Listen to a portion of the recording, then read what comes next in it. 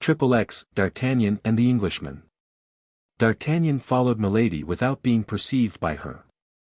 He saw her get into her carriage, and heard her order the coachman to drive to Saint-Germain. It was useless to try to keep pace on foot with a carriage drawn by two powerful horses. D'Artagnan therefore returned to the Rue Férou. In the Rue de Seine he met Planchet, who had stopped before the house of a pastry cook, and was contemplating with ecstasy a cake of the most appetizing appearance. He ordered him to go and saddle 2 horses in M. de Treville's stables, one for himself, D'Artagnan, and one for Planchet, and bring them to Athos's place. Once for all, Treville had placed his stable at D'Artagnan's service. Planchet proceeded toward the Rue du Colombier, and D'Artagnan toward the Rue Férou. Athos was at home, emptying sadly a bottle of the famous Spanish wine he had brought back with him from his journey into Picardy. He made a sign for Grimaud to bring a glass for D'Artagnan, and Grimaud obeyed as usual. D'Artagnan related to Athos all that had passed at the church between Porthos and the procurator's wife, and how their comrade was probably by that time in a fair way to be equipped. "As for me," replied Athos to this recital, "I am quite at my ease, it will not be women that will defray the expense of my outfit. Handsome, well-bred, noble lord as you are, my dear Athos, neither princesses nor queens would be secure from your amorous solicitations." "How young this D'Artagnan is," said Athos, shrugging his shoulders. And he made a sign to Grimaud to bring another bottle. At that moment Planchet put his head modestly in at the half-open door, and told his master that the horses were ready. "What horses?" asked Athos. "2 horses that Monsieur de Treville lends me at my pleasure, and with which I am now going to take a ride to Saint-Germain." "Well, and what are you going to do at Saint-Germain?" then demanded Athos. Then D'Artagnan described the meeting which he had at the church, and how he had found that lady who, with the seigneur in the black cloak and with the scar near his temple, filled his mind constantly. "That is to say, you are in love with this lady as you were with Madame Bonacieux," said Athos, shrugging his shoulders contemptuously, as if he pitied human weakness. "Not at all," said D'Artagnan. "I am only curious to unravel the mystery to which she is attached. I do not know why, but I imagine that this woman, wholly unknown to me as she is, and wholly unknown to her as I am, has an influence over my life." "Well, perhaps you are right," said Athos. "I do not know a woman that is worth the trouble of being sought for when she is once lost. Madame Bonacieux is lost, so much the worse for her if she is found." "No, Athos, no, you are mistaken," said D'Artagnan. "I love my poor Constance more than ever, and if I knew the place in which she is, were it at the end of the world, I would go to free her from the hands of her enemies, but I am ignorant. All my researches have been useless. What is to be said? I must divert my attention. Amuse yourself with Milady, my dear D'Artagnan, I wish you may with all my heart, if that will amuse you." "Hear me, Athos," said D'Artagnan. "Instead of shutting yourself up here as if you were under arrest, get on horseback and come and take a ride with me to Saint-Germain." "My dear fellow," said Athos, "I ride horses when I have any, when I have none, I go afoot." "Well," said D'Artagnan, smiling at the misanthropy of Athos, which from any other person would have offended him, "I ride what I can get, I am not so proud as you. So au revoir, dear Athos." "Au revoir," said the Musketeer, making a sign to Grimaud to uncork the bottle he had just brought. D'Artagnan and Planchet mounted, and took the road to Saint-Germain. All along the road, what Athos had said respecting Madame Bonacieux recurred to the mind of the young man. Although D'Artagnan was not of a very sentimental character, the mercer's pretty wife had made a real impression upon his heart. As he said, he was ready to go to the end of the world to seek her. But the world, being round, has many ends, so that he did not know which way to turn. Meantime, he was going to try to find out Milady. Milady had spoken to the man in the black cloak, therefore she knew him. Now, in the opinion of D'Artagnan, it was certainly the man in the black cloak who had carried off Madame Bonacieux the second time, as he had carried her off the first. D'Artagnan then only half lied, which is lying but little, when he said that by going in search of Milady he at the same time went in search of Constance. Thinking of all this, and from time to time giving a touch of the spur to his horse, D'Artagnan completed his short journey, and arrived at Saint-Germain. He had just passed by the pavilion in which 10 years later Louis XIV was born. He rode up a very quiet street, looking to the right and the left to see if he could catch any vestige of his beautiful Englishwoman, when from the ground floor of a pretty house, which, according to the fashion of the time, had no window toward the street, he saw a face peep out with which he thought he was acquainted. This person walked along the terrace, which was ornamented with flowers. Planchet recognized him first. Monsieur," said he, addressing D'Artagnan, "don't you remember that face which is blinking yonder?" "No," said D'Artagnan, "and yet I am certain it is not the first time I have seen that visage." "Parbleu, I believe it is not," said Planchet. "Why, it is poor Lubin, the lackey of the Comte de Wardes, he whom you took such good care of a month ago at Calais, on the road to the governor's country house." "So it is," said D'Artagnan, "I know him now." "Do you think he would recollect you?" "My faith, monsieur, he was in such trouble that I doubt if he can have retained a very clear recollection of me." "Well, go and talk with the boy," said D'Artagnan, "and make out if you can from his conversation whether his master is dead." Planchet dismounted and went straight up to Lubin, who did not at all remember him, and the two lackeys began to chat with the best understanding possible. While D'Artagnan turned the two horses into a lane, went round the house, and came back to watch the conference from behind a hedge of filberts. At the end of an instant's observation he heard the noise of a vehicle, and saw Milady's carriage stop opposite to him. He could not be mistaken, Milady was in it.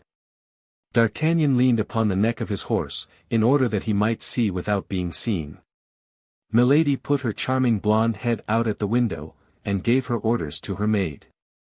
The latter, a pretty girl of about 20 or 22 years, active and lively, the true soubrette of a great lady, jumped from the step upon which, according to the custom of the time, she was seated, and took her way toward the terrace upon which D'Artagnan had perceived Lubin. D'Artagnan followed the soubrette with his eyes, and saw her go toward the terrace, but it happened that someone in the house called Lubin, so that Planchet remained alone, looking in all directions for the road where D'Artagnan had disappeared. The maid approached Planchet, whom she took for Lubin, and holding out a little billet to him said, "For your master." "For my master?" replied Planchet, astonished. "Yes, and important. Take it quickly." Thereupon she ran toward the carriage, which had turned round toward the way it came, jumped upon the step, and the carriage drove off. Planchet turned and returned the billet. Then, accustomed to passive obedience, he jumped down from the terrace, ran toward the lane, and at the end of 20 paces met D'Artagnan, who, having seen all, was coming to him. "For you, monsieur," said Planchet, presenting the billet to the young man. "For me," said D'Artagnan, "are you sure of that?" "Pardieu, monsieur, I can't be more sure." The soubrette said, "For your master." "I have no other master but you." "So, a pretty little lass, my faith, is that soubrette." D'Artagnan opened the letter, and read these words. "A person who takes more interest in you than she is willing to confess wishes to know on what day it will suit you to walk in the forest. Tomorrow, at the Hotel Field of the Cloth of Gold, a lackey in black and red will wait for your reply." "Oh," said D'Artagnan, "this is rather warm. It appears that Milady and I are anxious about the health of the same person." "Well, Planchet, how is the good Monsieur de Wardes?" "He is not dead, then?" "No, monsieur, he is as well as a man can be with 4 sword wounds in his body. For you, without question, inflicted 4 upon the dear gentleman, and he is still very weak, having lost almost all his blood. As I said, monsieur, Lubin did not know me, and told me our adventure from one end to the other." "Well done, Planchet. You are the king of lackeys. Now jump onto your horse, and let us overtake the carriage." This did not take long. At the end of 5 minutes they perceived the carriage drawn up by the roadside. A cavalier, richly dressed, was close to the door. The conversation between Milady and the cavalier was so animated that D'Artagnan stopped on the other side of the carriage without anyone but the pretty soubrette perceiving his presence. The conversation took place in English, a language which D'Artagnan could not understand, but by the accent the young man plainly saw that the beautiful Englishwoman was in a great rage. She terminated it by an action which left no doubt as to the nature of this conversation. This was a blow with her fan, applied with such force that the little feminine weapon flew into 1,000 pieces. The cavalier laughed aloud, which appeared to exasperate Milady still more. D'Artagnan thought this was the moment to interfere. He approached the other door, and taking off his hat respectfully, said, "Madam, will you permit me to offer you my services? It appears to me that this cavalier has made you very angry. Speak one word, madam, and I take upon myself to punish him for his want of courtesy." At the first word Milady turned, looking at the young man with astonishment. And when he had finished, she said in very good French, "Monsieur, I should with great confidence place myself under your protection if the person with whom I quarrel were not my brother." "Ah, excuse me, then," said D'Artagnan. "You must be aware that I was ignorant of that, madam." "What is that stupid fellow troubling himself about?" cried the cavalier whom Milady had designated as her brother, stooping down to the height of the coach window. "Why does not he go about his business?" "Stupid fellow yourself," said D'Artagnan, stooping in his turn on the neck of his horse, and answering on his side through the carriage window. "I do not go on because it pleases me to stop here." The cavalier addressed some words in English to his sister. "I speak to you in French," said D'Artagnan. "Be kind enough, then, to reply to me in the same language. You are Madame's brother, I learn, be it so, but fortunately you are not mine." It might be thought that Milady, timid as women are in general, would have interposed in this commencement of mutual provocations in order to prevent the quarrel from going too far. But on the contrary, she threw herself back in her carriage, and called out coolly to the coachman, "Go on, home." The pretty soubrette cast an anxious glance at D'Artagnan, whose good looks seemed to have made an impression on her. The carriage went on, and left the two men facing each other. No material obstacle separated them. The cavalier made a movement as if to follow the carriage.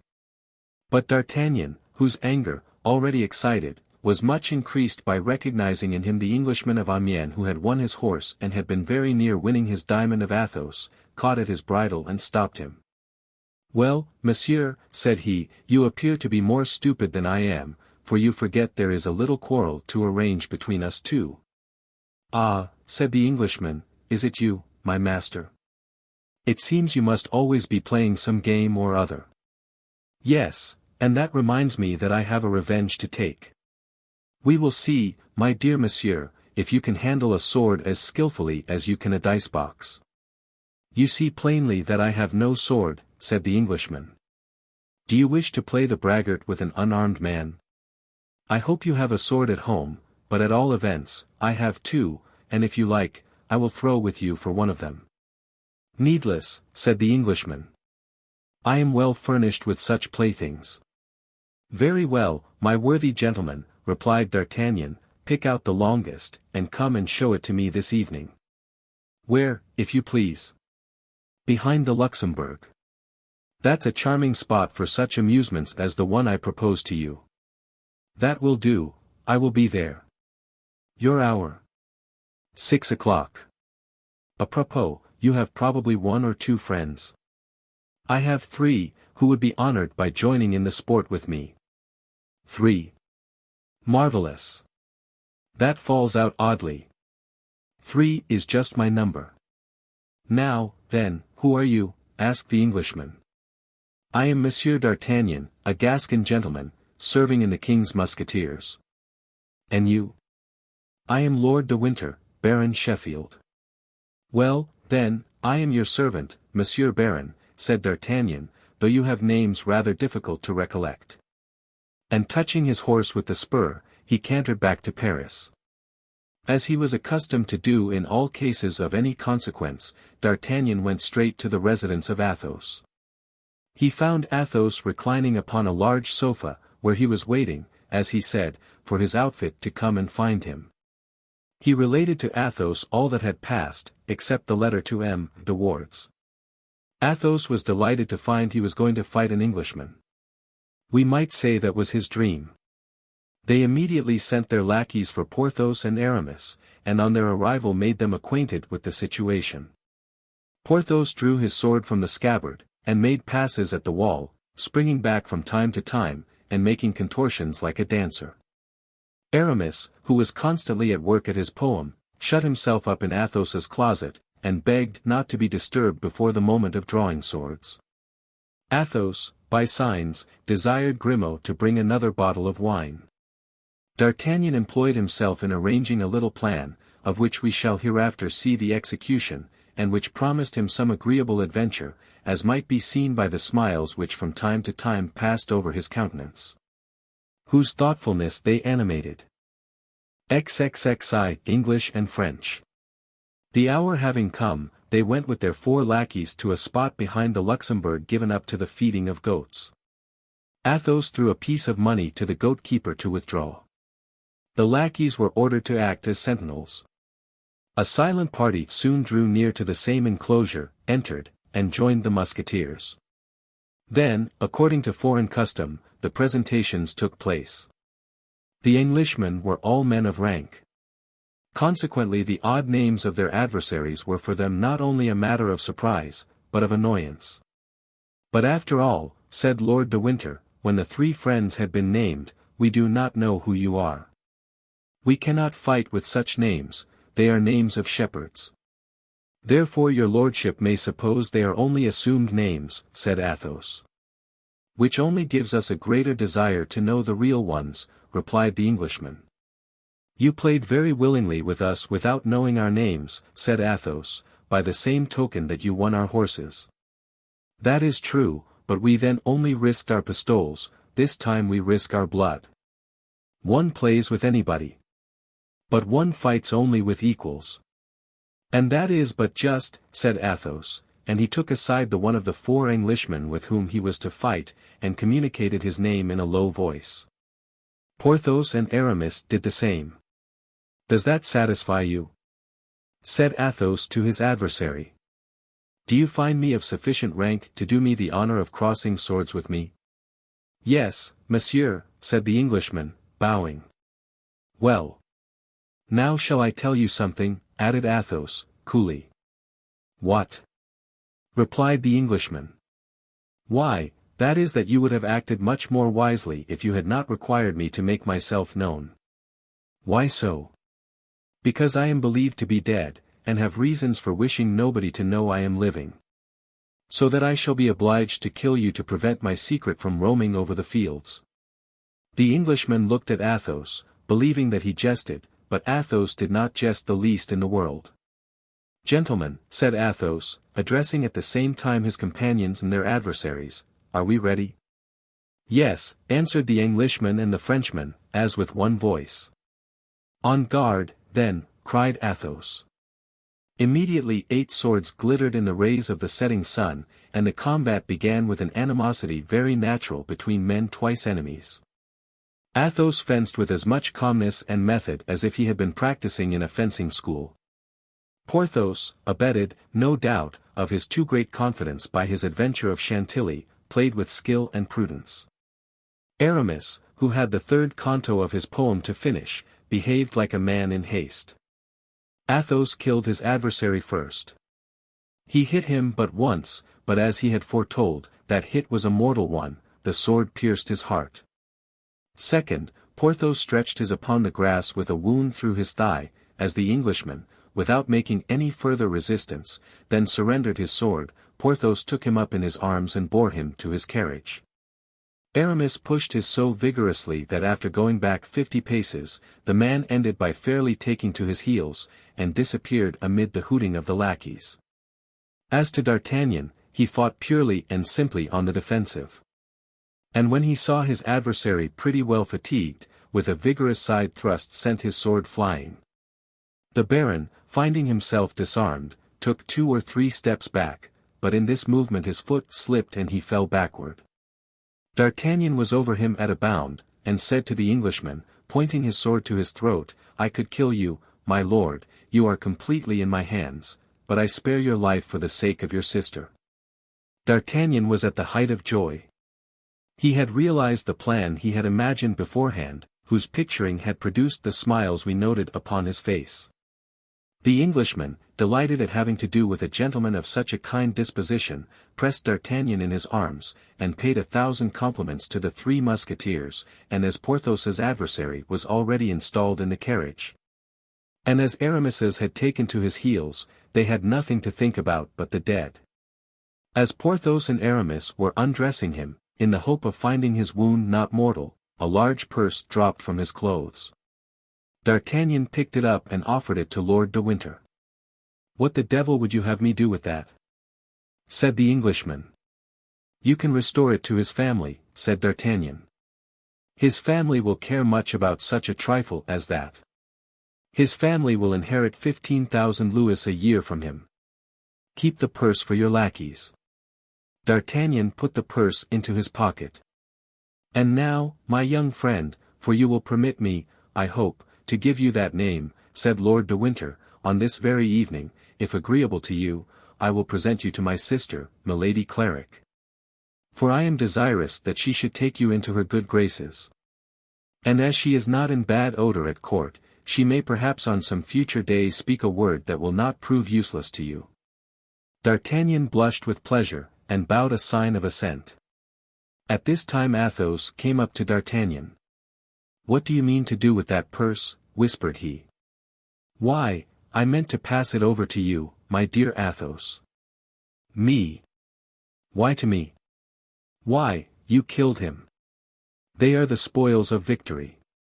"I, the heir of an enemy," said Athos. "For whom, then, do you take me?" "It is the custom in war," said D'Artagnan. "Why should it not be the custom in a duel? Even on the field of battle, I have never done that." Porthos shrugged his shoulders. Aramis by a movement of his lips endorsed Athos. "Then," said D'Artagnan, "let us give the money to the lackeys, as Lord de Winter desired us to do." "Yes," said Athos. "Let us give the money to the lackeys, not to our lackeys, but to the lackeys of the Englishman." Athos took the purse, and threw it into the hand of the coachman. "For you and your comrades." This greatness of spirit in a man who was quite destitute struck even Porthos, and this French generosity, repeated by Lord de Winter and his friend, was highly applauded, except by M. Grimaud, Bazin, Mousqueton and Planchet. Lord de Winter, on quitting D'Artagnan, gave him his sister's address. She lived in the Place Royale, then the fashionable quarter, at number 6, and he undertook to call and take D'Artagnan with him in order to introduce him. D'Artagnan appointed 8 o'clock at Athos's residence. This introduction to Milady Cleric occupied the head of our Gascon greatly. He remembered in what a strange manner this woman had hitherto been mixed up in his destiny. According to his conviction, she was some creature of the cardinal, and yet he felt himself invincibly drawn toward her by one of those sentiments for which we cannot account. His only fear was that Milady would recognize in him the man of Meung and of Dover. Then she knew that he was one of the friends of M. de Treville, and consequently, that he belonged body and soul to the king. Which would make him lose a part of his advantage, since when known to Milady as he knew her, he played only an equal game with her. As to the commencement of an intrigue between her and M. de Wardes, our presumptuous hero gave but little heed to that, although the Marquis was young, handsome, rich, and high in the cardinal's favor. It is not for nothing we are but 20 years old, above all if we were born at Tarbes. D'Artagnan began by making his most splendid toilet, then returned to Athos's, and according to custom, related everything to him. Athos listened to his projects, then shook his head, and recommended prudence to him with a shade of bitterness. "What," said he, "you have just lost one woman, whom you call good, charming, perfect, and here you are, running headlong after another." D'Artagnan felt the truth of this reproach. "I loved Madame Bonacieux with my heart, while I only love Milady with my head," said he. "In getting introduced to her, my principal object is to ascertain what part she plays at court." "The part she plays, pardieu! It is not difficult to divine that," after all you have told me. She is some emissary of the cardinal, a woman who will draw you into a snare in which you will leave your head. The devil! My dear Athos, you view things on the dark side, methinks. My dear fellow, I mistrust women. Can it be otherwise? I bought my experience dearly, particularly fair women. Milady is fair, you say? She has the most beautiful light hair imaginable. Ah, my poor D'Artagnan, said Athos. Listen to me. I want to be enlightened on a subject, then, when I shall have learned what I desire to know, I will withdraw. Be enlightened, said Athos, phlegmatically. Lord de Winter arrived at the appointed time. But Athos, being warned of his coming, went into the other chamber. He therefore found D'Artagnan alone, and as it was nearly 8 o'clock he took the young man with him. An elegant carriage waited below, and as it was drawn by 2 excellent horses, they were soon at the Place Royale. Milady Cleric received D'Artagnan ceremoniously. Her hotel was remarkably sumptuous, and while the most part of the English had quit, or were about to quit, France on account of the war, Milady had just been laying out much money upon her residence. Which proved that the general measure which drove the English from France did not affect her. You see, said Lord de Winter, presenting D'Artagnan to his sister, a young gentleman who has held my life in his hands, and who has not abused his advantage, although we have been twice enemies, although it was I who insulted him. And although I am an Englishman. Thank him, then, madam, if you have any affection for me. Milady frowned slightly. A scarcely visible cloud passed over her brow, and so peculiar a smile appeared upon her lips that the young man, who saw and observed this triple shade, almost shuddered at it. The brother did not perceive this. He had turned round to play with Milady's favourite monkey, which had pulled him by the doublet. You are welcome, monsieur, said Milady, in a voice whose singular sweetness contrasted with the symptoms of ill humour which D'Artagnan had just remarked. You have today acquired eternal rights to my gratitude. The Englishman then turned round and described the combat without omitting a single detail.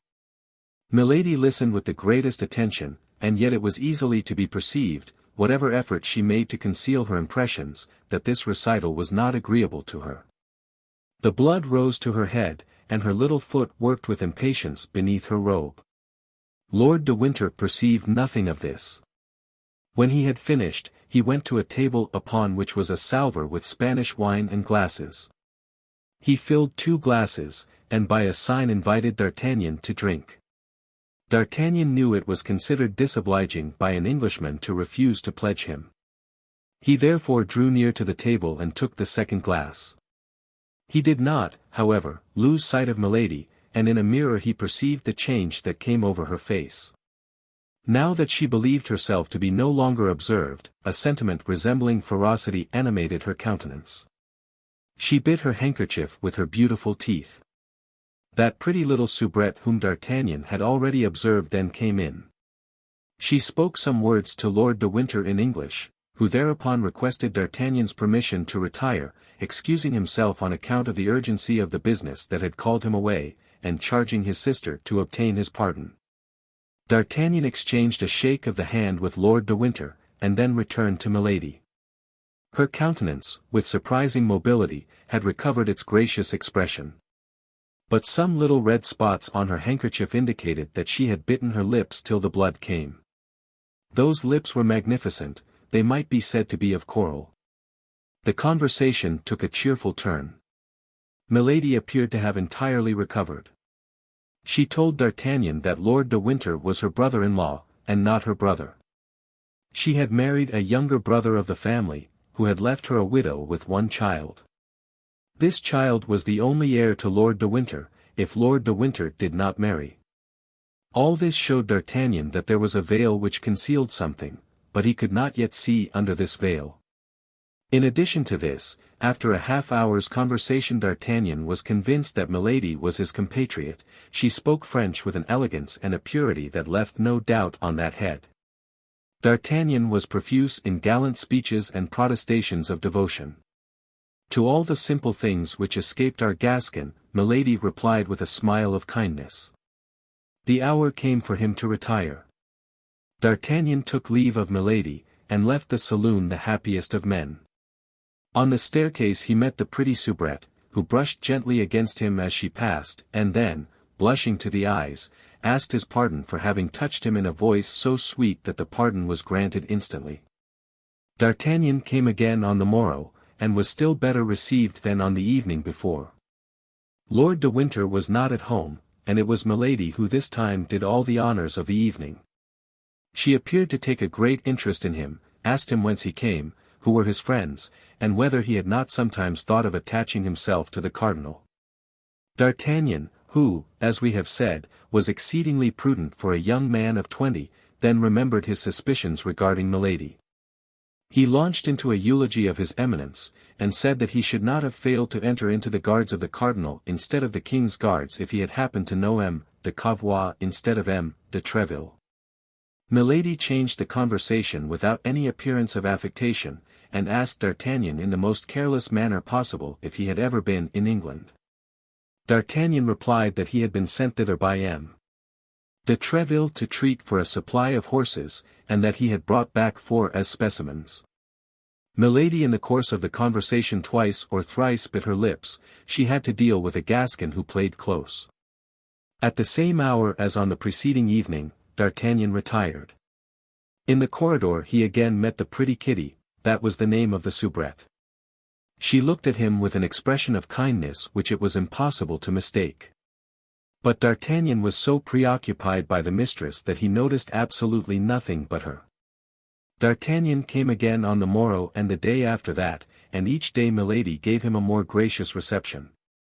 Every evening, either in the antechamber, the corridor, or on the stairs, he met the pretty soubrette. But, as we have said, D'Artagnan paid no attention to this persistence of poor Kitty. XXXII, a procurator's dinner. However brilliant had been the part played by Porthos in the duel, it had not made him forget the dinner of the procurator's wife. On the morrow he received the last touches of Muscaden's brush for an hour, and took his way toward the Rue aux with the steps of a man who was doubly in favour with fortune. His heart beat, but not like D'Artagnan's with a young and impatient love. No, a more material interest stirred his blood. He was about at last to pass that mysterious threshold, to climb those unknown stairs by which, one by one, the old crowns of M. Coquenard had ascended. He was about to see in reality a certain coffer of which he had 20 times beheld the image in his dreams, a coffer long and deep, locked, bolted, fastened in the wall. A coffer of which he had so often heard, and which the hands, a little wrinkled, it is true, but still not without elegance, of the procurator's wife were about to open to his admiring looks. And then he, a wanderer on the earth, a man without fortune, a man without family, a soldier accustomed to inns, cabarets, taverns, and restaurants, a lover of wine forced to depend upon chance treats, was about to partake of family meals. To enjoy the pleasures of a comfortable establishment, and to give himself up to those little attentions which, the harder one is, the more they please, as old soldiers say. To come in the capacity of a cousin, and seat himself every day at a good table, to smooth the yellow, wrinkled brow of the old procurator.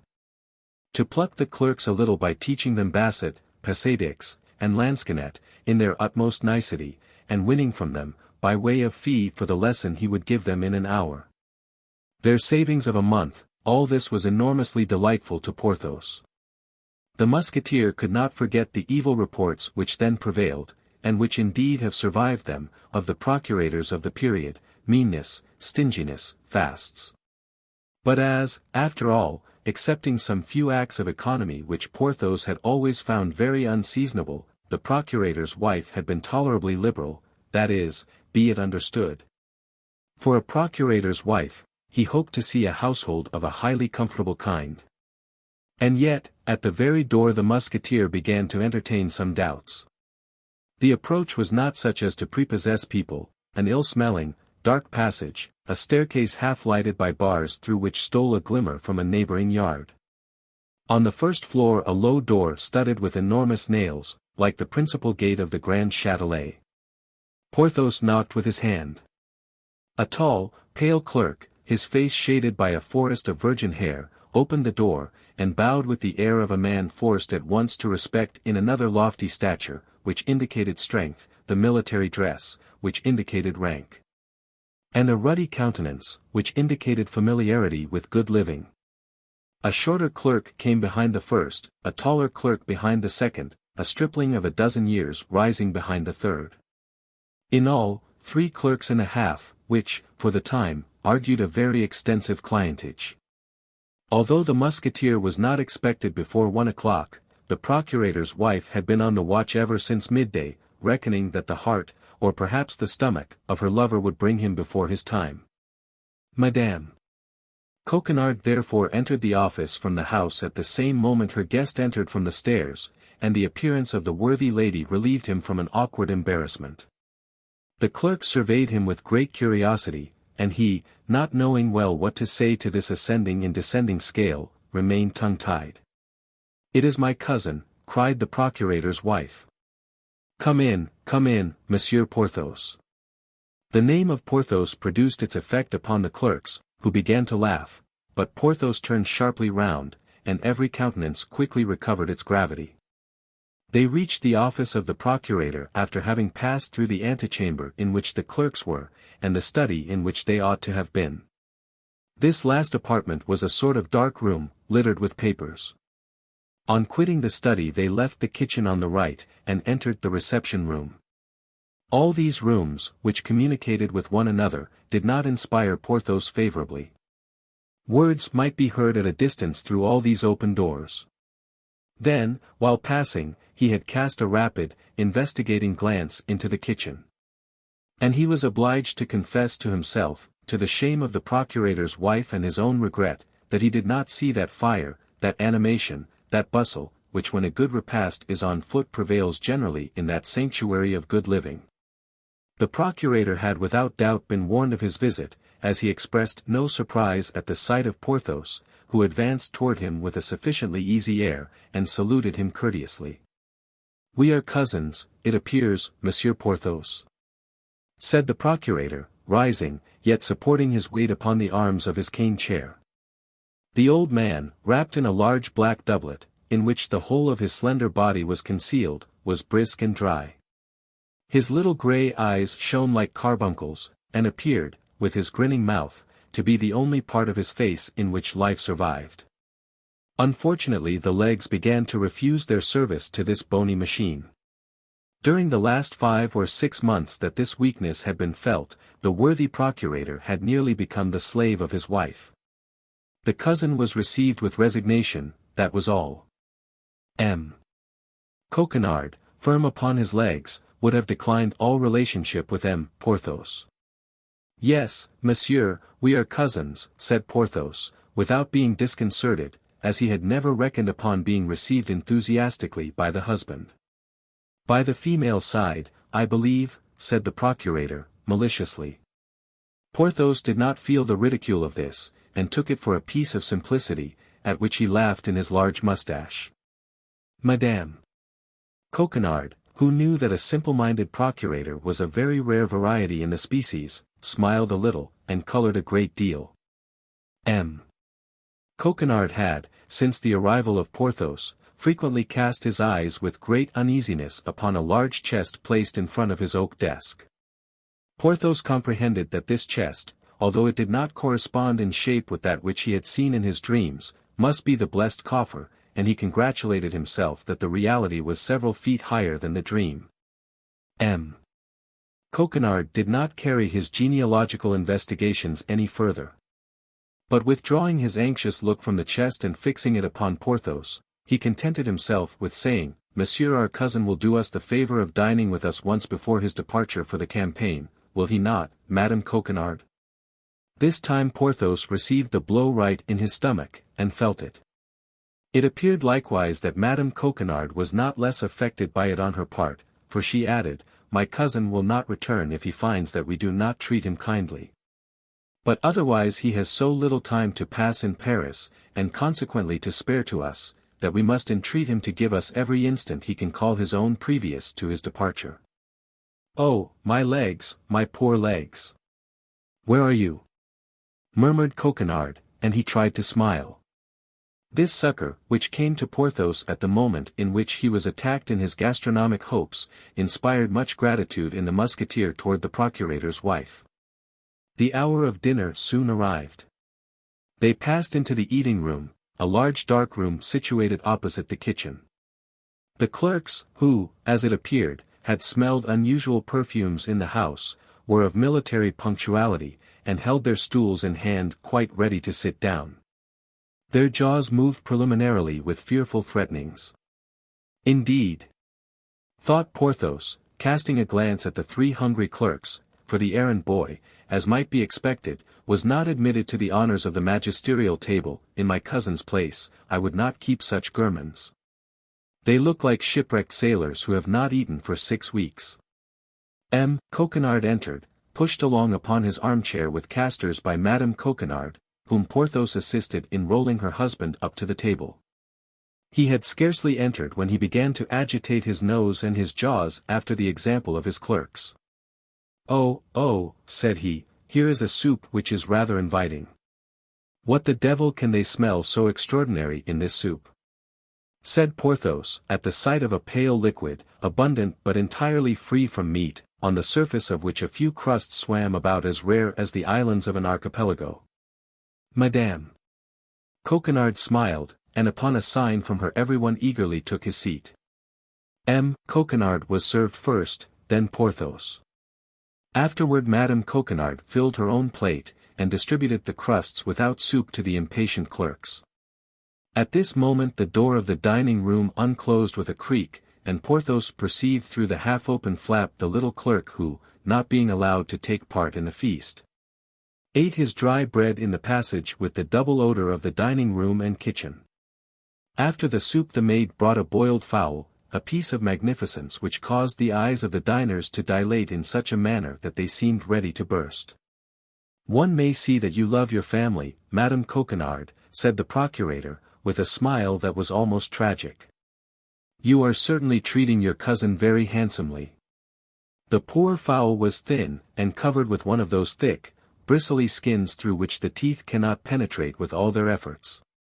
The fowl must have been sought for a long time on the perch, to which it had retired to die of old age. "The devil," thought Porthos, "this is poor work. I respect old age, but I don't much like it boiled or roasted." And he looked round to see if anybody partook of his opinion. But on the contrary, he saw nothing but eager eyes which were devouring, in anticipation, that sublime fowl which was the object of his contempt. "Madame." Coquenard drew the dish toward her, skillfully detached the 2 great black feet, which she placed upon her husband's plate, cut off the neck, which with the head she put on one side for herself, raised the wing for Porthos, and then returned the bird otherwise intact to the servant who had brought it in, who disappeared with it before the musketeer had time to examine the variations which disappointment produces upon faces, according to the characters and temperaments of those who experience it. In the place of the fowl a dish of haricot beans made its appearance, an enormous dish in which some bones of mutton that at first sight one might have believed to have some meat on them pretended to show themselves. But the clerks were not the dupes of this deceit, and their lugubrious looks settled down into resigned countenances. Madame Coquenard distributed this dish to the young men with the moderation of a good housewife. The time for wine came. Coquenard poured from a very small stone bottle the third of a glass for each of the young men, served himself in about the same proportion, and passed the bottle to Porthos and Madame Coquenard. The young men filled up their third of a glass with water, then, when they had drunk half the glass, they filled it up again, and continued to do so. This brought them, by the end of the repast, to swallowing a drink which from the color of the ruby had passed to that of a pale topaz. Porthos ate his wing of the fowl timidly, and shuddered when he felt the knee of the procurator's wife under the table, as it came in search of his. He also drank half a glass of this sparingly served wine, and found it to be nothing but that horrible Montreal, the terror of all expert palates. Coquenard saw him swallowing this wine undiluted, and sighed deeply. "Will you eat any of these beans, cousin Porthos?" said Madame Coquenard, in that tone which says, "Take my advice, don't touch them." Devil take me if I taste one of them.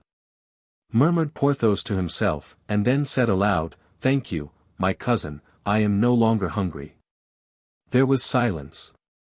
Porthos could hardly keep his countenance. The procurator repeated several times, "Ah, Madame Coquenard. Accept my compliments. Your dinner has been a real feast. Lord, how I have eaten." Coquenard had eaten his soup, the black feet of the fowl, and the only mutton bone on which there was the least appearance of meat. Porthos fancied they were mystifying him, and began to curl his mustache and knit his eyebrows, but the knee of Madame Coquenard gently advised him to be patient. This silence and this interruption in serving, which were unintelligible to Porthos, had, on the contrary, a terrible meaning for the clerks. Upon a look from the procurator, accompanied by a smile from Madame Coquenard, they arose slowly from the table, folded their napkins more slowly still, bowed, and retired. "Go, young men. Go and promote digestion by working," said the procurator, gravely. "The clerk's gone, Madame." Coquenard rose and took from a buffet a piece of cheese, some preserved quinces, and a cake which she had herself made of almonds and honey. Coquenard knit his eyebrows because there were too many good things. Porthos bit his lips because he saw not the wherewithal to dine. He looked to see if the dish of beans was still there, the dish of beans had disappeared. "A positive feast," cried Coquenard, turning about in his chair, "a real feast, epulo epulorum. Lucullus dines with Lucullus." Porthos looked at the bottle, which was near him, and hoped that with wine, bread, and cheese, he might make a dinner. But wine was wanting, the bottle was empty. And Madame Coquenard did not seem to observe it. "This is fine," said Porthos to himself, "I am prettily caught." He passed his tongue over a spoonful of preserves, and stuck his teeth into the sticky pastry of Madame Coquenard. "Now," said he, "the sacrifice is consummated. Ah! If I had not the hope of peeping with Madame Coquenard into her husband's chest." Coquenard, after the luxuries of such a repast, which he called an excess, felt the want of a siesta. Porthos began to hope that the thing would take place at the present sitting, and in that same locality. But the procurator would listen to nothing, he would be taken to his room, and was not satisfied till he was close to his chest, upon the edge of which, for still greater precaution, he placed his feet. The procurator's wife took Porthos into an adjoining room, and they began to lay the basis of a reconciliation. "You can come and dine 3 times a week," said Madame Coquenard. "Thanks, madame," said Porthos, "but I don't like to abuse your kindness, besides, I must think of my outfit." "That's true," said the procurator's wife, groaning, "that unfortunate outfit." "Alas, yes," said Porthos, "it is so." "But of what, then, does the equipment of your company consist, Monsieur Porthos?" "Oh, of many things," said Porthos. "The Musketeers are, as you know, picked soldiers, and they require many things useless to the Guardsmen or the Swiss. But yet, detail them to me." "Why, they may amount to," said Porthos, who preferred discussing the total to taking them one by one. The procurator's wife waited tremblingly. "To how much?" said she. "I hope it does not exceed," she stopped. Speech failed her. "Oh, no," said Porthos, "it does not exceed 2,500 livres. I even think that with economy I could manage it with 2,000 livres." "Good God," cried she, 2,000 livres. "Why, that is a fortune." Porthos made a most significant grimace. Madame Coquenard understood it. "I wish to know the detail," said she, "because, having many relatives in business, I was almost sure of obtaining things at 100% less than you would pay yourself."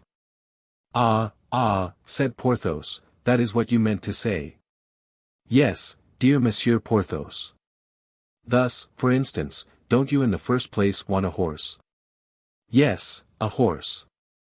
"Well, then. I can just suit you." "Ah," said Porthos, brightening, "that's well as regards my horse. But I must have the appointments complete, as they include objects which a musketeer alone can purchase, and which will not amount, besides, to more than 300 livres. 300 livres? Then put down 300 livres, said the procurator's wife, with a sigh. Porthos smiled. It may be remembered that he had the saddle which came from Buckingham. These 300 livres he reckoned upon putting snugly into his pocket. Then, continued he, there is a horse for my lackey, and my valise. As to my arms, it is useless to trouble you about them, I have them. A horse for your lackey, resumed the procurator's wife, hesitatingly.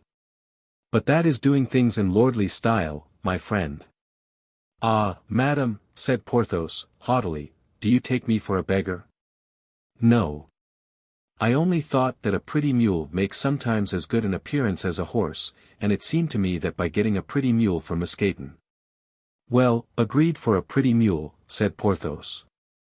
You are right, I have seen very great Spanish nobles whose whole suite were mounted on mules. But then you understand, Madame Coquenard, a mule with feathers and bells. Be satisfied, said the procurator's wife. There remains the valise, added Porthos. Oh, don't let that disturb you, cried Madame Coquenard. My husband has 5 or 6 valises, you shall choose the best. There is one in particular which he prefers in his journeys, large enough to hold all the world. Your valise is then empty? Asked Porthos, with simplicity. Certainly it is empty, replied the procurator's wife, in real innocence. Ah, but the valise I want, cried Porthos, is a well-filled one, my dear. Madame uttered fresh sighs. Molière had not written his scene in L'Avare then. Madame Coquenard was in the dilemma of Harpagon. Finally, the rest of the equipment was successively debated in the same manner. And the result of the sitting was that the procurator's wife should give 800 livres in money, and should furnish the horse and the mule which should have the honor of carrying Porthos and Mousqueton to glory. These conditions being agreed to, Porthos took leave of Madame Coquenard. The latter wished to detain him by darting certain tender glances, but Porthos urged the commands of duty, and the procurator's wife was obliged to give place to the king. The musketeer returned home hungry and in bad humor. 33. Soubrette and Mistress. Meantime, as we have said, despite the cries of his conscience and the wise counsels of Athos, D'Artagnan became hourly more in love with Milady. Thus he never failed to pay his diurnal court to her. And the self-satisfied Gascon was convinced that sooner or later she could not fail to respond. One day, when he arrived with his head in the air, and as light at heart as a man who awaits a shower of gold, he found the soubrette under the gateway of the hotel. But this time the pretty Kitty was not contented with touching him as he passed, she took him gently by the hand. Good, thought D'Artagnan, she is charged with some message for me from her mistress. She is about to appoint some rendezvous of which she had not courage to speak. And he looked down at the pretty girl with the most triumphant air imaginable. I wish to say 3 words to you, Monsieur Chevalier, stammered the soubrette. Speak, my child, speak, said D'Artagnan, I listen. Here. Impossible. That which I have to say is too long, and above all, too secret. Well, what is to be done? If Monsieur Chevalier would follow me, said Kitty, timidly. Where you please, my dear child. Come, then. And Kitty, who had not let go the hand of D'Artagnan, led him up a little dark, winding staircase, and after ascending about 15 steps, opened a door. Come in here, Monsieur Chevalier, said she, here we shall be alone, and can talk. And whose room is this, my dear child? It is mine, Monsieur Chevalier, it communicates with my mistress's by that door. But you need not fear. She will not hear what we say, she never goes to bed before midnight. D'Artagnan cast a glance around him. The little apartment was charming for its taste and neatness. But in spite of himself, his eyes were directed to that door which Kitty said led to Milady's chamber. Kitty guessed what was passing in the mind of the young man, and heaved a deep sigh. You love my mistress, then, very dearly, Monsieur Chevalier, said she. Oh, more than I can say, Kitty. I am mad for her. Kitty breathed a second sigh. Alas, monsieur, said she, that is too bad. What the devil do you see so bad in it? Said D'Artagnan. Because, monsieur, replied Kitty, my mistress loves you not at all. Hein, said D'Artagnan, can she have charged you to tell me so? Oh, no, monsieur. But out of the regard I have for you, I have taken the resolution to tell you so. Much obliged, my dear Kitty, but for the intention only, for the information, you must agree, is not likely to be at all agreeable. That is to say, you don't believe what I have told you, is it not so? We have always some difficulty in believing such things, my pretty dear, were it only from self-love. Then you don't believe me? I confess that unless you deign to give me some proof of what you advance. What do you think of this? Kitty drew a little note from her bosom. For me, said D'Artagnan, seizing the letter. No, for another. For another. Yes. His name, cried D'Artagnan. Read the address. Monsieur le Comte de Wardes. The remembrance of the scene at Saint-Germain presented itself to the mind of the presumptuous Gascon. As quick as thought, he tore open the letter, in spite of the cry which Kitty uttered on seeing what he was going to do, or rather, what he was doing. Oh, good Lord, Monsieur Chevalier, said she, what are you doing? I, said D'Artagnan. Nothing, and he read. You have not answered my first note. Are you indisposed, or have you forgotten the glances you favored me with at the ball of Madame de Guise? You have an opportunity now, Count, do not allow it to escape. D'Artagnan became very pale, he was wounded in his self-love, he thought that it was in his love. Poor dear Monsieur D'Artagnan, said Kitty, in a voice full of compassion, and pressing anew the young man's hand. You pity me, little one? Said D'Artagnan. Oh, yes, and with all my heart, for I know what it is to be in love. You know what it is to be in love, said D'Artagnan, looking at her for the first time with much attention. Alas, yes. Well, then, instead of pitying me, you would do much better to assist me in avenging myself on your mistress. And what sort of revenge would you take? I would triumph over her, and supplant my rival. I will never help you in that, Monsieur Chevalier, said Kitty, warmly. And why not? Demanded D'Artagnan. For two reasons. What ones? The first is that my mistress will never love you. How do you know that?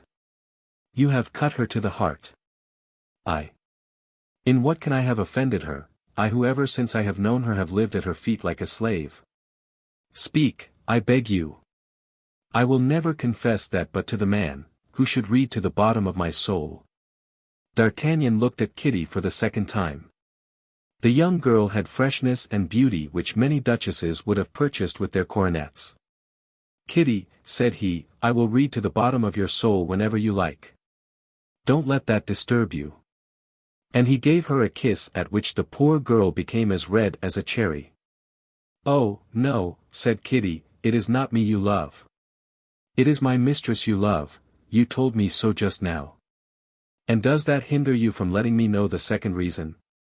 The second reason, Monsieur the Chevalier, replied Kitty, emboldened by the kiss in the first place, and still further by the expression of the eyes of the young man, is that in love, everyone for herself.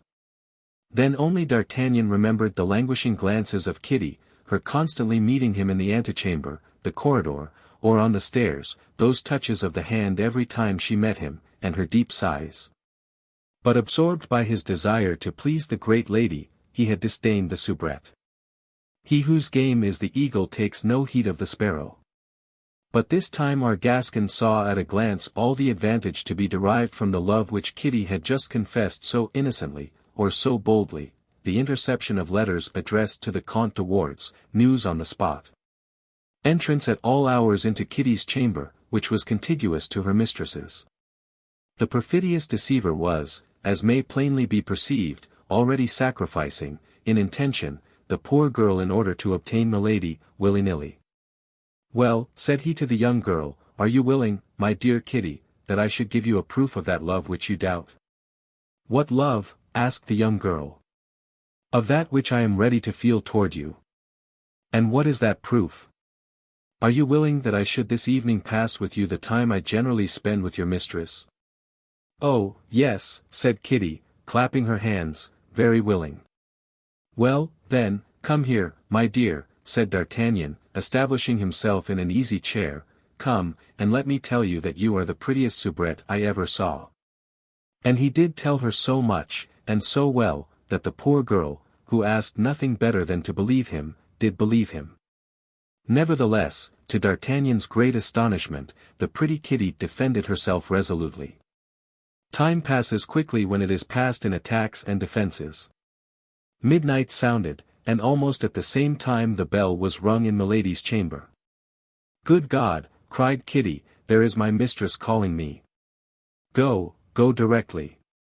D'Artagnan rose, took his hat, as if it had been his intention to obey, then, opening quickly the door of a large closet instead of that leading to the staircase, he buried himself amid the robes and dressing gowns of Milady. "What are you doing?" cried Kitty. D'Artagnan, who had secured the key, shut himself up in the closet without reply. "Well," cried Milady, in a sharp voice. "Are you asleep, that you don't answer when I ring?" And D'Artagnan heard the door of communication opened violently. "Here am I, Milady, here am I," cried Kitty, springing forward to meet her mistress. Both went into the bedroom, and as the door of communication remained open, D'Artagnan could hear Milady for some time scolding her maid. She was at length appeased, and the conversation turned upon him while Kitty was assisting her mistress. "Well," said Milady, "I have not seen our Gascon this evening." "What, Milady? Has he not come?" said Kitty. "Can he be inconstant before being happy?" "Oh, no, he must have been prevented by Monsieur de Treville or Monsieur de Cessert." "I understand my game, Kitty, I have this one safe." "What will you do with him, madam?" "What will I do with him? Be easy, Kitty, there is something between that man and me that he is quite ignorant of. He nearly made me lose my credit with his eminence. Oh, I will be revenged. I believe that madam loved him. I love him. I detest him. An idiot, who held the life of Lord de Winter in his hands and did not kill him, by which I missed 300,000 livres income." "That's true," said Kitty. "Your son was the only heir of his uncle, and until his majority you would have had the enjoyment of his fortune."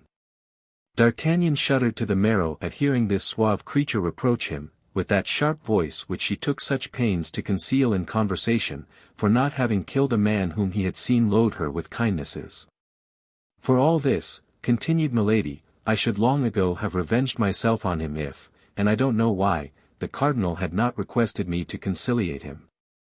"Oh, yes, but madame has not conciliated that little woman he was so fond of." "What, the mercer's wife of the Rue de Fossoyeurs? Has he not already forgotten she ever existed? Fine vengeance that, on my faith." A cold sweat broke from D'Artagnan's brow. Why, this woman was a monster. He resumed his listening, but unfortunately the toilet was finished. "That will do," said Milady, "go into your own room, and tomorrow endeavour again to get me an answer to the letter I gave you." "For Monsieur de Wardes," said Kitty. "To be sure, for Monsieur de Wardes." "Now, there is one," said Kitty, "who appears to me quite a different sort of a man from that poor Monsieur d'Artagnan." "Go to bed, mademoiselle," said Milady, "I don't like comments."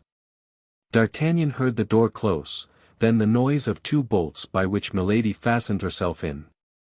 On her side, but as softly as possible, Kitty turned the key of the lock, and then D'Artagnan opened the closet door. "Oh, good Lord!" said Kitty, in a low voice, "what is the matter with you? How pale you are!" "The abominable creature," murmured D'Artagnan. "Silence, silence, begone," said Kitty. "There is nothing but a wainscot between my chamber and Milady's. Every word that is uttered in one can be heard in the other." "That's exactly the reason I won't go," said D'Artagnan. "What?" said Kitty, blushing. "Or, at least, I will go, later." He drew Kitty to him. She had the less motive to resist, resistance would make so much noise. Therefore Kitty surrendered. It was a movement of vengeance upon Milady. D'Artagnan believed it right to say that vengeance is the pleasure of the gods. With a little more heart, he might have been contented with this new conquest, but the principal features of his character were ambition and pride. It must, however, be confessed in his justification that the first use he made of his influence over Kitty was to try and find out what had become of Madame Bonacieux. But the poor girl swore upon the crucifix to D'Artagnan that she was entirely ignorant on that head, her mistress never admitting her into half her secrets, only she believed she could say she was not dead. As to the cause which was near making Milady lose her credit with the cardinal, Kitty knew nothing about it, but this time D'Artagnan was better informed than she was. As he had seen Milady on board a vessel at the moment he was leaving England, he suspected that it was, almost without a doubt, on account of the diamond studs. But what was clearest in all this was that the true hatred, the profound hatred, the inveterate hatred of Milady, was increased by his not having killed her brother-in-law. D'Artagnan came the next day to Milady's, and finding her in a very ill humor, had no doubt that it was lack of an answer from de Wardes that provoked her thus. Kitty came in, but Milady was very cross with her. The poor girl ventured a glance at D'Artagnan which said, "See how I suffer on your account." Toward the end of the evening, however, the beautiful lioness became milder. She smilingly listened to the soft speeches of D'Artagnan, and even gave him her hand to kiss. D'Artagnan departed, scarcely knowing what to think, but as he was a youth who did not easily lose his head, while continuing to pay his court to Milady, he had framed a little plan in his mind. He found Kitty at the gate, and, as on the preceding evening, went up to her chamber. Kitty had been accused of negligence and severely scolded. Milady could not at all comprehend the silence of the Comte de Wardes, and she ordered Kitty to come at 9 o'clock in the morning to take a third letter.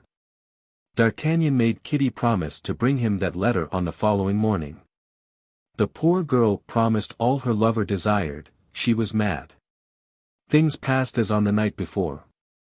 D'Artagnan concealed himself in his closet, Milady called, undressed, sent away Kitty, and shut the door. As the night before, D'Artagnan did not return home till 5 o'clock in the morning. At 11 o'clock Kitty came to him. She held in her hand a fresh billet from Milady. This time the poor girl did not even argue with D'Artagnan. She gave it to him at once. She belonged body and soul to her handsome soldier. D'Artagnan opened the letter and read as follows. "This is the third time I have written to you to tell you that I love you. Beware that I do not write to you a fourth time to tell you that I detest you. If you repent of the manner in which you have acted toward me, the young girl who brings you this will tell you how a man of spirit may obtain his pardon." D'Artagnan colored and grew pale several times in reading this billet. "Oh, you love her still," said Kitty, who had not taken her eyes off the young man's countenance for an instant. "No, Kitty, you are mistaken. I do not love her, but I will avenge myself for her contempt." "Oh, yes, I know what sort of vengeance. You told me that. What matters it to you, Kitty? You know it is you alone whom I love." "How can I know that?" "By the scorn I will throw upon her." D'Artagnan took a pen and wrote. "Madam, until the present moment I could not believe that it was to me your first two letters were addressed, so unworthy did I feel myself of such an honor. Besides, I was so seriously indisposed that I could not in any case have replied to them.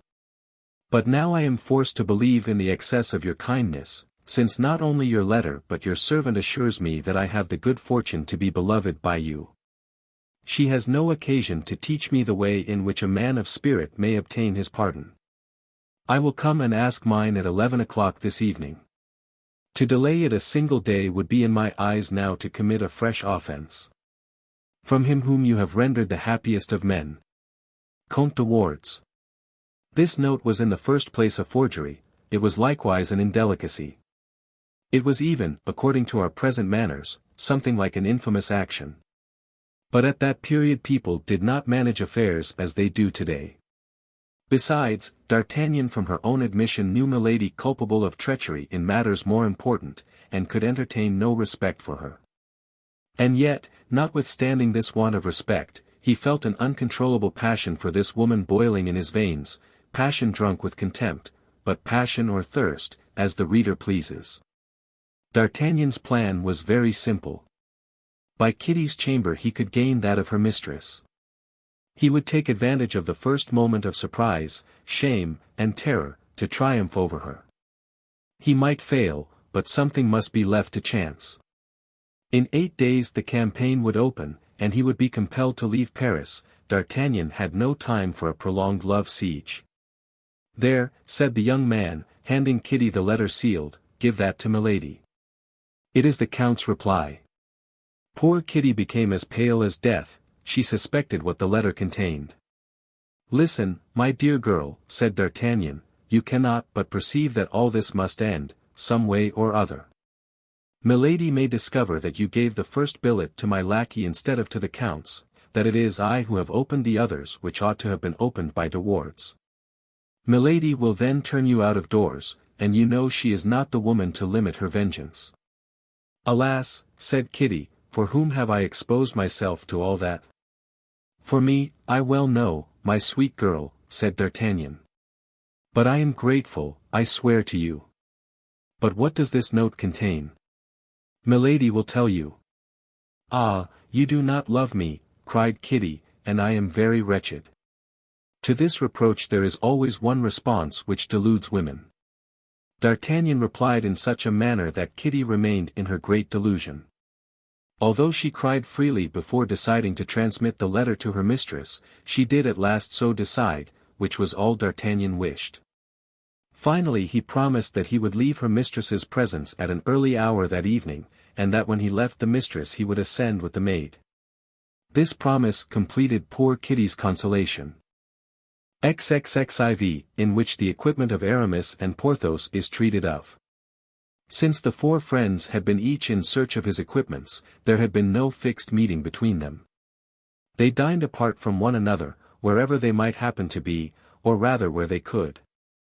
Duty likewise on its part took a portion of that precious time which was gliding away so rapidly, only they had agreed to meet once a week, about 1 o'clock, at the residence of Athos, seeing that he, in agreement with the vow he had formed, did not pass over the threshold of his door. This day of reunion was the same day as that on which Kitty came to find D'Artagnan. Soon as Kitty left him, D'Artagnan directed his steps toward the Rue Férou. He found Athos and Aramis philosophizing. Aramis had some slight inclination to resume the cassock. Athos, according to his system, neither encouraged nor dissuaded him. Athos believed that everyone should be left to his own free will. He never gave advice but when it was asked, and even then he required to be asked twice. People, in general, he said, only ask advice not to follow it, or if they do follow it, it is for the sake of having someone to blame for having given it. Porthos arrived a minute after D'Artagnan. The four friends were reunited. The four countenances expressed four different feelings, that of Porthos, tranquillity, that of D'Artagnan, hope, that of Aramis, uneasiness, that of Athos, carelessness.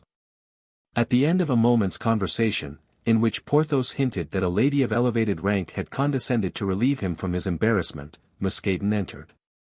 He came to request his master to return to his lodgings, where his presence was urgent, as he piteously said. "Is it my equipment?" "Yes and no," replied Mousqueton. "Well, but can't you speak?" "Come, monsieur." Porthos rose, saluted his friends, and followed Mousqueton.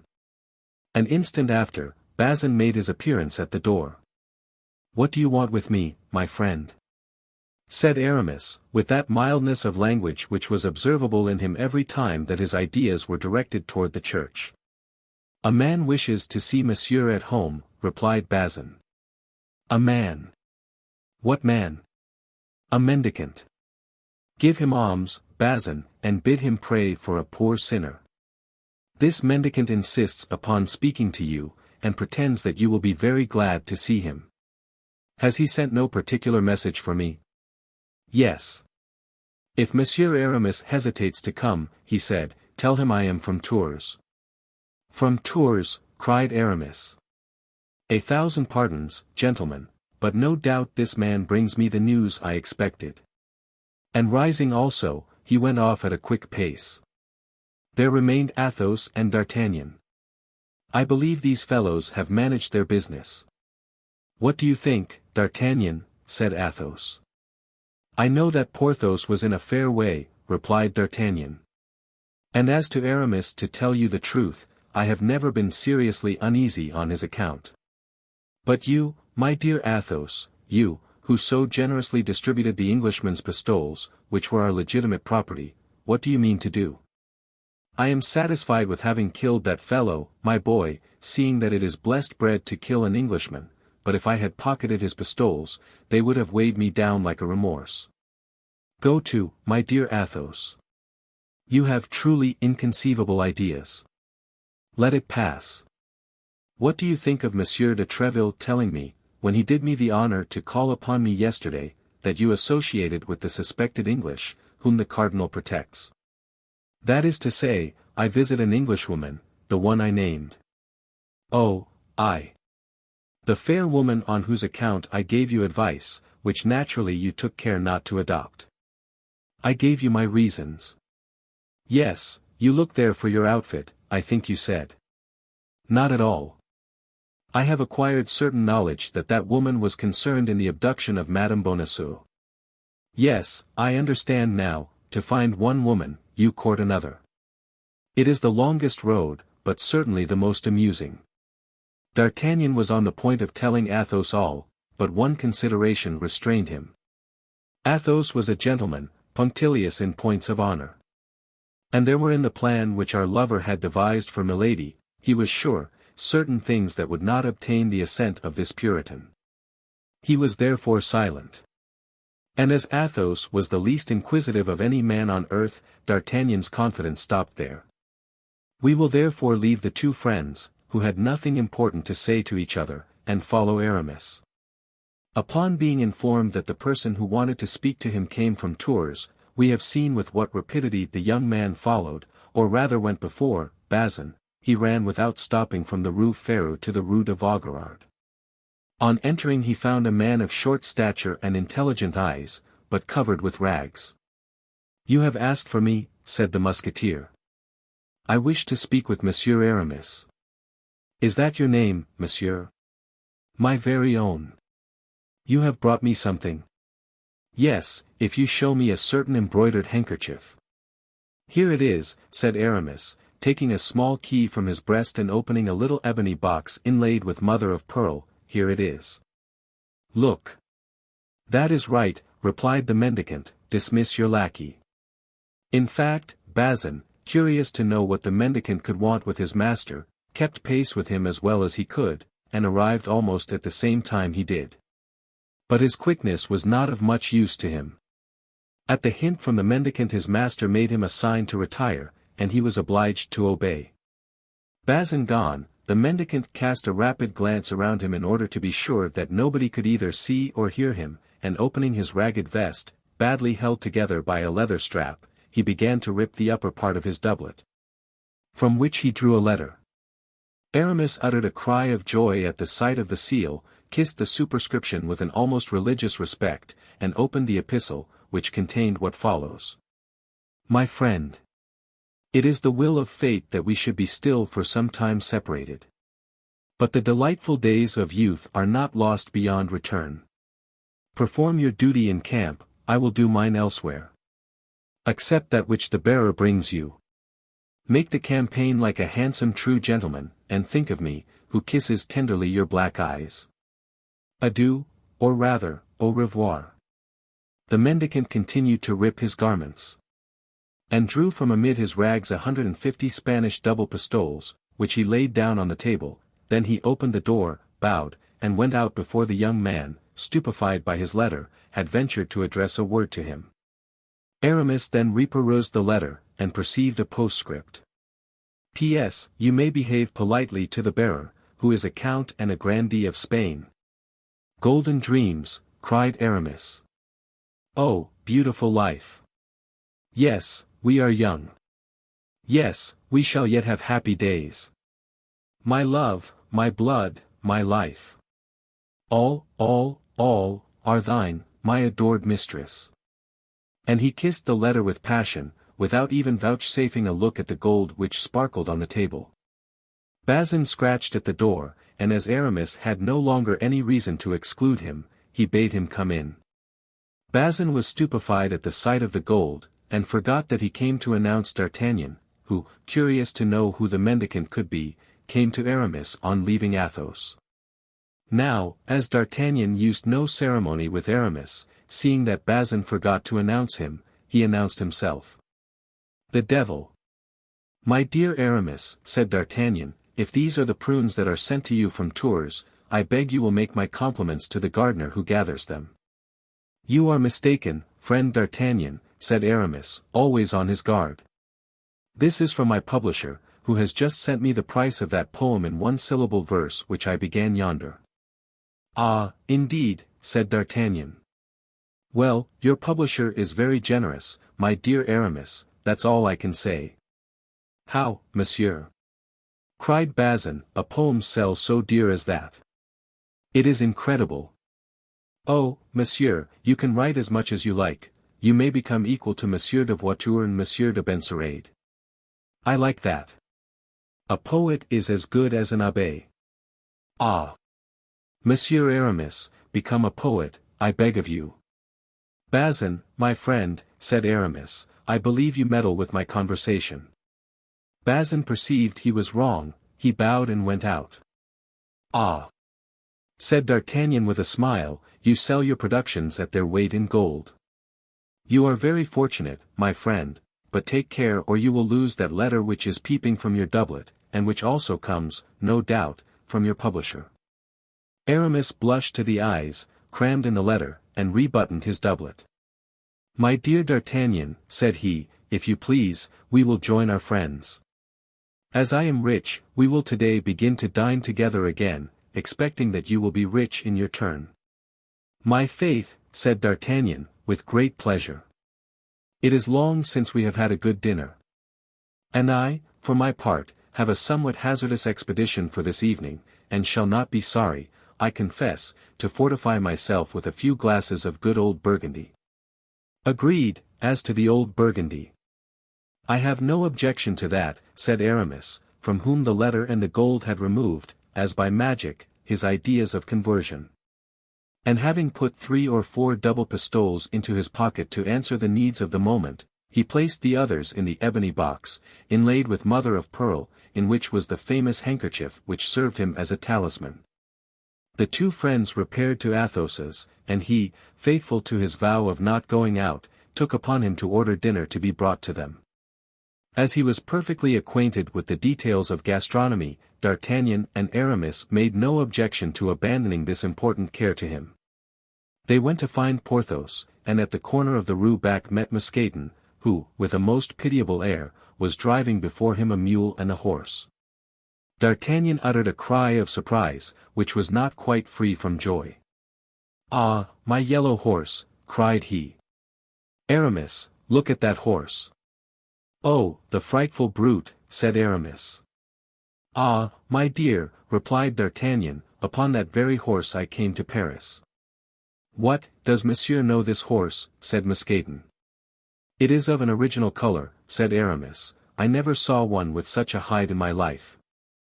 I can well believe it, replied D'Artagnan, and that was why I got 3 crowns for him. It must have been for his hide, for, certes, the carcass is not worth 18 livres. But how did this horse come into your hands, Mousqueton? Pray, said the lackey, say nothing about it, monsieur. It is a frightful trick of the husband of our Duchess. How is that, Mousqueton? Why, we are looked upon with a rather favourable eye by a lady of quality, the Duchesse de, but, your pardon, my master has commanded me to be discreet. She had forced us to accept a little souvenir, a magnificent Spanish jennet and an Andalusian mule, which were beautiful to look upon. The husband heard of the affair. On their way he confiscated the 2 magnificent beasts which were being sent to us, and substituted these horrible animals. Which you are taking back to him, said D'Artagnan. Exactly, replied Mousqueton. You may well believe that we will not accept such steeds as these in exchange for those which have been promised to us. No, pardieu, though I should like to have seen Porthos on my yellow horse. That would give me an idea of how I looked when I arrived in Paris. But don't let us hinder you, Mousqueton, go and perform your master's orders. Is he at home? Yes, monsieur, said Mousqueton, but in a very ill humor. Get up. He continued his way toward the Quai des Grands Augustins, while the 2 friends went to ring at the bell of the unfortunate Porthos. He, having seen them crossing the yard, took care not to answer, and they rang in vain. Meanwhile Mousqueton continued on his way, and crossing the Pont Neuf, still driving the 2 sorry animals before him, he reached the Rue aux. Arrived there, he fastened, according to the orders of his master, both horse and mule to the knocker of the procurator's door. Then, without taking any thought for their future, he returned to Porthos, and told him that his commission was completed. In a short time the 2 unfortunate beasts, who had not eaten anything since the morning, made such a noise in raising and letting fall the knocker that the procurator ordered his errand boy to go and inquire in the neighborhood to whom this horse and mule belonged.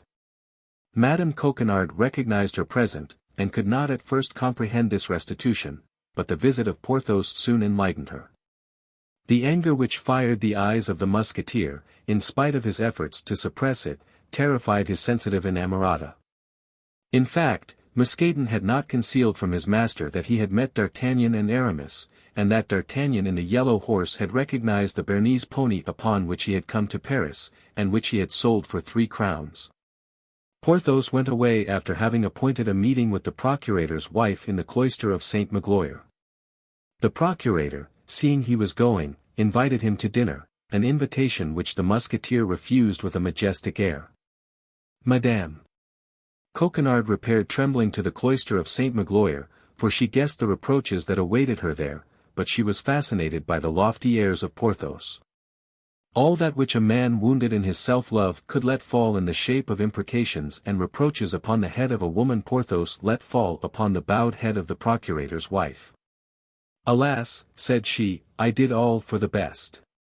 One of our clients is a horse-dealer, he owes money to the office, and is backward in his pay. I took the mule and the horse for what he owed us, he assured me that they were 2 noble steeds. Well, madam, said Porthos, if he owed you more than 5 crowns, your horse-dealer is a thief. There is no harm in trying to buy things cheap, Monsieur Porthos, said the procurator's wife, seeking to excuse herself. No, madam. But they who so assiduously try to buy things cheap ought to permit others to seek more generous friends. And Porthos, turning on his heel, made a step to retire. Monsieur Porthos! Monsieur Porthos, cried the procurator's wife. I have been wrong, I see it. I ought not to have driven a bargain when it was to equip a cavalier like you. Porthos, without reply, retreated a second step. The procurator's wife fancied she saw him in a brilliant cloud, all surrounded by duchesses and marchionesses, who cast bags of money at his feet. Stop, in the name of heaven, Monsieur Porthos, cried she. Stop, and let us talk. Talking with you brings me misfortune, said Porthos. But, tell me, what do you ask? Nothing, for that amounts to the same thing as if I asked you for something. The procurator's wife hung upon the arm of Porthos, and in the violence of her grief she cried out, Monsieur Porthos, I am ignorant of all such matters. How should I know what a horse is? How should I know what horse furniture is? You should have left it to me, then, madam, who know what they are, but you wish to be frugal, and consequently to lend at usury. It was wrong, Monsieur Porthos, but I will repair that wrong, upon my word of honor. How so? Asked the musketeer. Listen. This evening M. Coquenard is going to the house of the Duc de Chalons, who has sent for him. It is for a consultation, which will last 3 hours at least. Come. We shall be alone, and can make up our accounts in good time. Now you talk, my dear. You pardon me? We shall see, said Porthos, majestically, and the two separated saying, till this evening. The devil! Thought Porthos, as he walked away, it appears I am getting nearer to Monsieur Coquenard Strongbox at last. XXXV a Gascon a match for Cupid. The evening so impatiently waited for by Porthos and by D'Artagnan at last arrived. As was his custom, D'Artagnan presented himself at Milady's at about 9 o'clock. He found her in a charming humor. Never had he been so well received. Our Gascon knew, by the first glance of his eye, that his billet had been delivered, and that this billet had had its effect. Kitty entered to bring some sherbet. Her mistress put on a charming face, and smiled on her graciously, but alas! The poor girl was so sad that she did not even notice Milady's condescension. D'Artagnan looked at the two women, one after the other, and was forced to acknowledge that in his opinion Dame Nature had made a mistake in their formation. To the great lady she had given a heart vile and venal. To the soubrette she had given the heart of a duchess. At 10 o'clock Milady began to appear restless. D'Artagnan knew what she wanted. She looked at the clock, rose, reseated herself, smiled at D'Artagnan with an air which said, "You are very amiable, no doubt, but you would be charming if you would only depart." D'Artagnan rose and took his hat. Milady gave him her hand to kiss. The young man felt her press his hand, and comprehended that this was a sentiment, not of coquetry, but of gratitude because of his departure. "She loves him devilishly," he murmured. Then he went out. This time Kitty was nowhere waiting for him.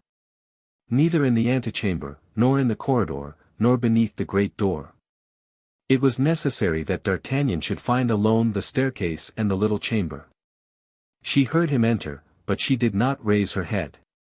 The young man went to her and took her hands, then she sobbed aloud. As D'Artagnan had presumed, on receiving his letter, Milady in a delirium of joy had told her servant everything. And by way of recompense for the manner in which she had this time executed the commission, she had given Kitty a purse. Returning to her own room, Kitty had thrown the purse into a corner, where it lay open, disgorging 3 or 4 gold pieces on the carpet. The poor girl, under the caresses of D'Artagnan, lifted her head. D'Artagnan himself was frightened by the change in her countenance. She joined her hands with a suppliant air, but without venturing to speak a word. As little sensitive as was the heart of D'Artagnan, he was touched by this mute sorrow.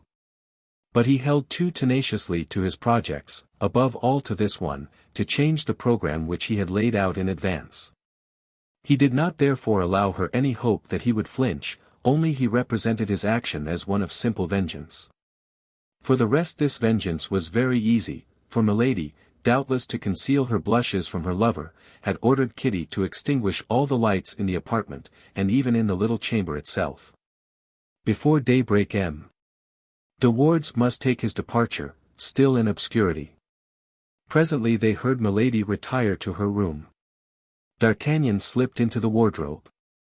Hardly was he concealed when the little bell sounded. Kitty went to her mistress, and did not leave the door open, but the partition was so thin that one could hear nearly all that passed between the two women.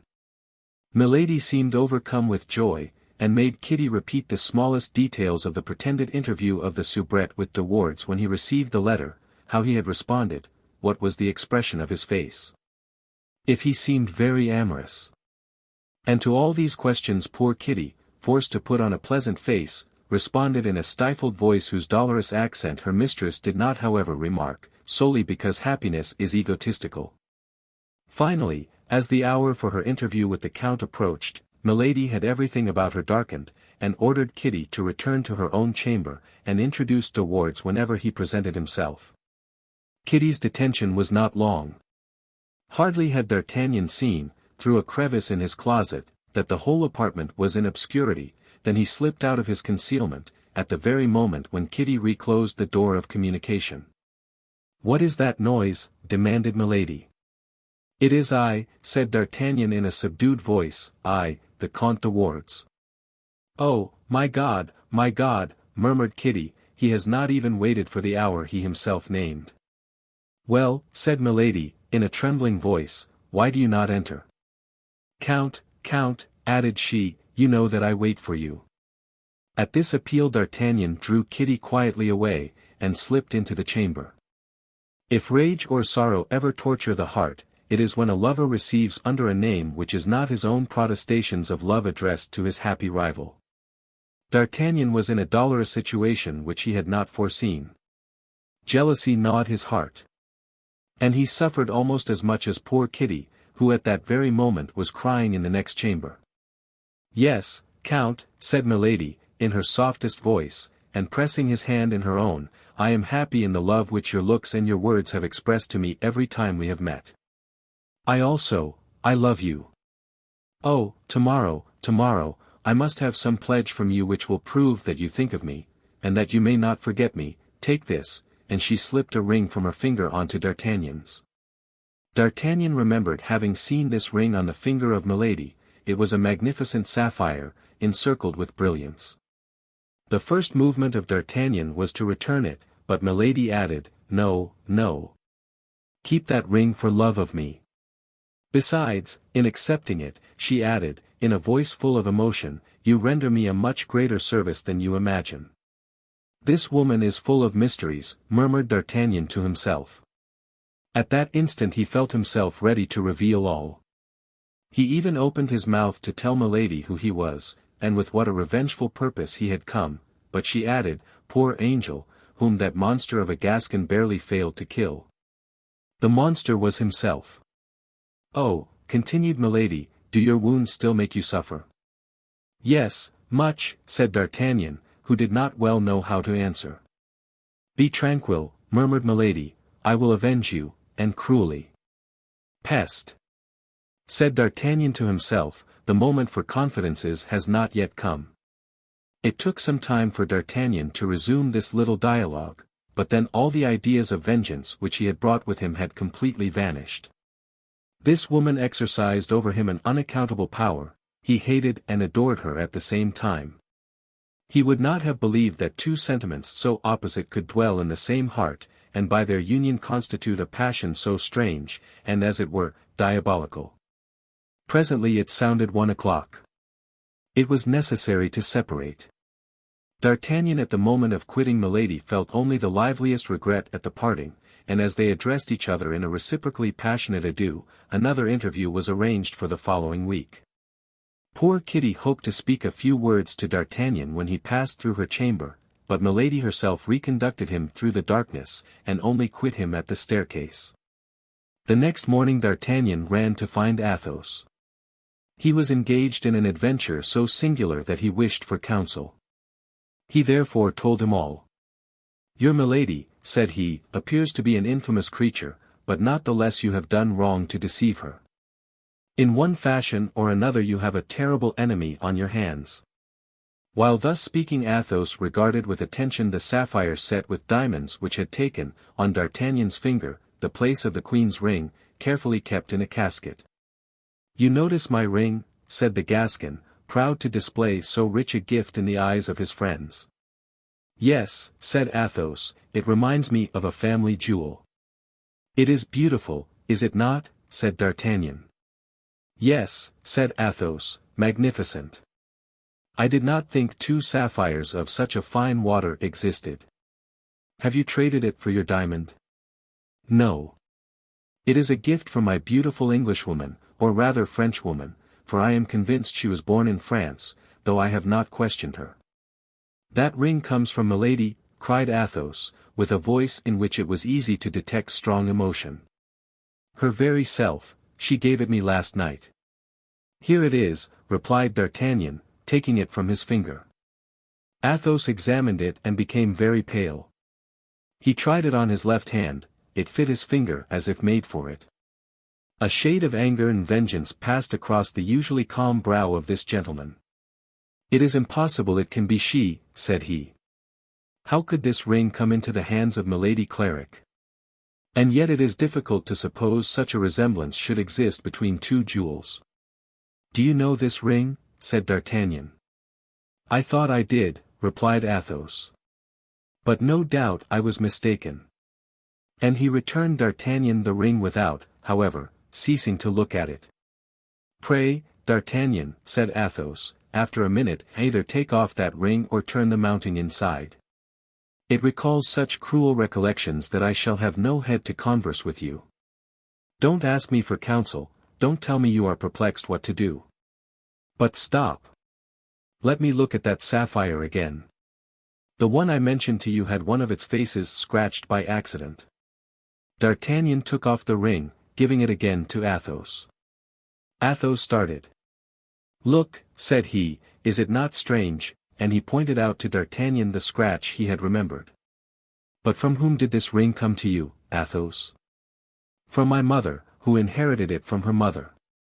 As I told you, it is an old family jewel." "And you, sold it?" asked D'Artagnan, hesitatingly. "No," replied Athos, with a singular smile. "I gave it away in a night of love, as it has been given to you." D'Artagnan became pensive in his turn. It appeared as if there were abysses in Milady's soul whose depths were dark and unknown. He took back the ring, but put it in his pocket and not on his finger. "D'Artagnan," said Athos, taking his hand, "you know I love you. If I had a son I could not love him better. Take my advice, renounce this woman. I do not know her, but a sort of intuition tells me she is a lost creature, and that there is something fatal about her." "You are right," said D'Artagnan, "I will have done with her. I own that this woman terrifies me." "Shall you have the courage?" said Athos. "I shall," replied D'Artagnan, and instantly. "In truth, my young friend, you will act rightly," said the gentleman, pressing the Gascon's hand with an affection almost paternal. "And God grant that this woman, who has scarcely entered into your life, may not leave a terrible trace in it." And Athos bowed to D'Artagnan like a man who wishes it understood that he would not be sorry to be left alone with his thoughts. On reaching home D'Artagnan found Kitty waiting for him. A month of fever could not have changed her more than this one night of sleeplessness and sorrow. She was sent by her mistress to the false de Wardes. Her mistress was mad with love, intoxicated with joy. She wished to know when her lover would meet her a second night, and poor Kitty, pale and trembling, awaited D'Artagnan's reply. The counsels of his friend, joined to the cries of his own heart, made him determine, now his pride was saved and his vengeance satisfied, not to see Milady again. As a reply, he wrote the following letter. "Do not depend upon me, madam, for the next meeting. Since my convalescence I have so many affairs of this kind on my hands that I am forced to regulate them a little. When your turn comes, I shall have the honor to inform you of it. I kiss your hands. Comte de Wardes." Not a word about the sapphire. Was the Gascon determined to keep it as a weapon against Milady, or else, let us be frank, did he not reserve the sapphire as a last resource for his outfit? It would be wrong to judge the actions of one period from the point of view of another. That which would now be considered as disgraceful to a gentleman was at that time quite a simple and natural affair, and the younger sons of the best families were frequently supported by their mistresses. D'Artagnan gave the open letter to Kitty, who at first was unable to comprehend it, but who became almost wild with joy on reading it a second time. She could scarcely believe in her happiness. And D'Artagnan was forced to renew with the living voice the assurances which he had written. And whatever might be, considering the violent character of Milady, the danger which the poor girl incurred in giving this billet to her mistress, she ran back to the Place Royale as fast as her legs could carry her. The heart of the best woman is pitiless toward the sorrows of a rival. Milady opened the letter with eagerness equal to Kitty's in bringing it, but at the first word she read she became livid. She crushed the paper in her hand, and turning with flashing eyes upon Kitty, she cried, "What is this letter?" "The answer to Madame's," replied Kitty, all in a tremble. "Impossible," cried Milady. "It is impossible a gentleman could have written such a letter to a woman." Then all at once, starting, she cried, "My God! Can he have—" and she stopped. She ground her teeth, she was of the color of ashes. She tried to go toward the window for air, but she could only stretch forth her arms, her legs failed her, and she sank into an armchair. Kitty, fearing she was ill, hastened toward her and was beginning to open her dress. But Milady started up, pushing her away. "What do you want with me?" said she, "and why do you place your hand on me?" "I thought that Madame was ill, and I wished to bring her help," responded the maid, frightened at the terrible expression which had come over her mistress's face. "I faint. I. Do you take me for half a woman? When I am insulted I do not faint. I avenge myself." And she made a sign for Kitty to leave the room. XXXV Dream of Vengeance. That evening Milady gave orders that when D'Artagnan came as usual, he should be immediately admitted, but he did not come. The next day Kitty went to see the young man again, and related to him all that had passed on the preceding evening. D'Artagnan smiled. This jealous anger of Milady was his revenge. That evening Milady was still more impatient than on the preceding evening. She renewed the order relative to the Gascon, but as before she expected him in vain.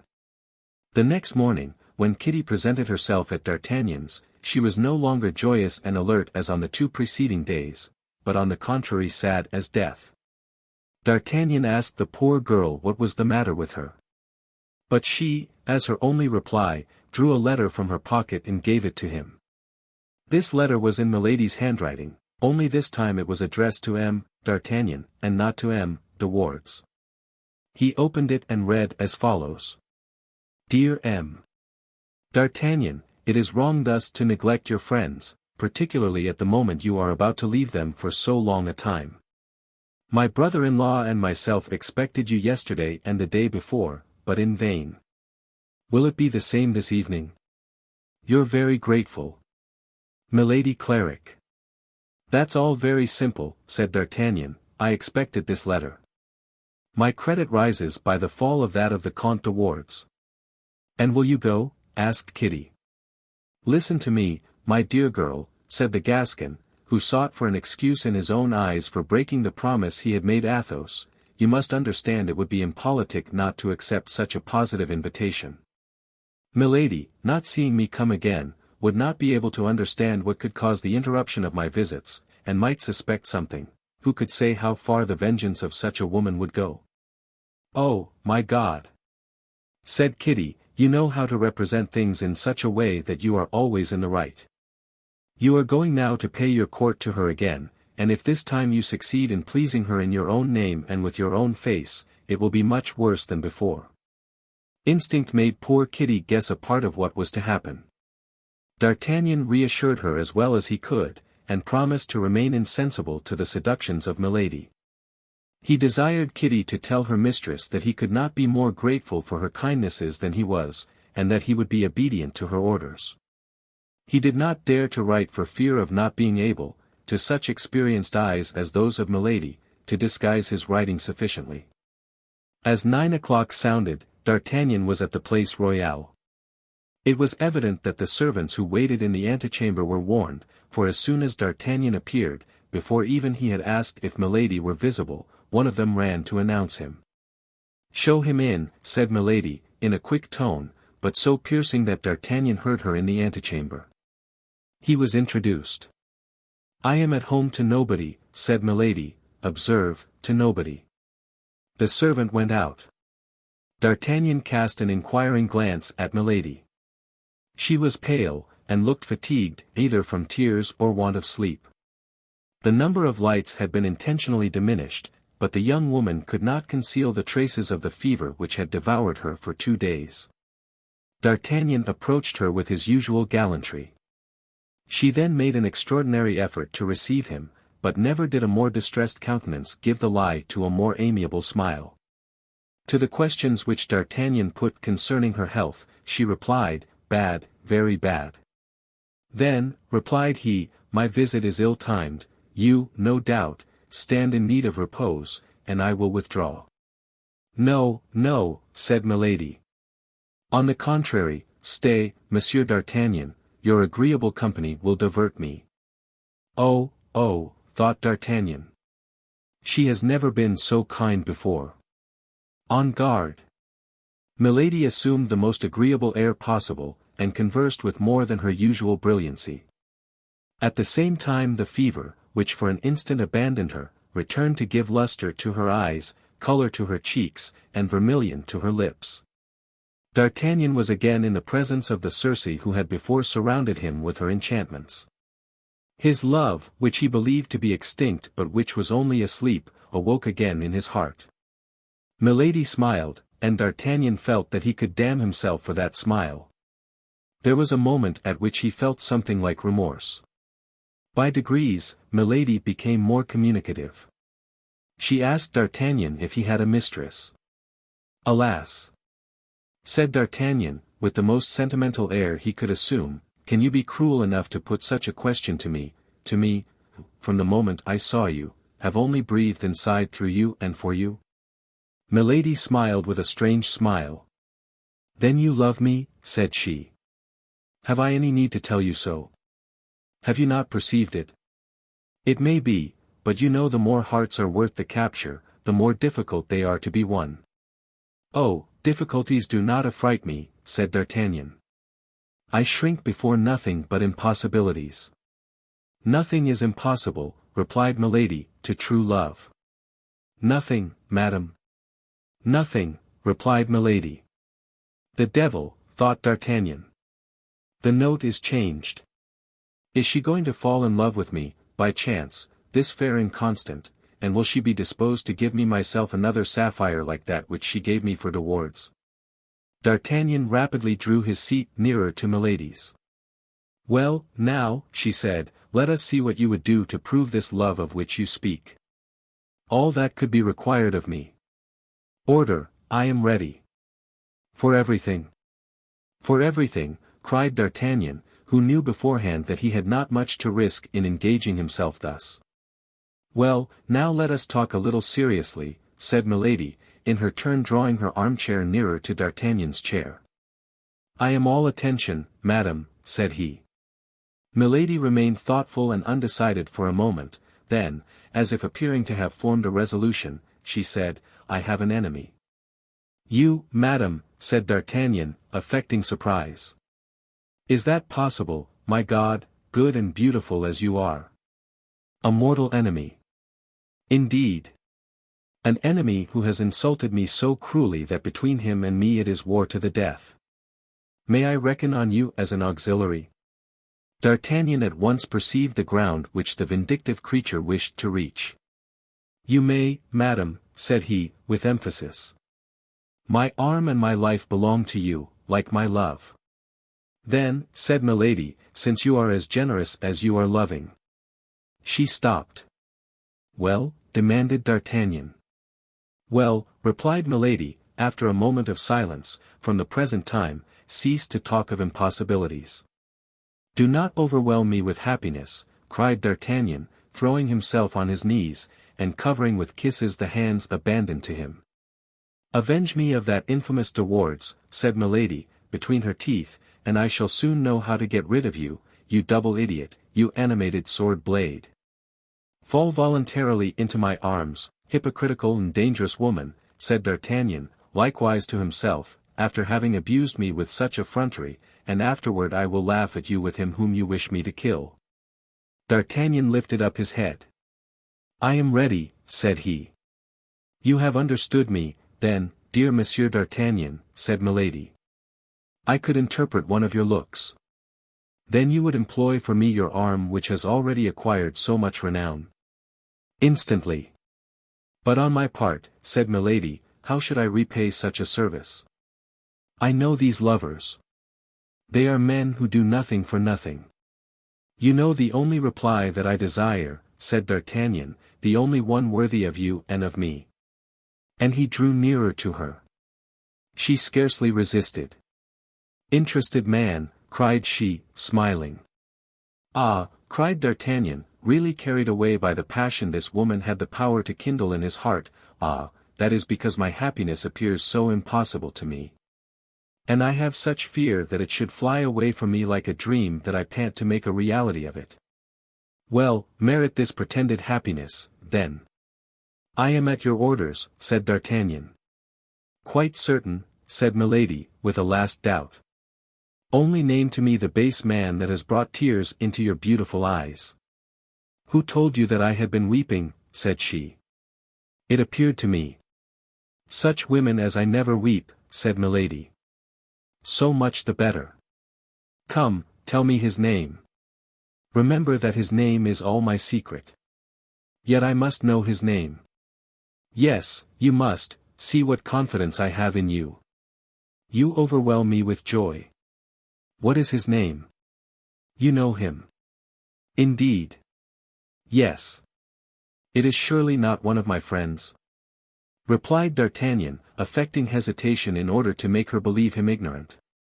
If it were one of your friends you would hesitate, then, cried Milady, and a threatening glance darted from her eyes. Not if it were my own brother. Cried D'Artagnan, as if carried away by his enthusiasm.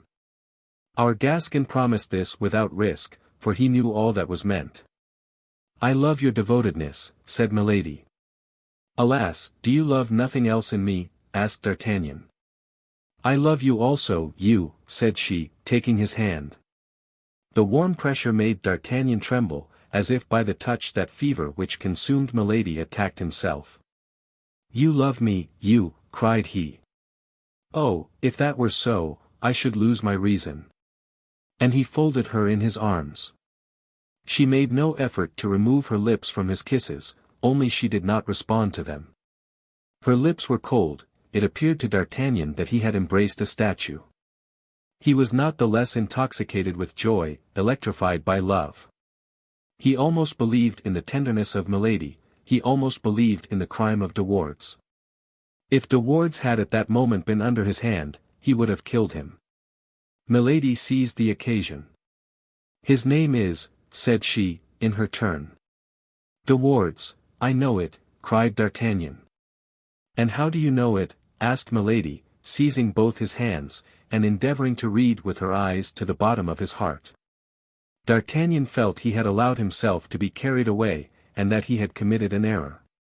Tell me, I say, repeated Milady, how do you know it? How do I know it? Said D'Artagnan. Yes. I know it because yesterday Monsieur de Wardes, in a saloon where I was, showed a ring which he said he had received from you. Wretch, cried Milady. The epithet, as may be easily understood, resounded to the very bottom of D'Artagnan's heart. Well, continued she. Well, I will avenge you of this wretch, replied D'Artagnan, giving himself the airs of Don Japhet of Armenia. Thanks, my brave friend, cried Milady, and when shall I be avenged? Tomorrow, immediately, when you please. Milady was about to cry out, immediately, but she reflected that such precipitation would not be very gracious toward D'Artagnan. Besides, she had 1,000 precautions to take, 1,000 counsels to give to her defender, in order that he might avoid explanations with the Count before witnesses. All this was answered by an expression of D'Artagnan's. Tomorrow, said he, you will be avenged, or I shall be dead. No, said she, you will avenge me, but you will not be dead. He is a coward. With women, perhaps, but not with men. I know something of him. But it seems you had not much reason to complain of your fortune in your contest with him. Fortune is a courtesan, favorable yesterday, she may turn her back tomorrow. Which means that you now hesitate. No, I do not hesitate, God forbid. But would it be just to allow me to go to a possible death without having given me at least something more than hope?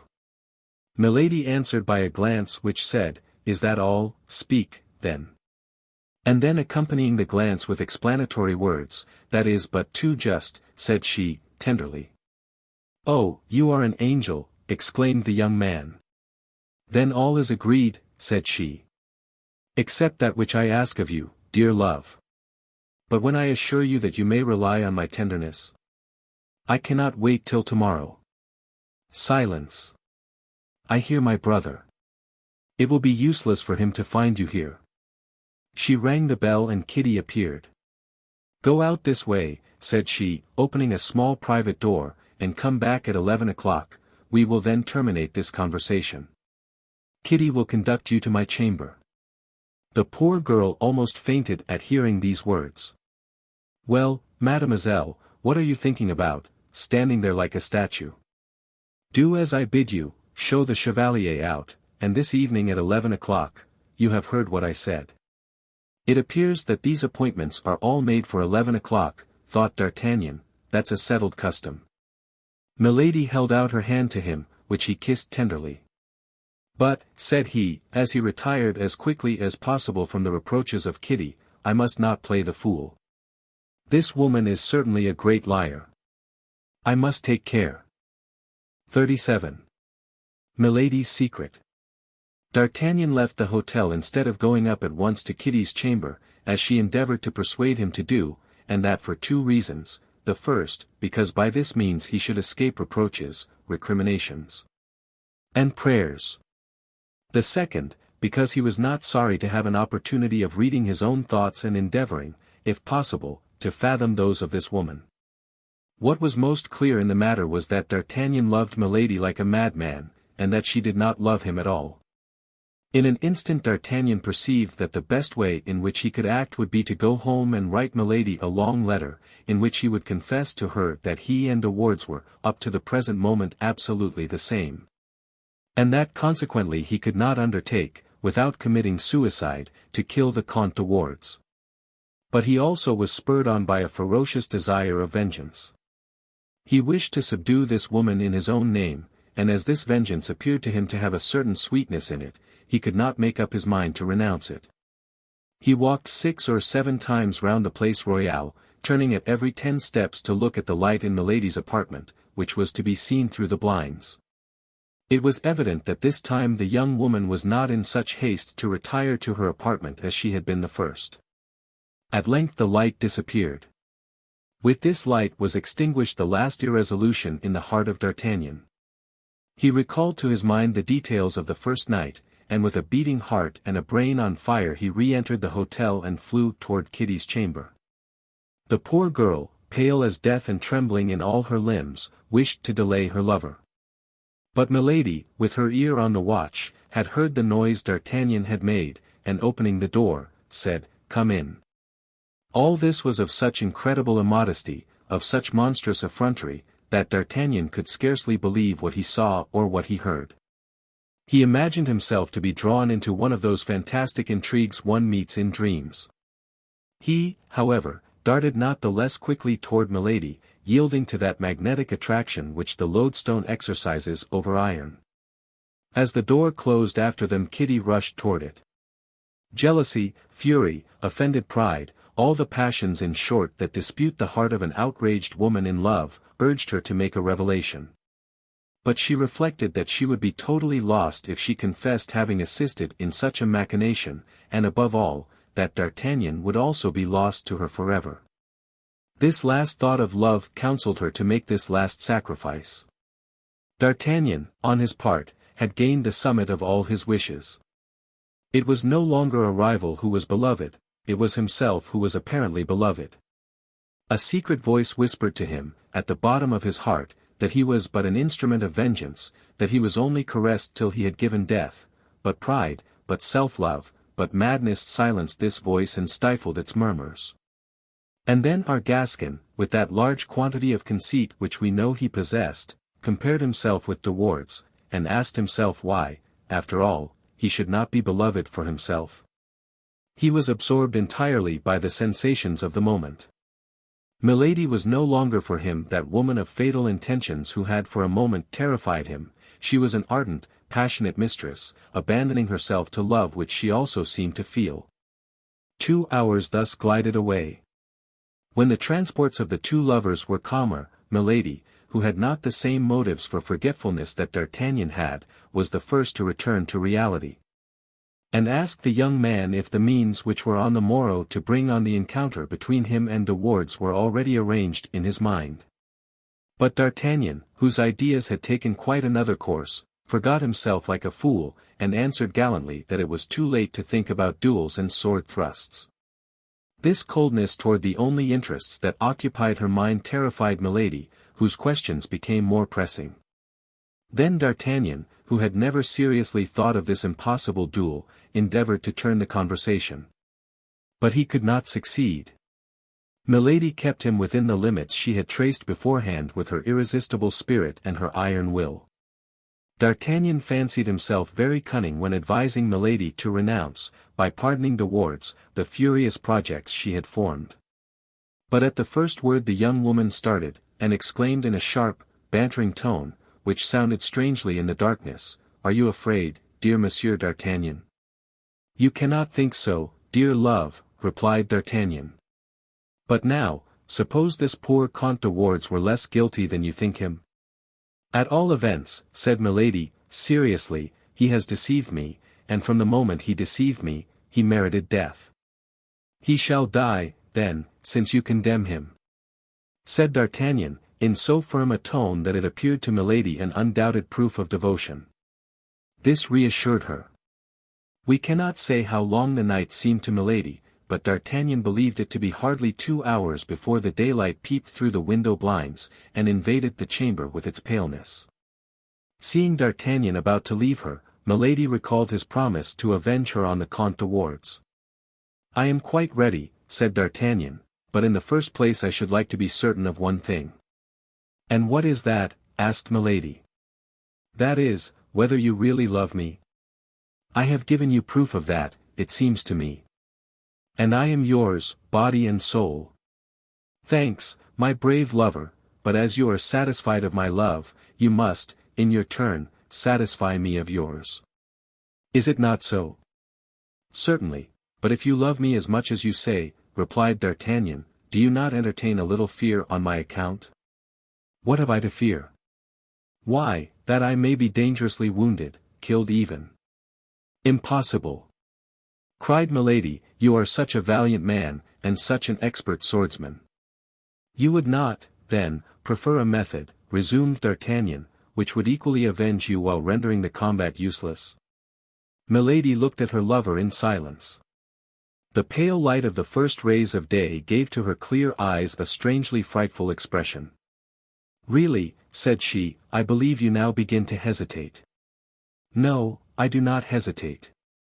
But I really pitied this poor Comte de Wardes, since you have ceased to love him. I think that a man must be so severely punished by the loss of your love that he stands in need of no other chastisement." "Who told you that I loved him?" asked Milady, sharply. "At least, I am now at liberty to believe, without too much fatuity, that you love another," said the young man, in a caressing tone, "and I repeat that I am really interested for the Count." "You?" asked Milady. "Yes, I." "And why you?" "Because I alone know." "What?" "That he is far from being, or rather having been, so guilty toward you as he appears." "Indeed," said Milady, in an anxious tone, "explain yourself, for I really cannot tell what you mean." And she looked at D'Artagnan, who embraced her tenderly, with eyes which seemed to burn themselves away. "Yes. I am a man of honor," said D'Artagnan, "determined to come to an end, and since your love is mine, and I am satisfied I possess it, for I do possess it, do I not?" "Entirely, go on." "Well, I feel as if transformed, a confession weighs on my mind." "A confession?" "If I had the least doubt of your love I would not make it, but you love me, my beautiful mistress, do you not?" "Without doubt." "Then if through excess of love I have rendered myself culpable toward you, you will pardon me?" "Perhaps." D'Artagnan tried with his sweetest smile to touch his lips to Milady's, but she evaded him. "This confession," said she, growing paler, "what is this confession?" "You gave De Wardes a meeting on Thursday last in this very room, did you not?" "No, no." "It is not true," said Milady, in a tone of voice so firm, and with a countenance so unchanged, that if D'Artagnan had not been in such perfect possession of the fact, he would have doubted. "Do not lie, my angel," said D'Artagnan, smiling. "That would be useless." "What do you mean? Speak." "You kill me. Be satisfied, you are not guilty toward me, and I have already pardoned you." "What next? What next?" De Wardes cannot boast of anything. How is that? You told me yourself that ring. That ring I have. The Comte de Wardes of Thursday and the D'Artagnan of today are the same person. The imprudent young man expected a surprise, mixed with shame, a slight storm which would resolve itself into tears, but he was strangely deceived, and his error was not of long duration. Pale and trembling, Milady repulsed D'Artagnan's attempted embrace by a violent blow on the chest, as she sprang out of bed. It was almost broad daylight. D'Artagnan detained her by her night dress of fine India linen, to implore her pardon. But she, with a strong movement, tried to escape. Then the cambric was torn from her beautiful shoulders. And on one of those lovely shoulders, round and white, D'Artagnan recognized, with inexpressible astonishment, the fleur-de-lis, that indelible mark which the hand of the infamous executioner had imprinted. "Great God!" cried D'Artagnan, loosing his hold of her dress, and remaining mute, motionless, and frozen. But Milady felt herself denounced even by his terror. He had doubtless seen all. The young man now knew her secret, her terrible secret, the secret she concealed even from her maid with such care, the secret of which all the world was ignorant, except himself. She turned upon him, no longer like a furious woman, but like a wounded panther. "Ah, wretch," cried she, "you have basely betrayed me, and still more, you have my secret. You shall die." And she flew to a little inlaid casket which stood upon the dressing table, opened it with a feverish and trembling hand, drew from it a small poniard, with a golden haft and a sharp thin blade, and then threw herself with a bound upon D'Artagnan. Although the young man was brave, as we know, he was terrified at that wild countenance, those terribly dilated pupils, those pale cheeks, and those bleeding lips. He recoiled to the other side of the room as he would have done from a serpent which was crawling toward him, and his sword coming in contact with his nervous hand, he drew it almost unconsciously from the scabbard. But without taking any heed of the sword, Milady endeavored to get near enough to him to stab him, and did not stop till she felt the sharp point at her throat. She then tried to seize the sword with her hands. But D'Artagnan kept it free from her grasp, and presenting the point, sometimes at her eyes, sometimes at her breast, compelled her to glide behind the bedstead, while he aimed at making his retreat by the door which led to Kitty's apartment. Milady during this time continued to strike at him with horrible fury, screaming in a formidable way. As all this, however, bore some resemblance to a duel, D'Artagnan began to recover himself little by little. "Well, beautiful lady, very well," said he, "but, pardieu, if you don't calm yourself, I will design a second fleur-de-lis upon one of those pretty cheeks." "Scoundrel, infamous scoundrel," howled Milady.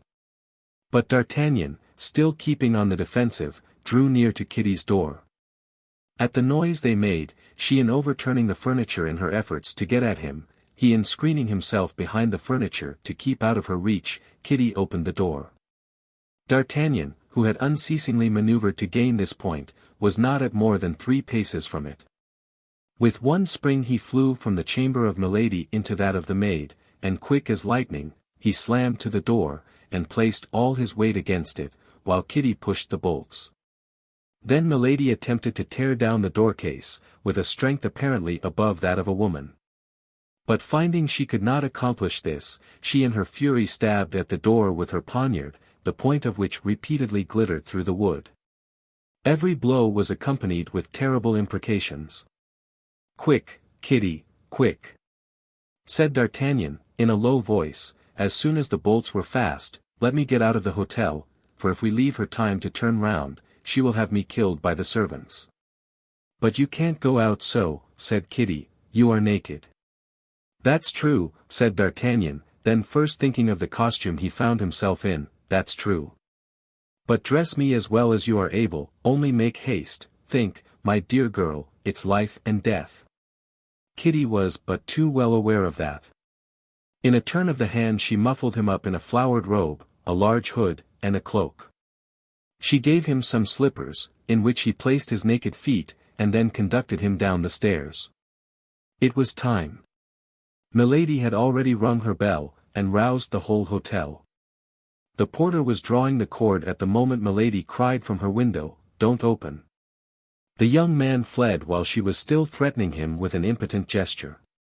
The moment she lost sight of him, Milady tumbled fainting into her chamber. 38. How, without incommoding himself, Athos procures his equipment.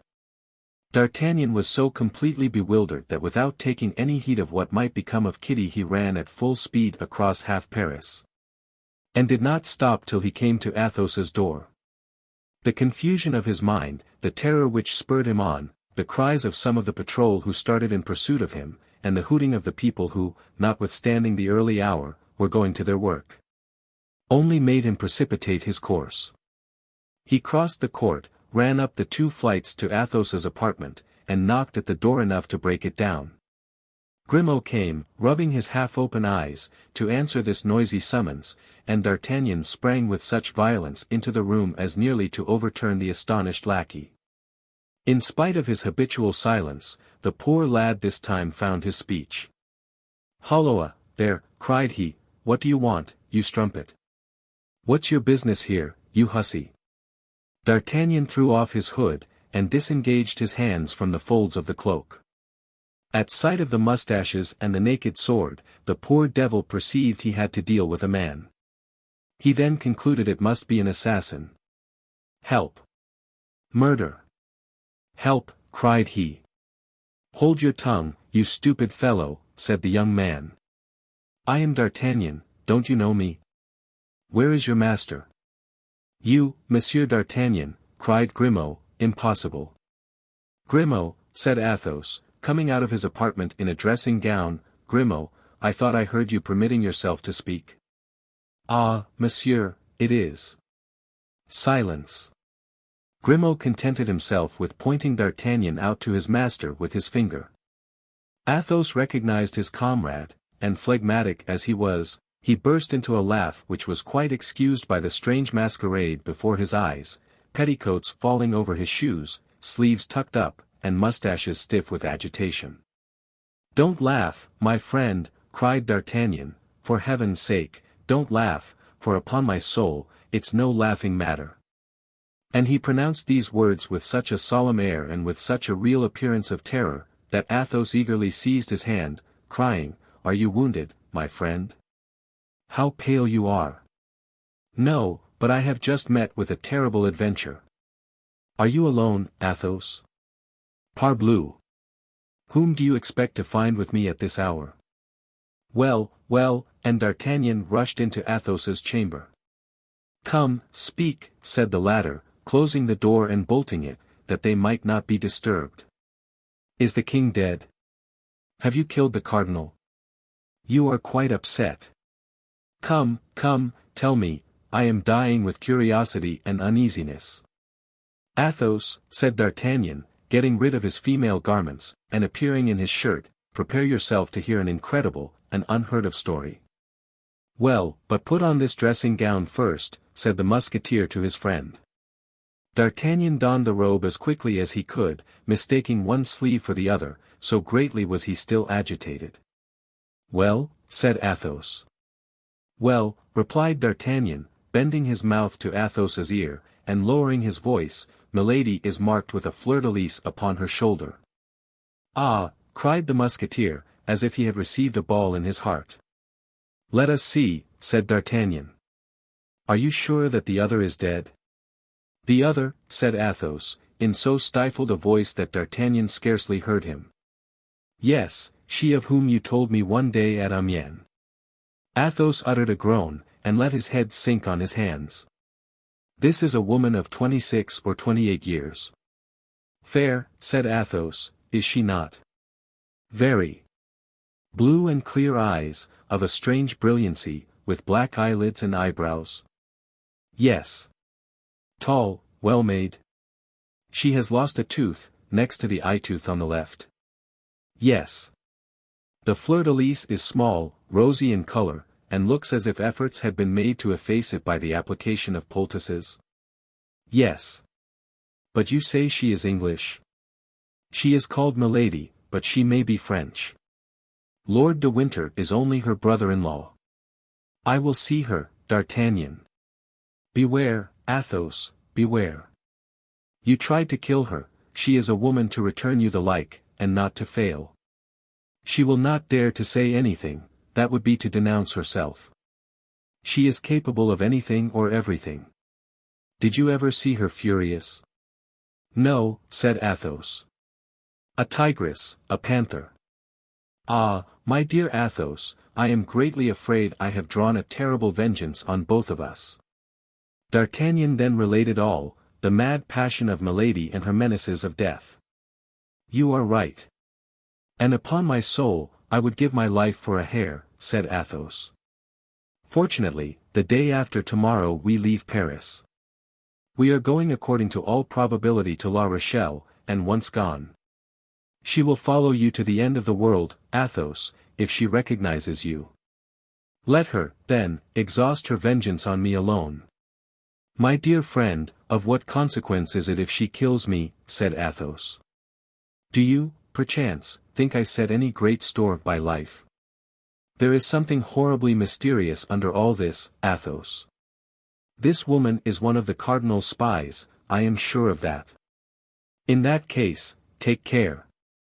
If the cardinal does not hold you in high admiration for the affair of London, he entertains a great hatred for you.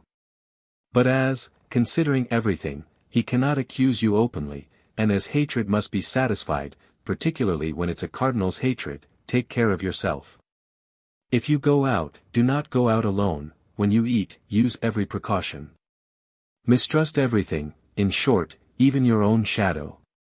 Fortunately, said D'Artagnan, all this will be only necessary till after tomorrow evening, for when once with the army, we shall have, I hope, only men to dread. In the meantime, said Athos, I renounce my plan of seclusion, and wherever you go, I will go with you. You must return to the Rue des Fossoyeurs, I will accompany you. But however near it may be, replied D'Artagnan, I cannot go thither in disguise. That's true, said Athos, and he rang the bell. Grimaud entered. Athos made him a sign to go to D'Artagnan's residence, and bring back some clothes. Grimaud replied by another sign that he understood perfectly, and set off. All this will not advance your outfit, said Athos. For if I am not mistaken, you have left the best of your apparel with Milady, and she will certainly not have the politeness to return it to you. Fortunately, you have the sapphire. The jewel is yours, my dear Athos. Did you not tell me it was a family jewel? Yes, my grandfather gave 2,000 crowns for it, as he once told me.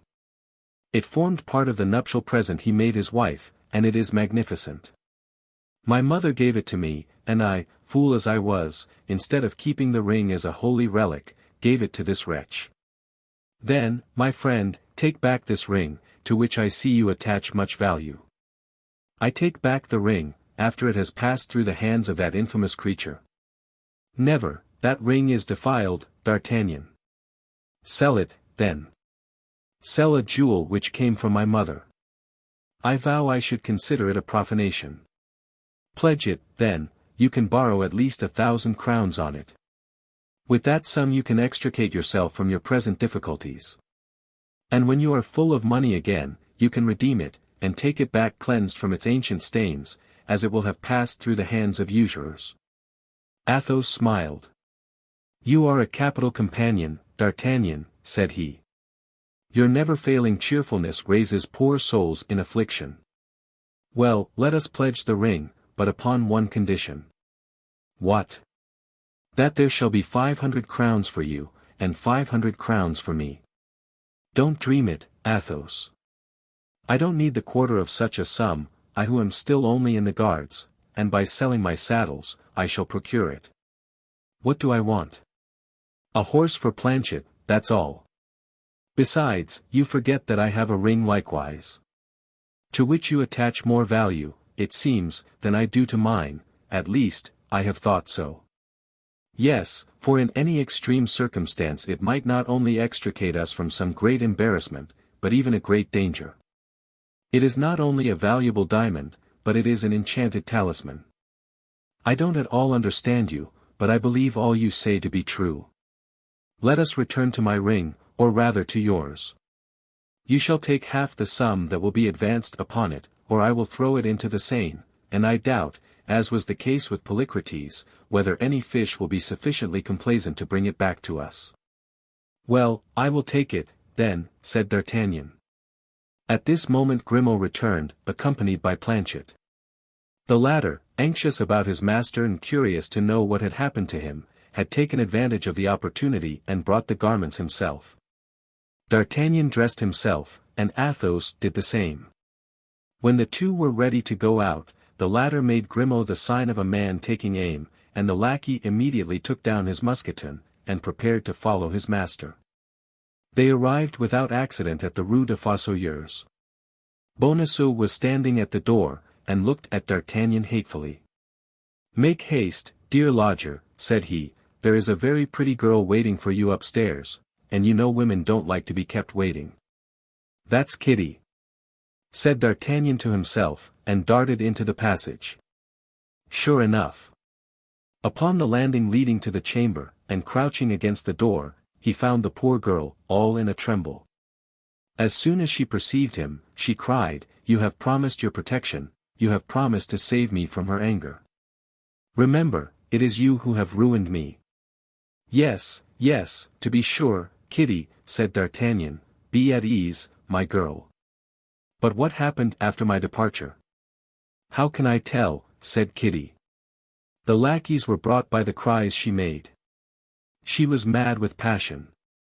There exist no imprecations she did not pour out against you. Then I thought she would remember it was through my chamber you had penetrated hers, and that then she would suppose I was your accomplice, so I took what little money I had and the best of my things, and I got away. Poor dear girl! But what can I do with you? I am going away the day after tomorrow. Do what you please, Monsieur Chevalier. Help me out of Paris, help me out of France. I cannot take you, however, to the Siege of La Rochelle," said D'Artagnan. "No. But you can place me in one of the provinces with some lady of your acquaintance, in your own country, for instance." "My dear little love. In my country the ladies do without chambermaids. But stop. I can manage your business for you. Planchet, go and find Aramis. Request him to come here directly. We have something very important to say to him." "I understand," said Athos, "but why not Porthos? I should have thought that his duchess—" "Oh, Porthos's duchess is dressed by her husband's clerks," said D'Artagnan, laughing. "Besides, Kitty would not like to live in the Rue aux. Isn't it so, Kitty?" "I do not care where I live," said Kitty, "provided I am well concealed, and nobody knows where I am. Meanwhile, Kitty, when we are about to separate, and you are no longer jealous of me."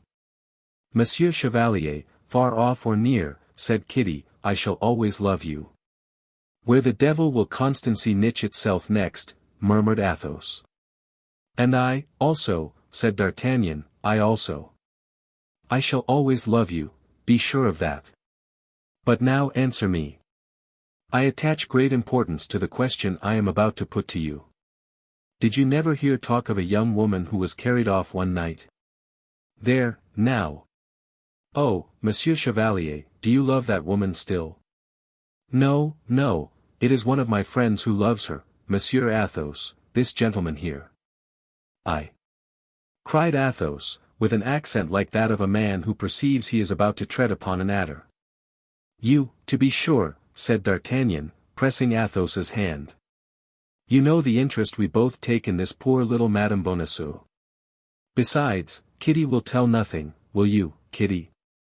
You understand, my dear girl," continued D'Artagnan, "she is the wife of that frightful baboon you saw at the door as you came in. Oh, my God! You remind me of my fright. If he should have known me again." "How? Know you again? Did you ever see that man before?" "He came twice to Milady's." "That's it. About what time?" "Why, about 15 or 18 days ago." "Exactly so. And yesterday evening he came again." "Yesterday evening?" "Yes, just before you came. My dear Athos, we are enveloped in a network of spies. And do you believe he knew you again, Kitty? I pulled down my hood as soon as I saw him, but perhaps it was too late. Go down, Athos, he mistrusts you less than me, and see if he be still at his door. Athos went down and returned immediately. He has gone, said he, and the house door is shut. He has gone to make his report, and to say that all the pigeons are at this moment in the dovecot. Well, then, let us all fly, said Athos, and leave nobody here but Planchet to bring us news. A minute. Aramis, whom we have sent for. That's true, said Athos, we must wait for Aramis. At that moment Aramis entered. The matter was all explained to him, and the friends gave him to understand that among all his high connections he must find a place for Kitty. Aramis reflected for a minute and then said, coloring, will it be really rendering you a service, D'Artagnan? I shall be grateful to you all my life. Very well. Madame de Bois Tracy asked me, for one of her friends who resides in the provinces, I believe, for a trustworthy maid. If you can, my dear D'Artagnan, answer for Mademoiselle. Oh, monsieur, be assured that I shall be entirely devoted to the person who will give me the means of quitting Paris. Then, said Aramis, this falls out very well. He placed himself at the table and wrote a little note which he sealed with a ring, and gave the billet to Kitty. And now, my dear girl, said D'Artagnan, you know that it is not good for any of us to be here. Therefore let us separate. We shall meet again in better days. And whenever we find each other, in whatever place it may be, said Kitty, you will find me loving you as I love you today. Dicer's oaths, said Athos, while D'Artagnan went to conduct Kitty downstairs. An instant afterward the three young men separated, agreeing to meet again at 4 o'clock with Athos, and leaving Planchet to guard the house. Aramis returned home, and Athos and D'Artagnan busied themselves about pledging the sapphire. As the Gascon had foreseen, they easily obtained 300 pistoles on the ring. Still further, the Jew told them that if they would sell it to him, as it would make a magnificent pendant for earrings, he would give 500 pistoles for it. Athos and D'Artagnan, with the activity of 2 soldiers and the knowledge of 2 connoisseurs, hardly required 3 hours to purchase the entire equipment of the musketeer. Besides, Athos was very easy, and a noble to his fingers' ends. When a thing suited him he paid the price demanded, without thinking to ask for any abatement. D'Artagnan would have remonstrated at this. But Athos put his hand upon his shoulder, with a smile, and D'Artagnan understood that it was all very well for such a little Gascon gentleman as himself to drive a bargain, but not for a man who had the bearing of a prince. The musketeer met with a superb Andalusian horse, black as jet, nostrils of fire, legs clean and elegant, rising 6 years. He examined him, and found him sound and without blemish. They asked 1,000 livres for him. He might perhaps have been bought for less, but while D'Artagnan was discussing the price with the dealer, Athos was counting out the money on the table.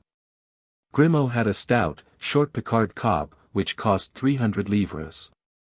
But when the saddle and arms for Grimaud were purchased, Athos had not a sou left of his 150 pistoles. D'Artagnan offered his friend a part of his share which he should return when convenient. But Athos only replied to this proposal by shrugging his shoulders.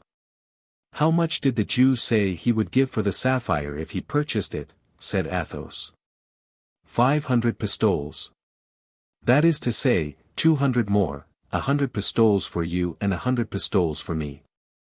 Well, now, that would be a real fortune to us, my friend. Let us go back to the Jews again. What? Will you? This ring would certainly only recall very bitter remembrances. Then we shall never be masters of 300 pistoles to redeem it, so that we really should lose 200 pistoles by the bargain. Go and tell him the ring is his, D'Artagnan, and bring back the 200 pistoles with you. Reflect, Athos. Ready money is needful for the present time, and we must learn how to make sacrifices. Go, D'Artagnan, go. Grimaud will accompany you with his musketoon. A half hour afterward, D'Artagnan returned with the 2,000 livres, and without having met with any accident. It was thus Athos found at home resources which he did not expect. XXXIX A Vision.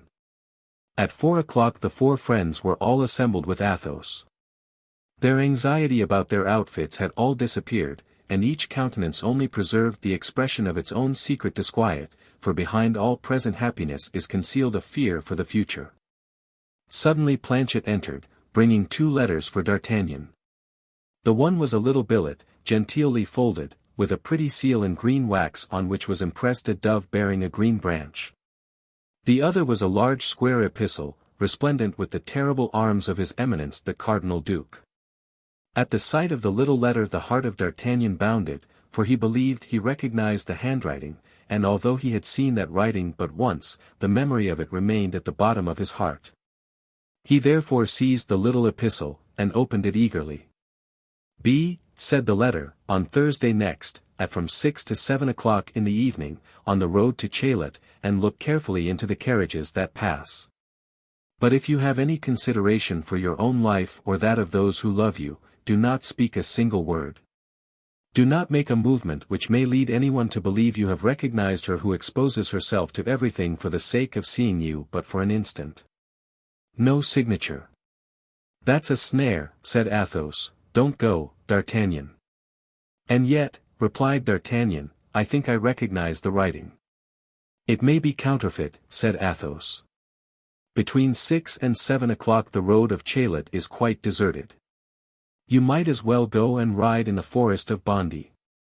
"But suppose we all go," said D'Artagnan, "what the devil? They won't devour us all four, for lackeys, horses, arms, and all. And besides, it will be a chance for displaying our new equipments," said Porthos. "But if it is a woman who writes," said Aramis, "and that woman desires not to be seen, remember, you compromise her, D'Artagnan. Which is not the part of a gentleman." "We will remain in the background," said Porthos, "and he will advance alone." "Yes, but a pistol shot is easily fired from a carriage which goes at a gallop." "Bah," said D'Artagnan, "they will miss me. If they fire we will ride after the carriage, and exterminate those who may be in it. They must be enemies." "He is right," said Porthos, "battle. Besides, we must try our own arms." "Bah, let us enjoy that pleasure," said Aramis, with his mild and careless manner. "As you please," said Athos. "Gentlemen," said D'Artagnan, "it is 4:30, and we have scarcely time to be on the road of Chaillet by 6. Besides, if we go out too late, nobody will see us," said Porthos, "and that will be a pity. Let us get ready, gentlemen." "But this second letter," said Athos, "you forget that. It appears to me, however, that the seal denotes that it deserves to be opened. For my part, I declare, D'Artagnan, I think it of much more consequence than the little piece of waste paper you have so cunningly slipped into your bosom." D'Artagnan blushed. "Well," said he, "let us see, gentlemen, what are his Eminence's commands," and D'Artagnan unsealed the letter and read. M. D'Artagnan, of the King's Guards, Company de Cessert, is expected at the Palais Cardinal this evening, at 8 o'clock. L.A. Houdinière, Captain of the Guards. "The devil," said Athos, "here's a rendezvous much more serious than the other." "I will go to the second after attending the first," said D'Artagnan. "One is for 7 o'clock, and the other for 8, there will be time for both." "Hum! I would not go at all," said Aramis. "A gallant knight cannot decline a rendezvous with a lady, but a prudent gentleman may excuse himself from not waiting on his Eminence, particularly when he has reason to believe he is not invited to make his compliments." "I am of Aramis's opinion," said Porthos. "Gentlemen," replied D'Artagnan, "I have already received by Monsieur de Cavois a similar invitation from his Eminence. I neglected it, and on the morrow a serious misfortune happened to me, Constance disappeared. Whatever may ensue, I will go." "If you are determined," said Athos, "do so." "But the Bastille?" said Aramis. "Bah! You will get me out if they put me there," said D'Artagnan. "To be sure we will," replied Aramis and Porthos, with admirable promptness and decision, as if that were the simplest thing in the world. "To be sure we will get you out.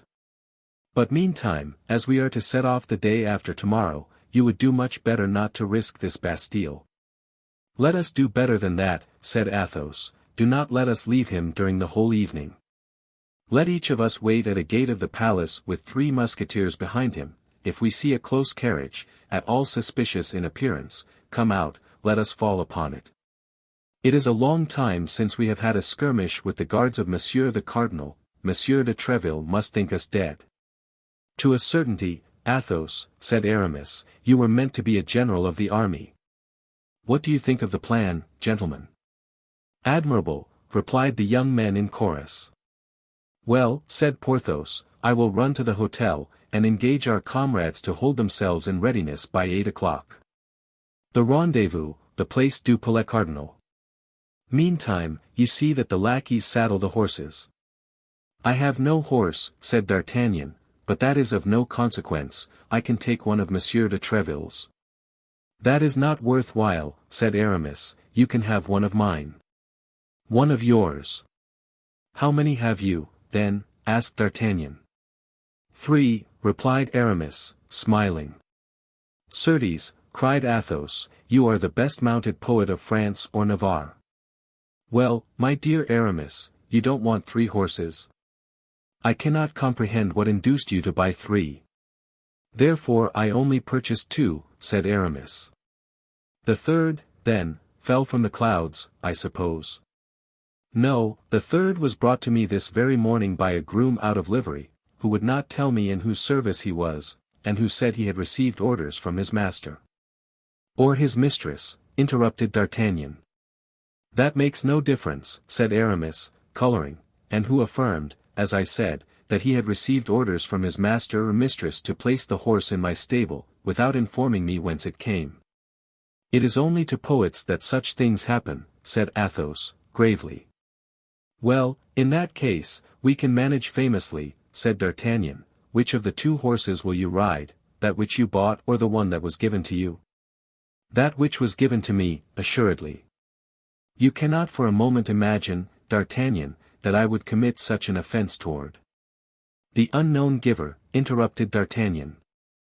"Or the mysterious benefactress," said Athos. "The one you bought will then become useless to you?" "Nearly so." "And you selected it yourself?"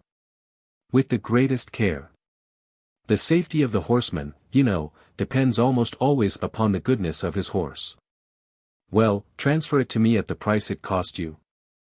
"I was going to make you the offer, my dear D'Artagnan, giving you all the time necessary for repaying me such a trifle." "How much did it cost you?" 800 livres. "Here are 40 double pistoles, my dear friend," said D'Artagnan, taking the sum from his pocket. "I know that is the coin in which you were paid for your poems." "You are rich, then?" said Aramis. "Rich? Richest, my dear fellow." And D'Artagnan chinked the remainder of his pistoles in his pocket. "Send your saddle, then, to the Hotel of the Musketeers, and your horse can be brought back with ours." "Very well, but it is already 5 o'clock, so make haste." A quarter of an hour afterward Porthos appeared at the end of the Rue Férou on a very handsome jennet. Mousqueton followed him upon an Auvergne horse, small but very handsome. Porthos was resplendent with joy and pride. At the same time, Aramis made his appearance at the other end of the street upon a superb English charger. Bazin followed him upon a roan, holding by the halter a vigorous Mecklenburg horse. This was D'Artagnan's mount. The 2 musketeers met at the gate. Athos and D'Artagnan watched their approach from the window. "The devil!" cried Aramis, "you have a magnificent horse there, Porthos." "Yes," replied Porthos, "it is the one that ought to have been sent to me at first. A bad joke of the husband substituted the other, but the husband has been punished since, and I have obtained full satisfaction." Planchet and Grimaud appeared in their turn, leading their master's steeds. D'Artagnan and Athos put themselves into saddle with their companions, and all 4 set forward. Athos upon a horse he owed to a woman, Aramis on a horse he owed to his mistress, Porthos on a horse he owed to his procurator's wife, and D'Artagnan on a horse he owed to his good fortune, the best mistress possible. The lackeys followed. As Porthos had foreseen, the cavalcade produced a good effect, and if Madame Coquenard had met Porthos and seen what a superb appearance he made upon his handsome Spanish jennet, she would not have regretted the bleeding she had inflicted upon the strongbox of her husband. Near the Louvre the four friends met with M. de Treville, who was returning from Saint-Germain. He stopped them to offer his compliments upon their appointments, which in an instant drew round them 100 gapers. D'Artagnan profited by the circumstance to speak to M. de Treville of the letter with the great red seal and the cardinal's arms. It is well understood that he did not breathe a word about the other. M.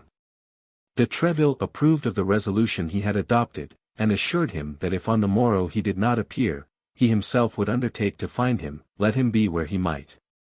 At this moment the clock of La Samaritaine struck 6. The four friends pleaded an engagement, and took leave of M. de Treville. A short gallop brought them to the road of Chaillot. The day began to decline, carriages were passing and repassing. D'Artagnan, keeping at some distance from his friends, darted a scrutinizing glance into every carriage that appeared, but saw no face with which he was acquainted. At length, after waiting a quarter of an hour and just as twilight was beginning to thicken, a carriage appeared, coming at a quick pace on the road of Sèvres. A presentiment instantly told D'Artagnan that this carriage contained the person who had appointed the rendezvous. The young man was himself astonished to find his heart beat so violently. Almost instantly a female head was put out at the window, with 2 fingers placed upon her mouth, either to enjoin silence or to send him a kiss. D'Artagnan uttered a slight cry of joy. This woman, or rather this apparition, for the carriage passed with the rapidity of a vision, was Madame Bonacieux. By an involuntary movement and in spite of the injunction given, D'Artagnan put his horse into a gallop, and in a few strides overtook the carriage, but the window was hermetically closed, the vision had disappeared. D'Artagnan then remembered the injunction, if you value your own life or that of those who love you, remain motionless, and as if you had seen nothing.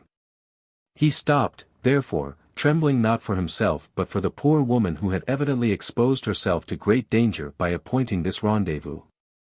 The carriage pursued its way, still going at a great pace, till it dashed into Paris, and disappeared. D'Artagnan remained fixed to the spot, astounded and not knowing what to think. If it was Madame Bonacieux and if she was returning to Paris, why this fugitive rendezvous, why this simple exchange of a glance, why this lost kiss? If, on the other side, it was not she, which was still quite possible, for the little light that remained rendered a mistake easy, might it not be the commencement of some plot against him through the allurement of this woman, for whom his love was known? His 3 companions joined him.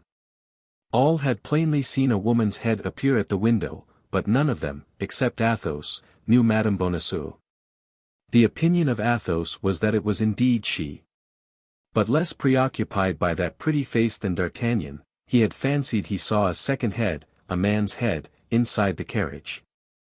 If that be the case, said D'Artagnan, they are doubtless transporting her from one prison to another.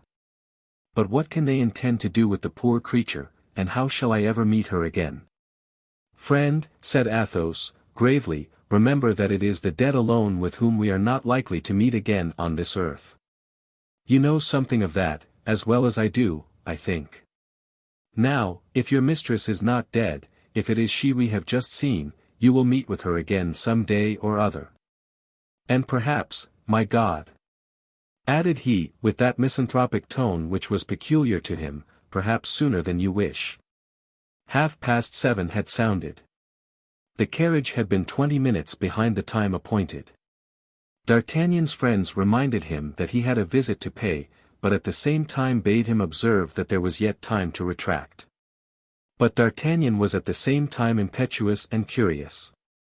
He had made up his mind that he would go to the Palais Cardinal, and that he would learn what his Eminence had to say to him. Nothing could turn him from his purpose. They reached the Rue St.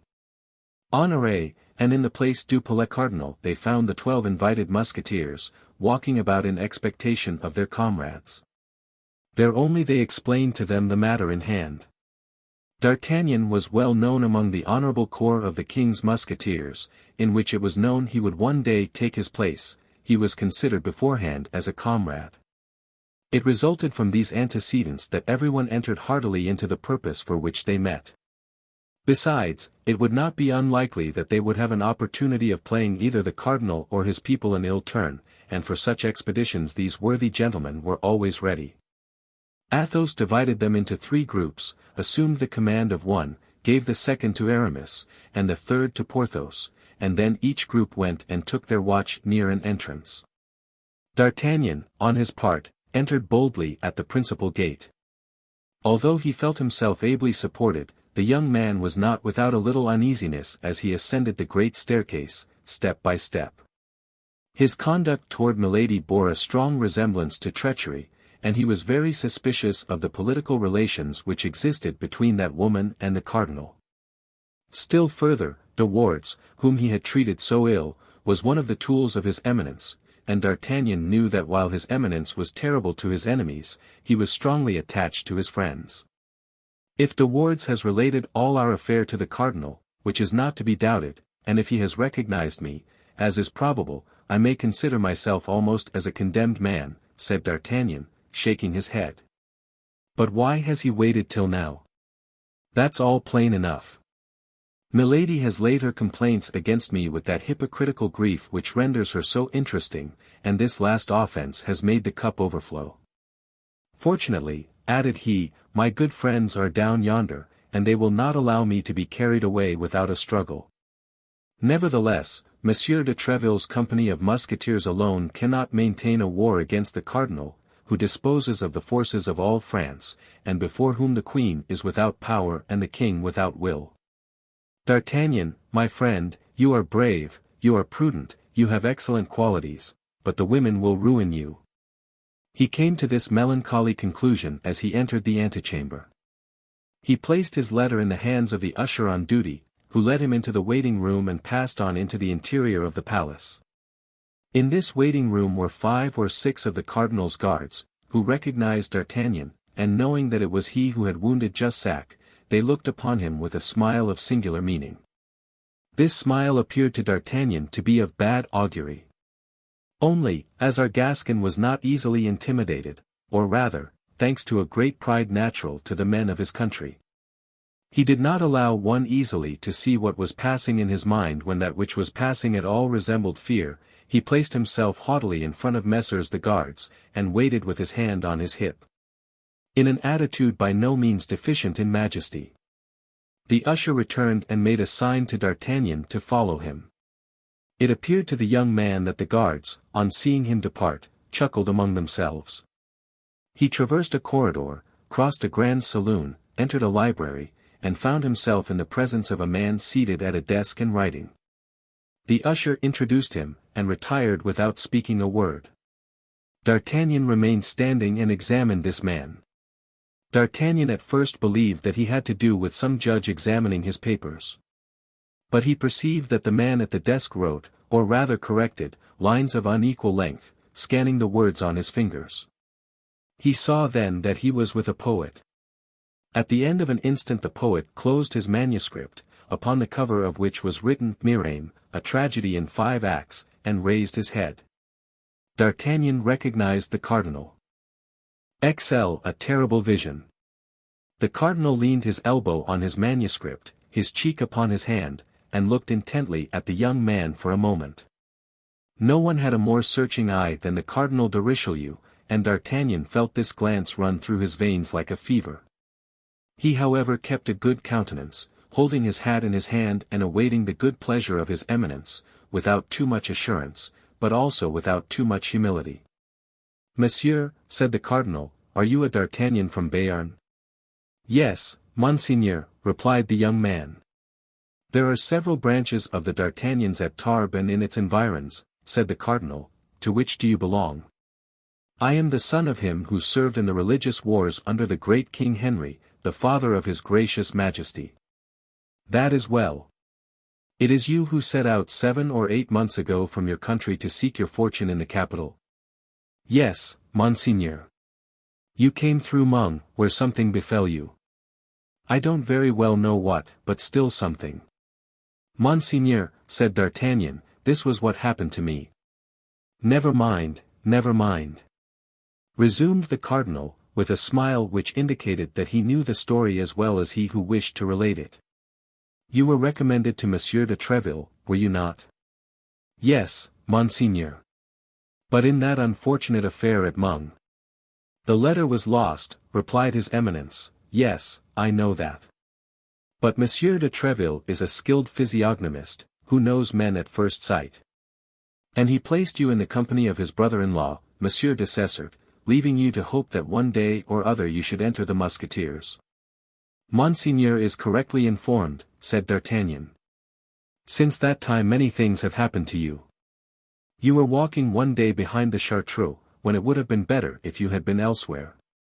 Then you took with your friends a journey to the waters of Forges. They stopped on the road, but you continued yours. That is all very simple, you had business in England. Monseigneur, said D'Artagnan, quite confused, I went hunting at Windsor, or elsewhere, that concerns nobody. I know, because it is my office to know everything. On your return you were received by an august personage, and I perceive with pleasure that you preserve the souvenir she gave you. D'Artagnan placed his hand upon the Queen's diamond, which he wore, and quickly turned the stone inward, but it was too late.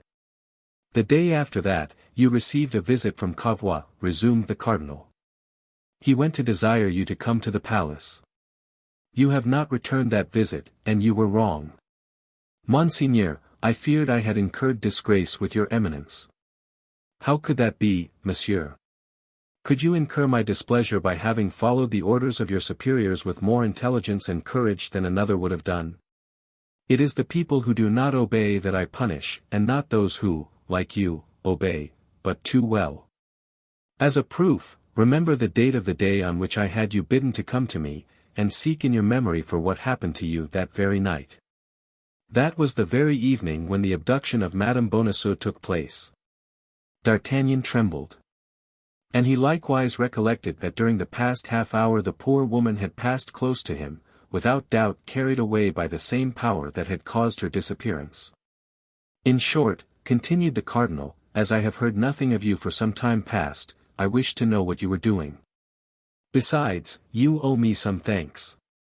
You must yourself have remarked how much you have been considered in all the circumstances. D'Artagnan bowed with respect. That, continued the cardinal, arose not only from a feeling of natural equity, but likewise from a plan I have marked out with respect to you. D'Artagnan became more and more astonished. I wished to explain this plan to you on the day you received my first invitation, but you did not come. Fortunately, nothing is lost by this delay, and you are now about to hear it. Sit down there, before me, D'Artagnan. You are gentleman enough not to listen standing. And the cardinal pointed with his finger to a chair for the young man, who was so astonished at what was passing that he awaited a second sign from his interlocutor before he obeyed. You are brave, Monsieur D'Artagnan, continued his Eminence, you are prudent, which is still better. I like men of head and heart. Don't be afraid, said he, smiling. By men of heart I mean men of courage. But young as you are, and scarcely entering into the world, you have powerful enemies, if you do not take great heed, they will destroy you. Alas, Monseigneur! Replied the young man, very easily, no doubt, for they are strong and well supported, while I am alone. Yes, that's true, but alone as you are, you have done much already, and will do still more, I don't doubt. Yet you have need, I believe, to be guided in the adventurous career you have undertaken, for, if I mistake not, you came to Paris with the ambitious idea of making your fortune. I am at the age of extravagant hopes, Monseigneur, said D'Artagnan. There are no extravagant hopes but for fools, monsieur, and you are a man of understanding. Now, what would you say to an ensign's commission in my guards, and a company after the campaign? Ah, Monseigneur! You accept it, do you not? Monseigneur, replied D'Artagnan, with an embarrassed air. How? You refuse? Cried the cardinal, with astonishment. I am in His Majesty's guards, Monseigneur, and I have no reason to be dissatisfied. But it appears to me that my guards, mine, are also His Majesty's guards. And whoever serves in a French corps serves the king. Monseigneur, your eminence has ill understood my words. You want a pretext, do you not? I comprehend.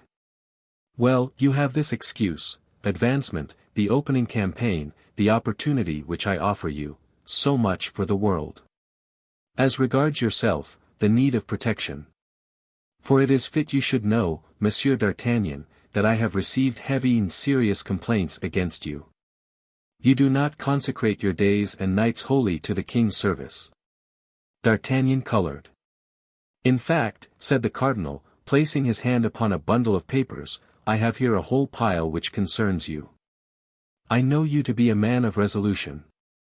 And your services, well directed, instead of leading you to ill, might be very advantageous to you. Come, reflect, and decide. Your goodness confounds me, Monseigneur, replied D'Artagnan, and I am conscious of a greatness of soul in your eminence that makes me mean as an earthworm, but since Monseigneur permits me to speak freely.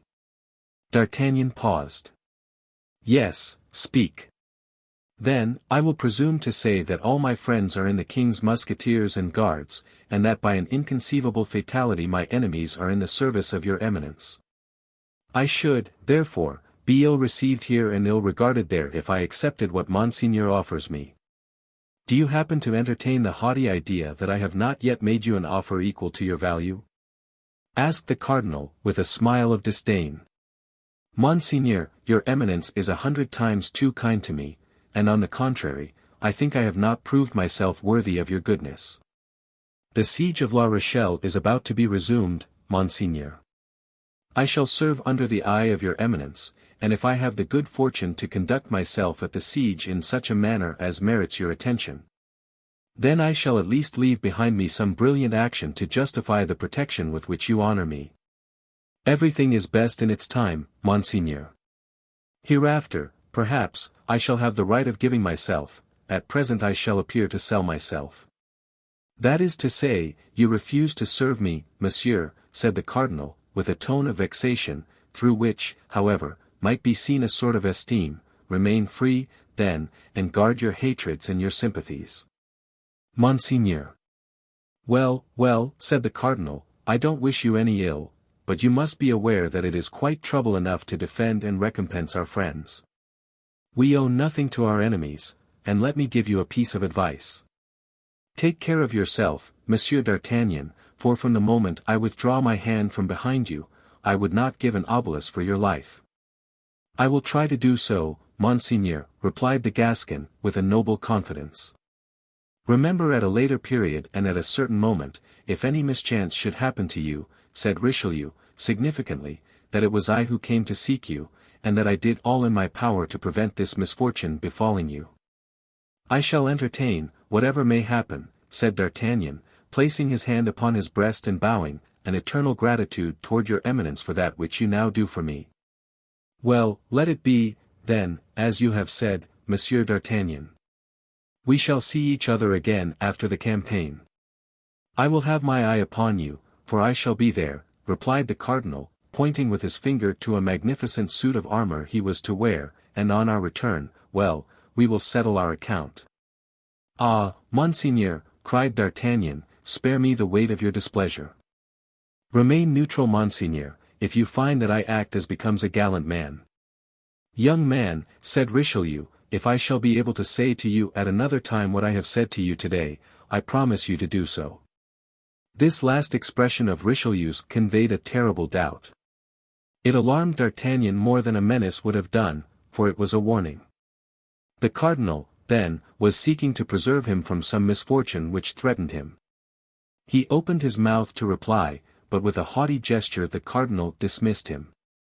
D'Artagnan went out, but at the door his heart almost failed him, and he felt inclined to return. Then the noble and severe countenance of Athos crossed his mind. If he made the compact with the cardinal which he required, Athos would no more give him his hand, Athos would renounce him. It was this fear that restrained him, so powerful is the influence of a truly great character on all that surrounds it. D'Artagnan descended by the staircase at which he had entered, and found Athos and the 4 Musketeers waiting his appearance, and beginning to grow uneasy. With a word, D'Artagnan reassured them. And Planchet ran to inform the other sentinels that it was useless to keep guard longer, as his master had come out safe from the Palais Cardinal. Returned home with Athos, Aramis and Porthos inquired eagerly the cause of the strange interview. But D'Artagnan confined himself to telling them that M. de Richelieu had sent for him to propose to him to enter into his guards with the rank of ensign, and that he had refused. "And you were right," cried Aramis and Porthos, with one voice. Athos fell into a profound reverie and answered nothing.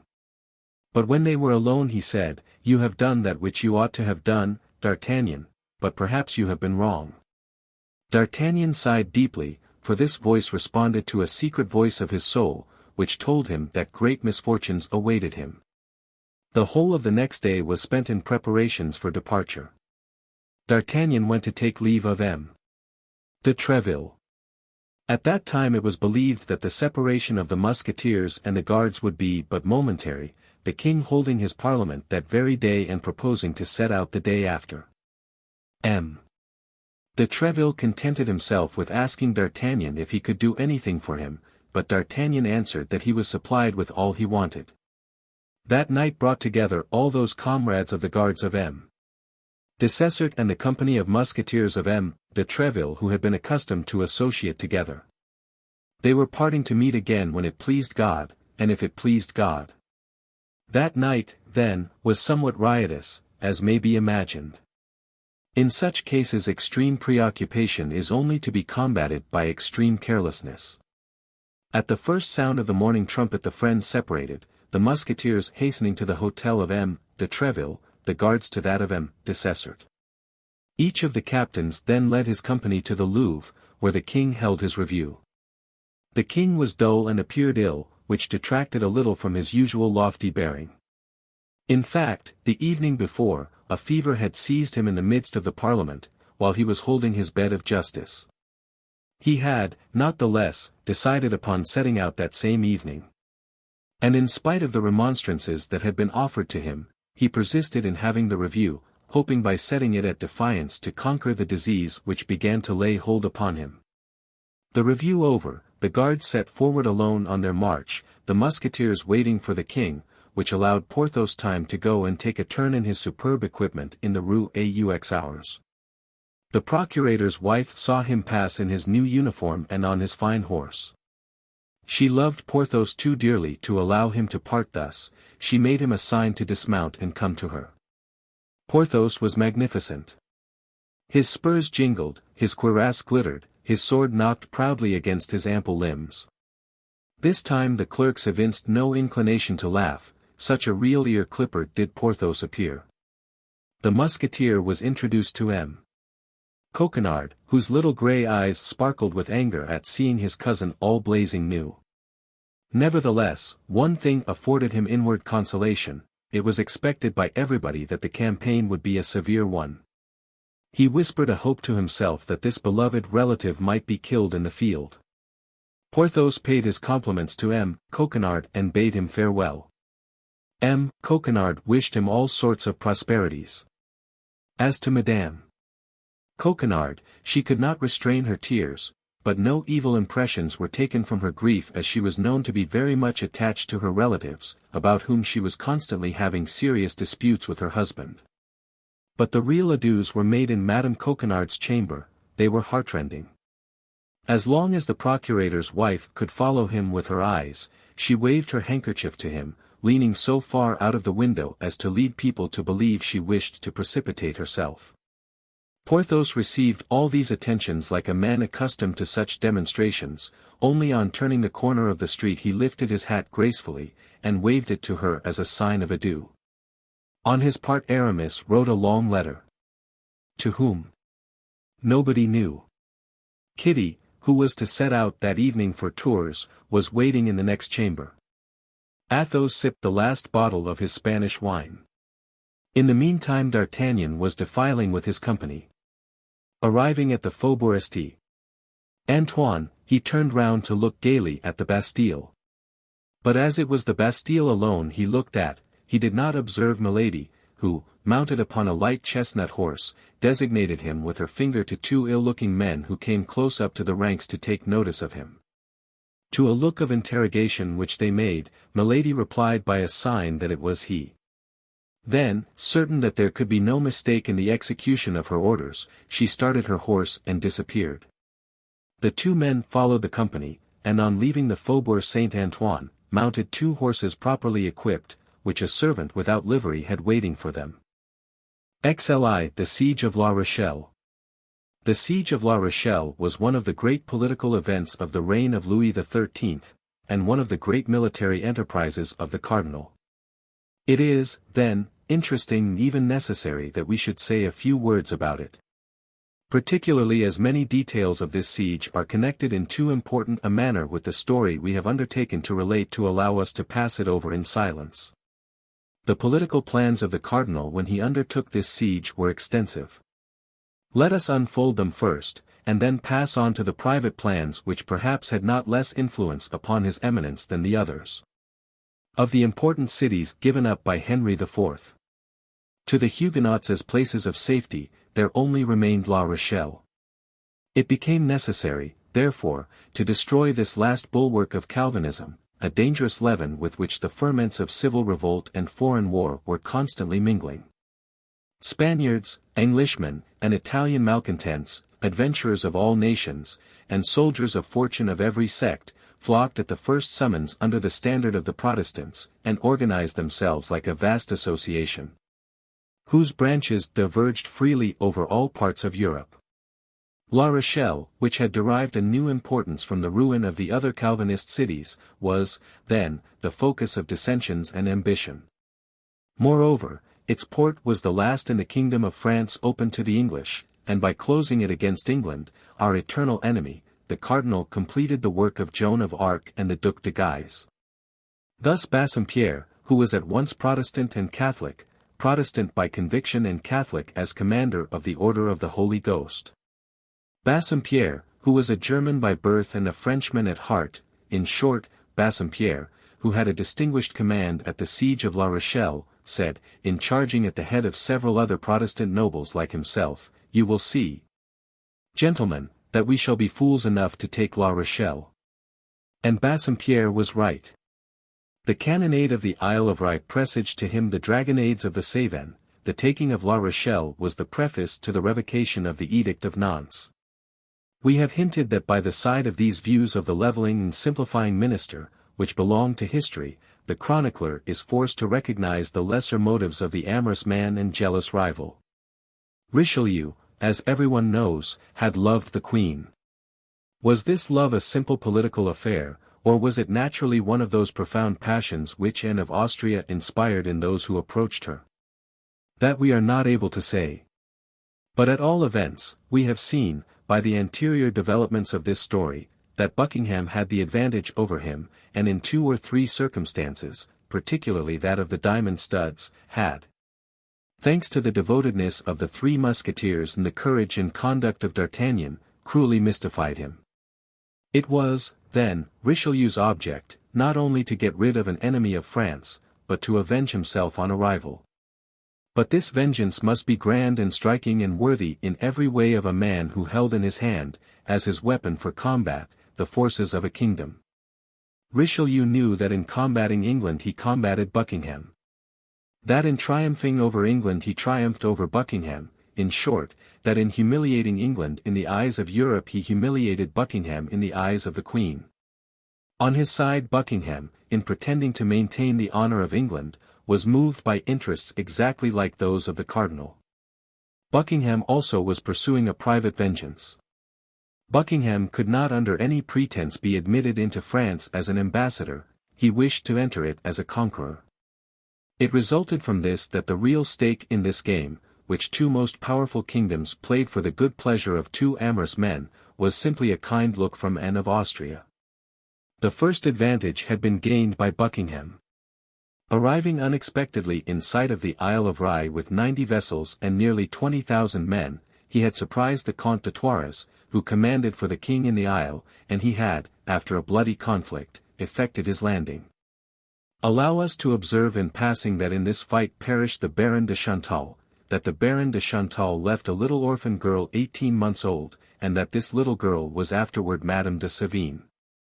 The Comte de Rochefort retired into the citadel Saint-Martin with his garrison, and threw 100 men into a little fort called the Fort of La Prée. This event had hastened the resolutions of the cardinal. Until the king and he could take the command of the Siege of La Rochelle, which was determined, he had sent Monsieur to direct the first operations, and had ordered all the troops he could dispose of to march toward the theatre of war. It was of this detachment, sent as a vanguard, that our friend D'Artagnan formed a part. The king, as we have said, was to follow as soon as his bed of justice had been held. But on rising from his bed of justice on the 28th of June, he felt himself attacked by fever. He was, notwithstanding, anxious to set out, but his illness becoming more serious, he was forced to stop at Villeroy. Now, whenever the king halted, the musketeers halted. It followed that D'Artagnan, who was as yet purely and simply in the guards, found himself, for the time at least, separated from his good friends, Athos, Porthos, and Aramis. This separation, which was no more than an unpleasant circumstance, would have certainly become a cause of serious uneasiness if he had been able to guess by what unknown dangers he was surrounded. He, however, arrived without accident in the camp established before La Rochelle, on the 10th of the month of September of the year 1627. Everything was in the same state. The Duke of Buckingham and his English, masters of the Isle of Rye, continued to besiege, but without success, the citadel Saint-Martin and the fort of La Prée. And hostilities with La Rochelle had commenced, 2 or 3 days before, about a fort which the Duc d'Angoulême had caused to be constructed near the city.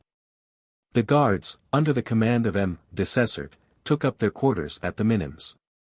But, as we know, D'Artagnan, possessed with ambition to enter the musketeers, had formed but few friendships among his comrades, and he felt himself isolated and given up to his own reflections.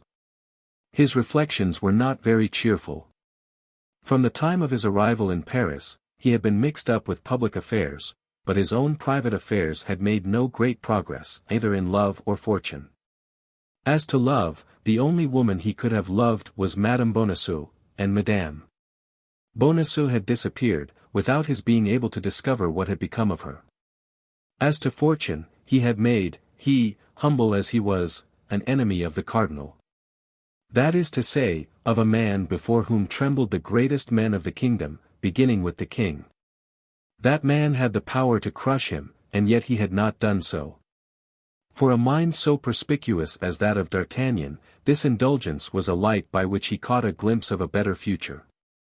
Then he had made himself another enemy, less to be feared, he thought. But nevertheless, he instinctively felt, not to be despised. This enemy was Milady. In exchange for all this, he had acquired the protection and goodwill of the Queen. But the favor of the Queen was at the present time an additional cause of persecution, and her protection, as it was known, protected badly, as witness Chalais and Madame Bonacieux. What he had clearly gained in all this was the diamond, worth 5 or 6,000 livres, which he wore on his finger. And even this diamond, supposing that D'Artagnan, in his projects of ambition, wished to keep it, to make it some day a pledge for the gratitude of the Queen, had not in the meanwhile, since he could not part with it, more value than the gravel he trod under his feet.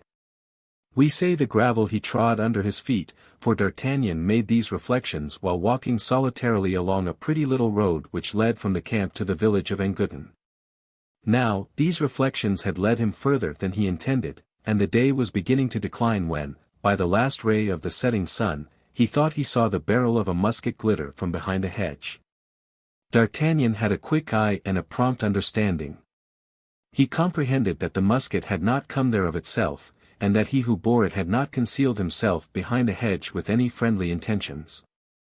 He determined, therefore, to direct his course as clear from it as he could when, on the opposite side of the road, from behind a rock, he perceived the extremity of another musket. This was evidently an ambuscade. The young man cast a glance at the first musket and saw, with a certain degree of inquietude, that it was levelled in his direction, but as soon as he perceived that the orifice of the barrel was motionless, he threw himself upon the ground. At the same instant the gun was fired, and he heard the whistling of a ball pass over his head.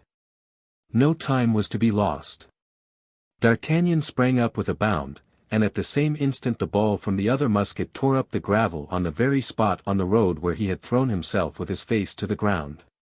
D'Artagnan was not one of those foolhardy men who seek a ridiculous death in order that it may be said of them that they did not retreat a single step. Besides, courage was out of the question here. D'Artagnan had fallen into an ambush. "If there is a third shot," said he to himself, "I am a lost man." He immediately, therefore, took to his heels and ran toward the camp, with the swiftness of the young men of his country, so renowned for their agility. But whatever might be his speed, the first who fired, having had time to reload, fired a second shot, and this time so well aimed that it struck his hat, and carried it 10 paces from him. As he, however, had no other hat, he picked up this as he ran, and arrived at his quarters very pale and quite out of breath. He sat down without saying a word to anybody, and began to reflect. This event might have 3 causes. The first and the most natural was that it might be an ambuscade of the Rochellais, who might not be sorry to kill one of His Majesty's guards, because it would be an enemy the less. And this enemy might have a well-furnished purse in his pocket. D'Artagnan took his hat, examined the hole made by the ball, and shook his head. The ball was not a musket ball, it was an arquebus ball. The accuracy of the aim had first given him the idea that a special weapon had been employed. This could not, then, be a military ambuscade, as the ball was not of the regular caliber. This might be a kind remembrance of Monsieur the Cardinal. It may be observed that at the very moment when, thanks to the ray of the sun, he perceived the gun barrel, he was thinking with astonishment on the forbearance of his Eminence with respect to him. But D'Artagnan again shook his head. For people toward whom he had but to put forth his hand, his Eminence had rarely recourse to such means. It might be a vengeance of Milady, that was most probable. He tried in vain to remember the faces or dress of the assassins. He had escaped so rapidly that he had not had leisure to notice anything. "Ah, my poor friends," murmured D'Artagnan, "where are you? And that you should fail me." D'Artagnan passed a very bad night. 3 or 4 times he started up, imagining that a man was approaching his bed for the purpose of stabbing him. Nevertheless, day dawned without darkness having brought any accident. But D'Artagnan well suspected that that which was deferred was not relinquished. D'Artagnan remained all day in his quarters, assigning as a reason to himself that the weather was bad. At 9 o'clock the next morning, the drums beat to arms. The Duc d'Orléans visited the posts. The guards were under arms, and D'Artagnan took his place in the midst of his comrades. Monsieur passed along the front of the line, then all the superior officers approached him to pay their compliments, M. Dessessart, captain of the guards, as well as the others. At the expiration of a minute or 2, it appeared to D'Artagnan that M. Dessessart made him a sign to approach. He waited for a fresh gesture on the part of his superior, for fear he might be mistaken, but this gesture being repeated, he left the ranks, and advanced to receive orders.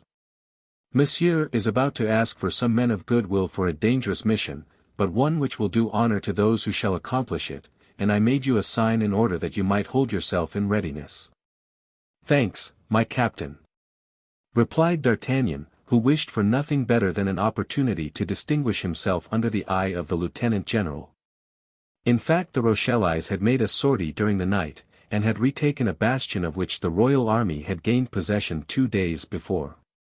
The matter was to ascertain, by reconnoitering, how the enemy guarded this bastion. At the end of a few minutes Monsieur raised his voice, and said, "I want for this mission 3 or 4 volunteers, led by a man who can be depended upon." "As to the man to be depended upon, I have him under my hand, Monsieur," said M. Dessessart, pointing to D'Artagnan, "and as to the 4 or 5 volunteers, Monsieur has but to make his intentions known, and the men will not be wanting." For men of good will who will risk being killed with me," said D'Artagnan, raising his sword. Two of his comrades of the guards immediately sprang forward, and two other soldiers having joined them, the number was deemed sufficient.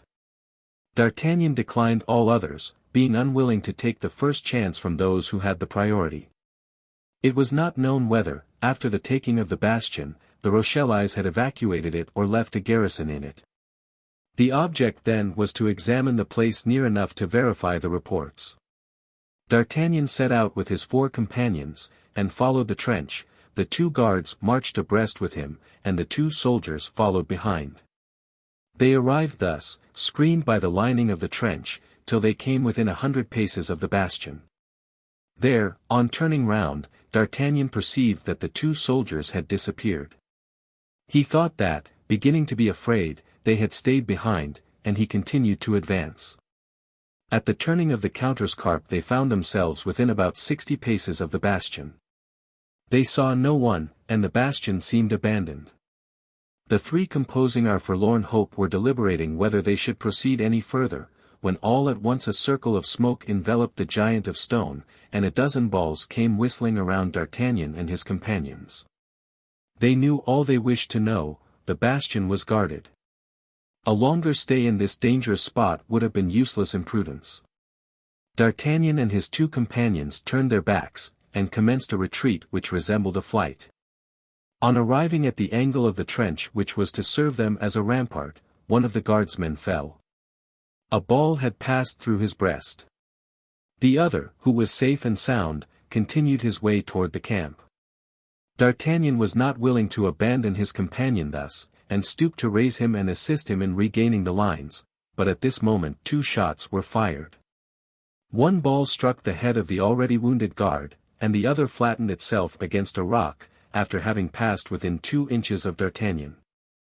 The young man turned quickly round, for this attack could not have come from the bastion, which was hidden by the angle of the trench. The idea of the 2 soldiers who had abandoned him occurred to his mind, and with them he remembered the assassins of 2 evenings before.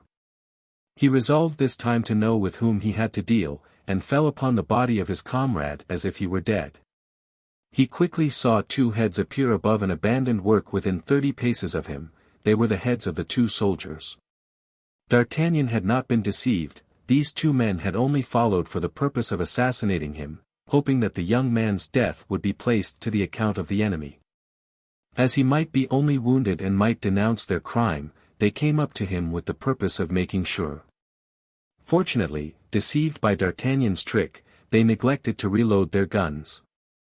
When they were within 10 paces of him, D'Artagnan, who in falling had taken care not to let go his sword, sprang up close to them. The assassins comprehended that if they fled toward the camp without having killed their man, they should be accused by him, therefore their first idea was to join the enemy. One of them took his gun by the barrel, and used it as he would a club.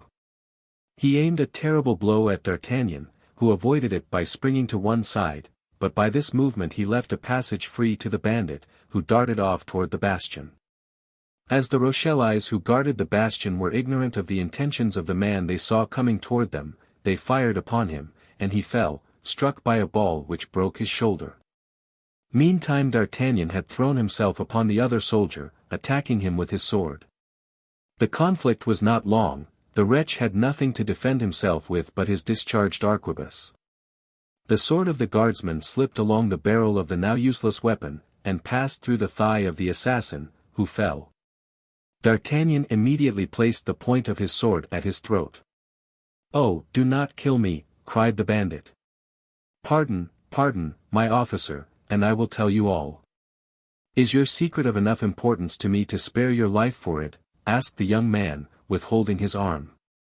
"Yes. If you think existence worth anything to a man of 20, as you are, and who may hope for everything, being handsome and brave, as you are." "Wretch," cried D'Artagnan, "speak quickly. Who employed you to assassinate me?" "A woman whom I don't know, but who is called Milady." "But if you don't know this woman, how do you know her name?" "My comrade knows her, and called her so. It was with him she agreed, and not with me." He even has in his pocket a letter from that person, who attaches great importance to you, as I have heard him say. But how did you become concerned in this villainous affair? He proposed to me to undertake it with him, and I agreed.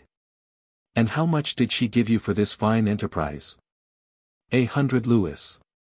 Well, come, said the young man, laughing, she thinks I am worth something. 100 louis? Well, that was a temptation for two wretches like you.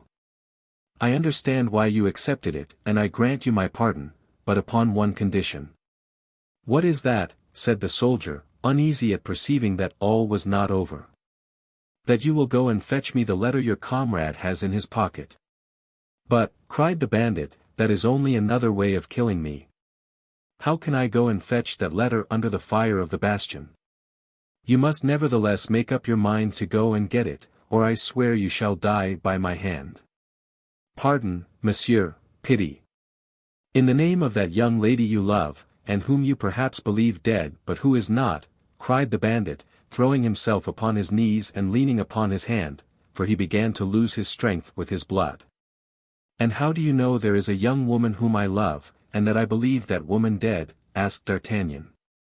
By that letter which my comrade has in his pocket. You see, then, said D'Artagnan, that I must have that letter. So no more delay, no more hesitation. Or else whatever may be my repugnance to soiling my sword a second time with the blood of a wretch like you, I swear by my faith as an honest man, and at these words D'Artagnan made so fierce a gesture that the wounded man sprang up. Stop, stop! Cried he, regaining strength by force of terror. I will go, I will go. D'Artagnan took the soldier's arquebus, made him go on before him, and urged him toward his companion by pricking him behind with his sword. It was a frightful thing to see this wretch, leaving a long track of blood on the ground he passed over, pale with approaching death, trying to drag himself along without being seen to the body of his accomplice, which lay 20 paces from him. Terror was so strongly painted on his face, covered with a cold sweat, that D'Artagnan took pity on him, and casting upon him a look of contempt, "Stop," said he, "I will show you the difference between a man of courage and such a coward as you. Stay where you are, I will go myself." And with a light step, an eye on the watch, observing the movements of the enemy and taking advantage of the accidents of the ground, D'Artagnan succeeded in reaching the second soldier. There were two means of gaining his object, to search him on the spot, or to carry him away, making a buckler of his body, and search him in the trench. D'Artagnan preferred the second means, and lifted the assassin onto his shoulders at the moment the enemy fired. A slight shock, the dull noise of 3 balls which penetrated the flesh, a last cry, a convulsion of agony, proved to D'Artagnan that the would-be assassin had saved his life.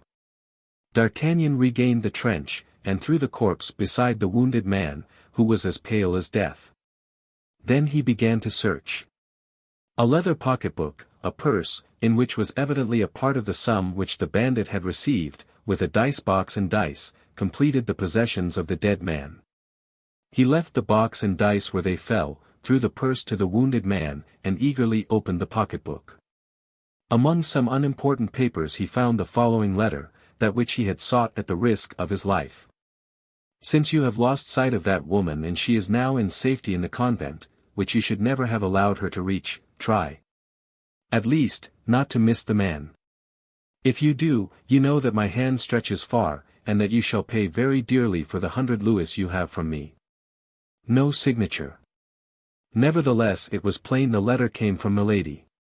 He consequently kept it as a piece of evidence, and being in safety behind the angle of the trench, he began to interrogate the wounded man. He confessed that he had undertaken with his comrade, the same who was killed, to carry off a young woman who was to leave Paris by the Barrière de la Villette, but having stopped to drink at a cabaret, they had missed the carriage by 10 minutes. "But what were you to do with that woman?" asked D'Artagnan, with anguish. "We were to have conveyed her to a hotel in the Place Royale," said the wounded man. "Yes, yes," murmured D'Artagnan, "that's the place, Milady's own residence." Then the young man tremblingly comprehended what a terrible thirst for vengeance urged this woman on to destroy him, as well as all who loved him, and how well she must be acquainted with the affairs of the court, since she had discovered all. There could be no doubt she owed this information to the cardinal. But amid all this he perceived, with a feeling of real joy, that the queen must have discovered the prison in which poor Madame Bonacieux was explaining her devotion, and that she had freed her from that prison, and the letter he had received from the young woman, and her passage along the road of Chaillot like an apparition, were now explained. Then also, as Athos had predicted, it became possible to find Madame Bonacieux, and a convent was not impregnable. This idea completely restored clemency to his heart. He turned toward the wounded man, who had watched with intense anxiety all the various expressions of his countenance, and holding out his arm to him, said, "Come, I will not abandon you thus. Lean upon me, and let us return to the camp." "Yes," said the man, who could scarcely believe in such magnanimity, "but is it not to have me hanged?" "You have my word," said he, "for the second time I give you your life." The wounded man sank upon his knees, to again kiss the feet of his preserver, but D'Artagnan, who had no longer a motive for staying so near the enemy, abridged the testimonials of his gratitude. The guardsman who had returned at the first discharge announced the death of his 4 companions. They were therefore much astonished and delighted in the regiment when they saw the young man come back safe and sound. D'Artagnan explained the sword wound of his companion by a sortie which he improvised. He described the death of the other soldier, and the perils they had encountered. This recital was for him the occasion of veritable triumph. The whole army talked of this expedition for a day, and Monsieur paid him his compliments upon it. Besides this, as every great action bears its recompense with it, the brave exploit of D'Artagnan resulted in the restoration of the tranquillity he had lost. In fact, D'Artagnan believed that he might be tranquil, as one of his 2 enemies was killed and the other devoted to his interests. This tranquillity proved one thing, that D'Artagnan did not yet know Milady. XXXII The Anjou wine. After the most disheartening news of the king's health, a report of his convalescence began to prevail in the camp. And as he was very anxious to be in person at the siege, it was said that as soon as he could mount a horse he would set forward. Meantime, Monsieur, who knew that from one day to the other he might expect to be removed from his command by the Duc d'Angoulême, by Bassompierre, or by Schomberg, who were all eager for his post, did but little, lost his days in wavering, and did not dare to attempt any great enterprise to drive the English from the Isle of Rye, where they still besieged the citadel St. Martin and the fort of La Prée, as on their side the French were besieging La Rochelle. D'Artagnan, as we have said, had become more tranquil, as always happens after a past danger, particularly when the danger seems to have vanished. He only felt one uneasiness, and that was at not hearing any tidings from his friends. But one morning at the commencement of the month of November everything was explained to him by this letter, dated from Villeroy. D'Artagnan, Athos, Porthos, and Aramis, after having had an entertainment at my house and enjoying themselves very much, created such a disturbance that the provost of the castle, a rigid man, has ordered them to be confined for some days. But I accomplished the order they have given me by forwarding to you a dozen bottles of my Anjou wine, with which they are much pleased. They are desirous that you should drink to their health in their favorite wine. I have done this, and am, Monsieur, with great respect, your very humble and obedient servant, Godot, purveyor of the Musketeers. That's all well, cried D'Artagnan. They think of me in their pleasures, as I thought of them in my troubles. Well, I will certainly drink to their health with all my heart, but I will not drink alone.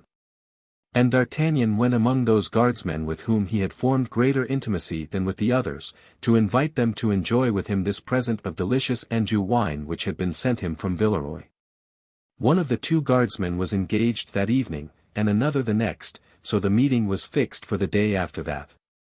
D'Artagnan, on his return, sent the 12 bottles of wine to the refreshment room of the guards, with strict orders that great care should be taken of it. And then, on the day appointed, as the dinner was fixed for midday. D'Artagnan sent Planchet at 9 in the morning to assist in preparing everything for the entertainment. Planchet, very proud of being raised to the dignity of landlord, thought he would make all ready, like an intelligent man. And with this view called in the assistance of the lackey of one of his master's guests, named Fourreau, and the false soldier who had tried to kill D'Artagnan and who, belonging to no corps, had entered into the service of D'Artagnan. Or rather of Planchet, after D'Artagnan had saved his life. The hour of the banquet being come, the 2 guards arrived, took their places, and the dishes were arranged on the table. Planchet waited, towel on arm, Fourreau uncorked the bottles. And Brisemont, which was the name of the convalescent, poured the wine, which was a little shaken by its journey, carefully into decanters. Of this wine, the first bottle being a little thick at the bottom, Brisemont poured the lees into a glass, and D'Artagnan desired him to drink it, for the poor devil had not yet recovered his strength. The guests having eaten the soup, were about to lift the first glass of wine to their lips, when all at once the cannon sounded from Fort Louis and Fort Neuf. The guardsmen, imagining this to be caused by some unexpected attack either of the besieged or the English, sprang to their swords. D'Artagnan, not less forward than they, did likewise, and all ran out, in order to repair to their posts. But scarcely were they out of the room before they were made aware of the cause of this noise. Cries of "Live the King! Live the Cardinal!" resounded on every side, and the drums were beaten in all directions. In short, the king, impatient, as has been said, had come by forced marches, and had that moment arrived with all his household and a reinforcement of 10,000 troops. His musketeers preceded and followed him. D'Artagnan, placed in line with his company, saluted with an expressive gesture his 3 friends, whose eyes soon discovered him, and M. de Treville, who detected him at once. The ceremony of reception over, the 4 friends were soon in one another's arms.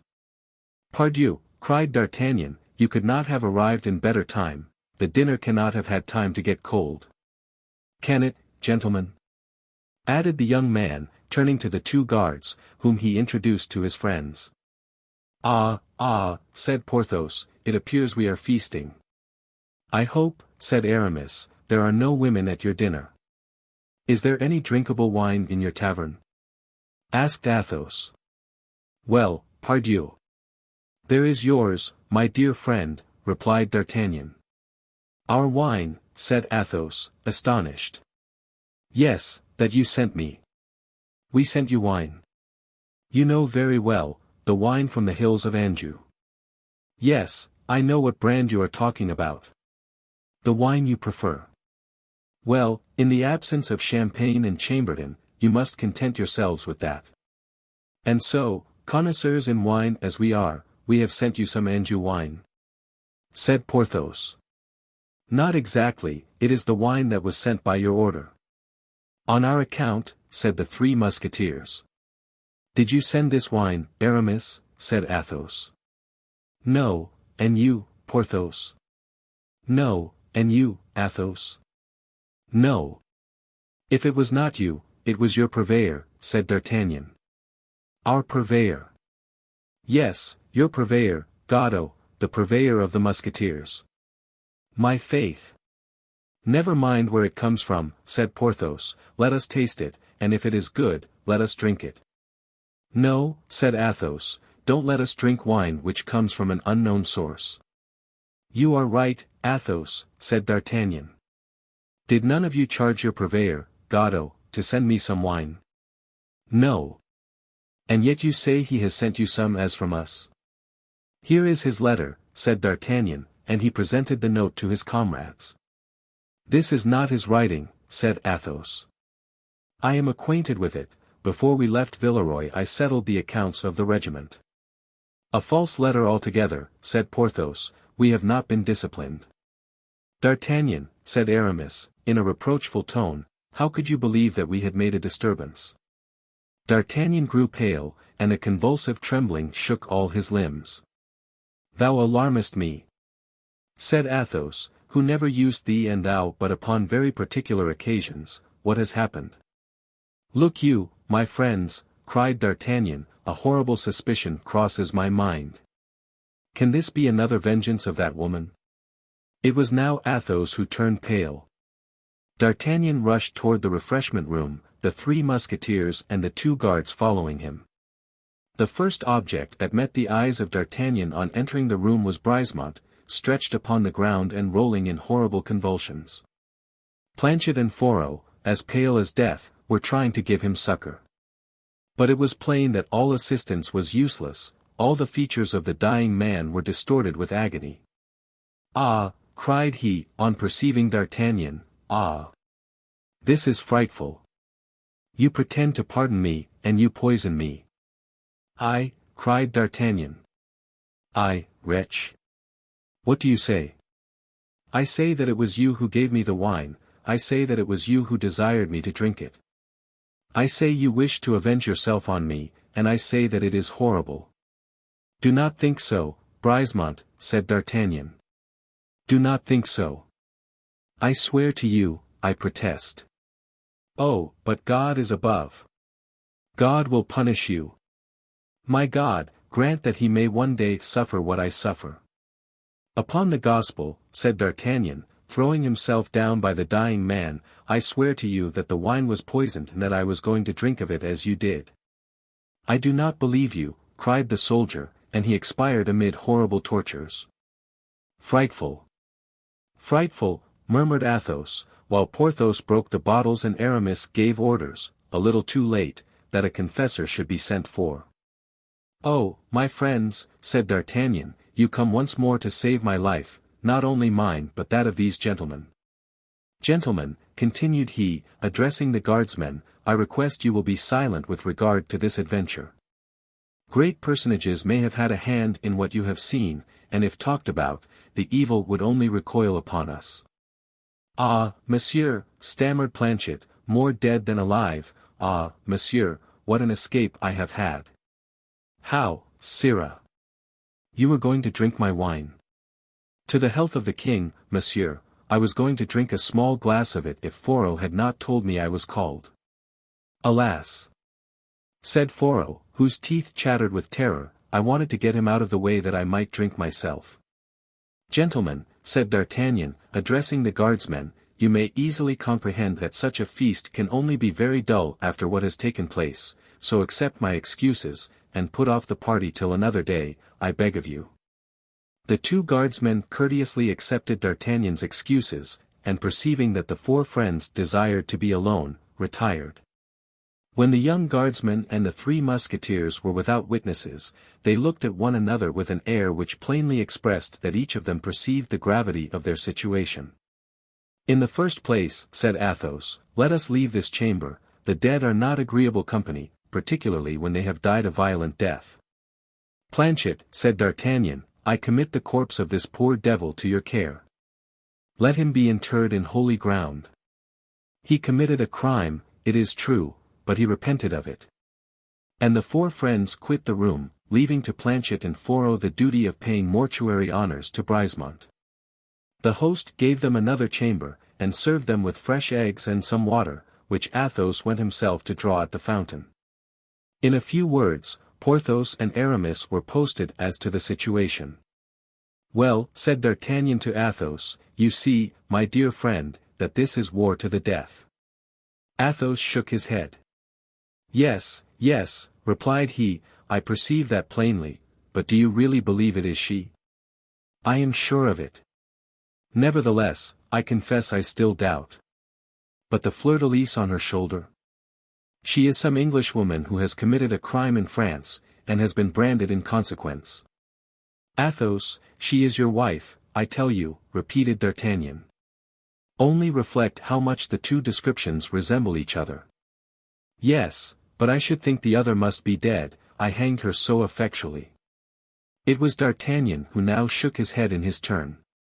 "But in either case, what is to be done?" said the young man. "The fact is, one cannot remain thus, with a sword hanging eternally over his head," said Athos. "We must extricate ourselves from this position." "But how?" "Listen. You must try to see her, and have an explanation with her.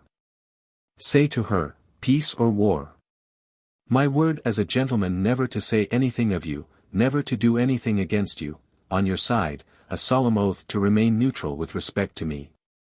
If not, I will apply to the Chancellor, I will apply to the King, I will apply to the hangman, I will move the courts against you, I will denounce you as branded, I will bring you to trial. And if you are acquitted, well, by the faith of a gentleman, I will kill you at the corner of some wall, as I would a mad dog. I like the means well enough, said D'Artagnan, but where and how to meet with her?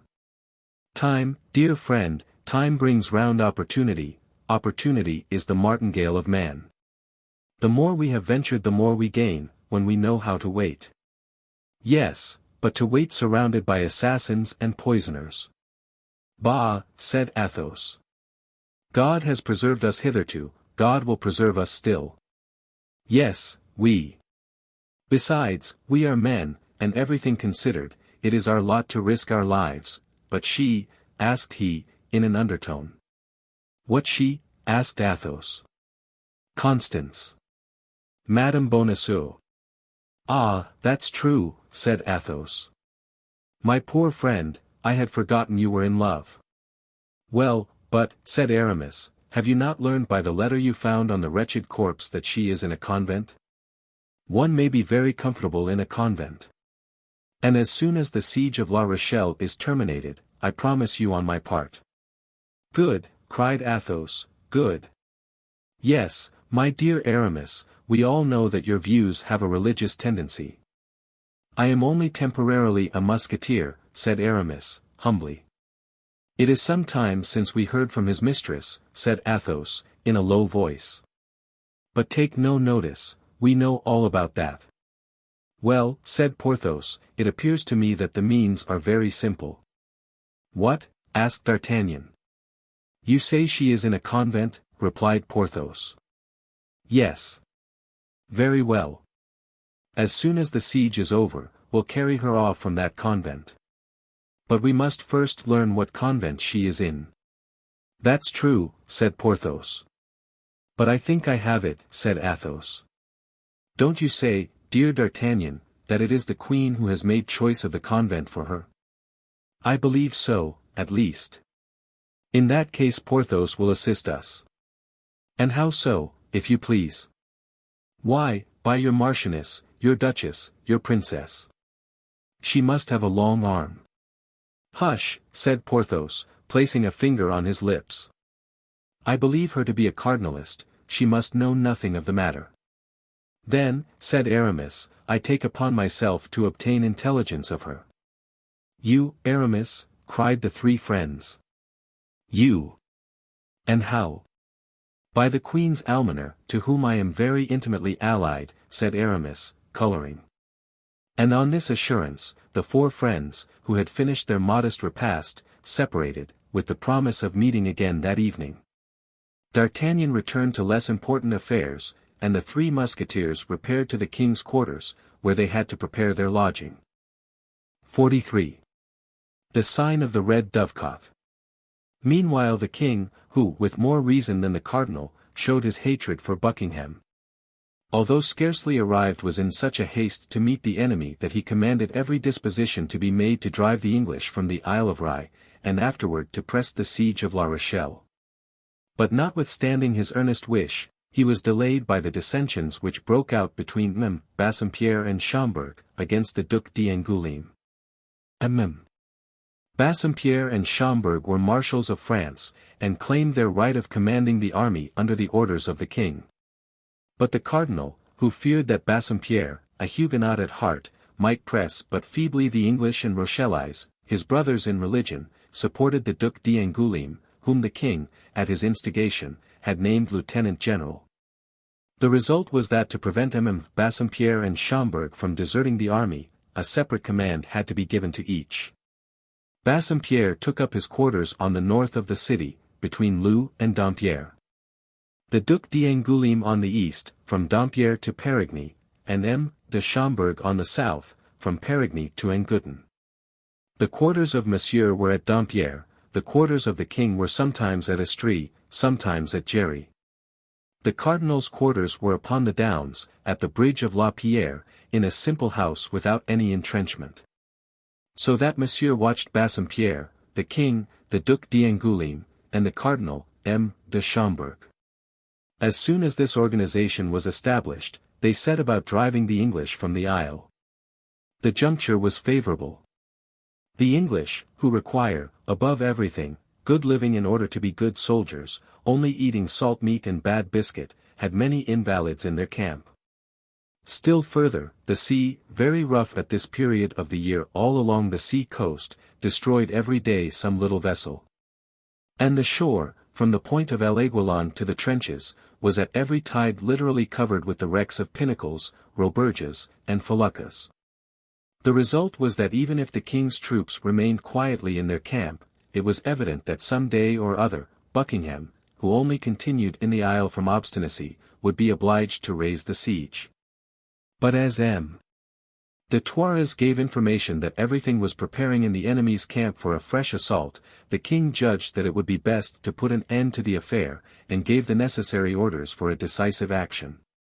As it is not our intention to give a journal of the siege, but on the contrary only to describe such of the events of it as are connected with the story we are relating, we will content ourselves with saying in 2 words that the expedition succeeded, to the great astonishment of the king and the great glory of the cardinal.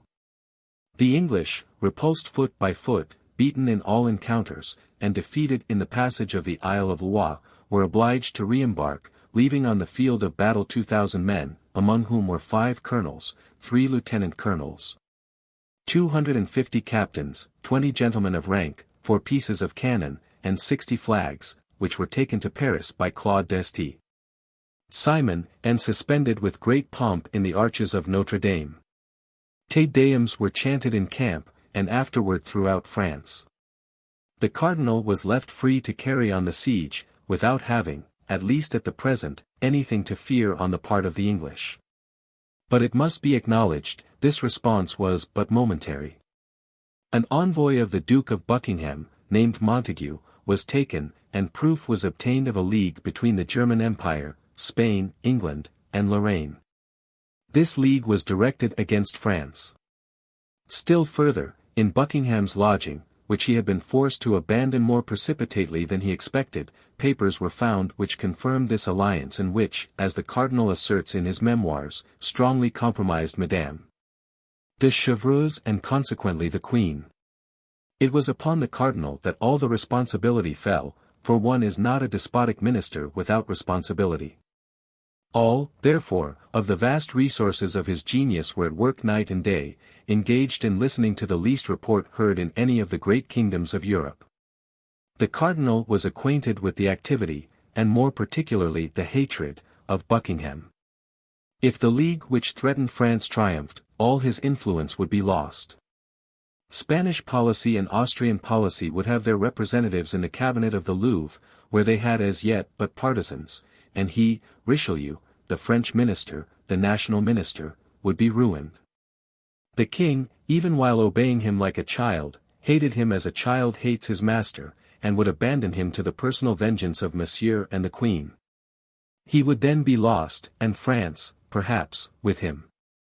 All this must be prepared against. Courtiers, becoming every instant more numerous, succeeded one another, day and night, in the little house of the bridge of La Pierre, in which the cardinal had established his residence. There were monks who wore the frock with such an ill grace that it was easy to perceive they belonged to the church militant. Women a little inconvenienced by their costume as pages and whose large trousers could not entirely conceal their rounded forms, and peasants with blackened hands but with fine limbs, savouring of the man of quality a league off. There were also less agreeable visits, for 2 or 3 times reports were spread that the cardinal had nearly been assassinated. It is true that the enemies of the cardinal said that it was he himself who set these bungling assassins to work, in order to have, if wanted, the right of using reprisals.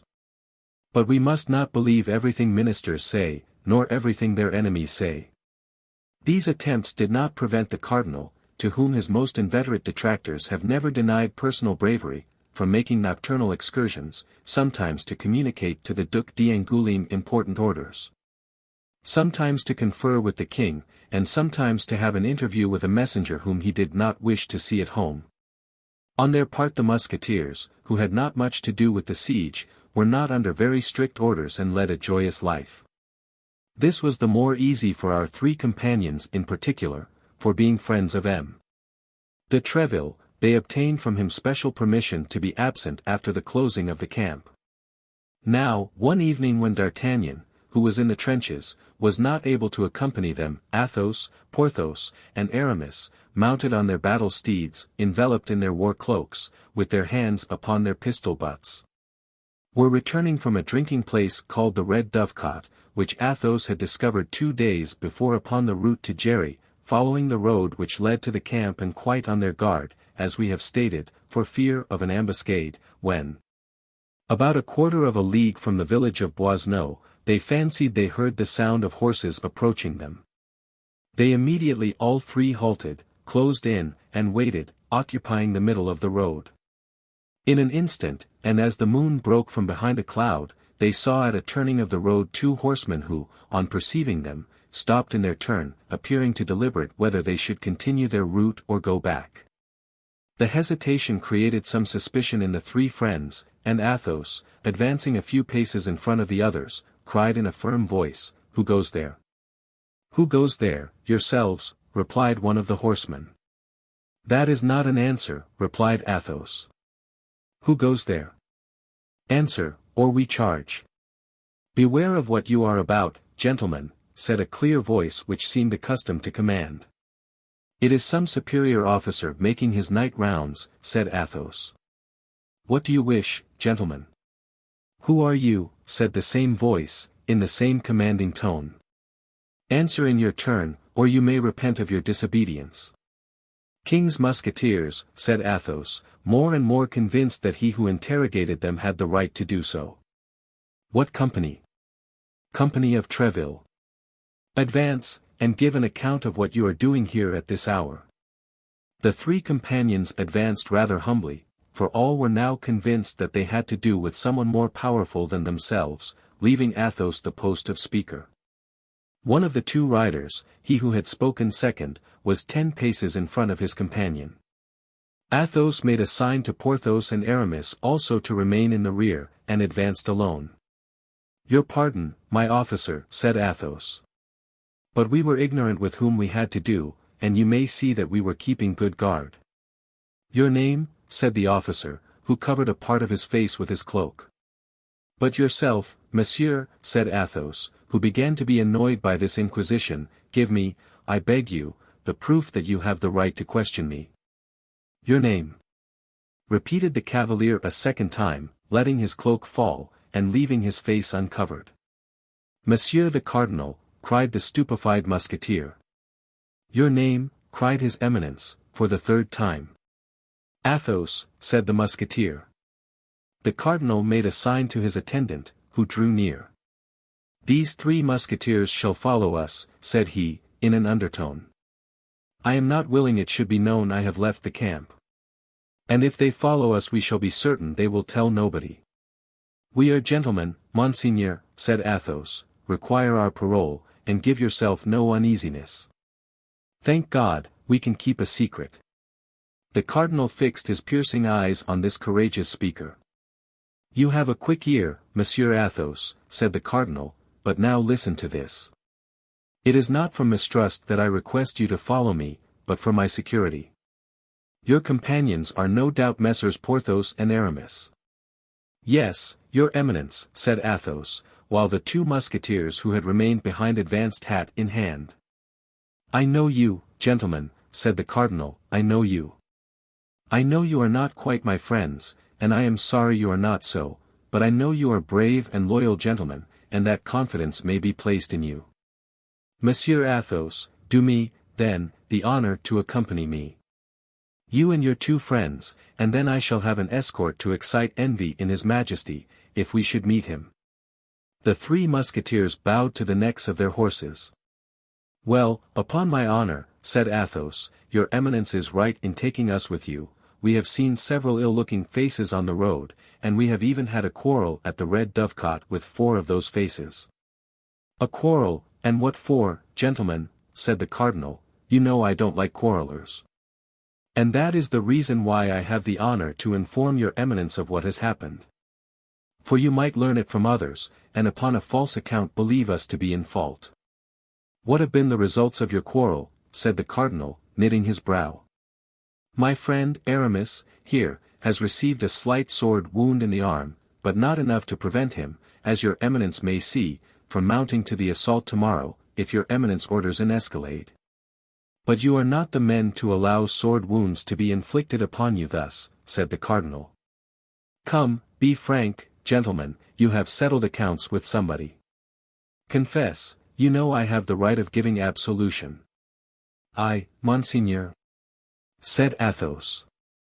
"I did not even draw my sword, but I took him who offended me round the body, and threw him out of the window. It appears that in falling," continued Athos, with some hesitation, "he broke his thigh." "Ah, said the cardinal. "And you, Monsieur Porthos?" "I, monseigneur, knowing that dueling is prohibited, I seized a bench, and gave one of those brigands such a blow that I believe his shoulder is broken." "Very well," said the cardinal, "and you, Monsieur Aramis?" "Monseigneur, being of a very mild disposition, and being, likewise, of which Monseigneur perhaps is not aware, about to enter into orders, I endeavored to appease my comrades, when one of these wretches gave me a wound with a sword, treacherously, across my left arm.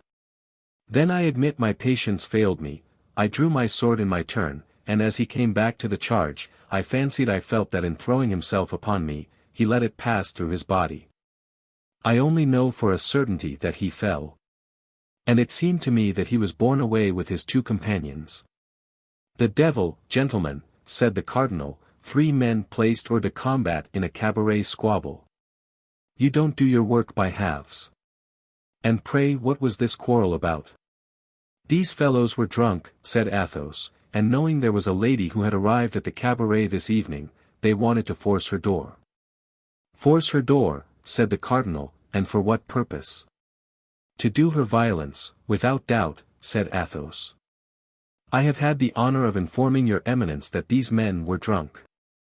"And was this lady young and handsome?" asked the cardinal, with a certain degree of anxiety. "We did not see her, monseigneur," said Athos. "You did not see her?" "Ah, very well," replied the cardinal, quickly. "You did well to defend the honor of a woman. And as I am going to the Red Dovecot myself, I shall know if you have told me the truth." "Monseigneur," said Athos, haughtily, "we are gentlemen, and to save our heads we would not be guilty of a falsehood. Therefore I do not doubt what you say, Monsieur Athos, I do not doubt it for a single instant, but," added he, to change the conversation, "was this lady alone?"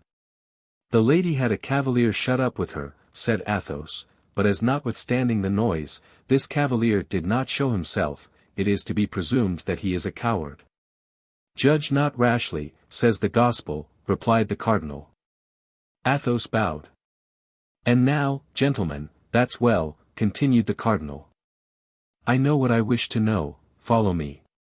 The 3 musketeers passed behind his eminence, who again enveloped his face in his cloak, and put his horse in motion, keeping from 8 to 10 paces in advance of his 4 companions. They soon arrived at the silent, solitary inn. No doubt the host knew what illustrious visitor was expected, and had consequently sent intruders out of the way. 10 paces from the door the cardinal made a sign to his esquire and the 3 musketeers to halt. A saddled horse was fastened to the window shutter. The cardinal knocked 3 times, and in a peculiar manner. A man, enveloped in a cloak, came out immediately, and exchanged some rapid words with the cardinal. After which he mounted his horse, and set off in the direction of Saint-Gervais, which was likewise the way to Paris. "Advance, gentlemen," said the cardinal. "You have told me the truth, my gentlemen," said he, addressing the musketeers, "and it will not be my fault if our encounter this evening be not advantageous to you. In the meantime, follow me." The cardinal alighted. The 3 musketeers did likewise. The cardinal threw the bridle of his horse to his esquire, the 3 musketeers fastened the horses to the shutters. The host stood at the door. For him, the cardinal was only an officer coming to visit a lady. "Have you any chamber on the ground floor where these gentlemen can wait near a good fire?" said the cardinal. The host opened the door of a large room, in which an old stove had just been replaced by a large and excellent chimney. "I have this," said he. "That will do," replied the cardinal. "Enter, gentlemen, and be kind enough to wait for me, I shall not be more than half an hour." And while the three musketeers entered the ground floor room, the cardinal, without asking further information, ascended the staircase like a man who has no need of having his road pointed out to him. 44. The utility of stovepipes. It was evident that without suspecting it, and actuated solely by their chivalrous and adventurous character, our three friends had just rendered a service to someone the cardinal honored with his special protection. Now, who was that someone? That was the question the three musketeers put to one another. Then, seeing that none of their replies could throw any light on the subject, Porthos called the host and asked for dice.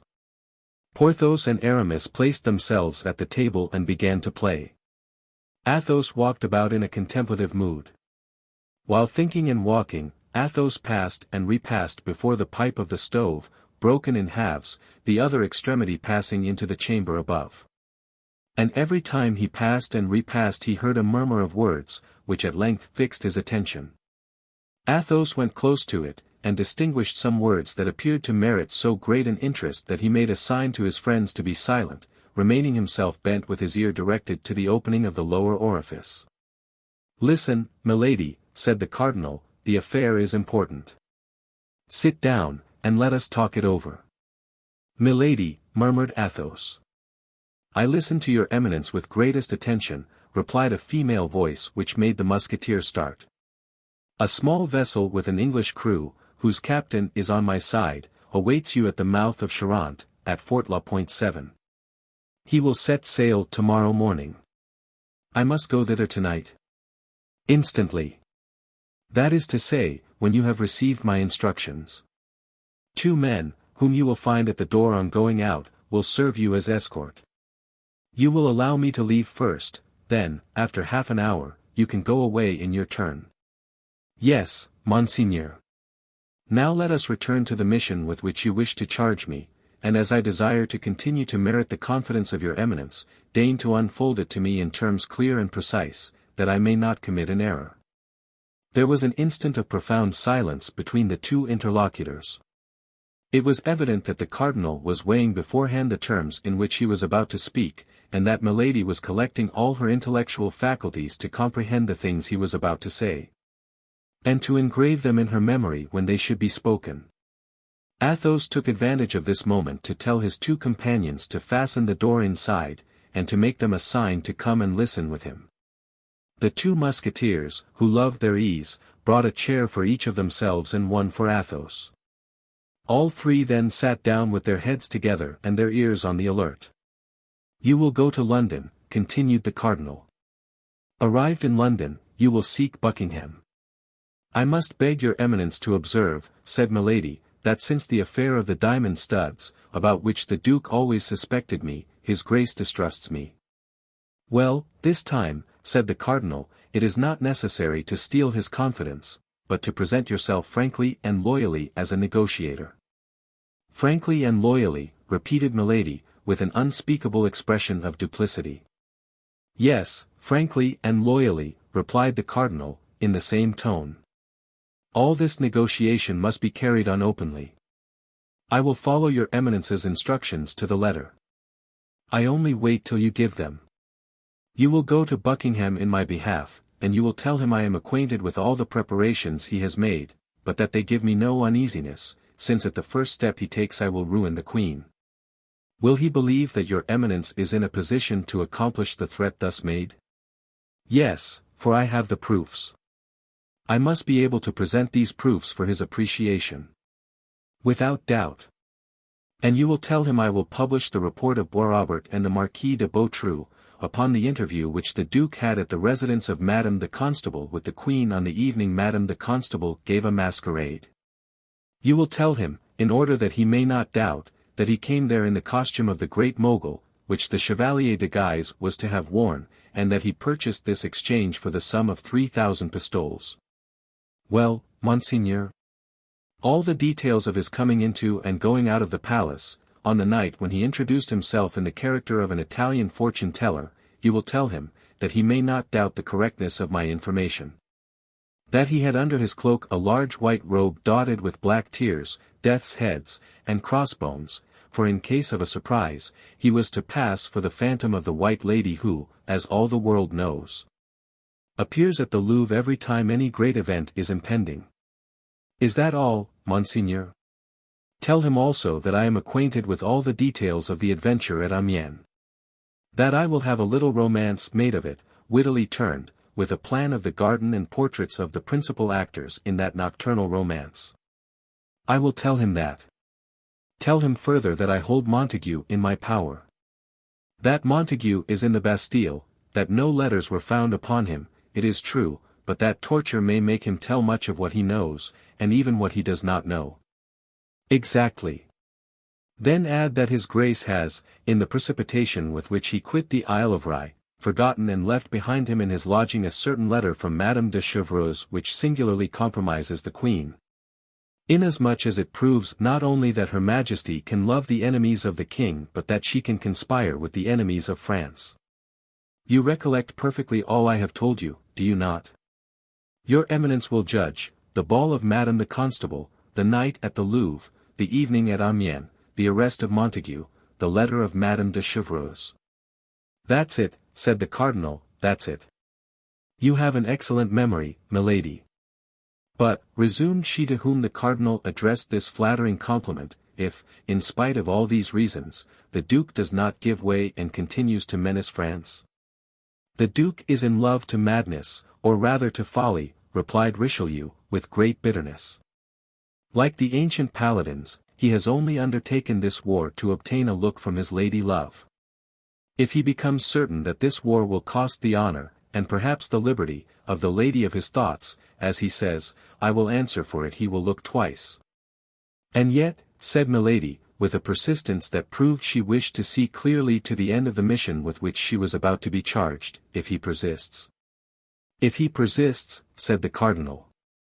That is not probable. It is possible, said Milady. If he persists, His Eminence made a pause, and resumed, if he persists, well, then I shall hope for one of those events which change the destinies of states. If your Eminence would quote to me some one of these events in history, said Milady, perhaps I should partake of your confidence as to the future. Well, here, for example, said Richelieu, when, in 1610, for a cause similar to that which moves the Duke, King Henry IV, of glorious memory, was about, at the same time, to invade Flanders and Italy, in order to attack Austria on both sides. Well, did there not happen an event which saved Austria? Why should not the King of France have the same chance as the Emperor? Your Eminence means, I presume, the knife stab in the Rue de la Ferronnerie. Precisely, said the Cardinal. Does not your Eminence fear that the punishment inflicted upon Ravaillac may deter anyone who might entertain the idea of imitating him? There will be, in all times and in all countries, particularly if religious divisions exist in those countries, fanatics who ask nothing better than to become martyrs. And observe, it just occurs to me that the Puritans are furious against Buckingham, and their preachers designate him as the Antichrist. Well, said Milady. Well, continued the Cardinal, in an indifferent tone, the only thing to be sought for at this moment is some woman, handsome, young, and clever, who has cause of quarrel with the Duke. The Duke has had many affairs of gallantry. And if he has fostered his amours by promises of eternal constancy, he must likewise have sown the seeds of hatred by his eternal infidelities. No doubt, said Milady, coolly, such a woman may be found. Well, such a woman, who would place the knife of Jacques Clement or of Ravaillac in the hands of a fanatic, would save France. Yes, but she would then be the accomplice of an assassination. Were the accomplices of Ravaillac or of Jacques Clement ever known? No, for perhaps they were too high-placed for anyone to dare look for them where they were. The Palace of Justice would not be burned down for everybody, Monseigneur. You think, then, that the fire at the Palace of Justice was not caused by chance? Asked Richelieu, in the tone with which he would have put a question of no importance. Monseigneur, replied Milady. I think nothing. I quote a fact, that is all. Only I say that if I were named Madame de Montpensier, or the Queen Marie de Médicis, I should use less precautions than I take, being simply called Milady Cleric. That is just, said Richelieu. What do you require, then? I require an order which would ratify beforehand all that I should think proper to do for the greatest good of France. But in the first place, this woman I have described must be found who is desirous of avenging herself upon the Duke. She is found, said Milady. Then the miserable fanatic must be found who will serve as an instrument of God's justice. He will be found. Well, said the Cardinal, then it will be time to claim the order which you just now required. Your Eminence is right, replied Milady. And I have been wrong in seeing in the mission with which you honor me anything but that which it really is, that is, to announce to His Grace, on the part of your Eminence, that you are acquainted with the different disguises by means of which he succeeded in approaching the Queen during the fête given by Madame the Constable. That you have proofs of the interview granted at the Louvre by the Queen to a certain Italian astrologer who was no other than the Duke of Buckingham. That you have ordered a little romance of a satirical nature to be written upon the adventures of Amiens, with a plan of the gardens in which those adventures took place, and portraits of the actors who figured in them. That Montague is in the Bastille, and that the torture may make him say things he remembers, and even things he has forgotten. That you possess a certain letter from Madame de Chevreuse, found in His Grace's lodging, which singularly compromises not only her who wrote it, but her in whose name it was written. Then, if he persists, notwithstanding all this, as that is, as I have said, the limit of my mission, I shall have nothing to do but to pray God to work a miracle for the salvation of France. That is it not, Monseigneur, and I shall have nothing else to do. That is it, replied the Cardinal, dryly. And now, said Milady, without appearing to remark the change of the Duke's tone toward her, now that I have received the instructions of your Eminence as concerns your enemies, Monseigneur will permit me to say a few words to him of mine. Have you enemies, then? Asked Richelieu. Yes, Monseigneur, enemies against whom you owe me all your support, for I made them by serving your Eminence. Who are they? Replied the Duke. In the first place, there is a little intrigante named Bonacieux. She is in the prison of Nantes. That is to say, she was there, replied Milady. But the Queen has obtained an order from the King by means of which she has been conveyed to a convent. To a convent? Said the Duke. Yes, to a convent. And to which? I don't know, the secret has been well kept. But I will know. And your Eminence will tell me in what convent that woman is. I can see nothing inconvenient in that, said the Cardinal. Well, now I have an enemy much more to be dreaded by me than this little Madame Bonacieux. Who is that? Her lover. What is his name? Oh, your Eminence knows him well, cried Milady, carried away by her anger. He is the evil genius of both of us. It is he who in an encounter with your Eminence's guards decided the victory in favor of the King's Musketeers, it is he who gave 3 desperate wounds to De Wardes, your emissary, and who caused the affair of the diamond studs to fail. It is he who, knowing it was I who had Madame Bonacieux carried off, has sworn my death. Ah, said the Cardinal, I know of whom you speak. I mean that miserable D'Artagnan. He is a bold fellow, said the Cardinal. And it is exactly because he is a bold fellow that he is the more to be feared. I must have, said the Duke, a proof of his connection with Buckingham. A proof, cried Milady, I will have 10. Well, then, it becomes the simplest thing in the world, get me that proof, and I will send him to the Bastille. So far good, Monseigneur, but afterwards? When once in the Bastille, there is no afterward, said the Cardinal, in a low voice. Ah, pardieu, continued he, if it were as easy for me to get rid of my enemy as it is easy to get rid of yours, and if it were against such people you require impunity. Monseigneur, replied Milady, a fair exchange. Life for life, man for man. Give me one, I will give you the other. I don't know what you mean, nor do I even desire to know what you mean, replied the cardinal. But I wish to please you, and see nothing out of the way in giving you what you demand with respect to so infamous a creature, the more so as you tell me this D'Artagnan is a libertine, a duellist, and a traitor. An infamous scoundrel, Monseigneur, a scoundrel. Give me paper, a quill, and some ink, then, said the cardinal. Here they are, Monseigneur. There was a moment of silence, which proved that the cardinal was employed in seeking the terms in which he should write the note, or else in writing it. Athos, who had not lost a word of the conversation, took his two companions by the hand, and led them to the other end of the room.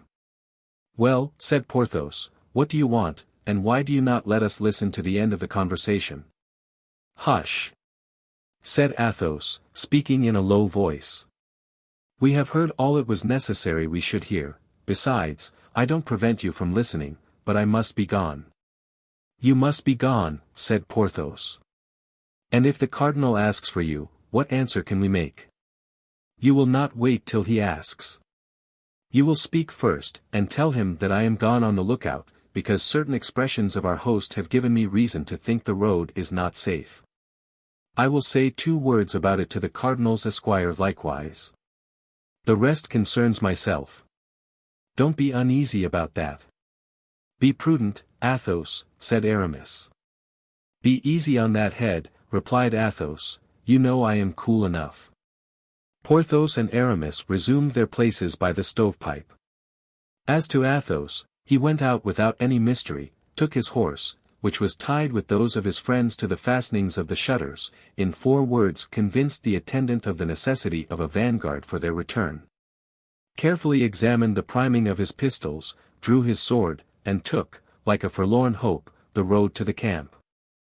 XXXV, a conjugal scene. As Athos had foreseen, it was not long before the cardinal came down. He opened the door of the room in which the musketeers were, and found Porthos playing an earnest game of dice with Aramis. He cast a rapid glance around the room, and perceived that one of his men was missing. What has become of Monseigneur Athos? Asked he. Monseigneur, replied Porthos, he has gone as a scout, on account of some words of our host, which made him believe the road was not safe. And you, what have you done, Monsieur Porthos? I have won 5 pistoles of Aramis. Well. Now will you return with me? We are at your Eminence's orders. To horse, then, gentlemen, for it is getting late. The attendant was at the door, holding the cardinal's horse by the bridle. At a short distance a group of 2 men and 3 horses appeared in the shade. These were the 2 men who were to conduct Milady to Fort La Pointe, and superintend her embarkation. The attendant confirmed to the cardinal what the 2 musketeers had already said with respect to Athos. The cardinal made an approving gesture, and retraced his route with the same precautions he had used in coming.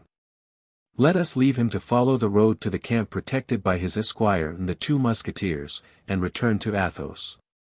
For 100 paces he maintained the speed at which he started. But when out of sight he turned his horse to the right, made a circuit, and came back within 20 paces of a high hedge to watch the passage of the little troop. Having recognized the laced hats of his companions and the golden fringe of the cardinal's cloak, he waited till the horsemen had turned the angle of the road, and having lost sight of them, he returned at a gallop to the inn, which was opened to him without hesitation. The host recognized him.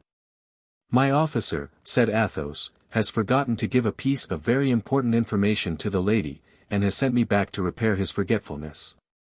Go up, said the host, she is still in her chamber. Athos availed himself of the permission, ascended the stairs with his lightest step, gained the landing, and through the open door perceived Milady putting on her hat. He entered the chamber and closed the door behind him. At the noise he made in pushing the bolt, Milady turned round. Athos was standing before the door, enveloped in his cloak, with his hat pulled down over his eyes. On seeing this figure, mute and immovable as a statue, Milady was frightened. "Who are you, and what do you want?" cried she. "Humph," murmured Athos, "it is certainly she." And letting fall his cloak and raising his hat, he advanced toward Milady. "Do you know me, madam?" said he. Milady made one step forward, and then drew back as if she had seen a serpent. "So far, well," said Athos, "I perceive you know me."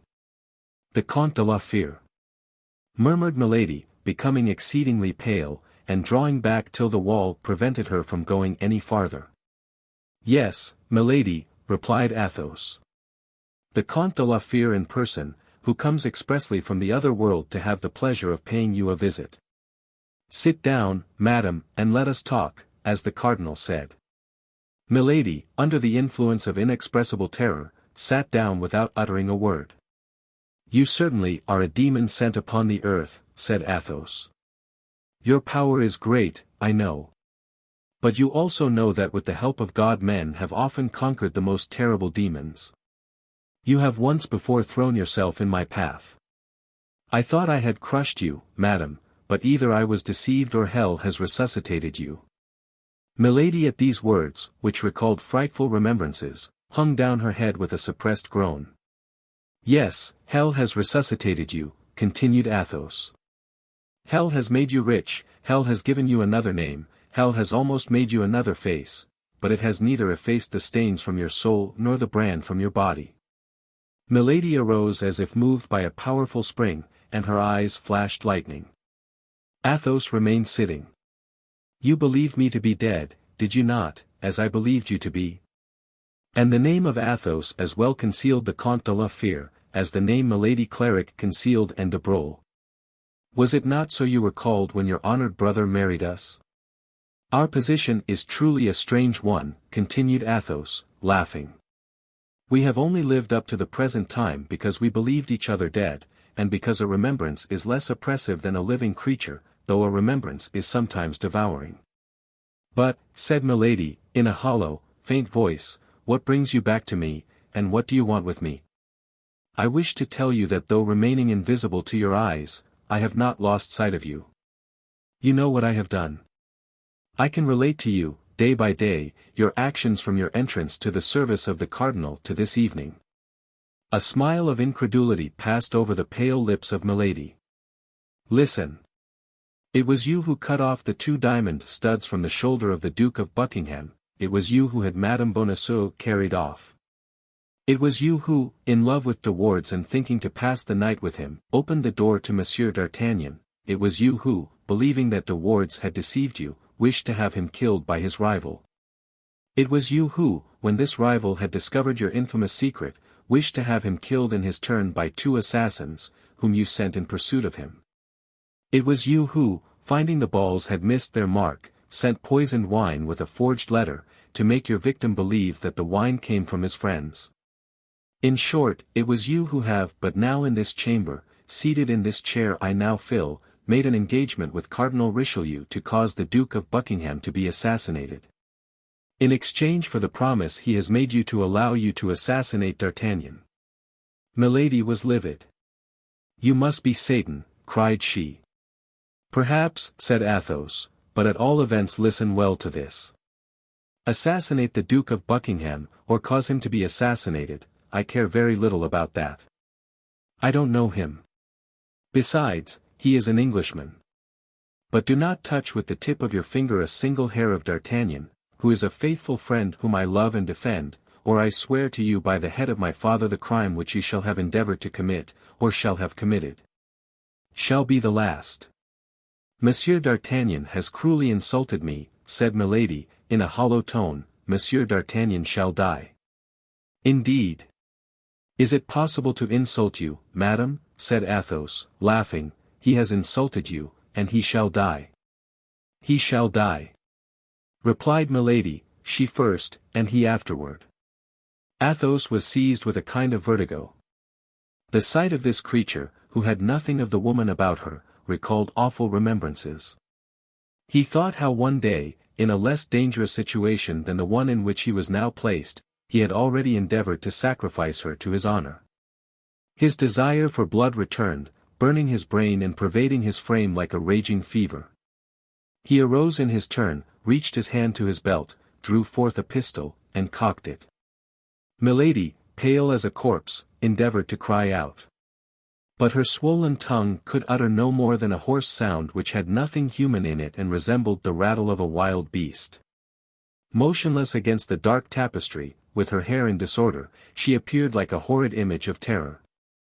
Athos slowly raised his pistol, stretched out his arm so that the weapon almost touched Milady's forehead, and then, in a voice the more terrible from having the supreme calmness of a fixed resolution, "Madam," said he, "you will this instant deliver to me the paper the cardinal signed. Or upon my soul, I will blow your brains out." With another man, Milady might have preserved some doubt, but she knew Athos. Nevertheless, she remained motionless. "You have 1 second to decide," said he. Milady saw by the contraction of his countenance that the trigger was about to be pulled. She reached her hand quickly to her bosom, drew out a paper, and held it toward Athos.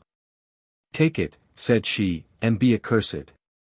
Athos took the paper, returned the pistol to his belt, approached the lamp to be assured that it was the paper, unfolded it, and read. December 3, 1627. It is by my order and for the good of the state that the bearer of this has done what he has done. Richelieu. And now, said Athos, resuming his cloak and putting on his hat, now that I have drawn your teeth, viper, bite if you can. And he left the chamber without once looking behind him. At the door he found the 2 men and the spare horse which they held. Gentlemen, said he, Monseigneur's order is, you know, to conduct that woman, without losing time, to Fort La Pointe, and never to leave her till she is on board. As these words agreed wholly with the order they had received, they bowed their heads in sign of assent. With regard to Athos, he leaped lightly into the saddle and set out at full gallop. Only instead of following the road, he went across the fields, urging his horse to the utmost and stopping occasionally to listen. In one of those halts he heard the steps of several horses on the road. He had no doubt it was the cardinal and his escort. He immediately made a new point in advance, rubbed his horse down with some heath and leaves of trees, and placed himself across the road, about 200 paces from the camp. "Who goes there?" cried he, as soon as he perceived the horseman. "That is our brave musketeer, I think," said the cardinal. "Yes, Monseigneur," said Porthos, "it is he." "Monsieur Athos," said Richelieu, "receive my thanks for the good guard you have kept. Gentlemen, we are arrived, take the gate on the left. The watchword is, King and Rye." Saying these words, the cardinal saluted the 3 friends with an inclination of his head, and took the right hand, followed by his attendant, for that night he himself slept in the camp. "Well," said Porthos and Aramis together, as soon as the cardinal was out of hearing, "well, he signed the paper she required." "I know it," said Athos, coolly, "since here it is." And the 3 friends did not exchange another word till they reached their quarters, except to give the watchword to the sentinels. Only they sent Mousqueton to tell Planchet that his master was requested, the instant that he left the trenches, to come to the quarters of the musketeers. Milady, as Athos had foreseen, on finding the 2 men that awaited her, made no difficulty in following them. She had had for an instant an inclination to be reconducted to the cardinal, and relate everything to him. But a revelation on her part would bring about a revelation on the part of Athos. She might say that Athos had hanged her, but then Athos would tell that she was branded. She thought it was best to preserve silence, to discreetly set off to accomplish her difficult mission with her usual skill, and then, all things being accomplished to the satisfaction of the cardinal, to come to him and claim her vengeance. In consequence, after having travelled all night, at 7 o'clock she was at the fort of the Point, at 8 o'clock she had embarked.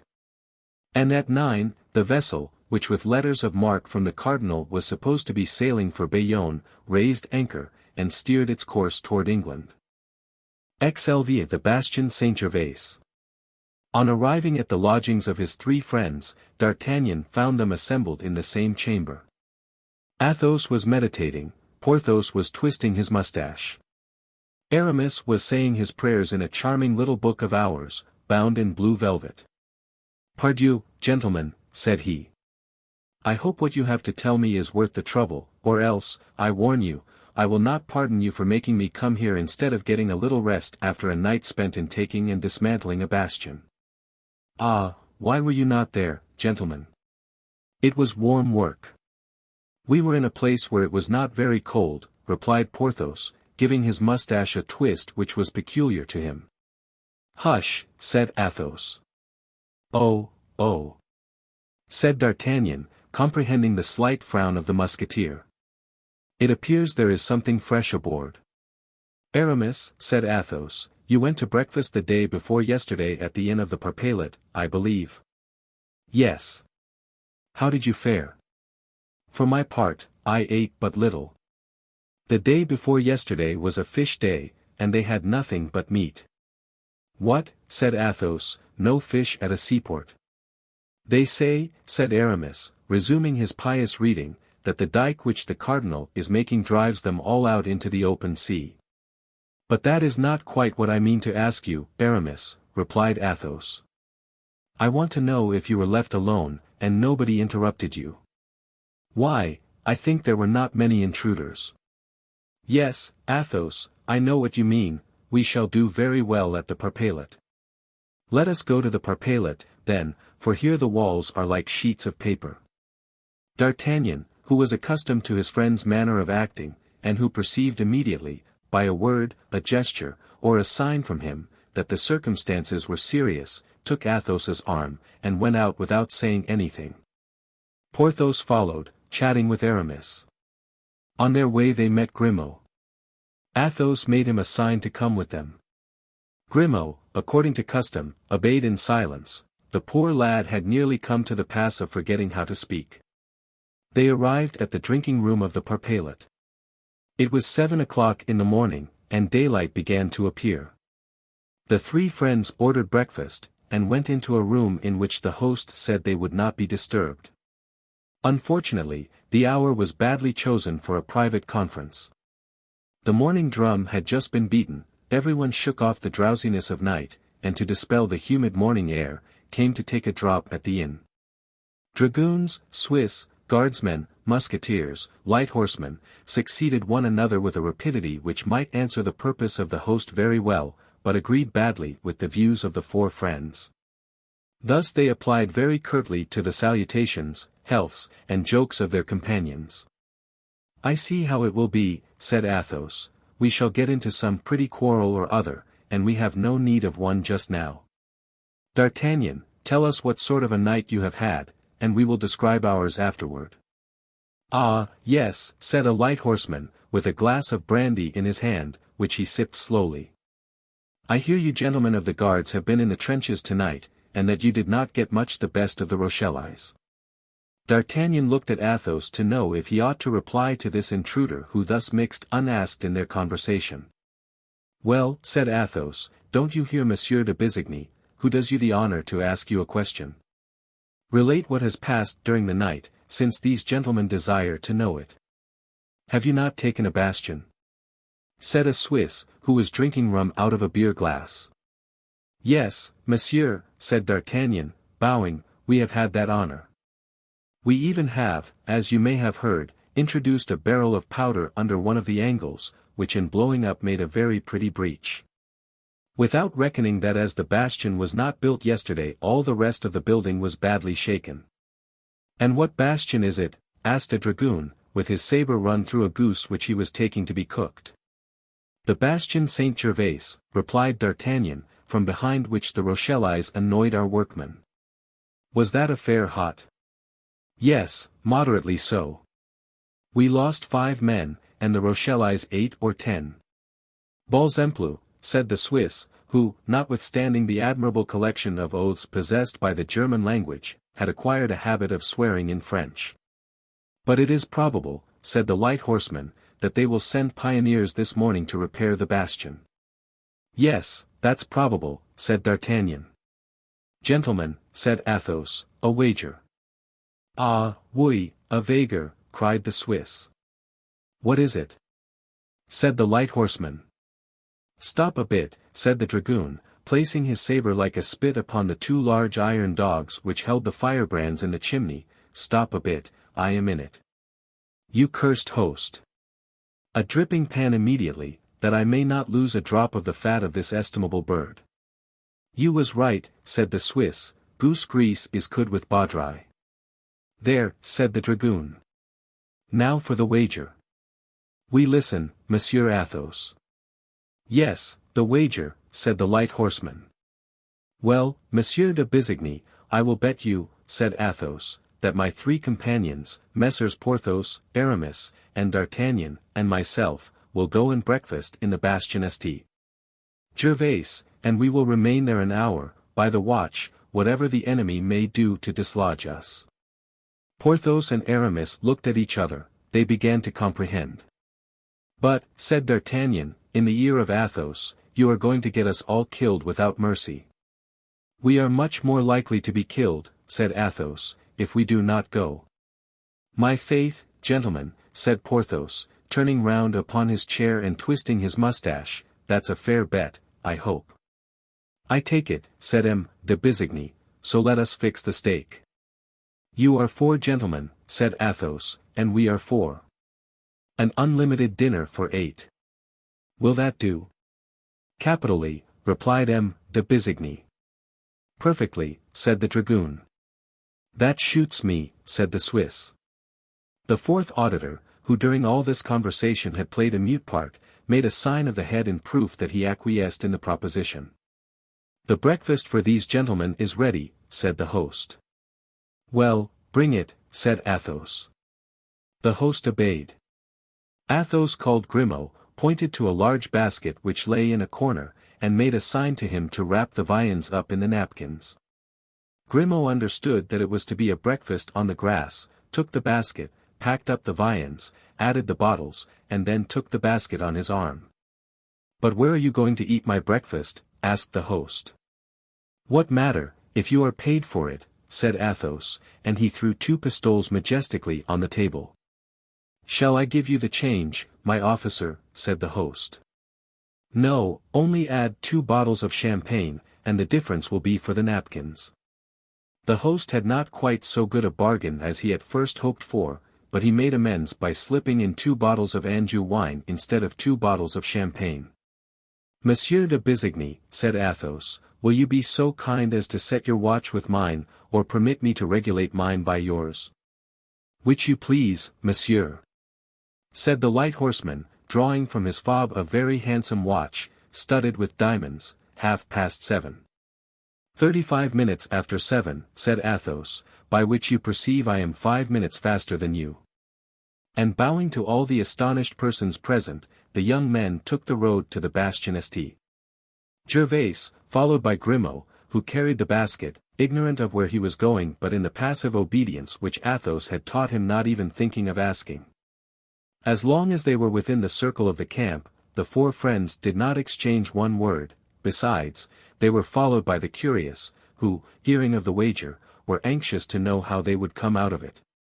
But when once they passed the line of circumvallation and found themselves in the open plain, D'Artagnan, who was completely ignorant of what was going forward, thought it was time to demand an explanation. And now, my dear Athos, said he, do me the kindness to tell me where we are going. Why, you see plainly enough we are going to the bastion. But what are we going to do there? You know well that we go to breakfast there. But why did we not breakfast at the Parpaillot? Because we have very important matters to communicate to one another, and it was impossible to talk 5 minutes in that inn without being annoyed by all those importunate fellows, who keep coming in, saluting you, and addressing you. Here at least, said Athos, pointing to the bastion, they will not come and disturb us. It appears to me, said D'Artagnan, with that prudence which allied itself in him so naturally with excessive bravery, that we could have found some retired place on the downs or the seashore, where we should have been seen all 4 conferring together, so that at the end of a quarter of an hour the cardinal would have been informed by his spies that we were holding a council. Yes, said Aramis, Athos is right, animadvertuntur in desertis. A desert would not have been amiss, said Porthos, but it behooved us to find it. There is no desert where a bird cannot pass over one's head, where a fish cannot leap out of the water, where a rabbit cannot come out of its burrow, and I believe that bird, fish, and rabbit each becomes a spy of the cardinal. Better, then, pursue our enterprise, from which, besides, we cannot retreat without shame. We have made a wager which could not have been foreseen, and of which I defy anyone to divine the true cause. We are going, in order to win it, to remain an hour in the bastion. Either we shall be attacked, or not. If we are not, we shall have all the time to talk, and nobody will hear us, for I guarantee the walls of the bastion have no ears. If we are, we will talk of our affairs just the same. Moreover, in defending ourselves, we shall cover ourselves with glory. You see that everything is to our advantage. Yes, said D'Artagnan, but we shall indubitably attract a ball. Well, my dear, replied Athos, you know well that the balls most to be dreaded are not from the enemy.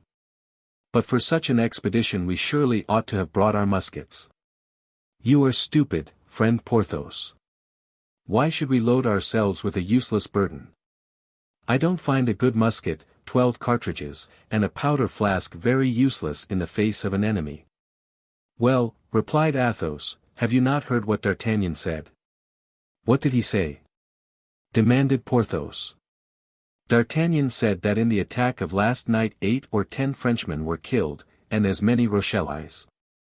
What then? The bodies were not plundered, were they? It appears the conquerors had something else to do. Well, we shall find their muskets, their cartridges, and their flasks, and instead of 4 musketons and 12 balls, we shall have 15 guns and 100 charges to fire. Oh, Athos, said Aramis, truly you are a great man. Porthos nodded in sign of agreement. D'Artagnan alone did not seem convinced.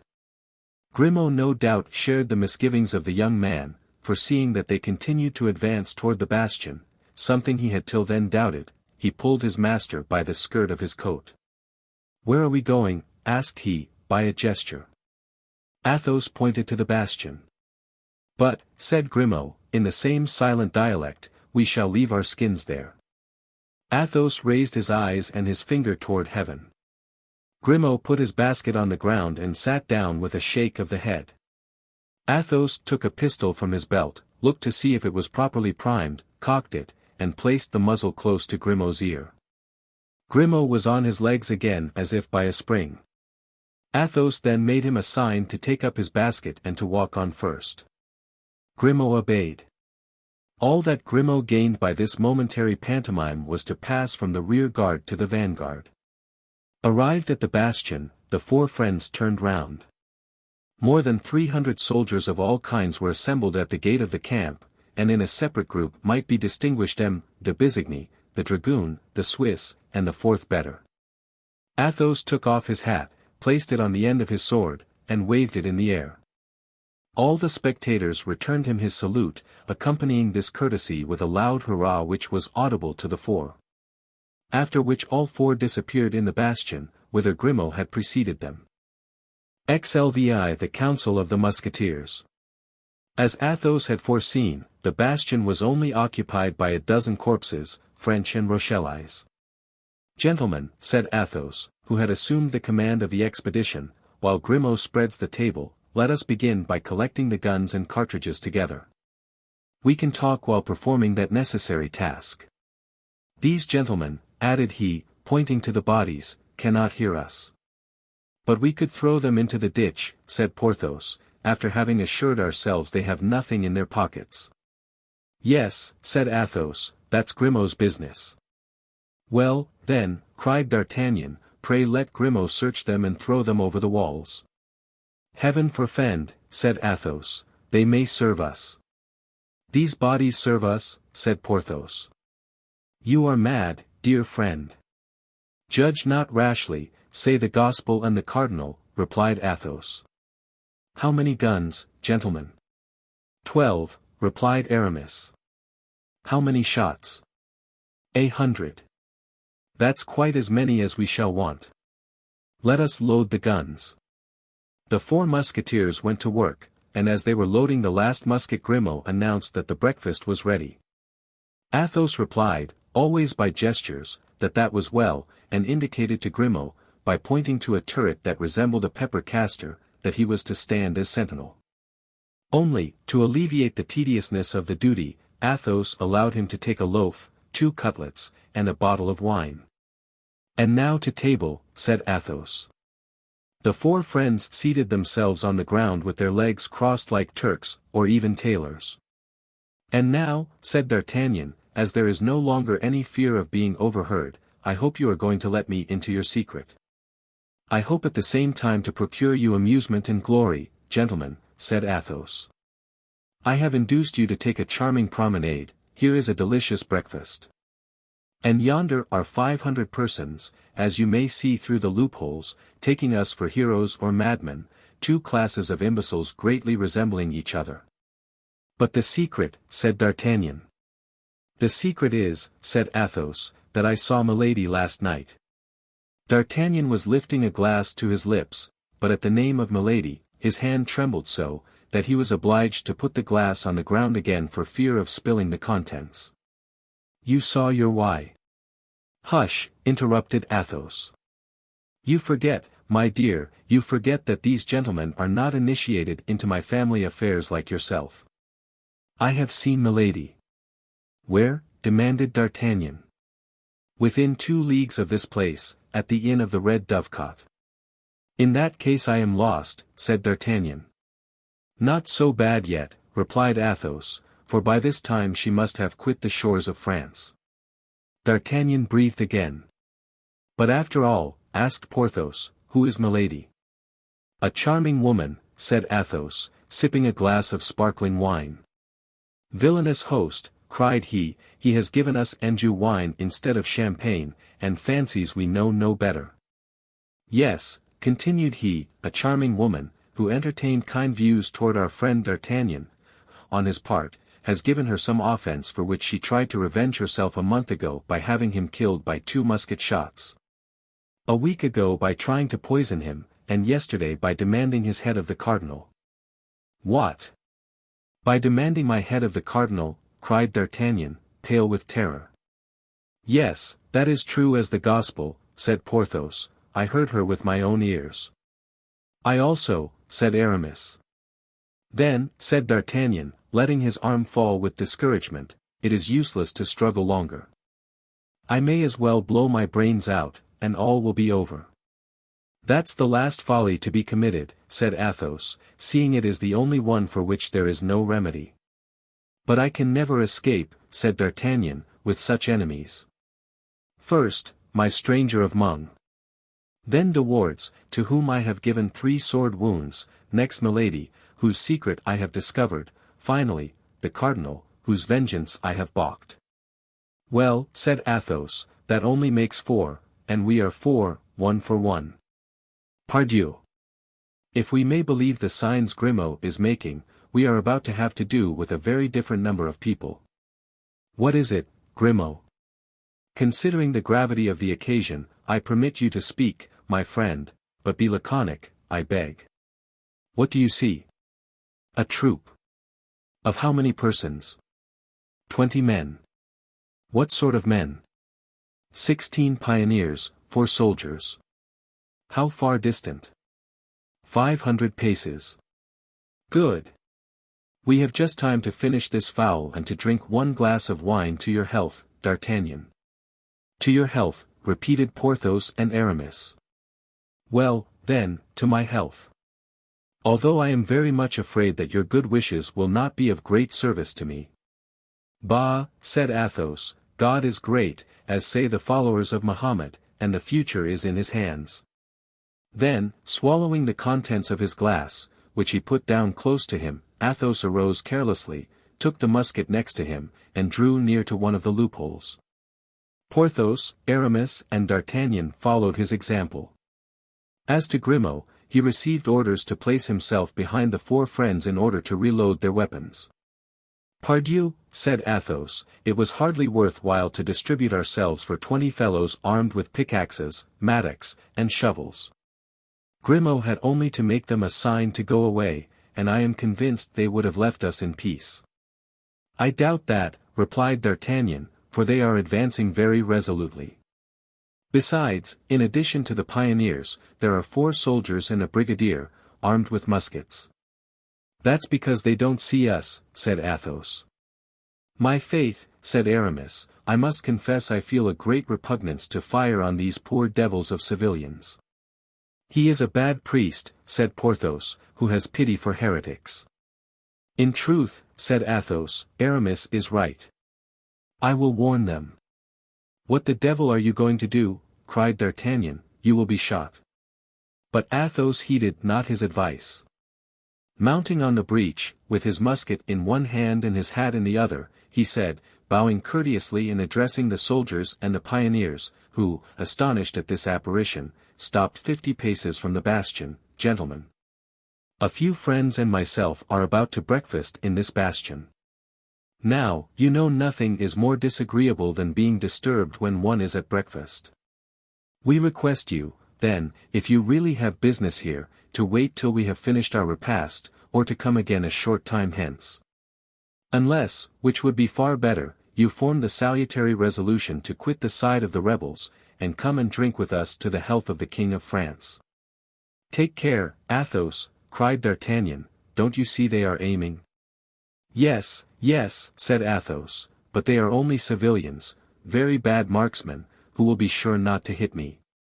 In fact, at the same instant 4 shots were fired, and the balls were flattened against the wall around Athos, but not one touched him. 4 shots replied to them almost instantaneously, but much better aimed than those of the aggressors. 3 soldiers fell dead, and one of the pioneers was wounded. Grimaud, said Athos, still on the breach, another musket. Grimaud immediately obeyed. On their part, the 3 friends had reloaded their arms, a second discharge followed the first. The brigadier and 2 pioneers fell dead, the rest of the troop took to flight.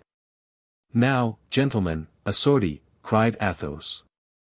And the 4 friends rushed out of the fort, gained the field of battle, picked up the 4 muskets of the privates and the half-pike of the brigadier, and convinced that the fugitives would not stop till they reached the city, turned again toward the bastion, bearing with them the trophies of their victory.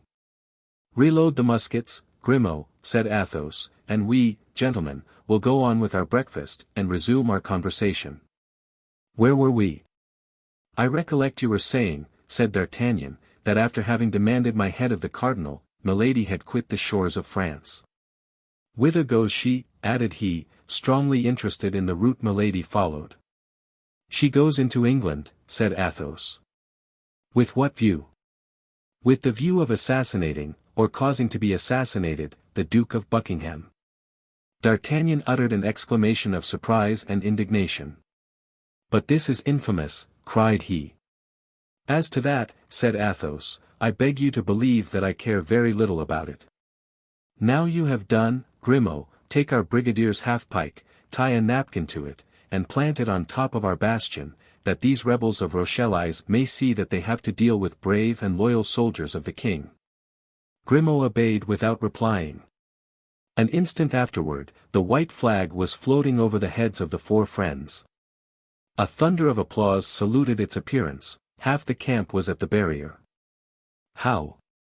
Replied D'Artagnan, you care little if she kills Buckingham or causes him to be killed. But the Duke is our friend. The Duke is English, the Duke fights against us. Let her do what she likes with the Duke. I care no more about him than an empty bottle. And Athos threw 15 paces from him an empty bottle from which he had poured the last drop into his glass. A moment, said D'Artagnan. I will not abandon Buckingham thus. He gave us some very fine horses.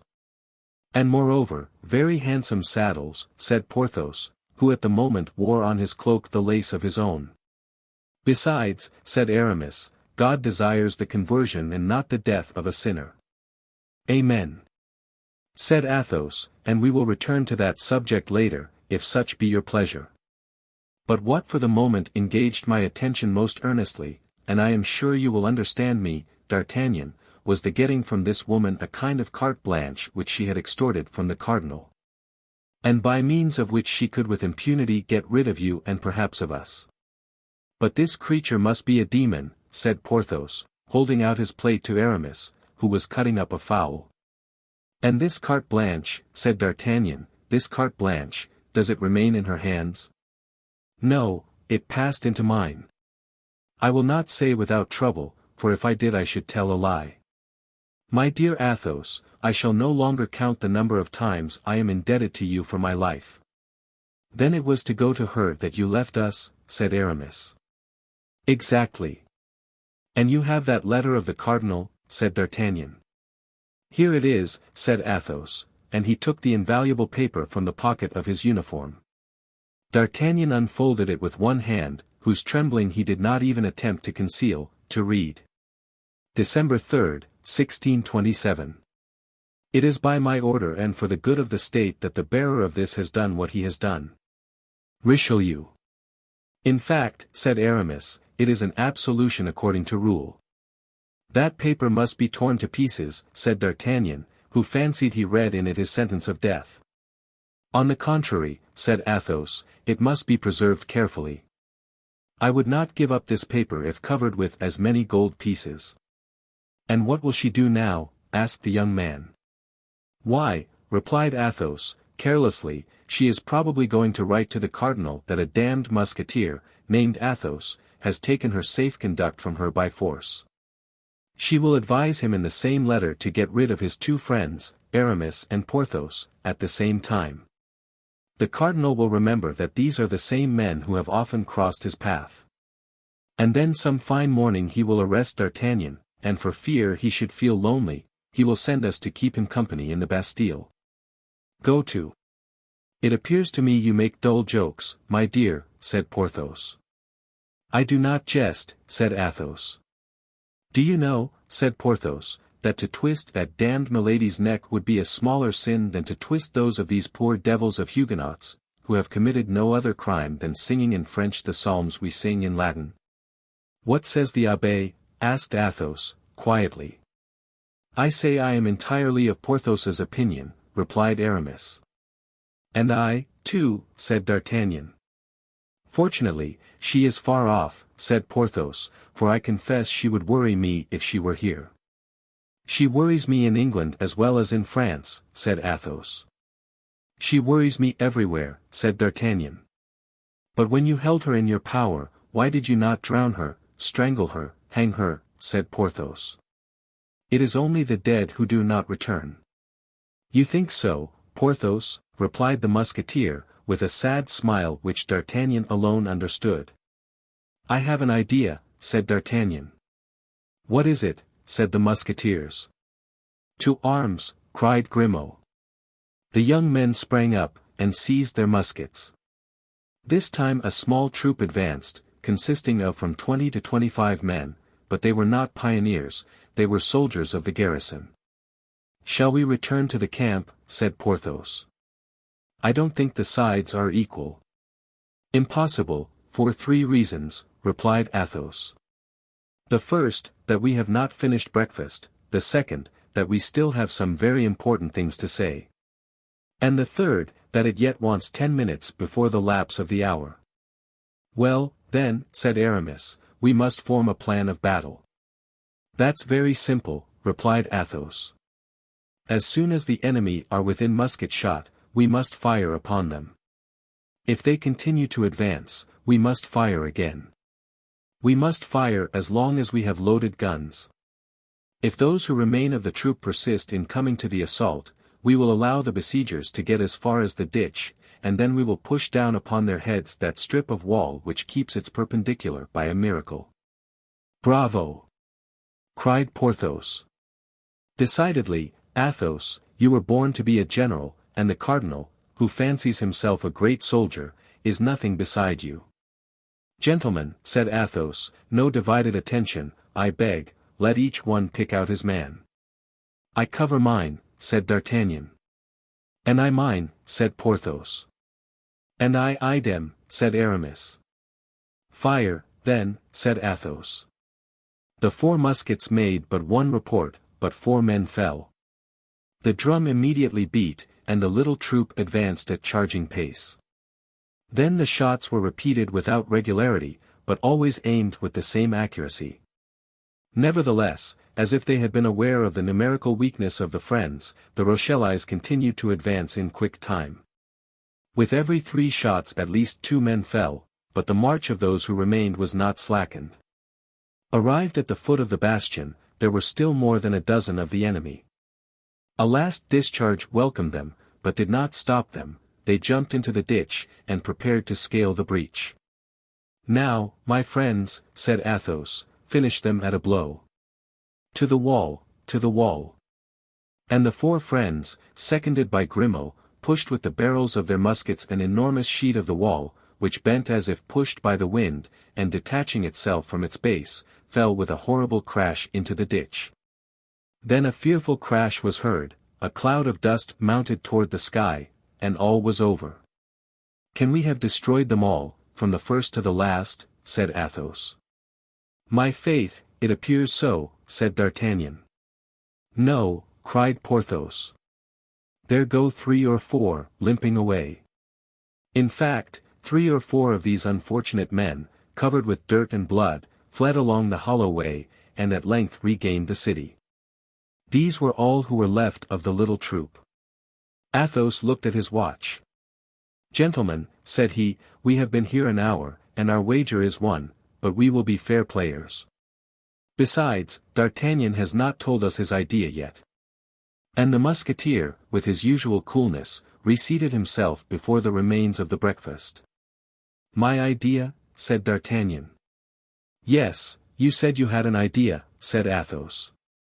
"Oh, I remember," said D'Artagnan. "Well, I will go to England a second time, I will go and find Buckingham." "You shall not do that, D'Artagnan," said Athos, coolly. "And why not? Have I not been there once?" "Yes, but at that period we were not at war. At that period Buckingham was an ally, and not an enemy. What you would now do amounts to treason." D'Artagnan perceived the force of this reasoning, and was silent. "But," said Porthos, "I think I have an idea, in my turn." "Silence for Monsieur Porthos's idea," said Aramis. "I will ask leave of absence of Monsieur de Treville, on some pretext or other which you must invent. I am not very clever at pretexts. Milady does not know me. I will get access to her without her suspecting me, and when I catch my beauty, I will strangle her." "Well," replied Athos, "I am not far from approving the idea of Monsieur Porthos." "For shame," said Aramis. "Kill a woman?" "No, listen to me. I have the true idea." "Let us see your idea, Aramis," said Athos, who felt much deference for the young musketeer. "We must inform the queen." "Ah, my faith, yes," said Porthos and D'Artagnan, at the same time, "we are coming nearer to it now." "Inform the queen," said Athos, "and how? Have we relations with the court? Could we send anyone to Paris without its being known in the camp? From here to Paris it is 140 leagues. Before our letter was at Angers we should be in a dungeon. As to remitting a letter with safety to Her Majesty," said Aramis, coloring, "I will take that upon myself. I know a clever person at Tours." Aramis stopped on seeing Athos smile. "Well, do you not adopt this means, Athos?" said D'Artagnan. "I do not reject it altogether," said Athos, "but I wish to remind Aramis that he cannot quit the camp, and that nobody but one of ourselves is trustworthy. That 2 hours after the messenger has set out, all the Capuchins, all the police, all the black caps of the cardinal, will know your letter by heart, and you and your clever person will be arrested." "Without reckoning," objected Porthos, "that the queen would save Monsieur de Buckingham, but would take no heed of us." "Gentlemen," said D'Artagnan, "what Porthos says is full of sense." "Ah, ah. But what's going on in the city yonder?" said Athos. "They are beating the general alarm." The 4 friends listened, and the sound of the drum plainly reached them. "You see, they are going to send a whole regiment against us," said Athos. "You don't think of holding out against a whole regiment, do you?" said Porthos. "Why not?" said the musketeer. I feel myself quite in a humor for it. And I would hold out before an army if we had taken the precaution to bring a dozen more bottles of wine. Upon my word, the drum draws near, said D'Artagnan. Let it come, said Athos. It is a quarter of an hour's journey from here to the city, consequently a quarter of an hour's journey from the city to hither. That is more than time enough for us to devise a plan. If we go from this place we shall never find another so suitable. Ah, stop. I have it, gentlemen, the right idea has just occurred to me. Tell us. Allow me to give Grimaud some indispensable orders. Athos made a sign for his lackey to approach. Grimaud, said Athos, pointing to the bodies which lay under the wall of the bastion, take those gentlemen, set them up against the wall, put their hats upon their heads, and their guns in their hands.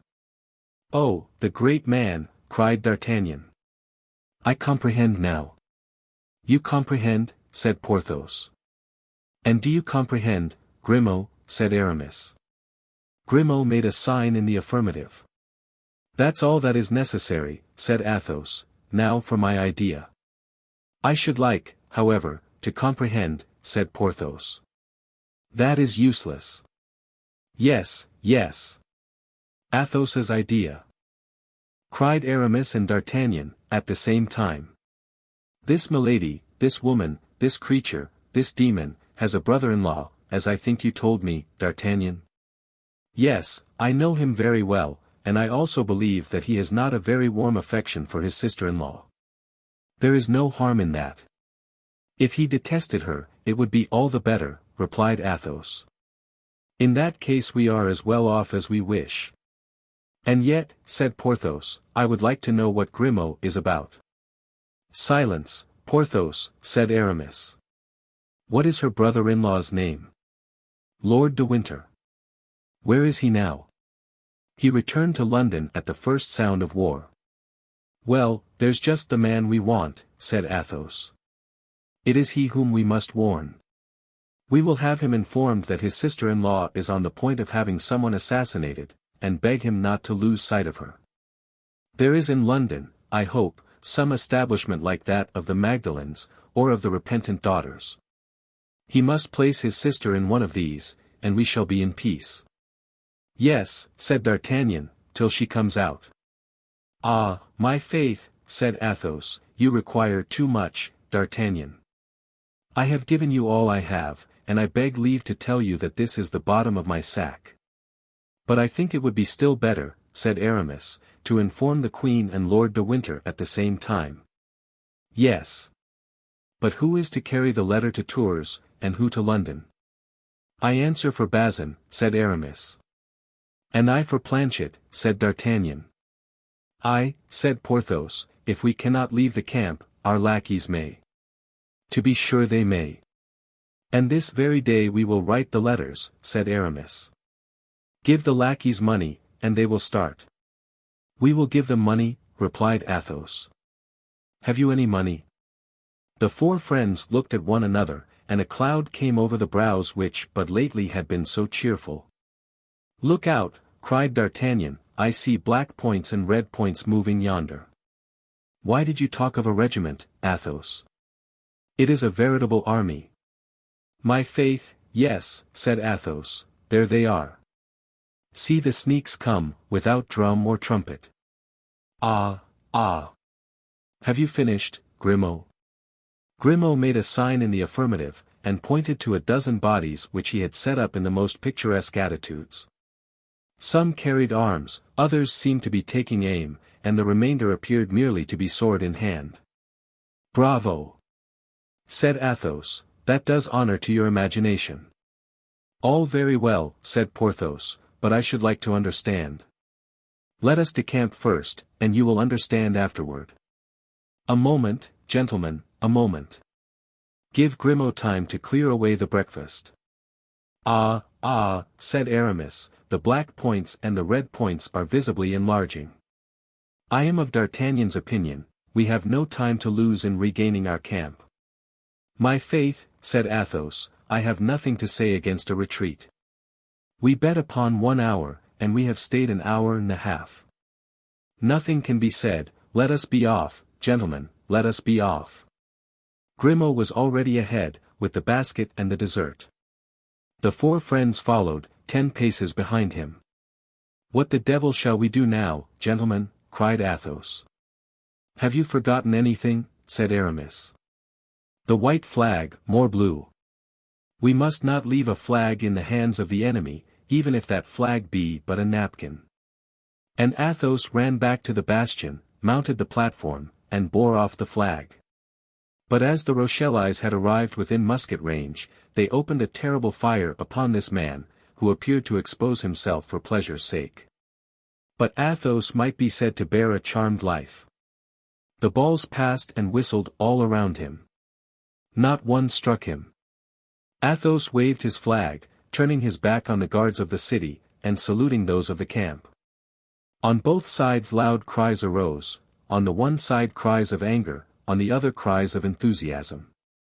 A second discharge followed the first, and 3 balls, by passing through it, made the napkin really a flag. Cries were heard from the camp, "Come down! Come down!" Athos came down. His friends, who anxiously awaited him, saw him returned with joy. "Come along, Athos, come along," cried D'Artagnan, "now we have found everything except money, it would be stupid to be killed." But Athos continued to march majestically, whatever remarks his companions made, and they, finding their remarks useless, regulated their pace by his. Grimaud and his basket were far in advance, out of the range of the balls. At the end of an instant they heard a furious fusillade. "What's that?" asked Porthos, "what are they firing at now?" "I hear no balls whistle, and I see nobody." "They are firing at the corpses," replied Athos. "But the dead cannot return their fire." "Certainly not. They will then fancy it is an ambuscade, they will deliberate, and by the time they have found out the pleasantry, we shall be out of the range of their balls. That renders it useless to get a pleurisy by too much haste." "Oh, I comprehend now," said the astonished Porthos. "That's lucky," said Athos, shrugging his shoulders. On their part, the French, on seeing the four friends return at such a step, uttered cries of enthusiasm. At length a fresh discharge was heard, and this time the balls came rattling among the stones around the four friends, and whistling sharply in their ears. The Rochellais had at last taken possession of the bastion. "These Rochellais are bungling fellows," said Athos. "How many have we killed of them? A dozen? Or 15? How many did we crush under the wall? 8 or 10? And in exchange for all that not even a scratch. Ah, but what is the matter with your hand, D'Artagnan? It bleeds, seemingly." "Oh, it's nothing," said D'Artagnan. "A spent ball?" "Not even that." "What is it, then?" We have said that Athos loved D'Artagnan like a child, and this sombre and inflexible personage felt the anxiety of a parent for the young man.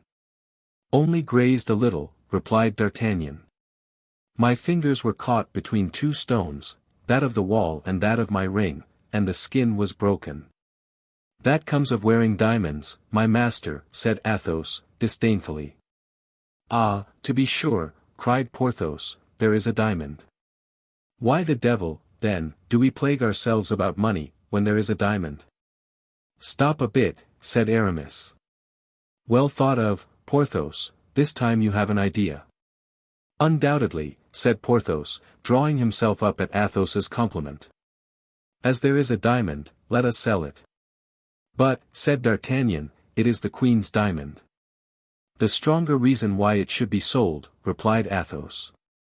"The Queen saving Monsieur de Buckingham, her lover, nothing more just. The Queen saving us, her friends, nothing more moral. Let us sell the diamond. What says Monsieur the Abbé?" "I don't ask Porthos, his opinion has been given." "Why, I think," said Aramis, blushing as usual, "that his ring not coming from a mistress, and consequently not being a love token, D'Artagnan may sell it." "My dear Aramis, you speak like theology personified. Your advice, then, is to sell the diamond," replied Aramis. Well, then, said D'Artagnan, gaily, let us sell the diamond, and say no more about it. The fusillade continued. But the four friends were out of reach, and the Rochellais only fired to appease their consciences. My faith, it was time that idea came into Porthos's head. Here we are at the camp, therefore, gentlemen, not a word more of this affair. We are observed, they are coming to meet us. We shall be carried in triumph. In fact, as we have said, the whole camp was in motion. More than 2,000 persons had assisted, as at a spectacle, in this fortunate but wild undertaking of the four friends, an undertaking of which they were far from suspecting the real motive. Nothing was heard but cries of "Live the Musketeers!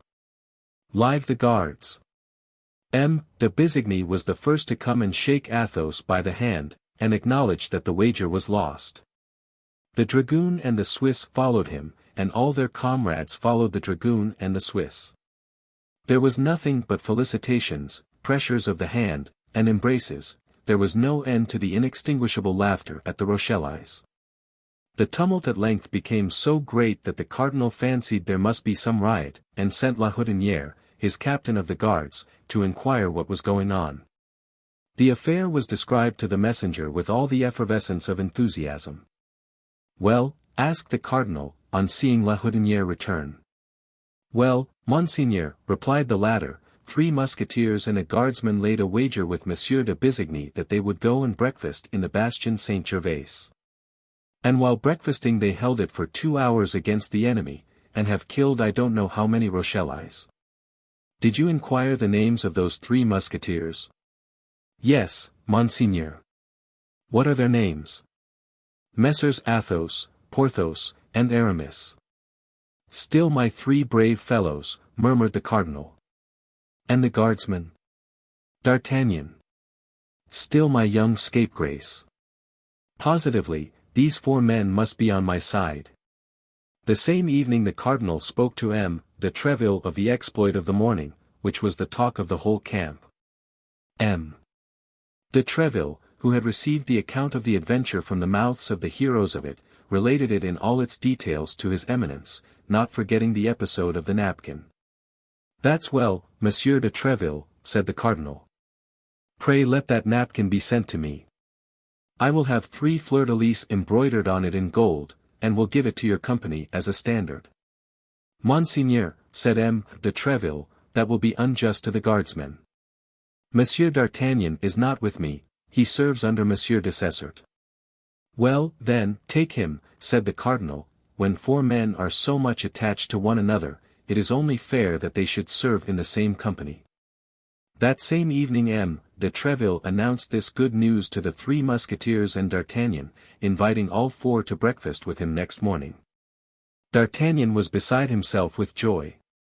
We know that the dream of his life had been to become a musketeer.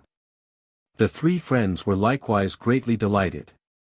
My faith, said D'Artagnan to Athos, you had a triumphant idea. As you said, we have acquired glory, and were enabled to carry on a conversation of the highest importance. Which we can resume now without anybody suspecting us, for, with the help of God, we shall henceforth pass for cardinalists. That evening D'Artagnan went to present his respects to de Cessert, and inform him of his promotion. De Cessert, who esteemed D'Artagnan, made him offers of help, as this change would entail expenses for equipment. D'Artagnan refused. But thinking the opportunity a good one, he begged him to have the diamond he put into his hand valued, as he wished to turn it into money. The next day, de Cessert's valet came to D'Artagnan's lodging, and gave him a bag containing 7,000 livres. This was the price of the Queen's diamond. XXXVI, a family affair. Athos had invented the phrase, family affair. A family affair was not subject to the investigation of the cardinal, a family affair concerned nobody. People might employ themselves in a family affair before all the world. Therefore Athos had invented the phrase, family affair. Aramis had discovered the idea, the lackeys. Porthos had discovered the means, the diamond. D'Artagnan alone had discovered nothing, he, ordinarily the most inventive of the four. But it must be also said that the very name of Milady paralyzed him. Ah! No, we were mistaken, he had discovered a purchaser for his diamond. The breakfast at M. de Treville's was as gay and cheerful as possible. D'Artagnan already wore his uniform, for being nearly of the same size as Aramis, and as Aramis was so liberally paid by the publisher who purchased his poem as to allow him to buy everything double, he sold his friend a complete outfit. D'Artagnan would have been at the height of his wishes if he had not constantly seen Milady like a dark cloud hovering in the horizon.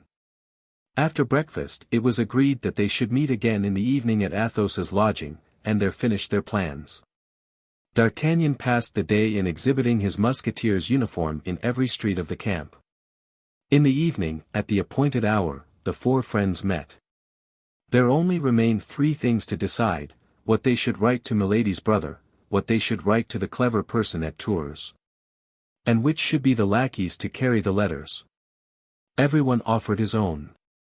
Athos talked of the discretion of Grimaud, who never spoke a word but when his master unlocked his mouth. Porthos boasted of the strength of Mousqueton, who was big enough to thrash four men of ordinary size. Aramis, confiding in the address of Bazin, made a pompous eulogium on his candidate. Finally, D'Artagnan had entire faith in the bravery of Planchet, and reminded them of the manner in which he had conducted himself in the ticklish affair of Boulogne. These four virtues disputed the prize for a length of time, and gave birth to magnificent speeches which we do not repeat here for fear they should be deemed too long. Unfortunately, said Athos, he whom we send must possess in himself alone the four qualities united. But where is such a lackey to be found? Not to be found, cried Athos. I know it well, so take Grimaud. Take Mousqueton. Take Bazin. Take Planchet. Planchet is brave and shrewd, they are two qualities out of the four. Gentlemen, said Aramis, the principal question is not to know which of our four lackeys is the most discreet, the most strong, the most clever, or the most brave, the principal thing is to know which loves money the best. What Aramis says is very sensible, replied Athos, we must speculate upon the faults of people, and not upon their virtues. Monsieur Abbé, you are a great moralist. Doubtless, said Aramis, for we not only require to be well served in order to succeed, but moreover, not to fail, for in case of failure, heads are in question, not for our lackeys. Speak lower, Aramis, said Athos. That's wise, not for the lackeys, resumed Aramis, but for the master, for the masters, we may say. Are our lackeys sufficiently devoted to us to risk their lives for us? No. My faith, said D'Artagnan. I would almost answer for Planchet. Well, my dear friend, add to his natural devotedness a good sum of money, and then, instead of answering for him once, answer for him twice. Why, good God! You will be deceived just the same, said Athos, who was an optimist when things were concerned, and a pessimist when men were in question. They will promise everything for the sake of the money, and on the road fear will prevent them from acting. Once taken, they will be pressed, when pressed, they will confess everything. What the devil? We are not children. To reach England, Athos lowered his voice, all France, covered with spies and creatures of the cardinal, must be crossed. A passport for embarkation must be obtained, and the party must be acquainted with English in order to ask the way to London. Really, I think the thing very difficult. Not at all, cried D'Artagnan, who was anxious the matter should be accomplished, on the contrary, I think it very easy. It would be, no doubt, parbleu, if we write to Lord de Winter about affairs of vast importance, of the horrors of the cardinal. Speak lower, said Athos. Of intrigues and secrets of state, continued D'Artagnan, complying with the recommendation. There can be no doubt we would all be broken on the wheel. But for God's sake, do not forget, as you yourself said, Athos, that we only write to him concerning a family affair, that we only write to him to entreat that as soon as Milady arrives in London he will put it out of her power to injure us. I will write to him, then, nearly in these terms. Let us see, said Athos, assuming in advance a critical look. Monsieur and dear friend. Ah, yes. Dear friend to an Englishman, interrupted Athos, well commenced. Bravo, D'Artagnan. Only with that word you would be quartered instead of being broken on the wheel. Well, perhaps. I will say, then, monsieur, quite short. You may even say, my lord, replied Athos, who stickled for propriety. My lord, do you remember the little goat pasture of the Luxembourg? Good, the Luxembourg. One might believe this is an allusion to the Queen Mother. That's ingenious, said Athos. Well, then, we will put simply, my lord, do you remember a certain little enclosure where your life was spared? My dear D'Artagnan, you will never make anything but a very bad secretary. Where your life was spared. For shame. That's unworthy. A man of spirit is not to be reminded of such services. A benefit reproached is an offense committed. The devil, said D'Artagnan, you are insupportable. If the letter must be written under your censure, my faith, I renounce the task. And you will do right. Handle the musket and the sword, my dear fellow. You will come off splendidly at those two exercises, but pass the pen over to Monsieur Abbé. That's his province. I, said Porthos. Pass the pen to Aramis, who writes theses in Latin. Well, so be it, said D'Artagnan. Draw up this note for us, Aramis, but by our Holy Father the Pope, cut it short, for I shall prune you in my turn, I warn you. I ask no better, said Aramis, with that ingenious air of confidence which every poet has in himself, but let me be properly acquainted with the subject. I have heard here and there that this sister-in-law was a hussy. I have obtained proof of it by listening to her conversation with the cardinal. Lower. Sacre bleu, said Athos. But, continued Aramis, the details escape me. And me also, said Porthos. D'Artagnan and Athos looked at each other for some time in silence.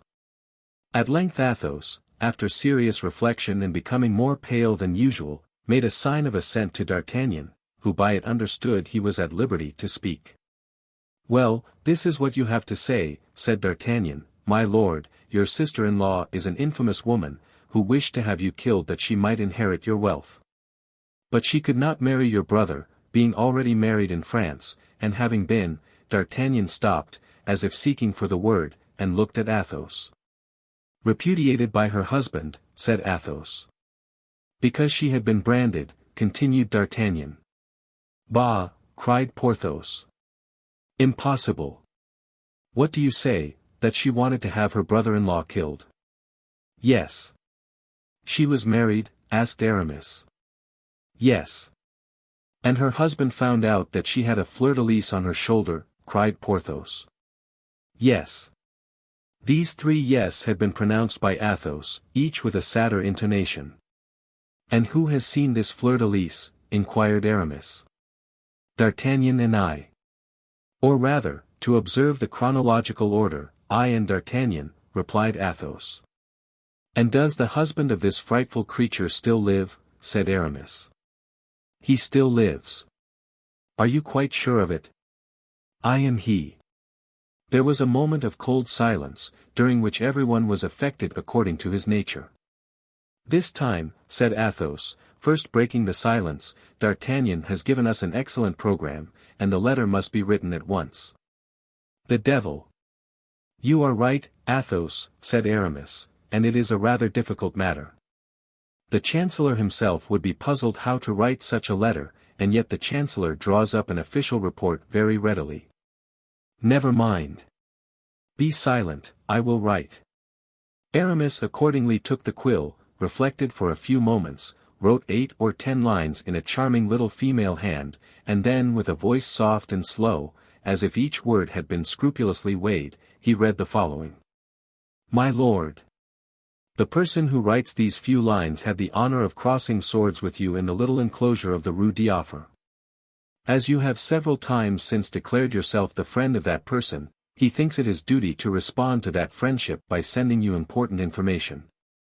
Twice you have nearly been the victim of a near relative, whom you believe to be your heir because you are ignorant that before she contracted a marriage in England she was already married in France. But the third time, which is the present, you may succumb. Your relative left La Rochelle for England during the night.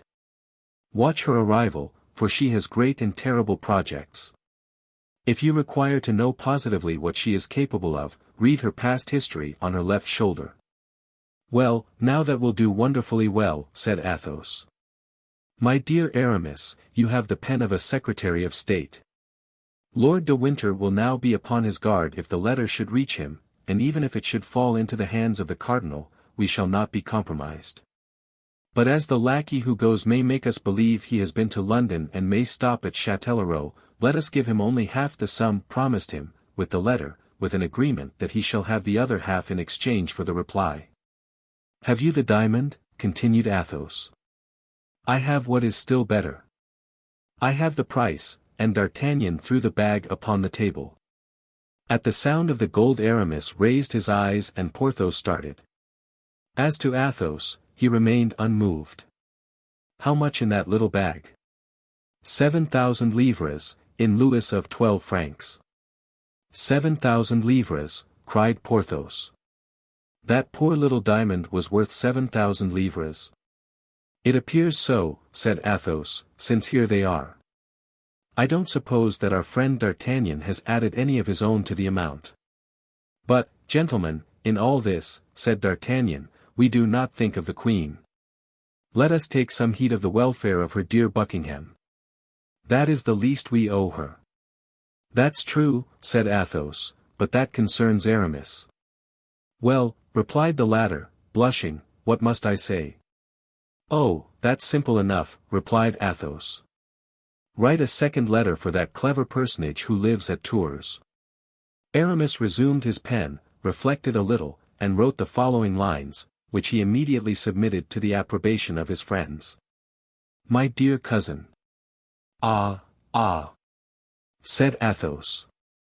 This clever person is your relative, then? Cousin German. Go on, to your cousin, then. Aramis continued. My dear cousin, His Eminence, the Cardinal, whom God preserve for the happiness of France and the confusion of the enemies of the kingdom, is on the point of putting an end to the hectic rebellion of La Rochelle. It is probable that the succor of the English fleet will never even arrive in sight of the place. I will even venture to say that I am certain M. de Buckingham will be prevented from setting out by some great event. His Eminence is the most illustrious politician of times past, of times present, and probably of times to come. He would extinguish the sun if the sun incommoded him. Give these happy tidings to your sister, my dear cousin. I have dreamed that the unlucky Englishman was dead. I cannot recollect whether it was by steel or by poison, only of this I am sure, I have dreamed he was dead, and you know my dreams never deceive me.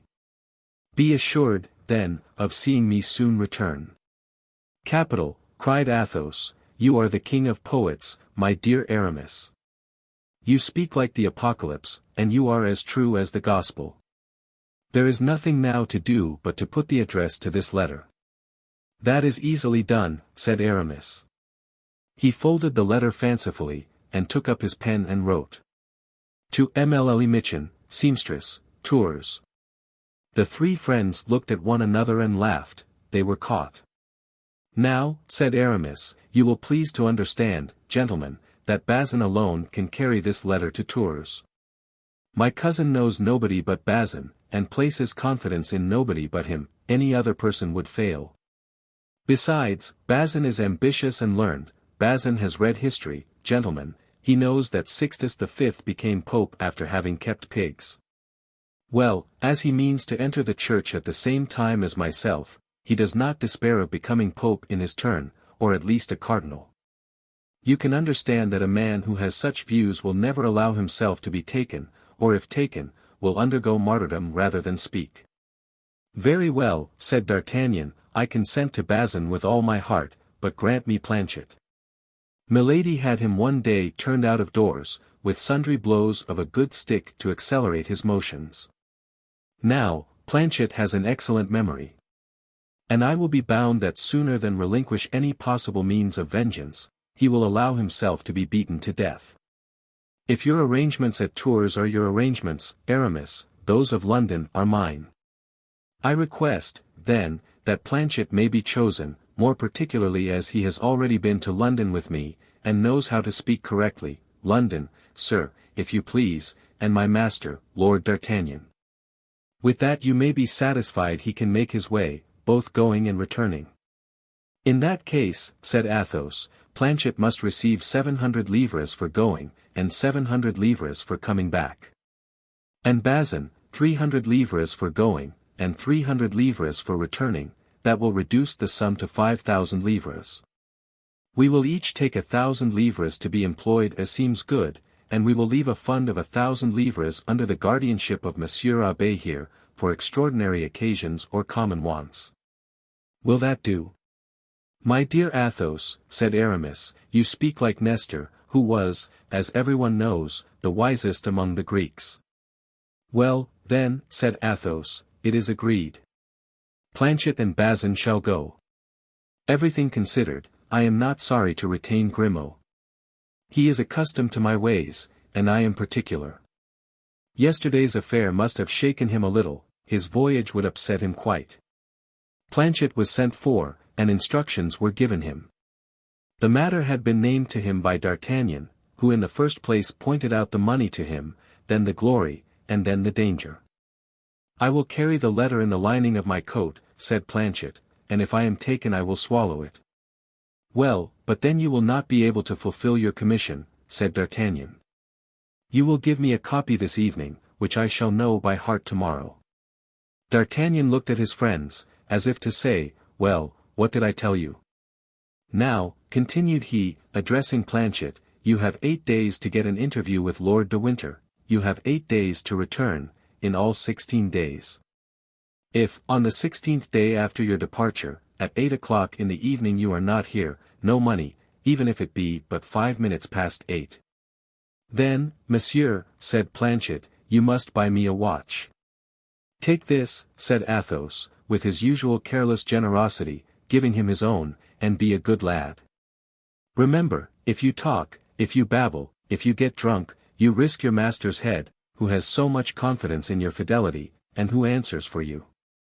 But remember, also, that if by your fault any evil happens to D'Artagnan, I will find you, wherever you may be, for the purpose of ripping up your belly.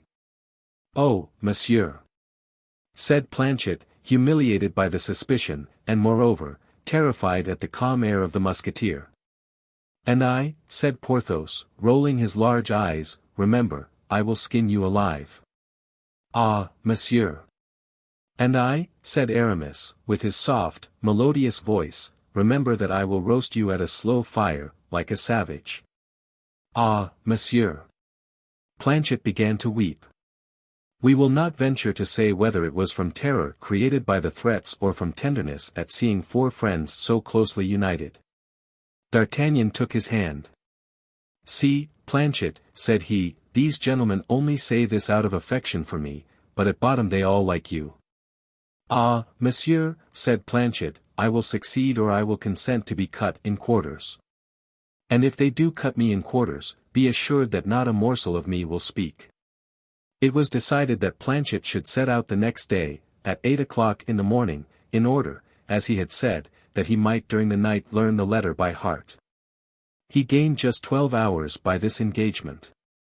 He was to be back on the 16th day, by 8 o'clock in the evening. In the morning, as he was mounting his horse, D'Artagnan, who felt at the bottom of his heart a partiality for the duke, took Planchet aside. Listen, said he to him. When you have given the letter to Lord de Winter and he has read it, you will further say to him, watch over his grace Lord Buckingham, for they wish to assassinate him. But this, Planchet, is so serious and important that I have not informed my friends that I would entrust this secret to you, and for a captain's commission I would not write it. Be satisfied, monsieur, said Planchet, you shall see if confidence can be placed in me. Mounted on an excellent horse, which he was to leave at the end of 20 leagues in order to take the post, Planchet set off at a gallop, his spirits a little depressed by the triple promise made him by the musketeers. but otherwise as light-hearted as possible. Bazin set out the next day for Tours, and was allowed 8 days for performing his commission. The four friends, during the period of these 2 absences, had, as may well be supposed, the eye on the watch, the nose to the wind, and the ear on the hark. Their days were passed in endeavouring to catch all that was said, in observing the proceeding of the cardinal, and in looking out for all the couriers who arrived. More than once an involuntary trembling seized them when called upon for some unexpected service. They had, besides, to look constantly to their own proper safety. Milady was a phantom which, when it had once appeared to people, did not allow them to sleep very quietly. On the morning of the 8th day, Bazin, fresh as ever, and smiling, according to custom, entered the cabaret of the Parpaillot as the four friends were sitting down to breakfast, saying, as had been agreed upon, Monsieur Aramis. The answer from your cousin. The four friends exchanged a joyful glance. Half of the work was done. It is true, however, that it was the shorter and easier part. Aramis, blushing in spite of himself, took the letter, which was in a large, coarse hand and not particular for its orthography. Good God, cried he, laughing, I quite despair of my poor Mitchen, she will never write like Monsieur de Voiture. What does you mean by poor Mitchen? Said the Swiss, who was chatting with the four friends when the letter came. Oh, pardieu, less than nothing, said Aramis. A charming little seamstress, whom I love dearly and from whose hand I requested a few lines as a sort of keepsake. The devil, said the Swiss, if she is as great a lady as her writing is large, you are a lucky fellow, comrade. Aramis read the letter, and passed it to Athos. See what she writes to me, Athos, said he.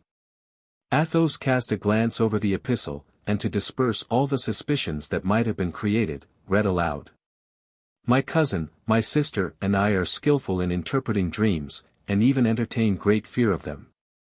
But of yours it may be said, I hope, every dream is an illusion. Adieu. Take care of yourself, and act so that we may from time to time hear you spoken of. Marie Mitchen. And what dream does she mean? Asked the dragoon, who had approached during the reading. Yes, what's the dream, said the Swiss. Well, pardieu, said Aramis, it was only this, I had a dream, and I related it to her. Yes, said the Swiss. It's simple enough to tell a dream, but I never dream. You are very fortunate, said Athos, rising, I wish I could say as much. Never, replied the Swiss, enchanted that a man like Athos could envy him anything. Never. D'Artagnan, seeing Athos rise, did likewise, took his arm, and went out. Porthos and Aramis remained behind to encounter the jokes of the dragoon and the Swiss. As to Bazin, he went and lay down on a truss of straw. And as he had more imagination than the Swiss, he dreamed that Aramis, having become pope, adorned his head with a cardinal's hat. But, as we have said, Bazin had not, by his fortunate return, removed more than a part of the uneasiness which weighed upon the four friends. The days of expectation are long, and D'Artagnan, in particular, would have wagered that the days were 44 hours. He forgot the necessary slowness of navigation, he exaggerated to himself the power of Milady. He credited this woman, who appeared to him the equal of a demon, with agents as supernatural as herself. At the least noise, he imagined himself about to be arrested, and that Planchet was being brought back to be confronted with himself and his friends. Still further, his confidence in the worthy Picard, at one time so great, diminished day by day. This anxiety became so great that it even extended to Aramis and Porthos. Athos alone remained unmoved, as if no danger hovered over him, and as if he breathed his customary atmosphere. On the 16th day, in particular, these signs were so strong in D'Artagnan and his two friends that they could not remain quiet in one place, and wandered about like ghosts on the road by which Planchet was expected.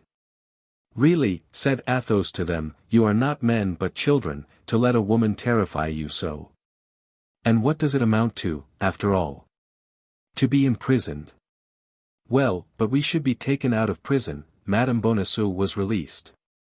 To be decapitated, Why, every day in the trenches we go cheerfully to expose ourselves to worse than that, for a bullet may break a leg, and I am convinced a surgeon would give us more pain in cutting off a thigh than an executioner in cutting off a head. Wait quietly, then, in 2 hours, in 4, in 6 hours at latest, Planchet will be here. He promised to be here, and I have very great faith in Planchet, who appears to me to be a very good lad. But if he does not come, said D'Artagnan.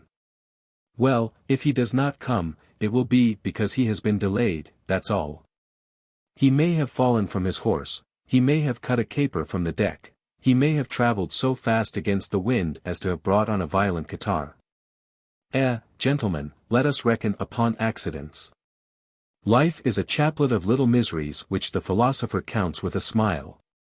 Be philosophers, as I am, gentlemen, sit down at the table and let us drink. Nothing makes the future look so bright as surveying it through a glass of Chambertin. That's all very well, replied D'Artagnan, but I am tired of fearing when I open a fresh bottle that the wine may come from the cellar of Milady. You are very fastidious, said Athos, such a beautiful woman. A woman of mark, said Porthos, with his loud laugh.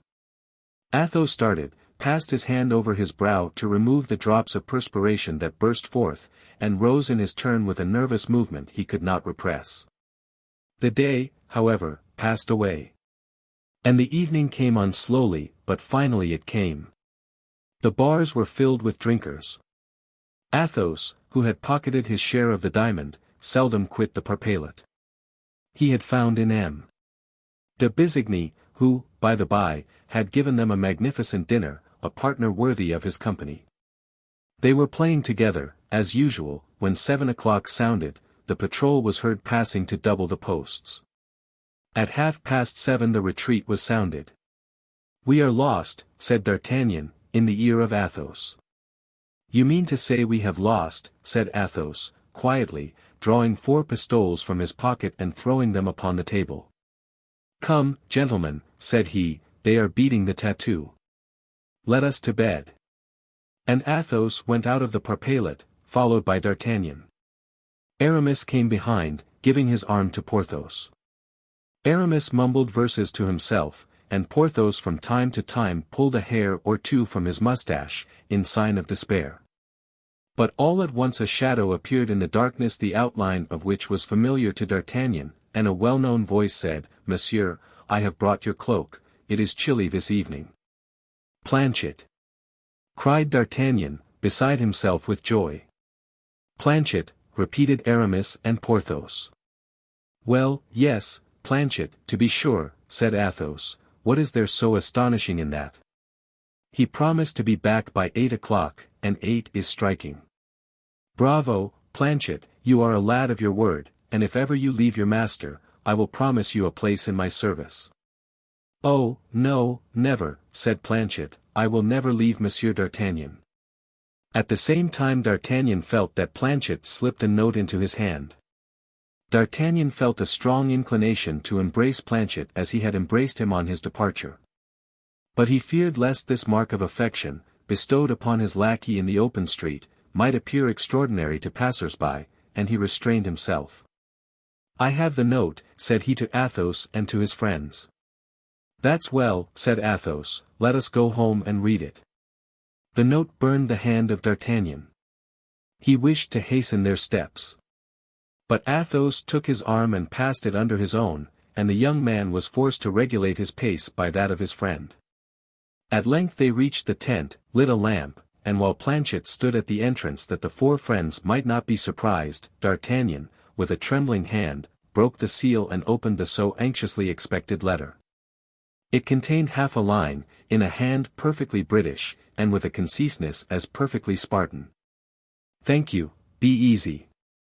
D'Artagnan translated this for the others. Athos took the letter from the hands of D'Artagnan, approached the lamp, set fire to the paper, and did not let go till it was reduced to a cinder. Then, calling Planchet, he said, Now, my lad, you may claim your 700 livres, but you did not run much risk with such a note as that. I am not to blame for having tried every means to compress it, said Planchet. Well! Cried D'Artagnan, tell us all about it. Dame, that's a long job, monsieur. You are right, Planchet, said Athos. Besides, the tattoo has been sounded, and we should be observed if we kept a light burning much longer than the others. So be it, said D'Artagnan. Go to bed, Planchet, and sleep soundly. My faith, monsieur. That will be the first time I have done so for 16 days. And me, too, said D'Artagnan. And me, too, said Porthos. And me, too, said Aramis. Well, if you will have the truth, and me, too, said Athos. 49. Fatality. Meantime Milady, drunk with passion, roaring on the deck like a lioness that has been embarked, had been tempted to throw herself into the sea that she might regain the coast. For she could not get rid of the thought that she had been insulted by D'Artagnan, threatened by Athos, and that she had quit France without being revenged on them. This idea soon became so insupportable to her that at the risk of whatever terrible consequences might result to herself from it, she implored the captain to put her on shore. But the captain, eager to escape from his false position, placed between French and English cruisers, like the bat between the mice and the birds, was in great haste to regain England, and positively refused to obey what he took for a woman's caprice. Promising his passenger, who had been particularly recommended to him by the cardinal, to land her, if the sea and the French permitted him, at one of the ports of Brittany, either at Lorient or Brest. But the wind was contrary, the sea bad, they tacked and kept off shore. 9 days after leaving the Charente, pale with fatigue and vexation, Milady saw only the blue coasts of Finistère appear. She calculated that to cross this corner of France and return to the cardinal it would take her at least 3 days. Add another day for landing, and that would make 4. Add these 4 to the 9 others, that would be 13 days lost, 13 days, during which so many important events might pass in London. She reflected likewise that the cardinal would be furious at her return, and consequently would be more disposed to listen to the complaints brought against her than to the accusations she brought against others.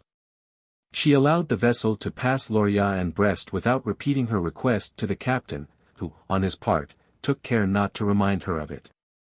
Milady therefore continued her voyage, and on the very day that Planchet embarked at Portsmouth for France, the messenger of his Eminence entered the port in triumph. All the city was agitated by an extraordinary movement.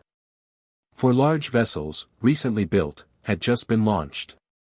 At the end of the jetty, his clothes richly laced with gold, glittering, as was customary with him, with diamonds and precious stones, his hat ornamented with a white feather which drooped upon his shoulder.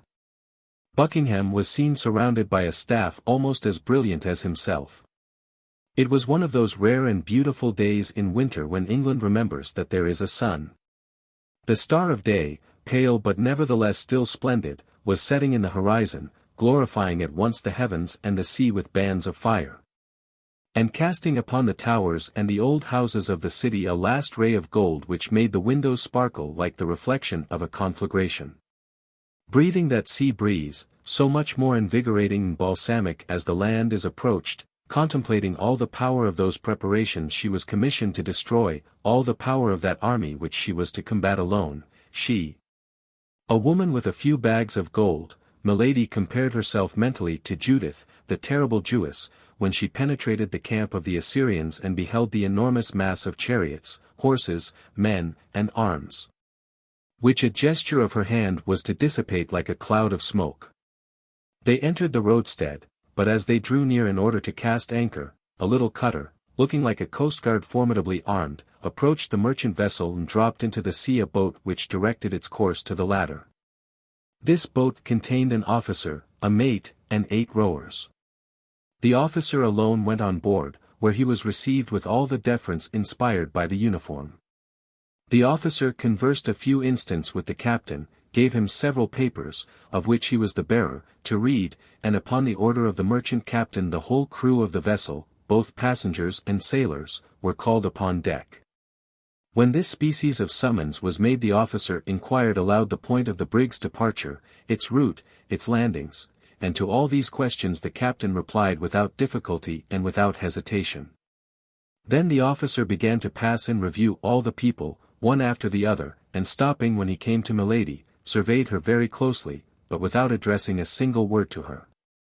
He then returned to the captain, said a few words to him, and as if from that moment the vessel was under his command, he ordered a maneuver which the crew executed immediately. Then the vessel resumed its course, still escorted by the little cutter, which sailed side by side with it, menacing it with the mouths of its 6 cannon. The boat followed in the wake of the ship, a speck near the enormous mass. During the examination of Milady by the officer, as may well be imagined, Milady on her part was not less scrutinizing in her glances. But however great was the power of this woman with eyes of flame in reading the hearts of those whose secrets she wished to divine, she met this time with a countenance of such impassivity that no discovery followed her investigation. The officer who had stopped in front of her and studied her with so much care might have been 25 or 26 years of age. He was of pale complexion, with clear blue eyes, rather deeply set. His mouth, fine and well cut, remained motionless in its correct lines, his chin, strongly marked, denoted that strength of will which in the ordinary Britannic type denotes mostly nothing but obstinacy. A brow a little receding, as is proper for poets, enthusiasts, and soldiers, was scarcely shaded by short thin hair which, like the beard which covered the lower part of his face, was of a beautiful deep chestnut color. When they entered the port, it was already night. The fog increased the darkness, and formed round the stern lights and lanterns of the jetty a circle like that which surrounds the moon when the weather threatens to become rainy. The air they breathed was heavy, damp, and cold. Milady, that woman so courageous and firm, shivered in spite of herself. The officer desired to have Milady's packages pointed out to him, and ordered them to be placed in the boat. When this operation was complete, he invited her to descend by offering her his hand. Milady looked at this man, and hesitated. "Who are you, sir," asked she, "who has the kindness to trouble yourself so particularly on my account?" "You may perceive, madam, by my uniform, that I am an officer in the English navy," replied the young man. "But is it the custom for the officers in the English navy to place themselves at the service of their female compatriots when they land in a port of Great Britain, and carry their gallantry so far as to conduct them ashore?"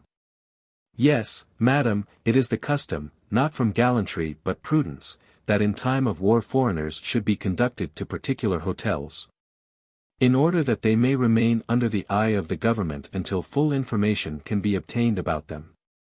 These words were pronounced with the most exact politeness and the most perfect calmness. Nevertheless, they had not the power of convincing Milady. "But I am not a foreigner, sir," said she, with an accent as pure as ever was heard between Portsmouth and Manchester. "My name is Lady Cleric, and this measure." "This measure is general, madam, and you will seek in vain to evade it." "I will follow you, then, sir." Accepting the hand of the officer, she began the descent of the ladder, at the foot of which the boat waited. The officer followed her. A large cloak was spread at the stern. The officer requested her to sit down upon this cloak, and placed himself beside her. "Row," said he to the sailors. The 8 oars fell at once into the sea, making but a single sound, giving but a single stroke, and the boat seemed to fly over the surface of the water. In 5 minutes they gained the land. The officer leaped to the pier, and offered his hand to Milady. A carriage was in waiting. "Is this carriage for us?" asked Milady. "Yes, madam," replied the officer. "The hotel, then, is far away?" "At the other end of the town." "Very well," said Milady, and she resolutely entered the carriage.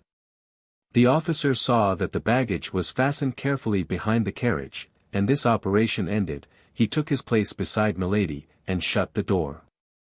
Immediately, without any order being given or his place of destination indicated, the coachman set off at a rapid pace, and plunged into the streets of the city. So strange a reception naturally gave Milady ample matter for reflection. So seeing that the young officer did not seem at all disposed for conversation, she reclined in her corner of the carriage, and one after the other passed in review all the surmises which presented themselves to her mind. At the end of a quarter of an hour, however, surprised at the length of the journey, she leaned forward toward the door to see whither she was being conducted. Houses were no longer to be seen. Trees appeared in the darkness like great black phantoms chasing one another. Milady shuddered. "But we are no longer in the city, sir," said she. The young officer preserved silence. "I beg you to understand, sir, I will go no farther unless you tell me whither you are taking me." This threat brought no reply. "Oh, this is too much," cried Milady. "Help! Help!" No voice replied to hers. The carriage continued to roll on with rapidity, the officer seemed a statue. Milady looked at the officer with one of those terrible expressions peculiar to her countenance, and which so rarely failed of their effect. Anger made her eyes flash in the darkness. The young man remained immovable. Milady tried to open the door in order to throw herself out. "Take care, madam," said the young man, coolly, "you will kill yourself in jumping." Milady reseated herself, foaming. The officer leaned forward, looked at her in his turn, and appeared surprised to see that face, just before so beautiful, distorted with passion and almost hideous. The artful creature at once comprehended that she was injuring herself by allowing him thus to read her soul. She collected her features, and in a complaining voice said, "In the name of heaven, sir, tell me if it is to you, if it is to your government, if it is to an enemy I am to attribute the violence that is done me? No violence will be offered to you, madam, and what happens to you is the result of a very simple measure which we are obliged to adopt with all who land in England." "Then you don't know me, sir?" "It is the first time I have had the honor of seeing you." "And on your honor, you have no cause of hatred against me?" "None, I swear to you." There was so much serenity, coolness, mildness even, in the voice of the young man, that Milady felt reassured. At length, after a journey of nearly an hour, the carriage stopped before an iron gate, which closed an avenue leading to a castle severe in form, massive, and isolated. Then, as the wheels rolled over a fine gravel, Milady could hear a vast roaring, which she at once recognized as the noise of the sea dashing against some steep cliff. The carriage passed under two arched gateways, and at length stopped in a court large, dark, and square. Almost immediately the door of the carriage was opened, the young man sprang lightly out and presented his hand to Milady, who leaned upon it, and in her turn alighted with tolerable calmness. "Still, then, I am a prisoner," said Milady, looking around her, and bringing back her eyes with a most gracious smile to the young officer, "but I feel assured it will not be for long," added she. "My own conscience and your politeness, sir, are the guarantees of that." However flattering this compliment, the officer made no reply. But drawing from his belt a little silver whistle, such as boatswains use in ships of war, he whistled 3 times, with 3 different modulations. Immediately several men appeared, who unharnessed the smoking horses, and put the carriage into a coach-house. Then the officer, with the same calm politeness, invited his prisoner to enter the house. She, with a still smiling countenance, took his arm, and passed with him under a low arched door, which by a vaulted passage, lighted only at the farther end, led to a stone staircase around an angle of stone. They then came to a massive door, which after the introduction into the lock of a key which the young man carried with him, turned heavily upon its hinges, and disclosed the chamber destined for Milady. With a single glance the prisoner took in the apartment in its minutest details. It was a chamber whose furniture was at once appropriate for a prisoner or a free man. And yet bars at the windows and outside bolts at the door decided the question in favor of the prison. In an instant all the strength of mind of this creature, though drawn from the most vigorous sources, abandoned her. She sank into a large easy chair, with her arms crossed, her head lowered, and expecting every instant to see a judge enter to interrogate her. But no one entered except 2 or 3 marines, who brought her trunks and packages, deposited them in a corner, and retired without speaking. The officer superintended all these details with the same calmness Milady had constantly seen in him, never pronouncing a word himself, and making himself obeyed by a gesture of his hand or a sound of his whistle. It might have been said that between this man and his inferiors spoken language did not exist, or had become useless. At length Milady could hold out no longer, she broke the silence. "In the name of heaven, sir," cried she, "what means all that is passing? Put an end to my doubts, I have courage enough for any danger I can foresee, for every misfortune which I understand. Where am I, and why am I here? If I am free, why these bars and these doors? If I am a prisoner, what crime have I committed? You are here in the apartment destined for you, madam.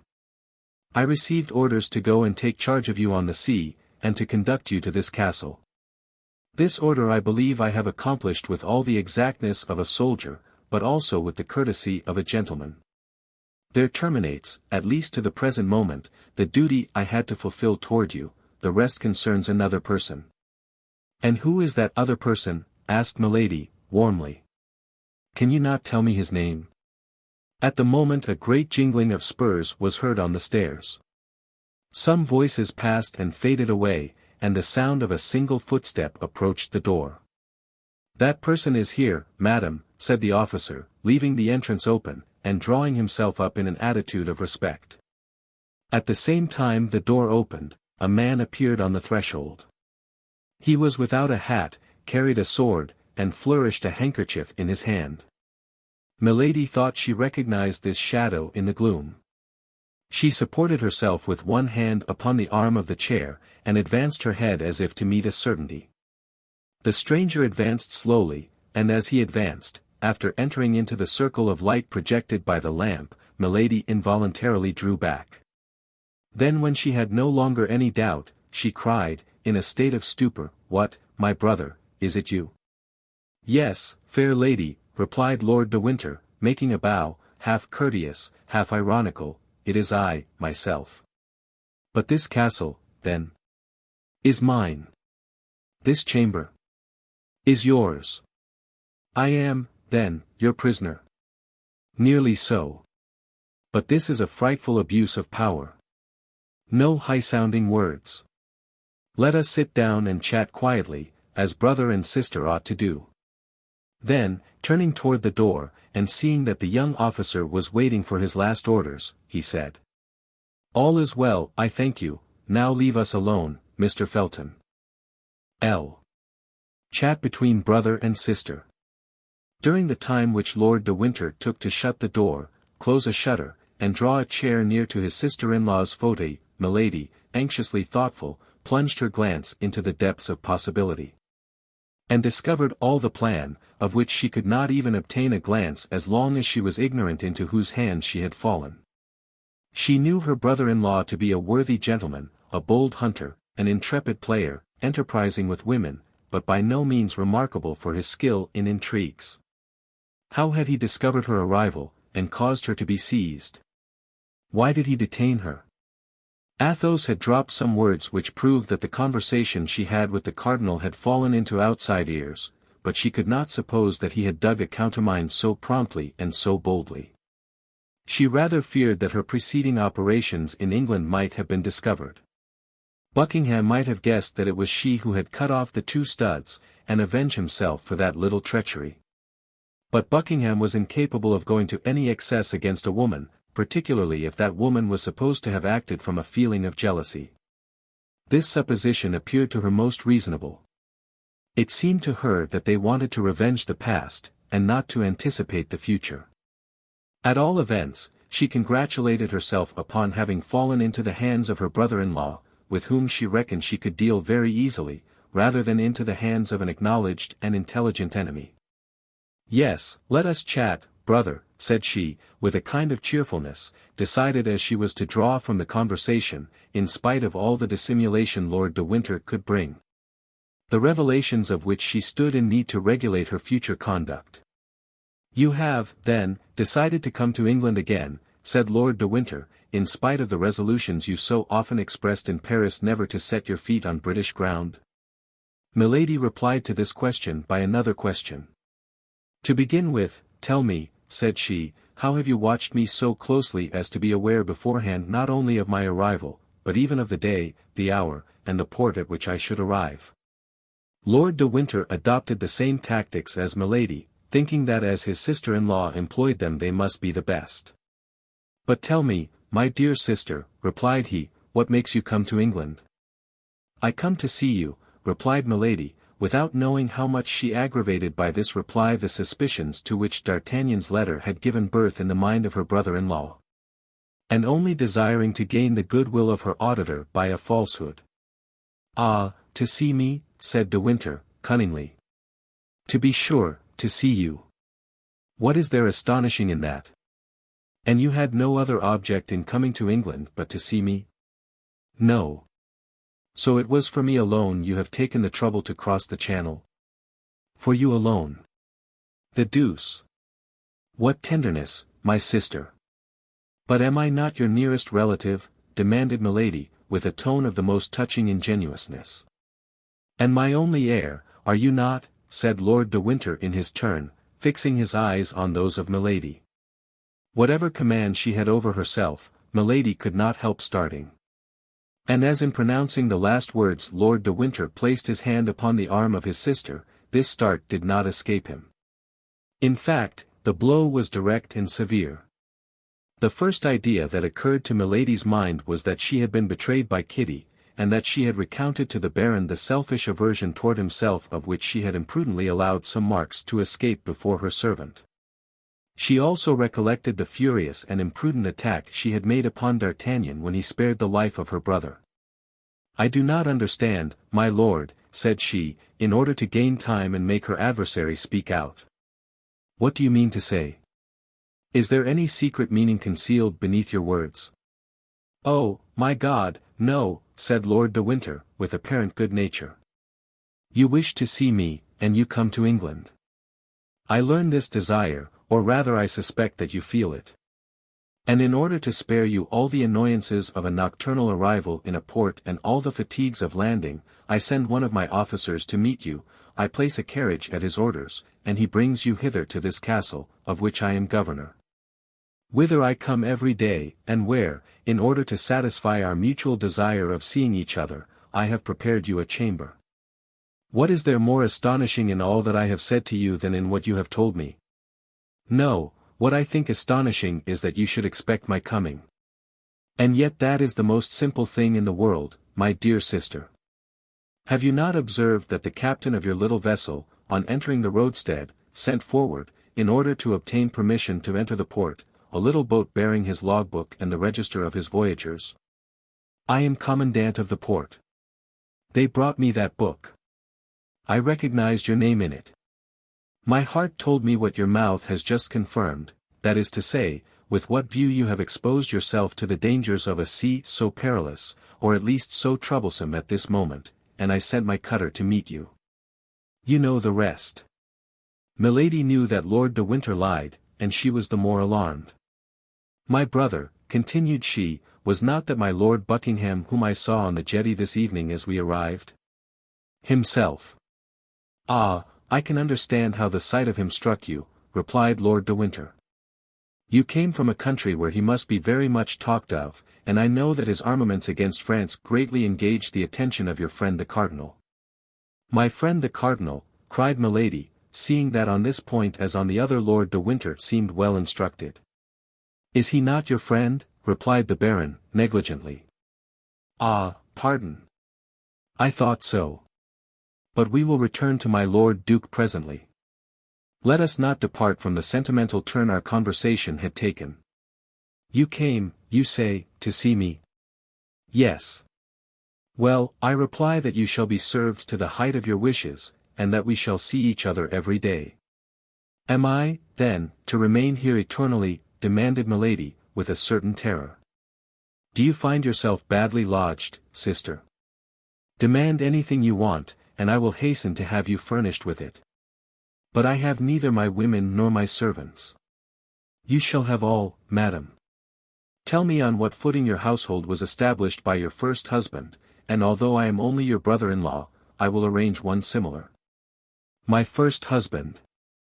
cried Milady, looking at Lord de Winter with eyes almost starting from their sockets. "Yes, your French husband. I don't speak of my brother. If you have forgotten, as he is still living, I can write to him and he will send me information on the subject." A cold sweat burst from the brow of Milady. You jest, said she, in a hollow voice. Do I look so? Asked the Baron, rising and going a step backward. Or rather you insult me, continued she, pressing with her stiffened hands the two arms of her easy chair, and raising herself upon her wrists. I insult you, said Lord de Winter, with contempt. In truth, madam, do you think that can be possible? Indeed, sir, said Milady, you must be either drunk or mad. Leave the room, and send me a woman. Women are very indiscreet, my sister. Cannot I serve you as a waiting maid? By that means all our secrets will remain in the family. Insolent, cried Milady. And as if acted upon by a spring, she bounded toward the Baron, who awaited her attack with his arms crossed, but nevertheless with one hand on the hilt of his sword. Come, said he. I know you are accustomed to assassinate people. But I warn you I shall defend myself, even against you. You are right, said Milady. You have all the appearance of being cowardly enough to lift your hand against a woman. Perhaps so. And I have an excuse, for mine would not be the first hand of a man that has been placed upon you, I imagine. And the Baron pointed, with a slow and accusing gesture, to the left shoulder of Milady, which he almost touched with his finger. Milady uttered a deep, inward shriek, and retreated to a corner of the room like a panther which crouches for a spring. Oh, growl as much as you please, cried Lord de Winter, but don't try to bite, for I warn you that it would be to your disadvantage. There are here no procurators who regulate successions beforehand. There is no knight-errant to come and seek a quarrel with me on account of the fair lady I detain a prisoner. But I have judges quite ready who will quickly dispose of a woman so shameless as to glide, a bigamist, into the bed of Lord de Winter, my brother. And these judges, I warn you, will soon send you to an executioner who will make both your shoulders alike.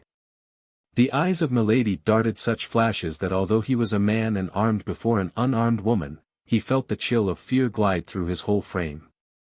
However, he continued all the same, but with increasing warmth, yes, I can very well understand that after having inherited the fortune of my brother it would be very agreeable to you to be my heir likewise. But know beforehand, if you kill me or cause me to be killed, my precautions are taken. Not a penny of what I possess will pass into your hands. Were you not already rich enough, you who possess nearly 1,000,000? And could you not stop your fatal career, if you did not do evil for the infinite and supreme joy of doing it? Oh, be assured, if the memory of my brother were not sacred to me, you should rot in a state dungeon or satisfy the curiosity of sailors at Tyburn. I will be silent, but you must endure your captivity quietly. In 15 or 20 days I shall set out for La Rochelle with the army, but on the eve of my departure a vessel which I shall see depart will take you hence and convey you to our colonies in the south. And be assured that you shall be accompanied by one who will blow your brains out at the first attempt you make to return to England or the continent. Milady listened with an attention that dilated her inflamed eyes. Yes, at present, continued Lord de Winter, you will remain in this castle.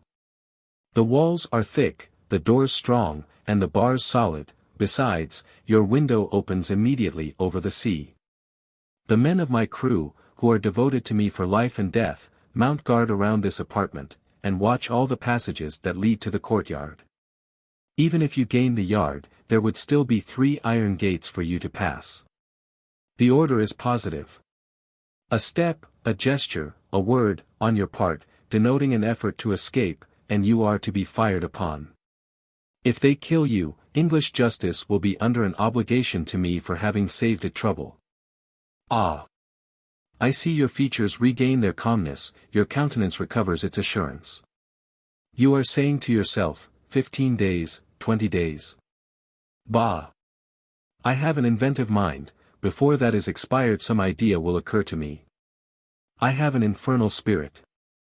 I shall meet with a victim. Before 15 days are gone by I shall be away from here. Ah, try it. Milady, finding her thoughts betrayed, dug her nails into her flesh to subdue every emotion that might give to her face any expression except agony.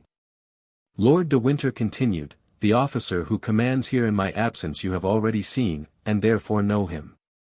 He knows how, as you must have observed, to obey an order, for you did not, I am sure, come from Portsmouth hither without endeavouring to make him speak. What do you say of him? Could a statue of marble have been more impassive and more mute? You have already tried the power of your seductions upon many men, and unfortunately you have always succeeded, but I give you leave to try them upon this one. Pardieu! If you succeed with him, I pronounce you the demon himself. He went toward the door and opened it hastily. Call Mr. Felton, said he. Wait a minute longer, and I will introduce him to you. There followed between these two personages a strange silence, during which the sound of a slow and regular step was heard approaching. Shortly a human form appeared in the shade of the corridor, and the young lieutenant, with whom we are already acquainted, stopped at the threshold to receive the orders of the Baron.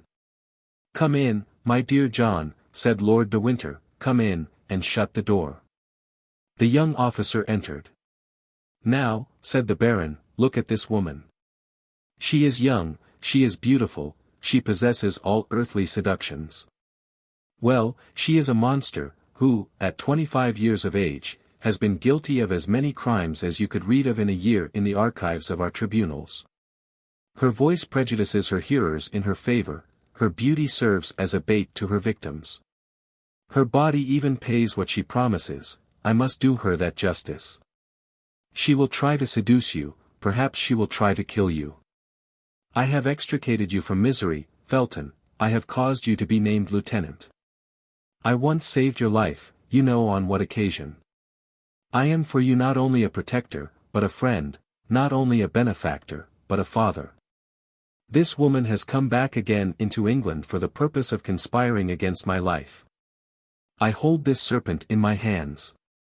Well, I call you, and say to you, friend Felton, John, my child, guard me, and more particularly guard yourself, against this woman. Swear, by your hopes of salvation, to keep her safely for the chastisement she has merited. John Felton, I trust your word. John Felton, I put faith in your loyalty. My lord, said the young officer, summoning to his mild countenance all the hatred he could find in his heart, my lord, I swear all shall be done as you desire. Milady received this look like a resigned victim. It was impossible to imagine a more submissive or a more mild expression than that which prevailed on her beautiful countenance. Lord de Winter himself could scarcely recognize the tigress who, a minute before, prepared apparently for a fight. She is not to leave this chamber, understand, John, continued the Baron. She is to correspond with nobody, she is to speak to no one but you, if you will do her the honor to address a word to her. That is sufficient, my lord. I have sworn. And now, madam, try to make your peace with God, for you are judged by men. Milady let her head sink, as if crushed by this sentence. Lord de Winter went out, making a sign to Felton, who followed him, shutting the door after him. One instant after, the heavy step of a marine who served as sentinel was heard in the corridor, his axe in his girdle and his musket on his shoulder. Milady remained for some minutes in the same position, for she thought they might perhaps be examining her through the keyhole. She then slowly raised her head, which had resumed its formidable expression of menace and defiance, ran to the door to listen, looked out of her window, and returning to bury herself again in her large armchair, she reflected. Li, officer. Meanwhile, the cardinal looked anxiously for news from England, but no news arrived that was not annoying and threatening. Although La Rochelle was invested, however certain success might appear, thanks to the precautions taken, and above all to the dike, which prevented the entrance of any vessel into the besieged city, the blockade might last a long time yet. This was a great affront to the king's army, and a great inconvenience to the cardinal, who had no longer, it is true, to embroil Louis XIII. With Anne of Austria, for that affair was over, but he had to adjust matters for M. de Bassompierre, who was embroiled with the Duc d'Angoulême. As to Monsieur, who had begun the siege, he left to the cardinal the task of finishing it. The city, notwithstanding the incredible perseverance of its mayor, had attempted a sort of mutiny for a surrender, the mayor had hanged the mutineers. This execution quieted the ill-disposed, who who resolved to allow themselves to die of hunger, this death always appearing to them more slow and less sure than strangulation. On their side, from time to time, the besiegers took the messengers which the Rochellais sent to Buckingham, or the spies which Buckingham sent to the Rochellais. In one case or the other, the trial was soon over. The cardinal pronounced the single word, hanged. The king was invited to come and see the hanging. He came languidly, placing himself in a good situation to see all the details. This amused him sometimes a little, and made him endure the siege with patience. But it did not prevent his getting very tired, or from talking at every moment of returning to Paris, so that if the messengers and the spies had failed, his Eminence, notwithstanding all his inventiveness, would have found himself much embarrassed. Nevertheless, time passed on, and the Rochellais did not surrender. The last spy that was taken was the bearer of a letter. This letter told Buckingham that the city was at an extremity. But instead of adding, "If your succor does not arrive within 15 days, we will surrender," it added, quite simply, "If your succor comes not within 15 days, we shall all be dead with hunger when it comes." The Rochellais, then, had no hope but in Buckingham. Buckingham was their Messiah. It was evident that if they one day learned positively that they must not count on Buckingham, their courage would fail with their hope. The cardinal looked, then, with great impatience for the news from England which would announce to him that Buckingham would not come. The question of carrying the city by assault, though often debated in the council of the king, had been always rejected. In the first place, La Rochelle appeared impregnable. Then the cardinal, whatever he said, very well knew that the horror of bloodshed in this encounter, in which Frenchmen would combat against Frenchmen, was a retrograde movement of 60 years impressed upon his policy. And the cardinal was at that period what we now call a man of progress. In fact, the sack of La Rochelle, and the assassination of 3 of 4,000 Huguenots who allowed themselves to be killed, would resemble too closely, in 1628, the massacre of St. Bartholomew in 1572. And then, above all this extreme measure, which was not at all repugnant to the king, good Catholic as he was, always fell before this argument of the besieging generals: La Rochelle is impregnable except to famine. The cardinal could not drive from his mind the fear he entertained of his terrible emissary, for he comprehended the strange qualities of this woman, sometimes a serpent, sometimes a lion. Had she betrayed him? Was she dead? He knew her well enough in all cases to know that, whether acting for or against him, as a friend or an enemy, she would not remain motionless without great impediments. But whence did these impediments arise? That was what he could not know. And yet he reckoned, and with reason, on Milady. He had divined in the past of this woman terrible things which his red mantle alone could cover. And he felt, from one cause or another, that this woman was his own, as she could look to no other but himself for a support superior to the danger which threatened her. He resolved, then, to carry on the war alone, and to look for no success foreign to himself, but as we look for a fortunate chance. He continued to press the raising of the famous dike which was to starve La Rochelle. Meanwhile, he cast his eyes over that unfortunate city, which contained so much deep misery and so many heroic virtues, and recalling the saying of Louis XI. His political predecessor, as he himself was the predecessor of Robespierre, he repeated this maxim of Tristan's gossip: divide in order to reign. Henry IV, when besieging Paris, had loaves and provisions thrown over the walls. The cardinal had little notes thrown over in which he represented to the Rochellais how unjust, selfish, and barbarous was the conduct of their leaders. These leaders had corn in abundance, and would not let them partake of it. They adopted as a maxim, for they, too, had maxims, that it was of very little consequence that women, children, and old men should die, so long as the men who were to defend the walls remained strong and healthy. Up to that time, whether from devotedness or from want of power to act against it, this maxim, without being generally adopted, nevertheless passed from theory into practice, but the notes did it injury. The notes reminded the men that the children, women, and old men whom they allowed to die were their sons, their wives, and their fathers, and that it would be more just for everyone to be reduced to the common misery. in order that equal conditions should give birth to unanimous resolutions. These notes had all the effect that he who wrote them could expect, in that they induced a great number of the inhabitants to open private negotiations with the royal army. But at the moment when the cardinal saw his means already bearing fruit, and applauded himself for having put it in action, an inhabitant of La Rochelle who had contrived to pass the royal lines, God knows how. Such was the watchfulness of Bassompierre, Schomberg, and the Duc d'Angoulême, themselves watched over by the cardinal, an inhabitant of La Rochelle, we say, entered the city, coming from Portsmouth, and saying that he had seen a magnificent fleet ready to sail within 8 days. Still further, Buckingham announced to the mayor that at length the Great League was about to declare itself against France, and that the kingdom would be at once invaded by the English, Imperial, and Spanish armies. This letter was read publicly in all parts of the city. Copies were put up at the corners of the streets, and even they who had begun to open negotiations interrupted them, being resolved to await the succor so pompously announced. This unexpected circumstance brought back Richelieu's former anxiety, and forced him in spite of himself once more to turn his eyes to the other side of the sea.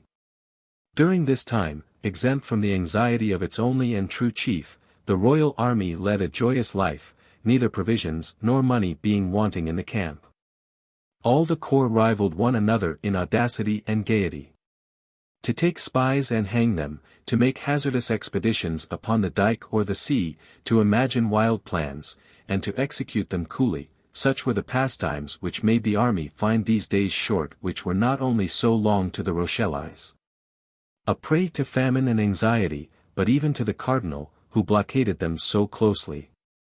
Sometimes when the cardinal, always on horseback, like the lowest gendarme of the army, cast a pensive glance over those works, so slowly keeping pace with his wishes, which the engineers, brought from all the corners of France, were executing under his orders, if he met a musketeer of the company of Treville, he drew near and looked at him in a peculiar manner, and not recognizing in him one of our 4 companions, he turned his penetrating look and profound thoughts in another direction.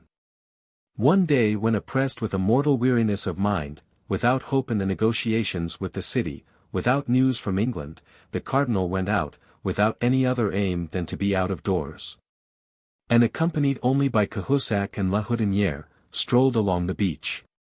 Mingling the immensity of his dreams with the immensity of the ocean, he came, his horse going at a foot's pace, to a hill from the top of which he perceived behind a hedge, reclining on the sand and catching in its passage one of those rays of the sun so rare at this period of the year, 7 men surrounded by empty bottles. 4 of these men were our musketeers, preparing to listen to a letter one of them had just received. This letter was so important that it made them forsake their cards and their dice on the drumhead. The other 3 were occupied in opening an enormous flagon of collicure wine. These were the lackeys of these gentlemen. The cardinal was, as we have said, in very low spirits. And nothing when he was in that state of mind increased his depression so much as gaiety in others. Besides, he had another strange fancy, which was always to believe that the causes of his sadness created the gaiety of others. Making a sign to La Houdinière and Cahusac to stop, he alighted from his horse, and went toward these suspected merry companions, hoping, by means of the sand which deadened the sound of his steps and of the hedge which concealed his approach, to catch some words of this conversation which appeared so interesting. At 10 paces from the hedge he recognized the talkative Gascon, and as he had already perceived that these men were musketeers, he did not doubt that the 3 others were those called the Inseparables, that is to say, Athos, Porthos, and Aramis. It may be supposed that his desire to hear the conversation was augmented by this discovery. His eyes took a strange expression, and with the step of a tiger-cat he advanced toward the hedge. But he had not been able to catch more than a few vague syllables without any positive sense, when a sonorous and short cry made him start, and attracted the attention of the musketeers. "Officer," cried Grimaud. "You are speaking, you scoundrel," said Athos, rising upon his elbow, and transfixing Grimaud with his flaming look. Grimaud therefore added nothing to his speech, but contented himself with pointing his index finger in the direction of the hedge, announcing by this gesture the cardinal and his escort. With a single bound the musketeers were on their feet, and saluted with respect. The cardinal seemed furious. "It appears that Messrs the musketeers keep guard," said he. "Are the English expected by land, or do the musketeers consider themselves superior officers?" "Monseigneur," replied Athos, for amid the general fright he alone had preserved the noble calmness and coolness that never forsook him, "Monseigneur, the musketeers, when they are not on duty, or when their duty is over, drink and play at dice. And they are certainly superior officers to their lackeys." "Lackeys?" grumbled the cardinal. "Lackeys who have the order to warn their masters when anyone passes are not lackeys, they are sentinels. Your Eminence may perceive that if we had not taken this precaution, we should have been exposed to allowing you to pass without presenting you our respects or offering you our thanks for the favor you have done us in uniting us. D'Artagnan," continued Athos, "you, who but lately were so anxious for such an opportunity for expressing your gratitude to Monseigneur, here it is, avail yourself of it." These words were pronounced with that imperturbable phlegm which distinguished Athos in the hour of danger, and with that excessive politeness which made of him at certain moments a king more majestic than kings by birth. D'Artagnan came forward and stammered out a few words of gratitude which soon expired under the gloomy looks of the cardinal. "It does not signify, gentlemen," continued the cardinal, without appearing to be in the least swerved from his first intention by the diversion which Athos had started, "it does not signify, gentlemen. I do not like to have simple soldiers, because they have the advantage of serving in a privileged corps, thus to play the great lords. Discipline is the same for them as for everybody else." Athos allowed the cardinal to finish his sentence completely, and bowed in sign of assent. Then he resumed in his turn, "Discipline, Monseigneur, has, I hope, in no way been forgotten by us. We are not on duty, and we believe that not being on duty we were at liberty to dispose of our time as we pleased. If we are so fortunate as to have some particular duty to perform for your Eminence, we are ready to obey you. Your Eminence may perceive," continued Athos, knitting his brow, for this sort of investigation began to annoy him, "that we have not come out without our arms." And he showed the cardinal, with his finger, the 4 muskets piled near the drum, on which were the cards and dice. "Your Eminence may believe," added D'Artagnan, "that we would have come to meet you, if we could have supposed it was Monseigneur coming toward us with so few attendants." The cardinal bit his mustache, and even his lips a little. "Do you know what you look like, altogether, as you are armed and guarded by your lackeys?" said the cardinal. "You look like 4 conspirators." "Oh, as to that, Monseigneur, it is true," said Athos. "We do conspire, as your Eminence might have seen the other morning. Only we conspire against the Rochellais." "Ah, you gentlemen of policy!" replied the cardinal, knitting his brow in his turn, "the secret of many unknown things might perhaps be found in your brains, if we could read them as you read that letter which you concealed as soon as you saw me coming." The color mounted to the face of Athos, and he made a step toward his Eminence. "One might think you really suspected us, Monseigneur, and we were undergoing a real interrogatory. If it be so, we trust your Eminence will deign to explain yourself, and we should then at least be acquainted with our real position." "And if it were an interrogatory," replied the cardinal. "Others besides you have undergone such, Monsieur Athos, and have replied thereto. Thus I have told your Eminence that you had but to question us, and we are ready to reply. What was that letter you were about to read, Monsieur Aramis, and which you so promptly concealed?" "A woman's letter, Monseigneur." "Ah, yes, I see," said the cardinal, "we must be discreet with this sort of letters. But nevertheless, we may show them to a confessor, and you know I have taken orders." "Monseigneur," said Athos, with a calmness the more terrible because he risked his head in making this reply, "the letter is a woman's letter, but it is neither signed Marion de Lorme, nor Madame d'Aiguillon." The cardinal became as pale as death. Lightning darted from his eyes. He turned round as if to give an order to Cahusac and Houdinière. Athos saw the movement.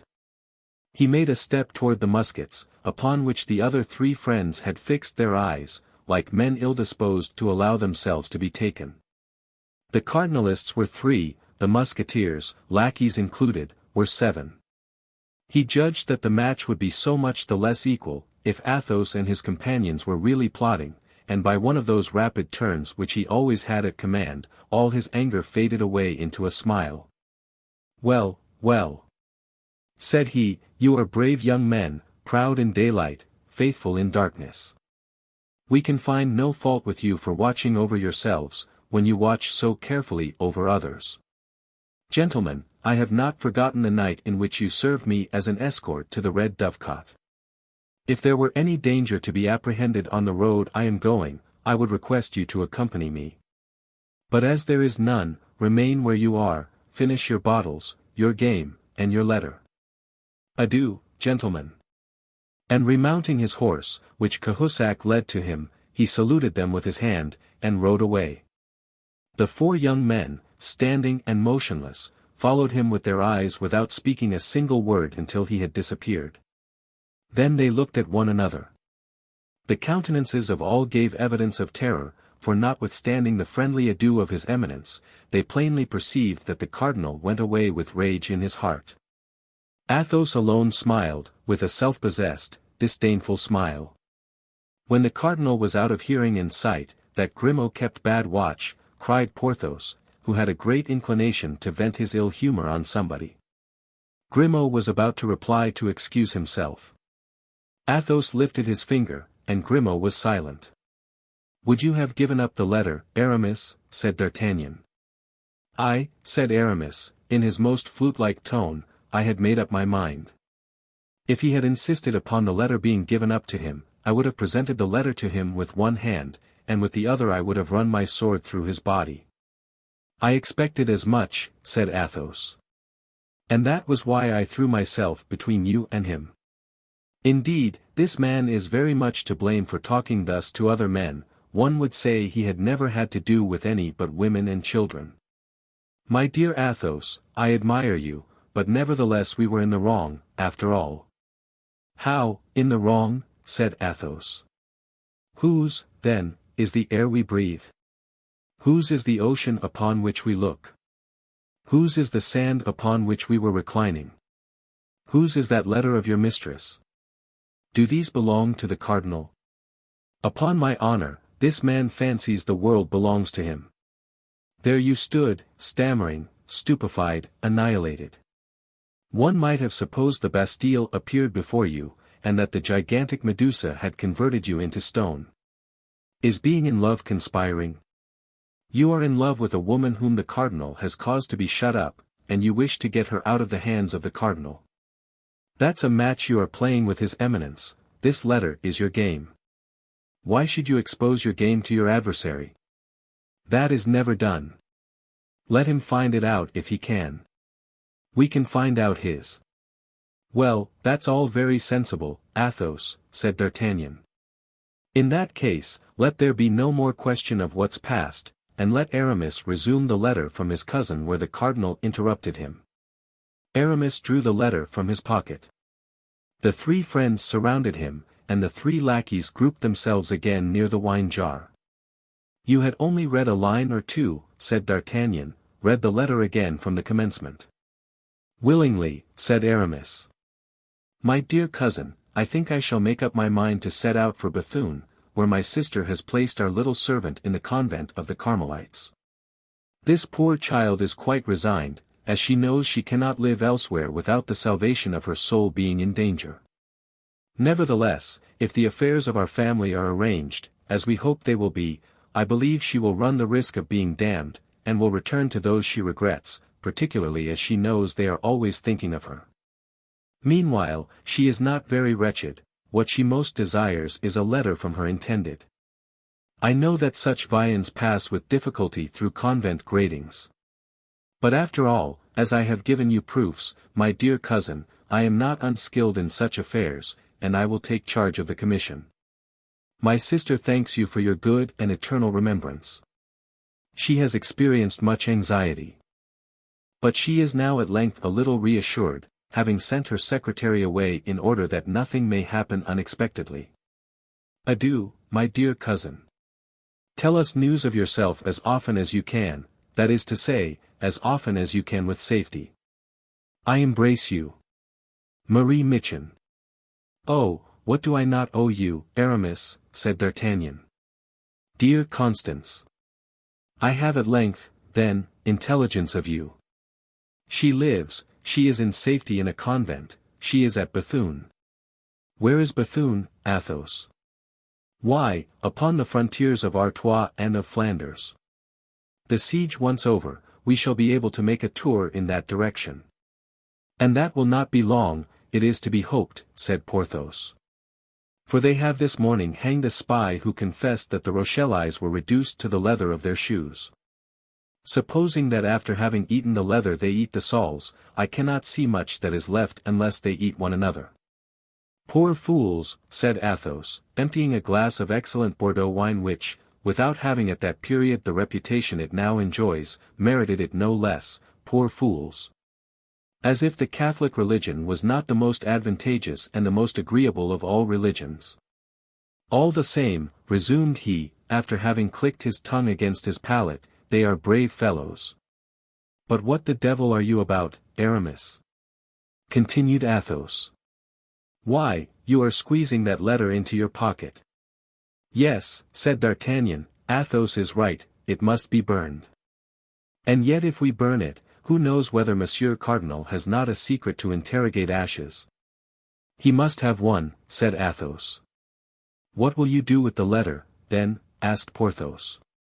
"Come here, Grimaud," said Athos. Grimaud rose and obeyed. "As a punishment for having spoken without permission, my friend, you will please to eat this piece of paper, then to recompense you for the service you will have rendered us, you shall afterward drink this glass of wine. First, here is the letter. Eat heartily." Grimaud smiled, and with his eyes fixed upon the glass which Athos held in his hand, he ground the paper well between his teeth and then swallowed it. "Bravo, Monsieur Grimaud," said Athos, "and now take this." "That's well. We dispense with your saying grace." Grimaud silently swallowed the glass of Bordeaux wine, but his eyes, raised toward heaven during this delicious occupation, spoke a language which, though mute, was not the less expressive. "And now," said Athos, "unless Monsieur Cardinal should form the ingenious idea of ripping up Grimaud, I think we may be pretty much at our ease respecting the letter." Meantime, his Eminence continued his melancholy ride, murmuring between his mustaches, "These 4 men must positively be mine. Captivity, the first day. Let us return to Milady, whom a glance thrown upon the coast of France has made us lose sight of for an instant.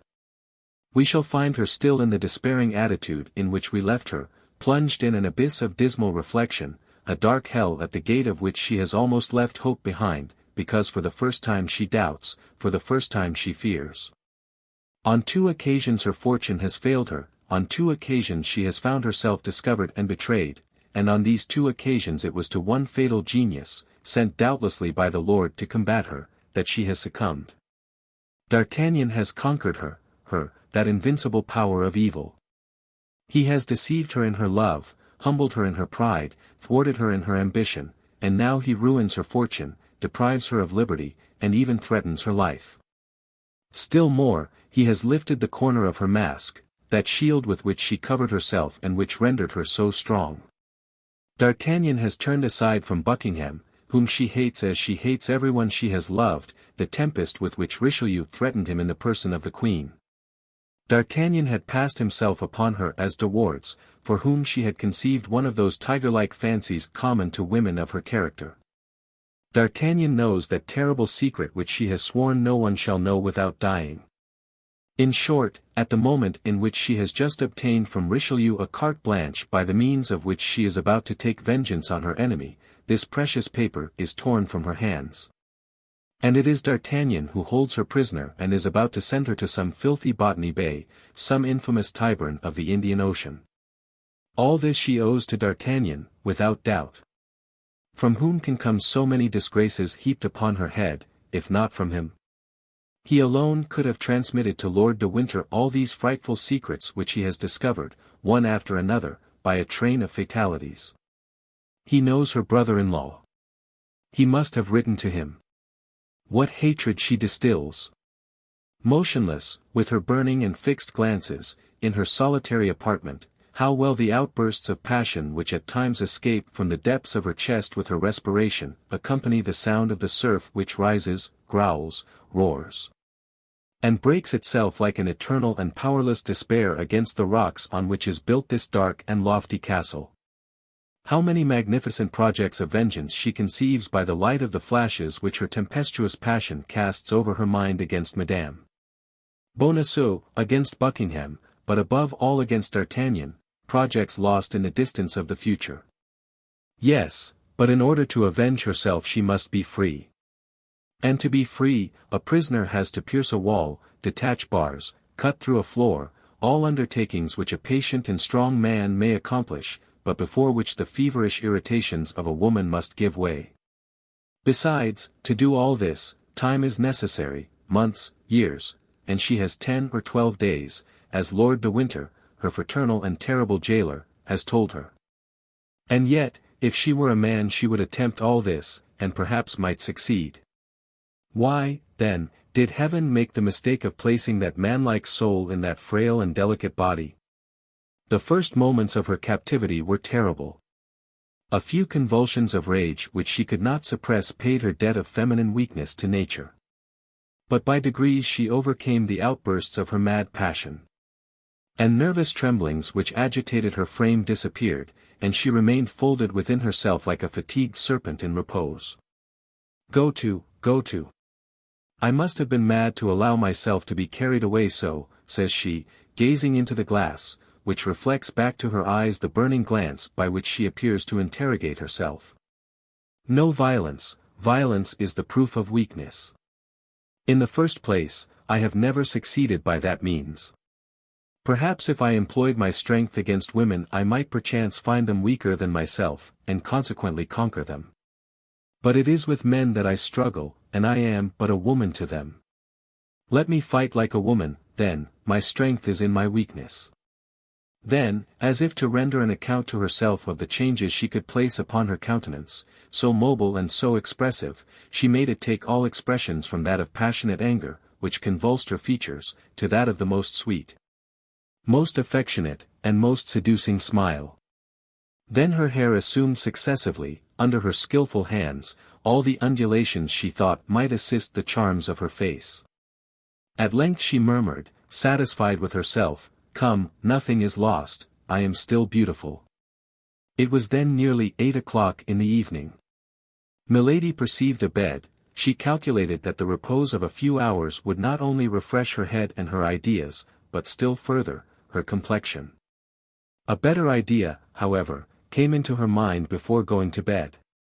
She had heard something said about supper. She had already been an hour in this apartment, they could not long delay bringing her a repast. The prisoner did not wish to lose time. And she resolved to make that very evening some attempts to ascertain the nature of the ground she had to work upon, by studying the characters of the men to whose guardianship she was committed. A light appeared under the door. This light announced the reappearance of her jailers. Milady, who had arisen, threw herself quickly into the armchair, her head thrown back, her beautiful hair unbound and dishevelled, her bosom half bare beneath her crumpled lace, one hand on her heart, and the other hanging down. The bolts were drawn, the door groaned upon its hinges. Steps sounded in the chamber, and drew near. "Place that table there," said a voice which the prisoner recognized as that of Felton. The order was executed. "You will bring lights, and relieve the sentinel," continued Felton. And this double order which the young lieutenant gave to the same individuals proved to Milady that her servants were the same men as her guards, that is to say, soldiers. Felton's orders were, for the rest, executed with a silent rapidity that gave a good idea of the way in which he maintained discipline. At length Felton, who had not yet looked at Milady, turned toward her. Ah, said he, "she is asleep. That's well. When she wakes she can sup." And he made some steps toward the door. "But, my lieutenant," said a soldier, less stoical than his chief, and who had approached Milady, "this woman is not asleep." "What, not asleep?" said Felton. "What is she doing, then?" "She has fainted. Her face is very pale, and I have listened in vain, I do not hear her breathe. You are right, said Felton, after having looked at Milady from the spot on which he stood without moving a step toward her. Go and tell Lord de Winter that his prisoner has fainted, for this event not having been foreseen, I don't know what to do. The soldier went out to obey the orders of his officer. Felton sat down upon an armchair which happened to be near the door, and waited without speaking a word, without making a gesture. Milady possessed that great art, so much studied by women, of looking through her long eyelashes without appearing to open the lids. She perceived Felton, who sat with his back toward her. She continued to look at him for nearly 10 minutes, and in these 10 minutes the immovable guardian never turned round once. She then thought that Lord de Winter would come, and by his presence give fresh strength to her jailer. Her first trial was lost, she acted like a woman who reckons up her resources. As a result she raised her head, opened her eyes, and sighed deeply. At this sigh Felton turned round. Ah, you are awake, madam, he said. Then I have nothing more to do here. If you want anything you can ring. Oh, my God, my God! How I have suffered, said Milady, in that harmonious voice which, like that of the ancient enchantresses, charmed all whom she wished to destroy. And she assumed, upon sitting up in the armchair, a still more graceful and abandoned position than when she reclined. Felton arose. You will be served, thus, madam, 3 times a day, said he. In the morning at 9 o'clock, in the day at 1 o'clock, and in the evening at 8. If that does not suit you, you can point out what other hours you prefer, and in this respect your wishes will be complied with. But am I to remain always alone in this vast and dismal chamber? Asked Milady. A woman of the neighborhood has been sent for, who will be tomorrow at the castle, and will return as often as you desire her presence. I thank you, sir, replied the prisoner, humbly. Felton made a slight bow, and directed his steps toward the door. At the moment he was about to go out, Lord de Winter appeared in the corridor, followed by the soldier who had been sent to inform him of the swoon of Milady. He held a vial of salts in his hand. Well, what is it? What is going on here? Said he, in a jeering voice, on seeing the prisoner sitting up and Felton about to go out. Is this corpse come to life already? Felton, my lad, did you not perceive that you were taken for a novice, and that the first act was being performed of a comedy of which we shall doubtless have the pleasure of following out all the developments? I thought so, my lord, said Felton, but as the prisoner is a woman, after all, I wish to pay her the attention that every man of gentle birth owes to a woman, if not on her account, at least on my own. Milady shuddered through her whole system. These words of Felton's passed like ice through her veins. So, replied de Winter, laughing, that beautiful hair so skilfully dishevelled, that white skin, and that languishing look, have not yet seduced you, you heart of stone. No, my lord, replied the impassive young man.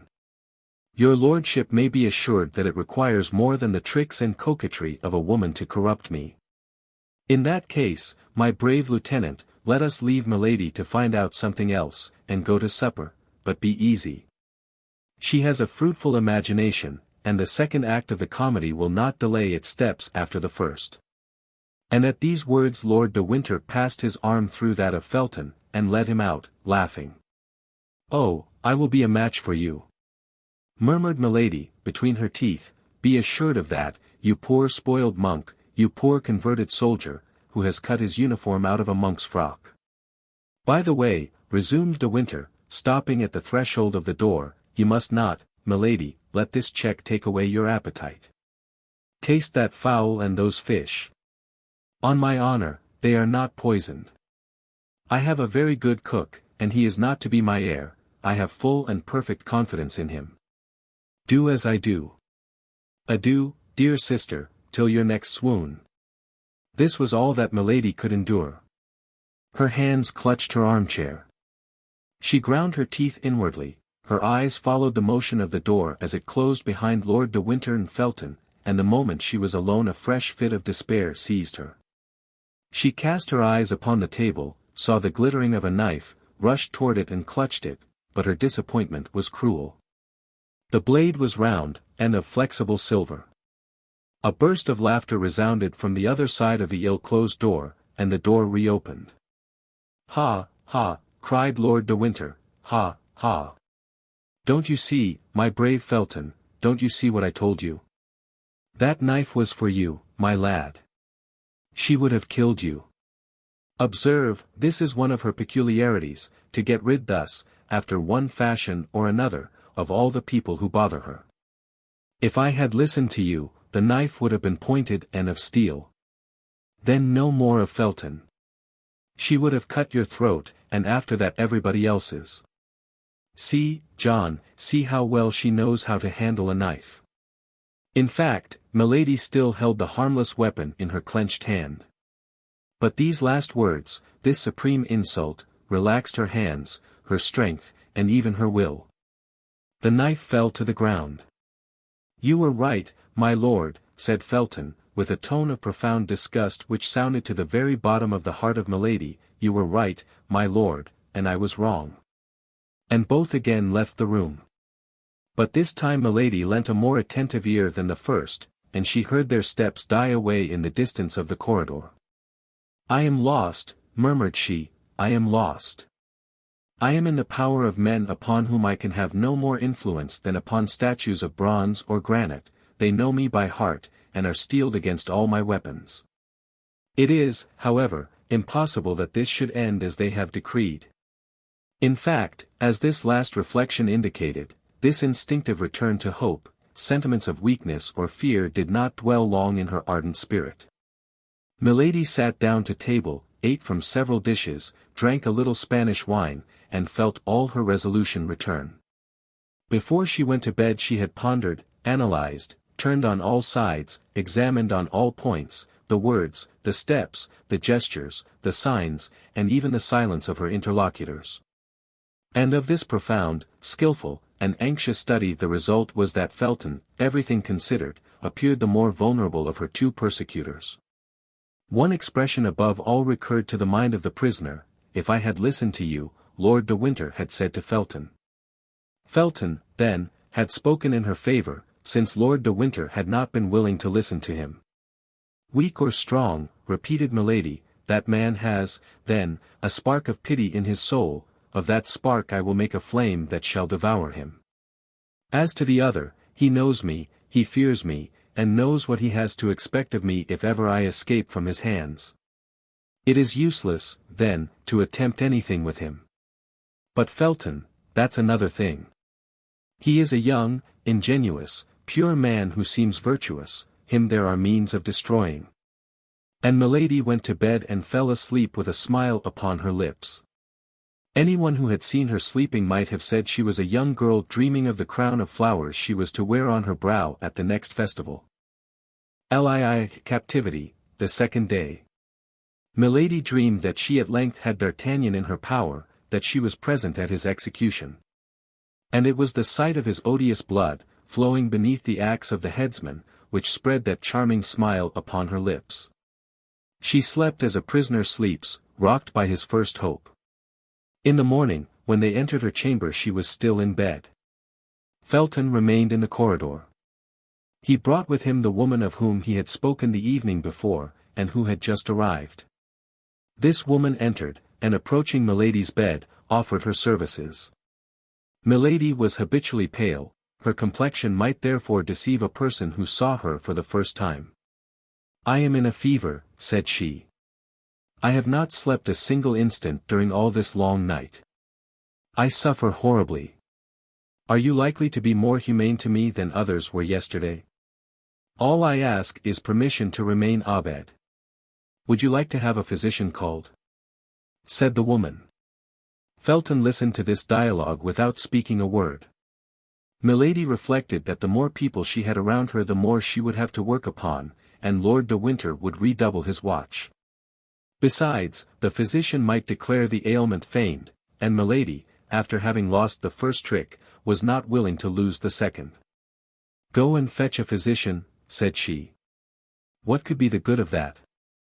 These gentlemen declared yesterday that my illness was a comedy. It would be just the same today, no doubt, for since yesterday evening they have had plenty of time to send for a doctor.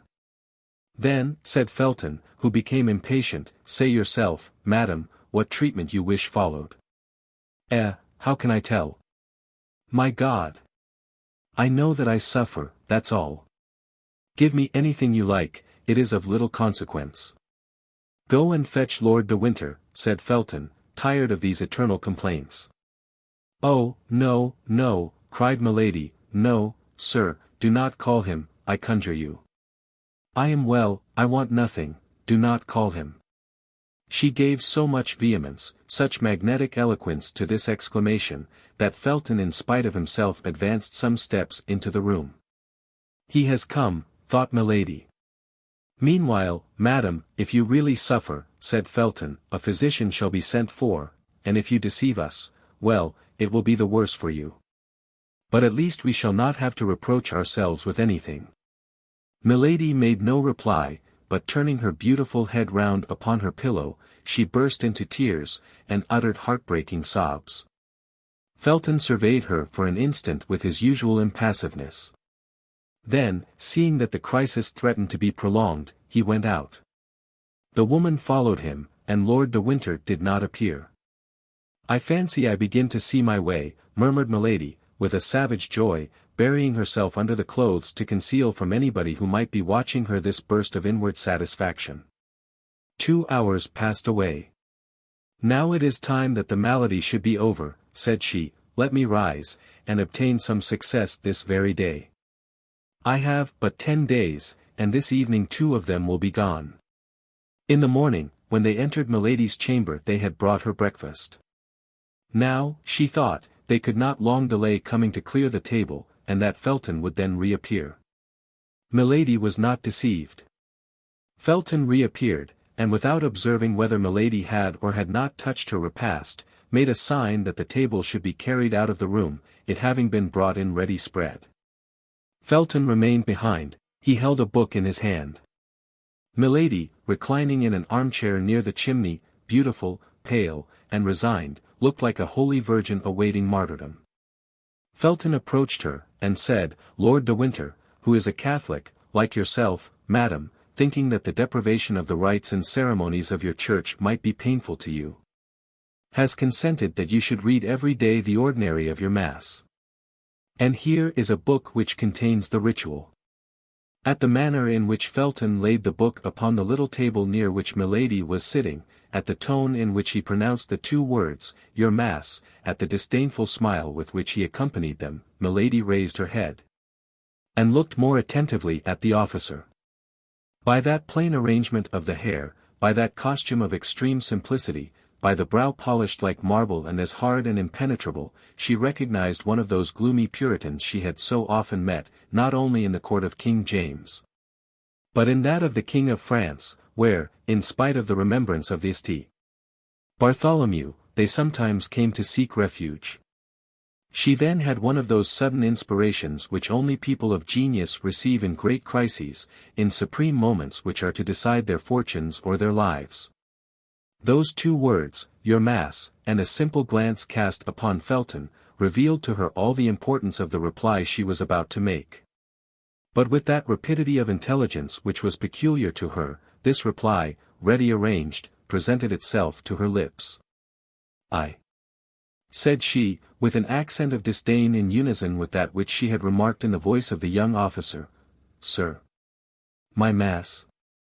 Lord de Winter, the corrupted Catholic, knows very well that I am not of his religion, and this is a snare he wishes to lay for me.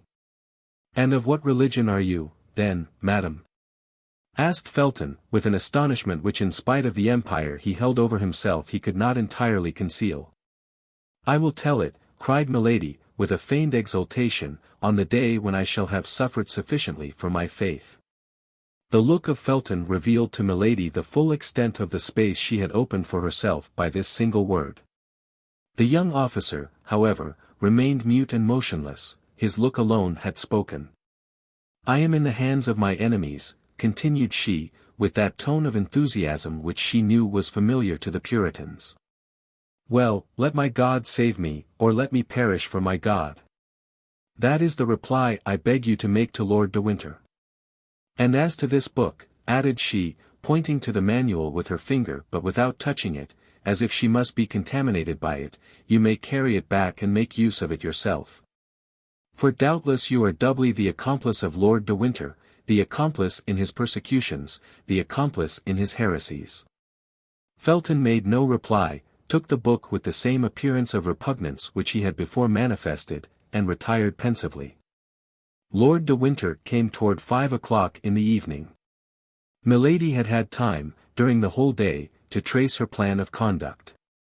She received him like a woman who had already recovered all her advantages.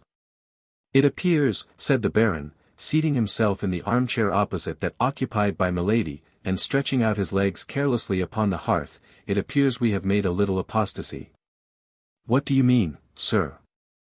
"I mean to say that since we last met you have changed your religion. You have not by chance married a Protestant for a third husband, have you?" "Explain yourself, my lord," replied the prisoner, with majesty. "For though I hear your words, I declare I do not understand them." "Then you have no religion at all, I like that best," replied Lord de Winter, laughing. "Certainly that is most in accord with your own principles," replied Milady, frigidly. "Oh, I confess it is all the same to me." "Oh, you need not avow this religious indifference, my lord, your debaucheries and crimes would vouch for it." "What, you talk of debaucheries, Madame Messalina, Lady Macbeth? Either I misunderstand you or you are very shameless." "You only speak thus because you are overheard," coolly replied Milady, "and you wish to interest your jailers and your hangman against me." "My jailers and my hangman? Heyday, madam! You are taking a poetical tone, and the comedy of yesterday turns to a tragedy this evening. As to the rest, in 8 days you will be where you ought to be, and my task will be completed." "Infamous task! Impious task!" cried Milady, with the exultation of a victim who provokes his judge. "My word," said de Winter, rising, "I think the hussy is going mad. Come, calm yourself, Madame Puritan, or I'll remove you to a dungeon. It's my Spanish wine that has got into your head, is it not? But never mind, that sort of intoxication is not dangerous, and will have no bad effects." And Lord de Winter retired swearing, which at that period was a very nightly habit. Felton was indeed behind the door, and had not lost one word of this scene. Milady had guessed aright. "Yes, go," said she to her brother, "the effects are drawing near, on the contrary. But you, weak fool, will not see them until it is too late to shun them." Silence was re-established. 2 hours passed away. Milady's supper was brought in, and she was found deeply engaged in saying her prayers aloud, prayers which she had learned of an old servant of her second husband, a most austere Puritan. She appeared to be in ecstasy, and did not pay the least attention to what was going on around her. Felton made a sign that she should not be disturbed, and when all was arranged, he went out quietly with the soldiers. Milady knew she might be watched, so she continued her prayers to the end, and it appeared to her that the soldier who was on duty at her door did not march with the same step, and seemed to listen. For the moment she wished nothing better. She arose, came to the table, ate but little, and drank only water. An hour after, her table was cleared, but Milady remarked that this time Felton did not accompany the soldiers. He feared, then, to see her too often. She turned toward the wall to smile, for there was in this smile such an expression of triumph that this smile alone would have betrayed her. She allowed, therefore, half an hour to pass away. And as at that moment all was silence in the old castle, as nothing was heard but the eternal murmur of the waves, that immense breaking of the ocean, with her pure, harmonious, and powerful voice. She began the first couplet of the psalm then in great favor with the Puritans. "Thou leavest thy servants, Lord, to see if they be strong. But soon thou dost afford thy hand to lead them on." These verses were not excellent, very far from it, but as it is well known, the Puritans did not pique themselves upon their poetry. While singing, Milady listened. The soldier on guard at her door stopped, as if he had been changed into stone. Milady was then able to judge of the effect she had produced. Then she continued her singing with inexpressible fervor and feeling.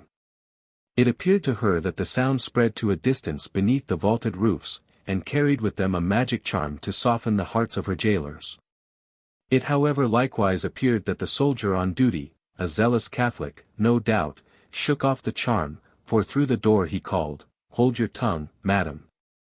Your song is as dismal as a de profundis. And if besides the pleasure of being in garrison here, we must hear such things as these, no mortal can hold out." "Silence," then exclaimed another stern voice which Milady recognized as that of Felton. "What are you meddling with, stupid? Did anybody order you to prevent that woman from singing? No. You were told to guard her, to fire at her if she attempted to fly. Guard her. If she flies, kill her, but don't exceed your orders."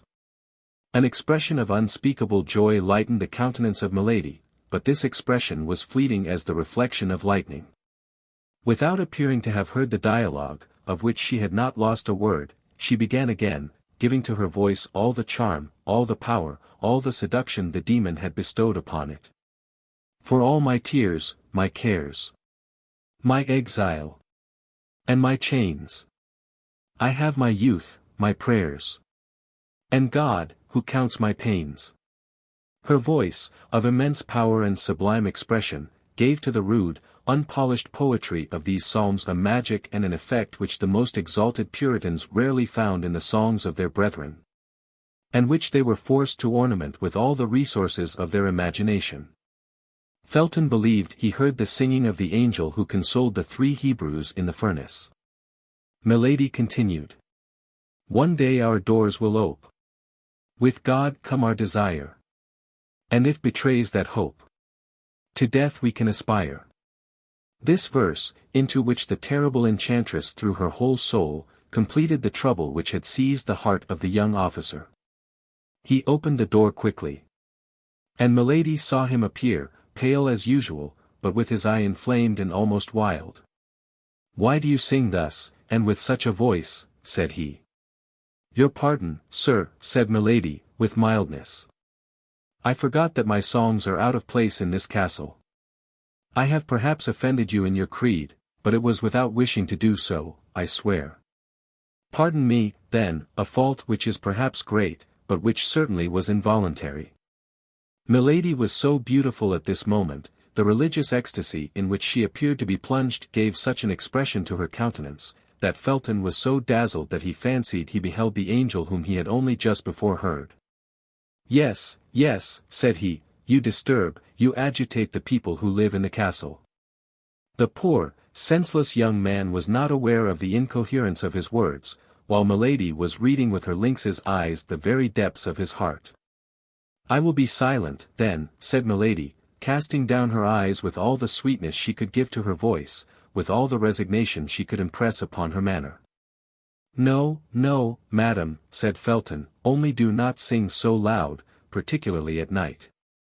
And at these words Felton, feeling that he could not long maintain his severity toward his prisoner, rushed out of the room. "You have done right, lieutenant," said the soldier. "Such songs disturb the mind, and yet we become accustomed to them, her voice is so beautiful." Liv. Captivity, the 3rd day. Felton had fallen, but there was still another step to be taken.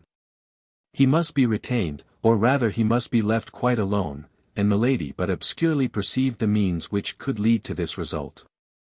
Still more must be done. He must be made to speak, in order that he might be spoken to, for Milady very well knew that her greatest seduction was in her voice, which so skillfully ran over the whole gamut of tones from human speech to language celestial.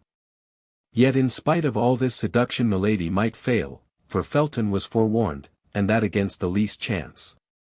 From that moment she watched all his actions, all his words, from the simplest glance of his eyes to his gestures, even to a breath that could be interpreted as a sigh. In short, she studied everything, as a skillful comedian does to whom a new part has been assigned in a line to which he is not accustomed.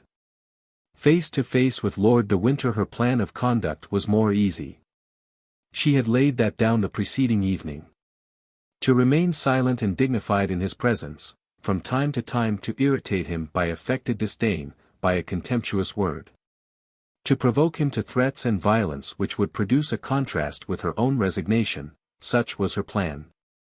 Felton would see all, perhaps he would say nothing, but he would see. In the morning, Felton came as usual. But Milady allowed him to preside over all the preparations for breakfast without addressing a word to him.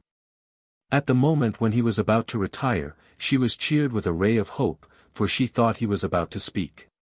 But his lips moved without any sound leaving his mouth, and making a powerful effort to control himself, he sent back to his heart the words that were about to escape from his lips, and went out. Toward midday, Lord de Winter entered. It was a tolerably fine winter's day, and a ray of that pale English sun which lights but does not warm came through the bars of her prison. Milady was looking out at the window, and pretended not to hear the door as it opened. "Ah, ah," said Lord de Winter, "after having played comedy, after having played tragedy, we are now playing melancholy." The prisoner made no reply. "Yes, yes," continued Lord de Winter, "I understand. You would like very well to be at liberty on that beach. You would like very well to be in a good ship dancing upon the waves of that emerald green sea. You would like very well, either on land or on the ocean, to lay for me one of those nice little ambuscades you are so skillful in planning. Patience, patience. In 4 days' time the shore will be beneath your feet, the sea will be open to you, more open than will perhaps be agreeable to you, for in 4 days England will be relieved of you." Milady folded her hands, and raising her fine eyes toward heaven, "Lord, Lord," said she, with an angelic meekness of gesture and tone, "pardon this man, as I myself pardon him." "Yes, pray, accursed woman," cried the Baron. "Your prayer is so much the more generous from your being, I swear to you, in the power of a man who will never pardon you," and he went out. At the moment he went out a piercing glance darted through the opening of the nearly closed door, and she perceived Felton, who drew quickly to one side to prevent being seen by her. Then she threw herself upon her knees, and began to pray. my God," said she, "thou knowest in what holy cause I suffer, give me, then, strength to suffer." The door opened gently. The beautiful supplicant pretended not to hear the noise, and in a voice broken by tears, she continued. "God of vengeance! God of goodness! Wilt thou allow the frightful projects of this man to be accomplished?" Then only she pretended to hear the sound of Felton's steps, and rising quick as thought, she blushed, as if ashamed of being surprised on her knees. "I do not like to disturb those who pray, madam," said Felton, seriously. "Do not disturb yourself on my account, I beseech you." "How do you know I was praying, sir?" said Milady, in a voice broken by sobs. "You were deceived, sir, I was not praying." "Do you think, then, madam," replied Felton, in the same serious voice, but with a milder tone, "do you think I assume the right of preventing a creature from prostrating herself before her Creator? God forbid. Besides, repentance becomes the guilty, whatever crimes they may have committed, for me the guilty are sacred at the feet of God." "Guilty? I," said Milady, with a smile which might have disarmed the angel of the Last Judgment. "Guilty? Oh, my God, thou knowest whether I am guilty. Say I am condemned, sir, if you please, but you know that God, who loves martyrs, sometimes permits the innocent to be condemned." "Were you condemned, were you innocent, were you a martyr," replied Felton, "the greater would be the necessity for prayer, and I myself would aid you with my prayers." "Oh, you are a just man," cried Milady, throwing herself at his feet. "I can hold out no longer, for I fear I shall be wanting in strength at the moment when I shall be forced to undergo the struggle, and confess my faith. Listen, then, to the supplication of a despairing woman. You are abused, sir. But that is not the question. I only ask you one favor, and if you grant it me, I will bless you in this world and in the next." "Speak to the master, madam," said Felton. "Happily I am neither charged with the power of pardoning nor punishing. It is upon one higher placed than I am that God has laid this responsibility. To you, no, to you alone. Listen to me, rather than add to my destruction, rather than add to my ignominy. If you have merited this shame, madam, if you have incurred this ignominy, you must submit to it as an offering to God. What do you say? Oh, you do not understand me. When I speak of ignominy, you think I speak of some chastisement, of imprisonment or death. Would to heaven! Of what consequence to me is imprisonment or death? It is I who no longer understand you, madam, said Felton. Or, rather, who pretend not to understand me, sir, replied the prisoner, with a smile of incredulity. No, madam, on the honor of a soldier, on the faith of a Christian. What, you are ignorant of Lord de Winter's designs upon me? I am. Impossible, you are his confidant. I never lie, madam. Oh, he conceals them too little for you not to divine them. I seek to divine nothing, madam. I wait till I am confided in, and apart from that which Lord de Winter has said to me before you, he has confided nothing to me. Why, then, cried Milady, with an incredible tone of truthfulness, you are not his accomplice. You do not know that he destines me to a disgrace which all the punishments of the world cannot equal in horror. You are deceived, madam, said Felton, blushing, Lord de Winter is not capable of such a crime. Good, said Milady to herself. Without thinking what it is, he calls it a crime. Then aloud, the friend of that wretch is capable of everything. Whom do you call that wretch? Asked Felton. Are there, then, in England 2 men to whom such an epithet can be applied? You mean George Villiers? Asked Felton, whose looks became excited. Whom pagans and unbelieving Gentiles call Duke of Buckingham, replied Milady. I could not have thought that there was an Englishman in all England who would have required so long an explanation to make him understand of whom I was speaking. The hand of the Lord is stretched over him, said Felton. He will not escape the chastisement he deserves. Felton only expressed, with regard to the Duke, the feeling of execration which all the English had declared toward him whom the Catholics themselves called the extortioner, the pillager, the debauchee, and whom the Puritans styled simply Satan. Oh, my God, cried Milady, when I supplicate thee to pour upon this man the chastisement which is his due, thou knowest it is not my own vengeance I pursue, but the deliverance of a whole nation that I implore. Do you know him, then? Asked Felton. At length he interrogates me, said Milady to herself, at the height of joy at having obtained so quickly such a great result. Oh, know him? Yes, yes. To my misfortune, to my eternal misfortune. And Milady twisted her arms as if in a paroxysm of grief. Felton no doubt felt within himself that his strength was abandoning him, and he made several steps toward the door. But the prisoner, whose eye never left him, sprang in pursuit of him and stopped him. Sir, cried she, be kind, be clement, listen to my prayer. That knife, which the fatal prudence of the Baron deprived me of, because he knows the use I would make of it. Oh, hear me to the end. That knife, give it to me for a minute only, for mercy's, for pity's sake. I will embrace your knees. You shall shut the door that you may be certain I contemplate no injury to you. My God! To you, the only just, good, and compassionate being I have met with. To you, my preserver, perhaps. 1 minute that knife, 1 minute, a single minute, and I will restore it to you through the grating of the door. Only 1 minute, Mr. Felton, and you will have saved my honor. To kill yourself? Cried Felton, with terror, forgetting to withdraw his hands from the hands of the prisoner, to kill yourself? I have told, sir, murmured Milady, lowering her voice, and allowing herself to sink overpowered to the ground, I have told my secret. He knows all. My God, I am lost. Felton remained standing, motionless and undecided. He still doubts, thought Milady, I have not been earnest enough. Someone was heard in the corridor. Milady recognized the step of Lord de Winter. Felton recognized it also, and made a step toward the door. Milady sprang toward him. Oh, not a word, said she in a concentrated voice, not a word of all that I have said to you to this man, or I am lost, and it would be you.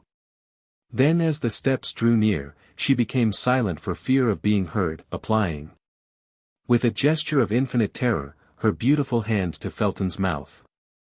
Felton gently repulsed Milady, and she sank into a chair. Lord de Winter passed before the door without stopping, and they heard the noise of his footsteps soon die away. Felton, as pale as death, remained some instants with his ear bent and listening, then, when the sound was quite extinct, he breathed like a man awaking from a dream, and rushed out of the apartment. "Ah!"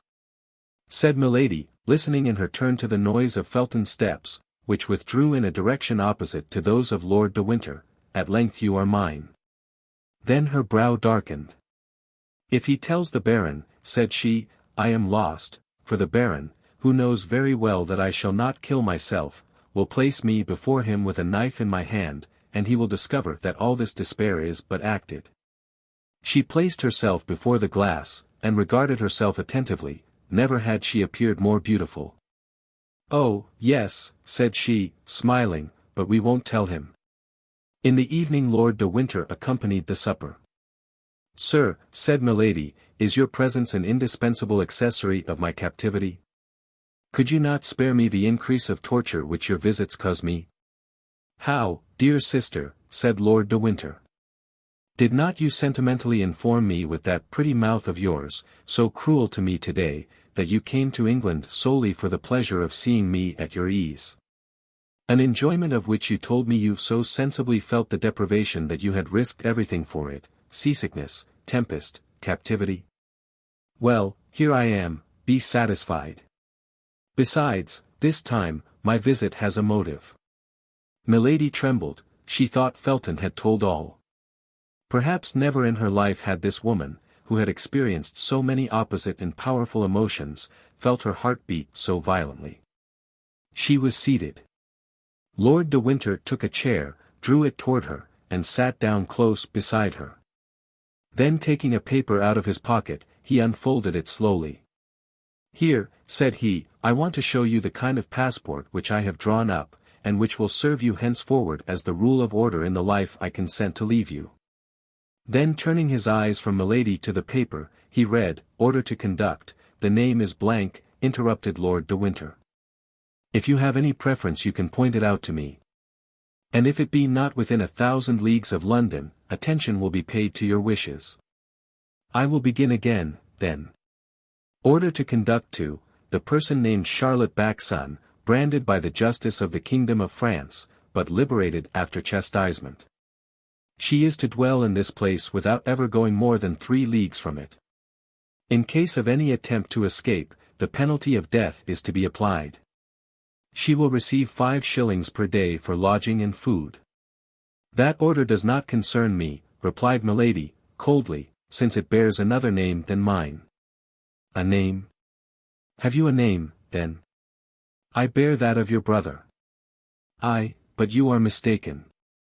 My brother is only your second husband, and your first is still living. Tell me his name, and I will put it in the place of the name of Charlotte Backson." "No. You will not. You are silent. Well, then you must be registered as Charlotte Backson." Milady remained silent, only this time it was no longer from affectation, but from terror. She believed the order ready for execution. She thought that Lord de Winter had hastened her departure, she thought she was condemned to set off that very evening. Everything in her mind was lost for an instant, when all at once she perceived that no signature was attached to the order. The joy she felt at this discovery was so great she could not conceal it. "Yes, yes," said Lord de Winter, who perceived what was passing in her mind. "Yes, you look for the signature, and you say to yourself, all is not lost, for that order is not signed. It is only shown to me to terrify me, that's all. You are mistaken. Tomorrow this order will be sent to the Duke of Buckingham. The day after tomorrow it will return signed by his hand and marked with his seal, and 24 hours afterward I will answer for its being carried into execution. Adieu, madam. That is all I had to say to you. And I reply to you, sir, that this abuse of power, this exile under a fictitious name, are infamous. Would you like better to be hanged in your true name, milady? You know that the English laws are inexorable on the abuse of marriage. Speak freely. Although my name, or rather that of my brother, would be mixed up with the affair, I will risk the scandal of a public trial to make myself certain of getting rid of you. Milady made no reply, but became as pale as a corpse. Oh, I see you prefer peregrination. That's well, madam, and there is an old proverb that says, traveling trains youth. My faith! You are not wrong after all, and life is sweet. That's the reason why I take such care you shall not deprive me of mine. There only remains, then, the question of the 5 shillings to be settled. You think me rather parsimonious, don't you? That's because I don't care to leave you the means of corrupting your jailers. Besides, you will always have your charms left to seduce them with. Employ them, if your check with regard to Felton has not disgusted you with attempts of that kind. Felton has not told him, said Milady to herself. Nothing is lost, then. And now, madam, till I see you again. Tomorrow I will come and announce to you the departure of my messenger. Lord de Winter rose, saluted her ironically, and went out. Milady breathed again. She had still 4 days before her. 4 days would quite suffice to complete the seduction of Felton. A terrible idea, however, rushed into her mind. She thought that Lord de Winter would perhaps send Felton himself to get the order signed by the Duke of Buckingham. In that case Felton would escape her, for in order to secure success, the magic of a continuous seduction was necessary. Nevertheless, as we have said, one circumstance reassured her. Felton had not spoken. As she would not appear to be agitated by the threats of Lord de Winter, she placed herself at the table and ate. Then, as she had done the evening before, she fell on her knees and repeated her prayers aloud. As on the evening before, the soldier stopped his march to listen to her. Soon after she heard lighter steps than those of the sentinel, which came from the end of the corridor and stopped before her door. "It is he," said she. And she began the same religious chant which had so strongly excited Felton the evening before. But although her voice, sweet, full, and sonorous, vibrated as harmoniously and as affectingly as ever, the door remained shut. It appeared however to Milady that in one of the furtive glances she darted from time to time at the grating of the door she thought she saw the ardent eyes of the young man through the narrow opening. But whether this was reality or vision, he had this time sufficient self-command not to enter. However, a few instants after she had finished her religious song, Milady thought she heard a profound sigh. Then the same steps she had heard approach slowly withdrew, as if with regret. L.V. Captivity, the 4th day. The next day, when Felton entered Milady's apartment he found her standing, mounted upon a chair, holding in her hands a cord made by means of torn cambric handkerchiefs, twisted into a kind of rope one with another, and tied at the ends. At the noise Felton made in entering, Milady leaped lightly to the ground, and tried to conceal behind her the improvised cord she held in her hand. The young man was more pale than usual, and his eyes, reddened by want of sleep, denoted that he had passed a feverish night. Nevertheless, his brow was armed with a severity more austere than ever. He advanced slowly toward Milady, who had seated herself, and taking an end of the murderous rope which by neglect, or perhaps by design, she allowed to be seen. "What is this, madam?" he asked coldly. "That? Nothing," said Milady, smiling with that painful expression which she knew so well how to give to her smile. "Ennui is the mortal enemy of prisoners. I had ennui, and I amused myself with twisting that rope." Felton turned his eyes toward the part of the wall of the apartment before which he had found Milady standing in the armchair in which she was now seated, and over her head he perceived a gilt-headed screw, fixed in the wall for the purpose of hanging up clothes or weapons. He started, and the prisoner saw that start, for though her eyes were cast down, nothing escaped her. "What were you doing on that armchair?" asked he. "Of what consequence?" replied Milady. "But," replied Felton, "I wish to know." "Do not question me," said the prisoner, "you know that we who are true Christians are forbidden to lie." "Well, then," said Felton, "I will tell you what you were doing, or rather what you meant to do. You were going to complete the fatal project you cherish in your mind. Remember, madam, if our God forbids falsehood, he much more severely condemns suicide. When God sees one of his creatures persecuted unjustly, placed between suicide and dishonor, believe me, sir," replied Milady, in a tone of deep conviction, "God pardons suicide, for then suicide becomes martyrdom." "You say either too much or too little. Speak, madam. In the name of heaven, explain yourself. That I may relate my misfortunes for you to treat them as fables, that I may tell you my projects for you to go and betray them to my persecutor. No, sir. Besides, of what importance to you is the life or death of a condemned wretch? You are only responsible for my body, is it not so? And provided you produce a carcass that may be recognized as mine, they will require no more of you. Nay, perhaps you will even have a double reward." "I, madam, I," cried Felton. "You suppose that I would ever accept the price of your life? Oh, you cannot believe what you say." "Let me act as I please, Felton, let me act as I please," said Milady, elated. "Every soldier must be ambitious, must he not? You are a lieutenant. Well, you will follow me to the grave with the rank of captain." "What have I, then, done to you," said Felton, much agitated, "that you should load me with such a responsibility before God and before men? In a few days you will be away from this place. Your life, madam, will then no longer be under my care, and," added he, with a sigh, "then you can do what you will with it." "So," cried Milady, as if she could not resist giving utterance to a holy indignation, "you, a pious man, you who are called a just man, you ask but one thing, and that is that you may not be inculpated, annoyed, by my death. It is my duty to watch over your life, madam, and I will watch. But do you understand the mission you are fulfilling? Cruel enough, if I am guilty, but what name can you give it, what name will the Lord give it, if I am innocent? I am a soldier, madam, and fulfill the orders I have received. Do you believe, then, that at the day of the last judgment God will separate blind executioners from iniquitous judges?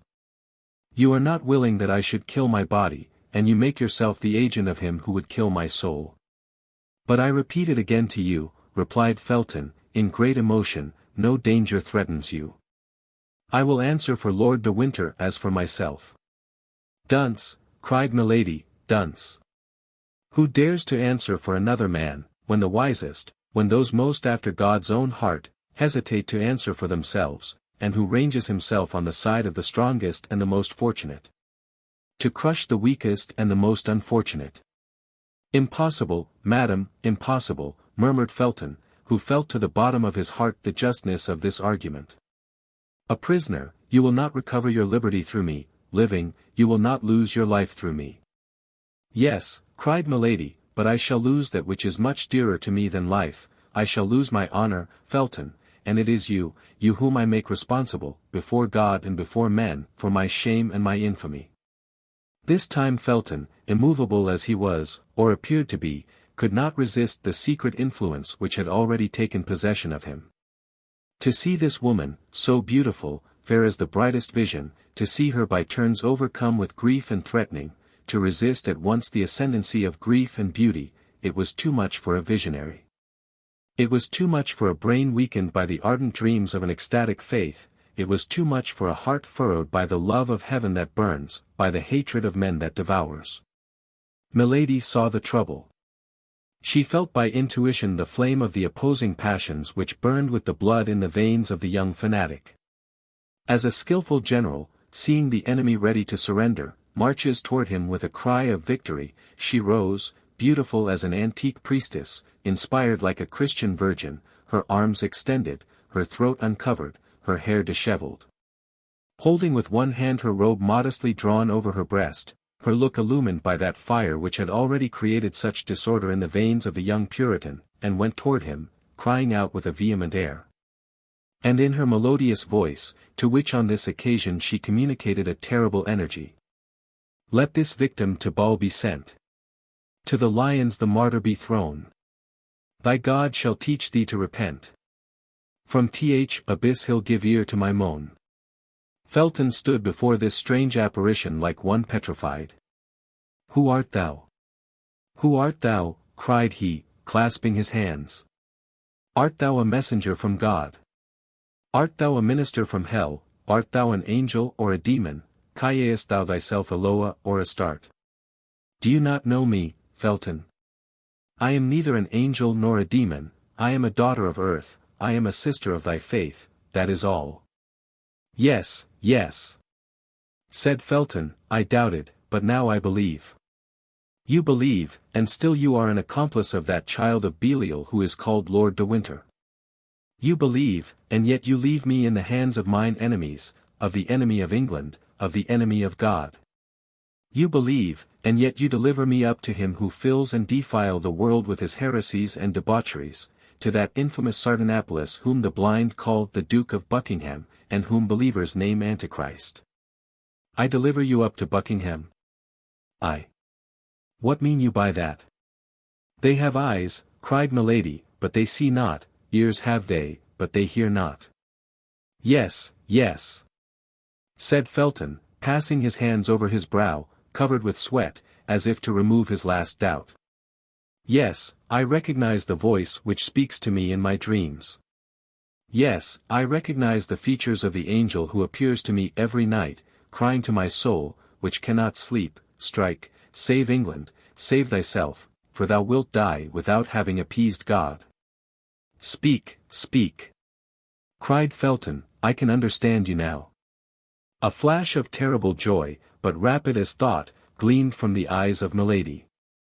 However fugitive this homicide flash, Felton saw it, and started as if its light had revealed the abysses of this woman's heart. He recalled, all at once, the warnings of Lord de Winter, the seductions of Milady, her first attempts after her arrival. He drew back a step, and hung down his head, without, however, ceasing to look at her, as if, fascinated by this strange creature, he could not detach his eyes from her eyes. Milady was not a woman to misunderstand the meaning of this hesitation. Under her apparent emotions her icy coolness never abandoned her.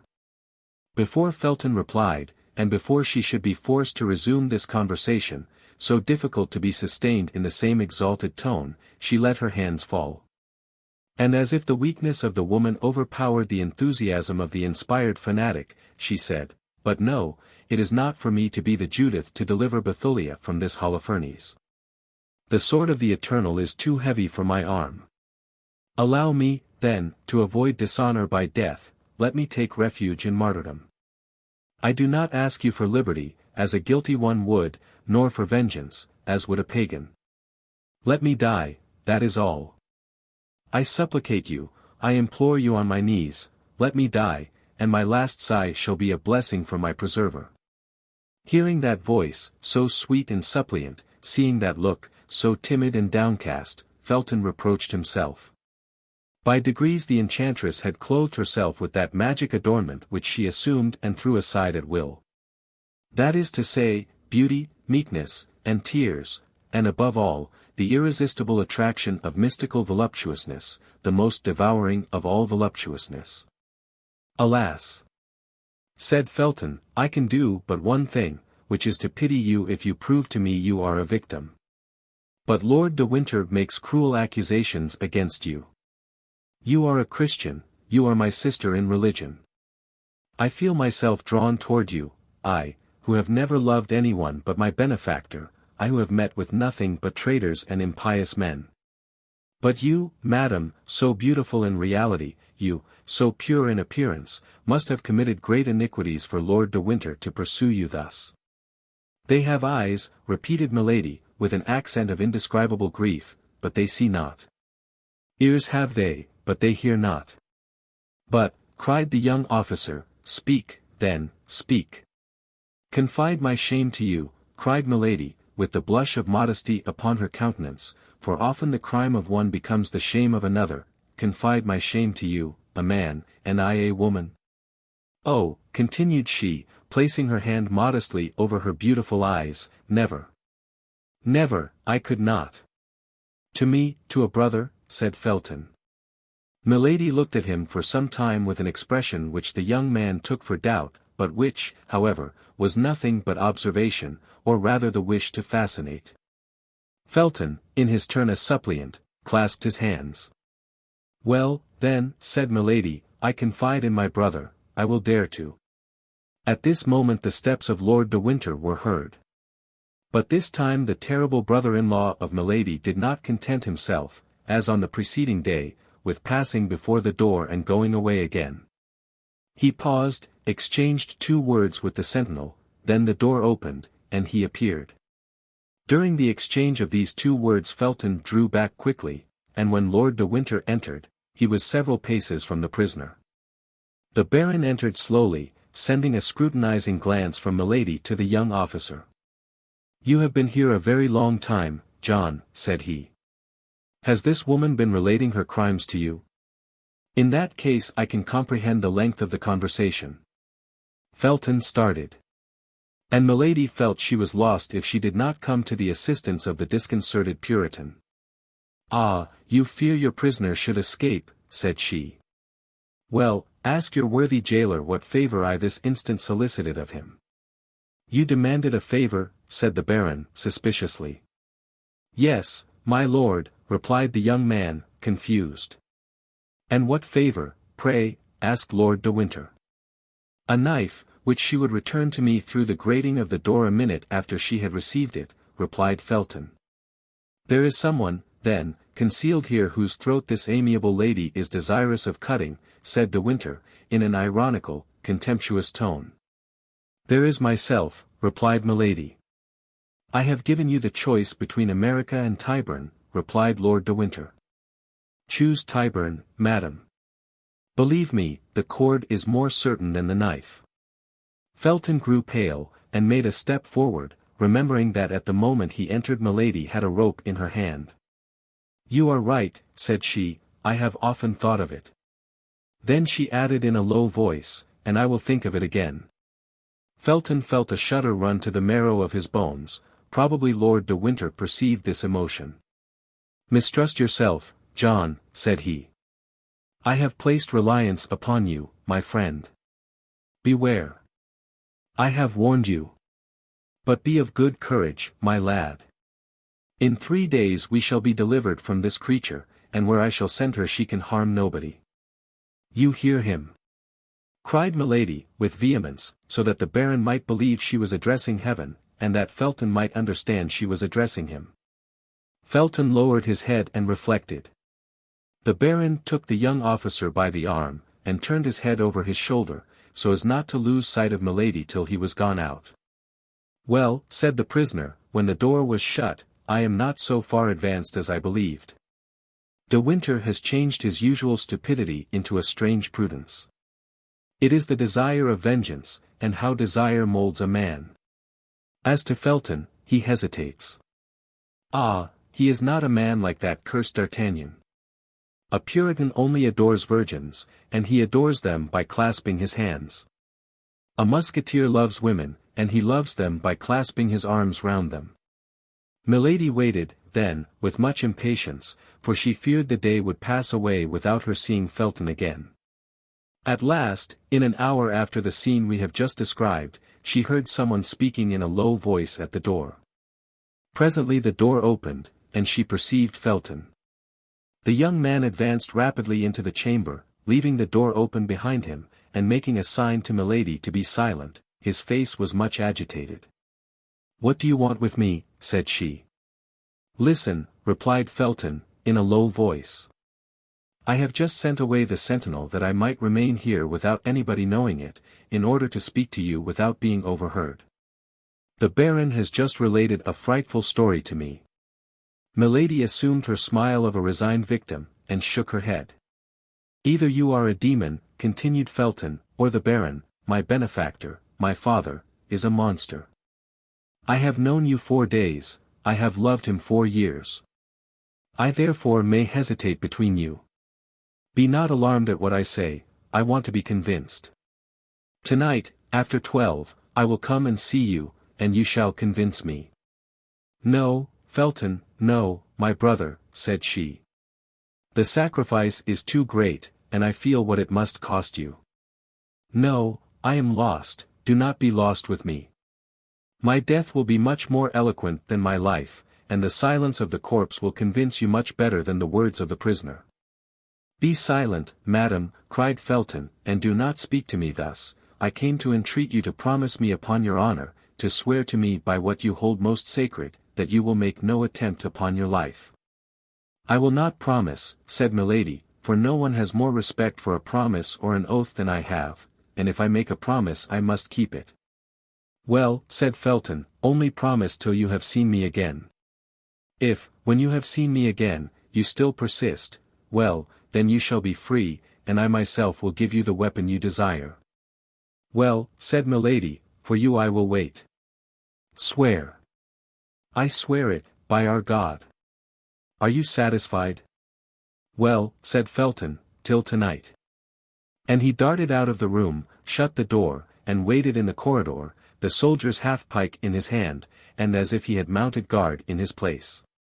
The soldier returned, and Felton gave him back his weapon. Then, through the grating to which she had drawn near, Milady saw the young man make a sign with delirious fervor, and depart in an apparent transport of joy. As for her, she returned to her place with a smile of savage contempt upon her lips, and repeated, blaspheming, that terrible name of God, by whom she had just sworn without ever having learned to know him. My God, said she, what a senseless fanatic. My God, it is I, and this fellow who will help me to avenge myself. XXXIII Captivity, the 5th day. Milady had however achieved a half-triumph, and success doubled her forces. It was not difficult to conquer, as she had hitherto done, men prompt to let themselves be seduced, and whom the gallant education of a court led quickly into her net.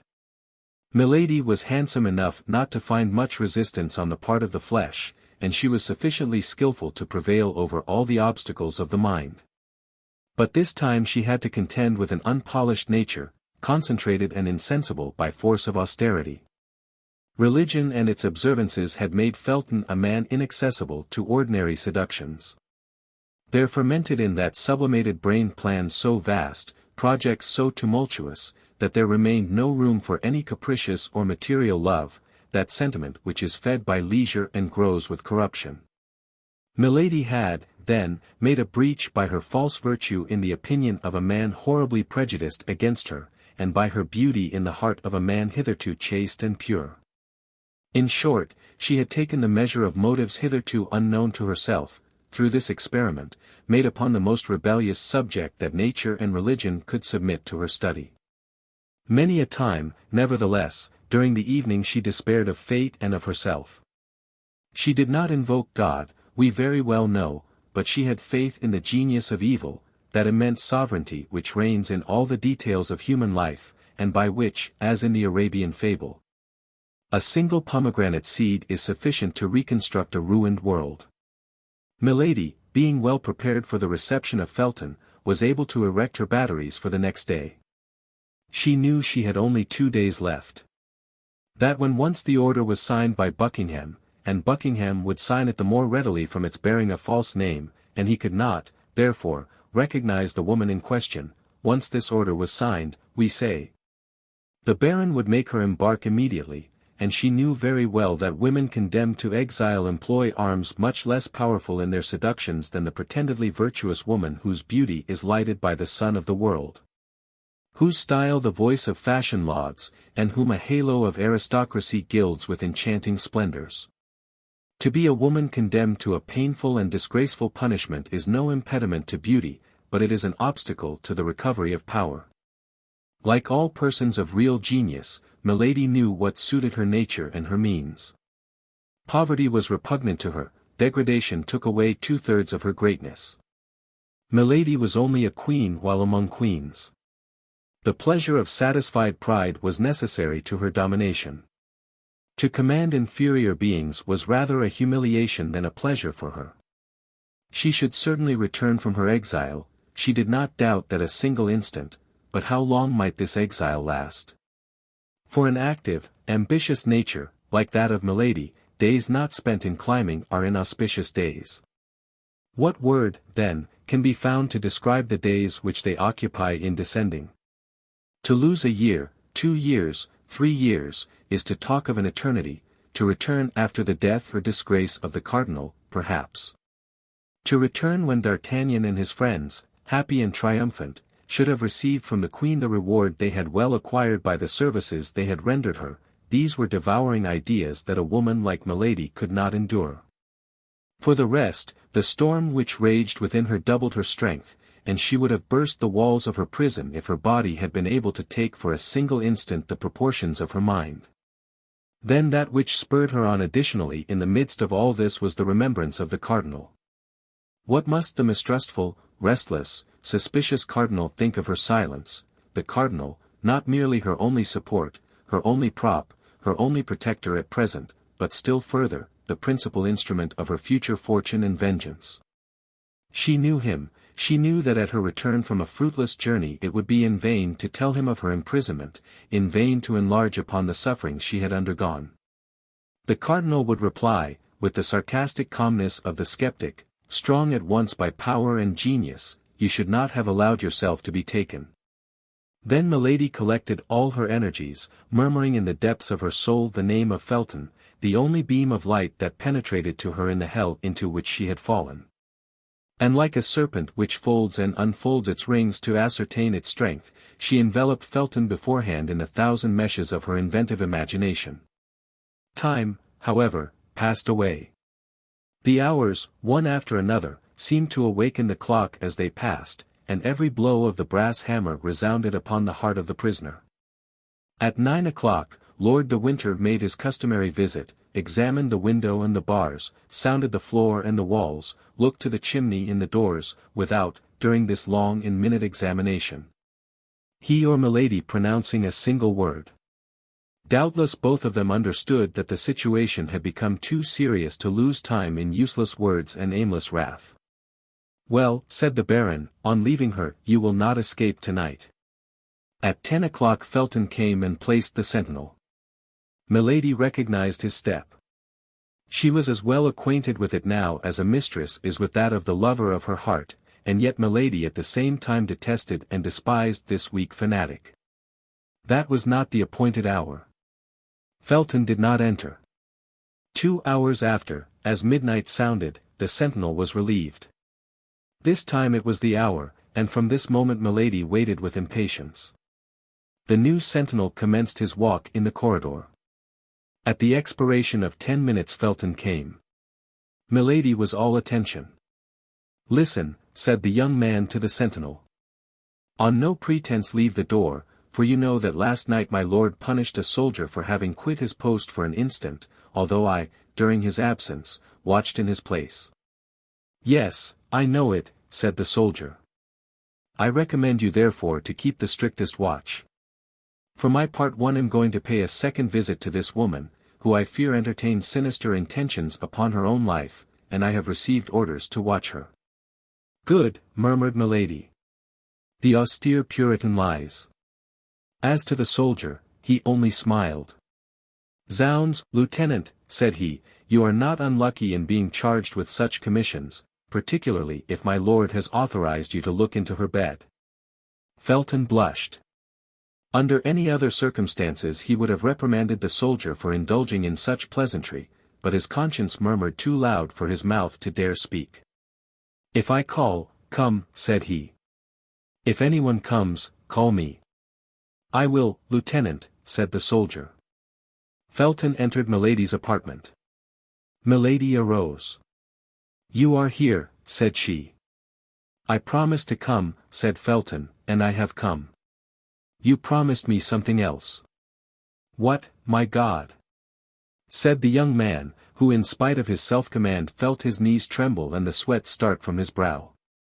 You promised to bring a knife, and to leave it with me after our interview. Say no more of that, madam, said Felton. There is no situation, however terrible it may be, which can authorize a creature of God to inflict death upon himself. I have reflected, and I cannot, must not be guilty of such a sin. Ah, you have reflected, said the prisoner, sitting down in her armchair, with a smile of disdain, and I also have reflected. Upon what? That I can have nothing to say to a man who does not keep his word. Oh, my God, murmured Felton. You may retire, said Milady. I will not talk. Here is the knife, said Felton, drawing from his pocket the weapon which he had brought, according to his promise, but which he hesitated to give to his prisoner. Let me see it, said Milady. For what purpose? Upon my honor, I will instantly return it to you. You shall place it on that table, and you may remain between it and me. Felton offered the weapon to Milady, who examined the temper of it attentively, and who tried the point on the tip of her finger. Well, said she, returning the knife to the young officer, this is fine and good steel. You are a faithful friend, Felton. Felton took back the weapon, and laid it upon the table, as he had agreed with the prisoner. Milady followed him with her eyes, and made a gesture of satisfaction. Now, said she, listen to me. The request was needless. The young officer stood upright before her, awaiting her words as if to devour them. Felton, said Milady, with a solemnity full of melancholy, imagine that your sister, the daughter of your father, speaks to you. While yet young, unfortunately handsome, I was dragged into a snare. I resisted. Ambushes and violences multiplied around me, but I resisted. The religion I serve, the God I adore, were blasphemed because I called upon that religion and that God, but still I resisted.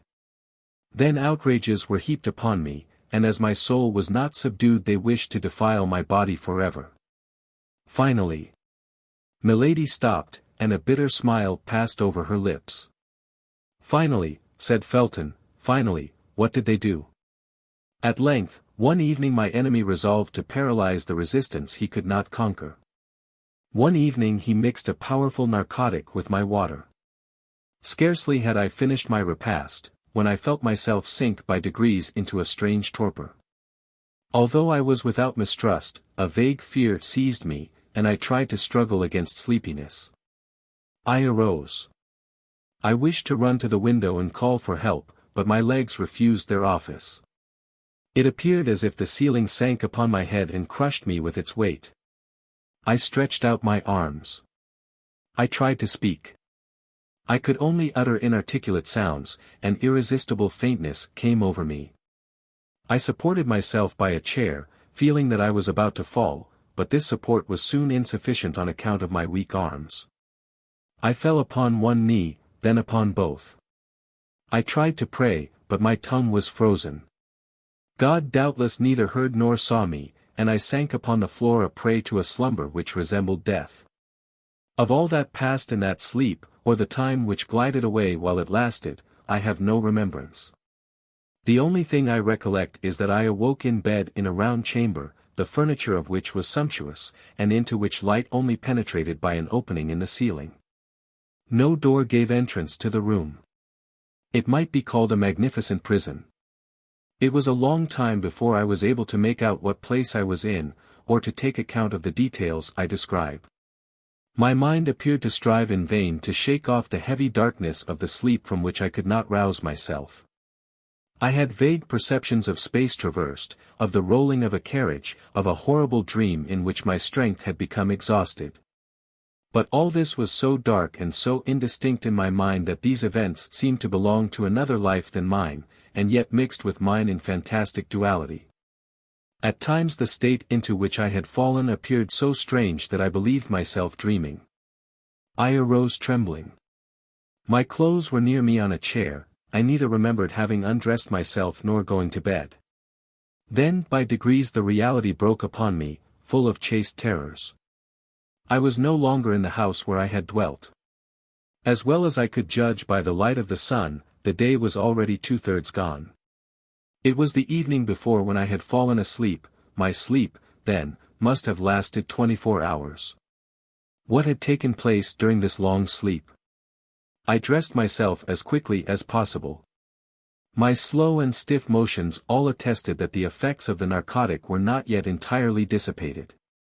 The chamber was evidently furnished for the reception of a woman. And the most finished coquette could not have formed a wish, but on casting her eyes about the apartment, she would have found that wish accomplished. Certainly I was not the first captive that had been shut up in this splendid prison. But you may easily comprehend, Felton, that the more superb the prison, the greater was my terror. Yes, it was a prison, for I tried in vain to get out of it. I sounded all the walls, in the hopes of discovering a door, but everywhere the walls returned a full and flat sound. I made the tour of the room at least 20 times, in search of an outlet of some kind, but there was none. I sank exhausted with fatigue and terror into an armchair. Meantime, night came on rapidly, and with night my terrors increased. I did not know but I had better remain where I was seated. It appeared that I was surrounded with unknown dangers into which I was about to fall at every instant. Although I had eaten nothing since the evening before, my fears prevented my feeling hunger. No noise from without by which I could measure the time reached me. I only supposed it must be 7 or 8 o'clock in the evening, for it was in the month of October and it was quite dark. All at once the noise of a door, turning on its hinges, made me start. A globe of fire appeared above the glazed opening of the ceiling, casting a strong light into my chamber. And I perceived with terror that a man was standing within a few paces of me. A table, with 2 covers, bearing a supper ready prepared, stood, as if by magic, in the middle of the apartment. That man was he who had pursued me during a whole year, who had vowed my dishonor, and who, by the first words that issued from his mouth, gave me to understand he had accomplished it the preceding night. "Scoundrel," murmured Felton. "Oh, yes, scoundrel," cried Milady, seeing the interest which the young officer, whose soul seemed to hang on her lips, took in this strange recital. "Oh, yes, scoundrel." He believed, having triumphed over me in my sleep, that all was completed. He came, hoping that I would accept my shame, as my shame was consummated. He came to offer his fortune in exchange for my love. All that the heart of a woman could contain of haughty contempt and disdainful words, I poured out upon this man. Doubtless he was accustomed to such reproaches, for he listened to me calm and smiling, with his arms crossed over his breast. Then, when he thought I had said all, he advanced toward me. I sprang toward the table, I seized a knife, I placed it to my breast. "Take one step more," said I, "and in addition to my dishonor, you shall have my death to reproach yourself with." There was, no doubt, in my look, my voice, my whole person, that sincerity of gesture, of attitude, of accent, which carries conviction to the most perverse minds, for he paused. "Your death," said he. "Oh, no, you are too charming a mistress to allow me to consent to lose you thus, after I have had the happiness to possess you only a single time. Adieu, my charmer, I will wait to pay you my next visit till you are in a better humor." At these words he blew a whistle, the globe of fire which lighted the room reascended and disappeared. I found myself again in complete darkness. The same noise of a door opening and shutting was repeated the instant afterward. The flaming globe descended afresh, and I was completely alone. This moment was frightful. If I had any doubts as to my misfortune, these doubts had vanished in an overwhelming reality. I was in the power of a man whom I not only detested, but despised, of a man capable of anything, and who had already given me a fatal proof of what he was able to do. But who, then, was this man? Asked Felton. I passed the night on a chair, starting at the least noise, for toward midnight the lamp went out, and I was again in darkness. But the night passed away without any fresh attempt on the part of my persecutor. Day came. The table had disappeared, only I had still the knife in my hand. This knife was my only hope. I was worn out with fatigue. Sleeplessness inflamed my eyes, I had not dared to sleep a single instant. The light of day reassured me. I went and threw myself on the bed, without parting with the emancipating knife, which I concealed under my pillow. When I awoke, a fresh meal was served. This time, in spite of my terrors, in spite of my agony, I began to feel a devouring hunger. It was 48 hours since I had taken any nourishment. I ate some bread and some fruit. Then, remembering the narcotic mixed with the water I had drunk, I would not touch that which was placed on the table, but filled my glass at a marble fountain fixed in the wall over my dressing table. And yet, notwithstanding these precautions, I remained for some time in a terrible agitation of mind. But my fears were this time ill-founded. I passed the day without experiencing anything of the kind I dreaded. I took the precaution to half-empty the carafe, in order that my suspicions might not be noticed. The evening came on, and with it darkness, but however profound was this darkness, my eyes began to accustom themselves to it. I saw, amid the shadows, the table sink through the floor. A quarter of an hour later it reappeared, bearing my supper. In an instant, thanks to the lamp, my chamber was once more lighted. I was determined to eat only such things as could not possibly have anything soporific introduced into them. 2 eggs and some fruit composed my repast. Then I drew another glass of water from my protecting fountain, and drank it. At the first swallow, it appeared to me not to have the same taste as in the morning. Suspicion instantly seized me. I paused, but I had already drunk half a glass. I threw the rest away with horror, and waited, with the dew of fear upon my brow. No doubt some invisible witness had seen me draw the water from that fountain, and had taken advantage of my confidence in it, the better to assure my ruin, so coolly resolved upon, so cruelly pursued. Half an hour had not passed when the same symptoms began to appear. But as I had only drunk half a glass of the water, I contended longer, and instead of falling entirely asleep, I sank into a state of drowsiness which left me a perception of what was passing around me, while depriving me of the strength either to defend myself or to fly. I dragged myself toward the bed, to seek the only defense I had left, my saving knife, but I could not reach the bolster. I sank on my knees, my hands clasped round one of the bedposts. Then I felt that I was lost. Felton became frightfully pale, and a convulsive tremor crept through his whole body. And what was most frightful, continued Milady, her voice altered, as if she still experienced the same agony as at that awful minute, was that at this time I retained a consciousness of the danger that threatened me. Was that my soul, if I may say so, waked in my sleeping body? Was that I saw, that I heard? It is true that all was like a dream, but it was not the less frightful. I saw the lamp ascend, and leave me in darkness. Then I heard the well-known creaking of the door, although I had heard that door open but twice. I felt instinctively that someone approached me. It is said that the doomed wretch in the deserts of America thus feels the approach of the serpent. I wished to make an effort. I attempted to cry out. By an incredible effort of will I even raised myself up, but only to sink down again immediately, and to fall into the arms of my persecutor. "Tell me who this man was," cried the young officer. Milady saw at a single glance all the painful feelings she inspired in Felton by dwelling on every detail of her recital. But she would not spare him a single pang. The more profoundly she wounded his heart, the more certainly he would avenge her. She continued, then, as if she had not heard his exclamation, or as if she thought the moment was not yet come to reply to it.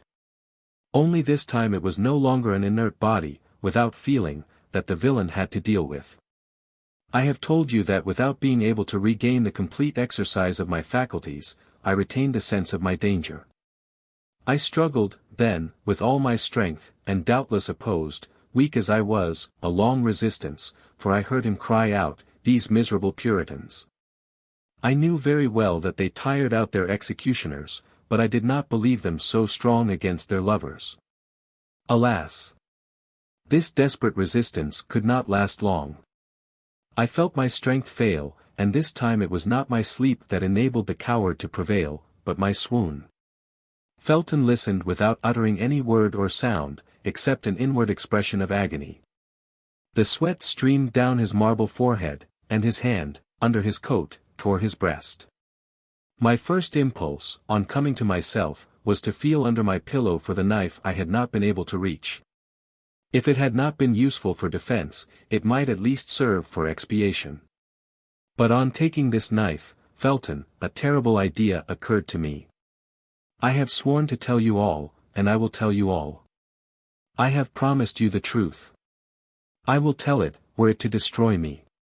The idea came into your mind to avenge yourself on this man, did it not? Cried Felton. Yes, said Milady. The idea was not that of a Christian, I knew. But without doubt, that eternal enemy of our souls, that lion roaring constantly around us, breathed it into my mind. In short, what shall I say to you, Felton, continued Milady, in the tone of a woman accusing herself of a crime. This idea occurred to me, and did not leave me, it is of this homicidal thought that I now bear the punishment. Continue, said Felton, I am eager to see you attain your vengeance. Oh, I resolved that it should take place as soon as possible. I had no doubt he would return the following night. During the day I had nothing to fear. When the hour of breakfast came, therefore, I did not hesitate to eat and drink. I had determined to make believe sup, but to eat nothing. I was forced, then, to combat the fast of the evening with the nourishment of the morning. Only I concealed a glass of water, which remained after my breakfast, thirst having been the chief of my sufferings when I remained 48 hours without eating or drinking. The day passed away without having any other influence on me than to strengthen the resolution I had formed, only I took care that my face should not betray the thoughts of my heart, for I had no doubt I was watched.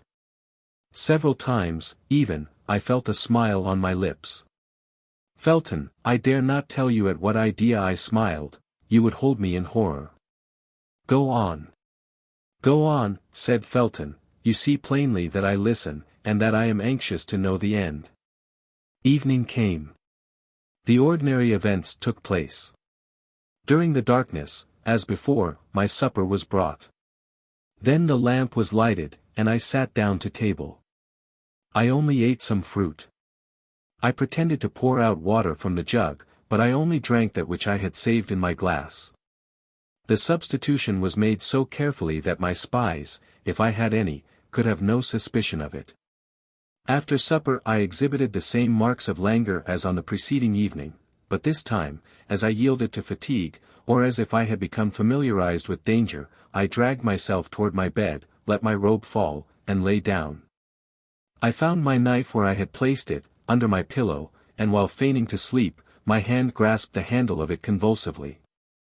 2 hours passed away without anything fresh happening. Oh, my God! Who could have said so the evening before? I began to fear that he would not come. At length I saw the lamp rise softly, and disappear in the depths of the ceiling. My chamber was filled with darkness and obscurity, but I made a strong effort to penetrate this darkness and obscurity. Nearly 10 minutes passed, I heard no other noise but the beating of my own heart. I implored heaven that he might come. At length I heard the well-known noise of the door, which opened and shut. I heard, notwithstanding the thickness of the carpet, a step which made the floor creak. I saw, notwithstanding the darkness, a shadow which approached my bed. Haste! Haste, said Felton. Do you not see that each of your words burns me like molten lead? Then, continued Milady, then I collected all my strength, I recalled to my mind that the moment of vengeance, or rather, of justice, had struck.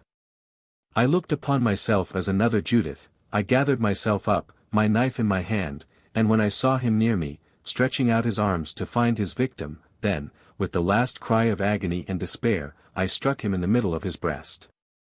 The miserable villain! He had foreseen all. His breast was covered with a coat of mail, the knife was bent against it. Ah, ah! Cried he, seizing my arm, and wresting from me the weapon that had so badly served me. You want to take my life, do you, my pretty Puritan? But that's more than dislike, that's ingratitude. Come, calm yourself, my sweet girl. I thought you had softened. I am not one of those tyrants who detain women by force. You don't love me. With my usual fatuity I doubted it, now I am convinced. Tomorrow you shall be free. I had but one wish, that was that he should kill me. Beware, said I, for my liberty is your dishonor. Explain yourself, my pretty Sibyl. Yes, for as soon as I leave this place I will tell everything. I will proclaim the violence you have used toward me. I will describe my captivity. I will denounce this place of infamy. You are placed on high, my lord, but tremble. Above you there is the king, above the king there is God. However perfect master he was over himself, my persecutor allowed a movement of anger to escape him. I could not see the expression of his countenance, but I felt the arm tremble upon which my hand was placed. Then you shall not leave this place, said he. Very well, cried I, then the place of my punishment will be that of my tomb. I will die here, and you will see if a phantom that accuses is not more terrible than a living being that threatens. You shall have no weapon left in your power. There is a weapon which despair has placed within the reach of every creature who has the courage to use it. I will allow myself to die with hunger. Come, said the wretch, is not peace much better than such a war as that? I will restore you to liberty this moment, I will proclaim you a piece of immaculate virtue, I will name you the Lucretia of England. And I will say that you are the Sextus. I will denounce you before men, as I have denounced you before God. And if it be necessary that, like Lucretia, I should sign my accusation with my blood, I will sign it. Ah, said my enemy, in a jeering tone, that's quite another thing. My faith. Everything considered, you are very well off here. You shall want for nothing, and if you let yourself die of hunger that will be your own fault. At these words he retired. I heard the door open and shut, and I remained overwhelmed, less, I confess it, by my grief than by the mortification of not having avenged myself. He kept his word. All the day, all the next night passed away without my seeing him again. But I also kept my word with him, and I neither ate nor drank. I was, as I told him, resolved to die of hunger. I passed the day and the night in prayer, for I hoped that God would pardon me my suicide. The second night the door opened. I was lying on the floor, for my strength began to abandon me. At the noise I raised myself up on one hand. Well, said a voice which vibrated in too terrible a manner in my ear not to be recognized, well. Are we softened a little? Will we not pay for our liberty with a single promise of silence? Come, I am a good sort of a prince, added he, and although I like not Puritans I do them justice, and it is the same with Puritanesses, when they are pretty. Come, take a little oath for me on the cross, I won't ask anything more of you. On the cross, cried I, rising, for at that abhorred voice I had recovered all my strength, on the cross I swear that no promise, no menace, no force, no torture, shall close my mouth. On the cross I swear to denounce you everywhere as a murderer, as a thief of honor, as a base coward. On the cross I swear, if I ever leave this place, to call down vengeance upon you from the whole human race. Beware! Said the voice, in a threatening accent that I had never yet heard.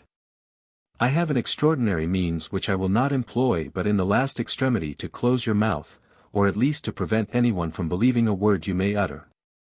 I mustered all my strength to reply to him with a burst of laughter.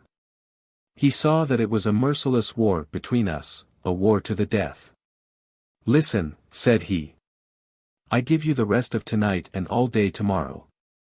Reflect, promise to be silent, and riches, consideration, even honor, shall surround you, threaten to speak, and I will condemn you to infamy. You, cried I, you. To interminable, ineffaceable infamy. You, repeated I. Oh, I declare to you, Felton, I thought him mad. Yes, yes, I, replied he. Oh, leave me, said I, begone, if you do not desire to see me dash my head against that wall before your eyes. Very well, it is your own doing. Till tomorrow evening, then. Till tomorrow evening, then, replied I, allowing myself to fall, and biting the carpet with rage. Felton leaned for support upon a piece of furniture. And Milady saw, with the joy of a demon, that his strength would fail him perhaps before the end of her recital. LVI means for classical tragedy. After a moment of silence employed by Milady in observing the young man who listened to her, Milady continued her recital. It was nearly 3 days since I had eaten or drunk anything. I suffered frightful torments. At times there passed before me clouds which pressed my brow, which veiled my eyes. This was delirium. When the evening came I was so weak that every time I fainted I thanked God, for I thought I was about to die. In the midst of one of these swoons I heard the door open. Terror recalled me to myself. He entered the apartment followed by a man in a mask. He was masked likewise. But I knew his step, I knew his voice, I knew him by that imposing bearing which hell has bestowed upon his person for the curse of humanity. "Well," said he to me, "have you made your mind up to take the oath I requested of you? You have said Puritans have but one word. Mine you have heard, and that is to pursue you, on earth to the tribunal of men, in heaven to the tribunal of God. You persist, then. I swear it before the God who hears me.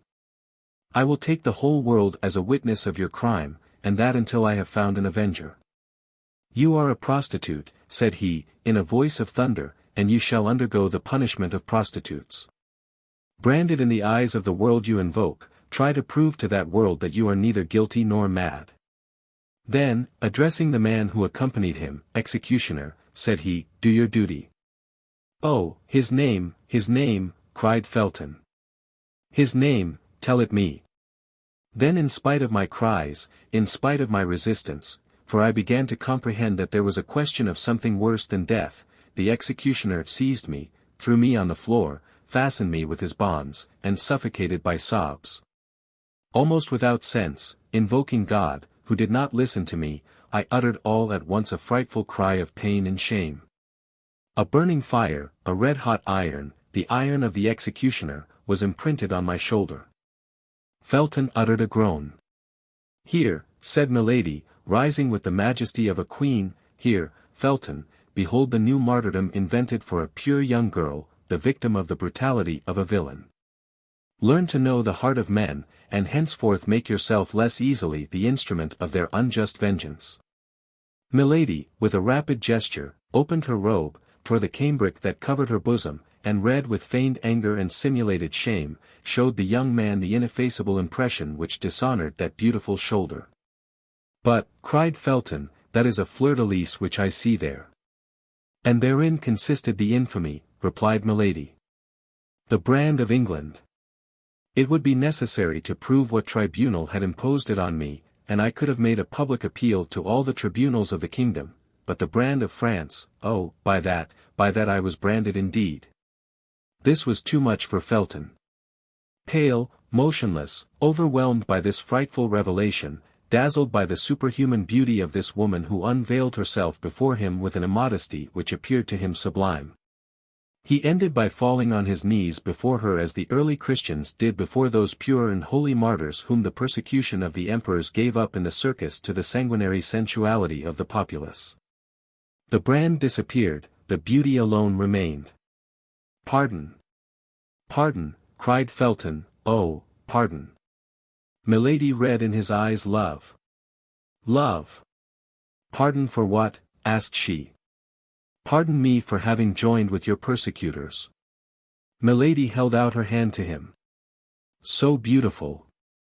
So young!" cried Felton, covering that hand with his kisses.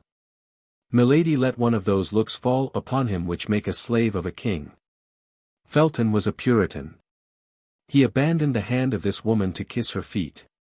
He no longer loved her, he adored her. When this crisis was past, when Milady appeared to have resumed her self-possession, which she had never lost. When Felton had seen her recover with the veil of chastity those treasures of love which were only concealed from him to make him desire them the more ardently, he said, "Ah, now. I have only one thing to ask of you. That is, the name of your true executioner. For to me there is but one, the other was an instrument, that was all." "What, brother," cried Milady, "must I name him again? Have you not yet divined who he is?" "What?" cried Felton, "he, again he, always he." "What, the truly guilty?"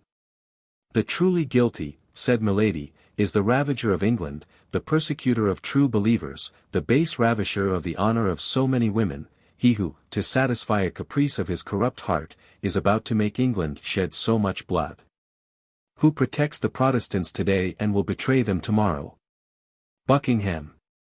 It is, then, Buckingham, cried Felton, in a high state of excitement.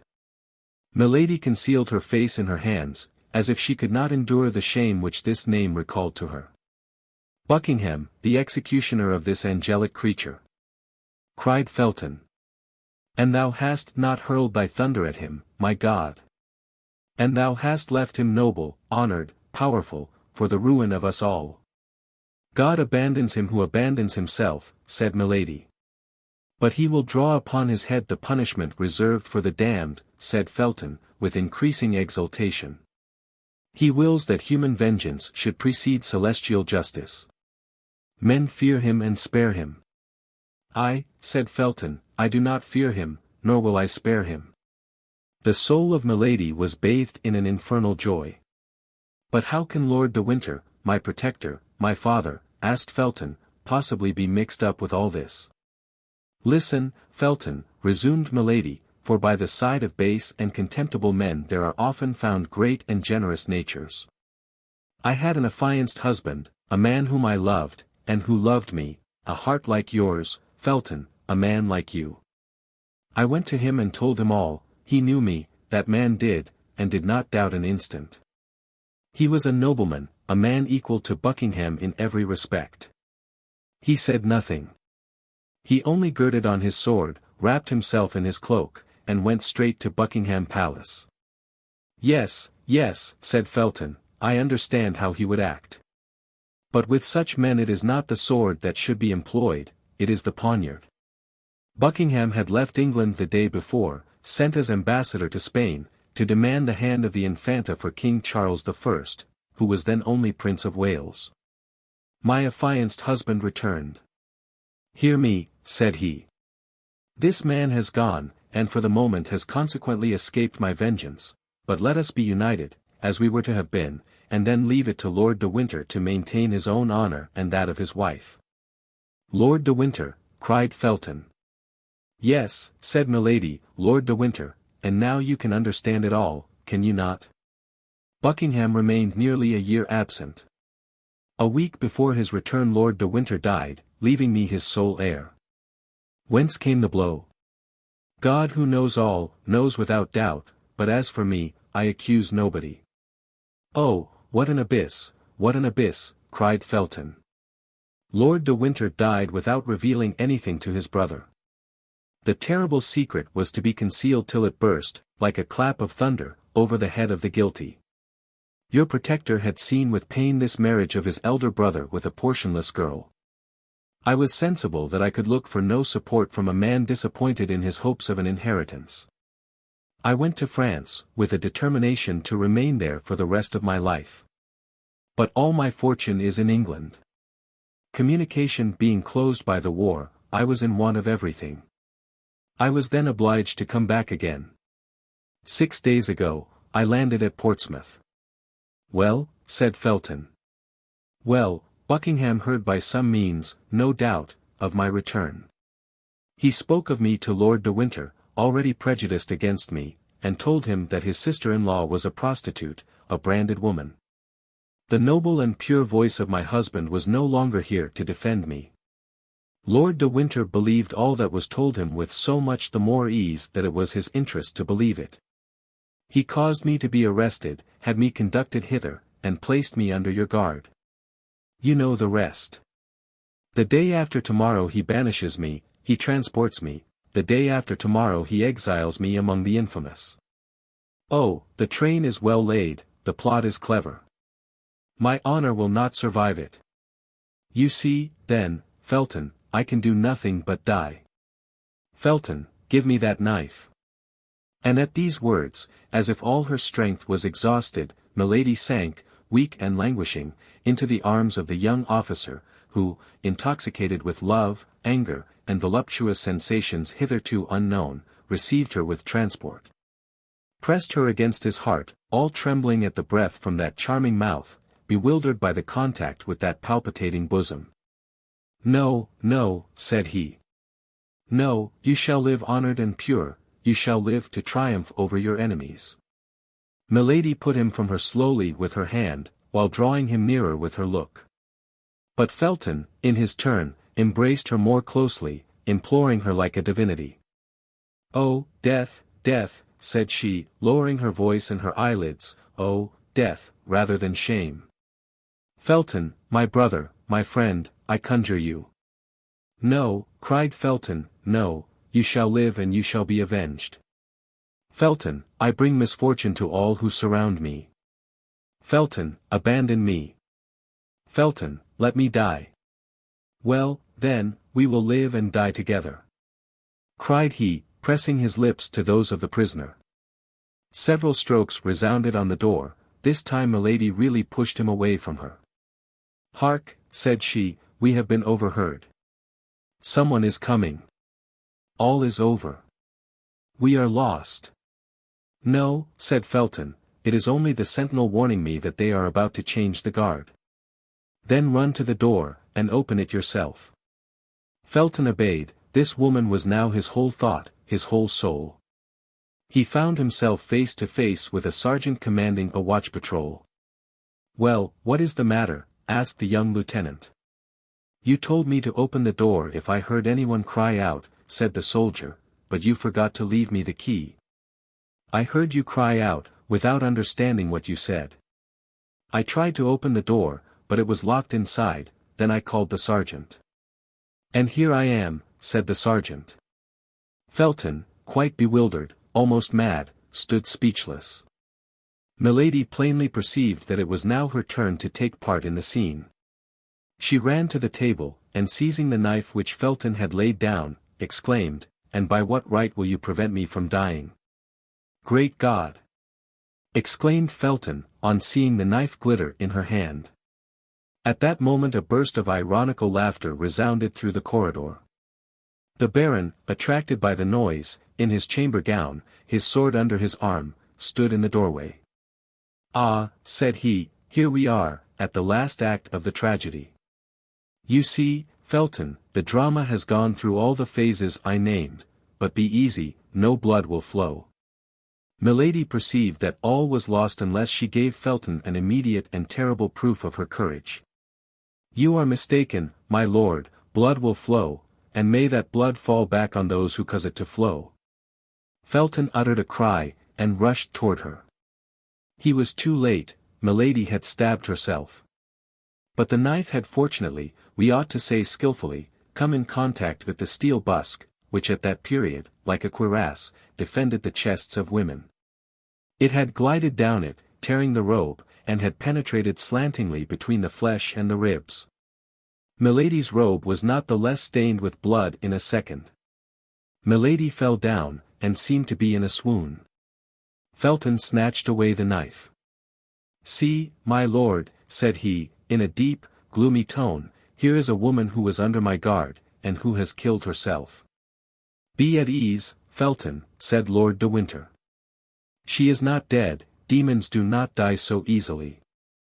Be tranquil, and go wait for me in my chamber." "But, my lord—" "Go, sir, I command you."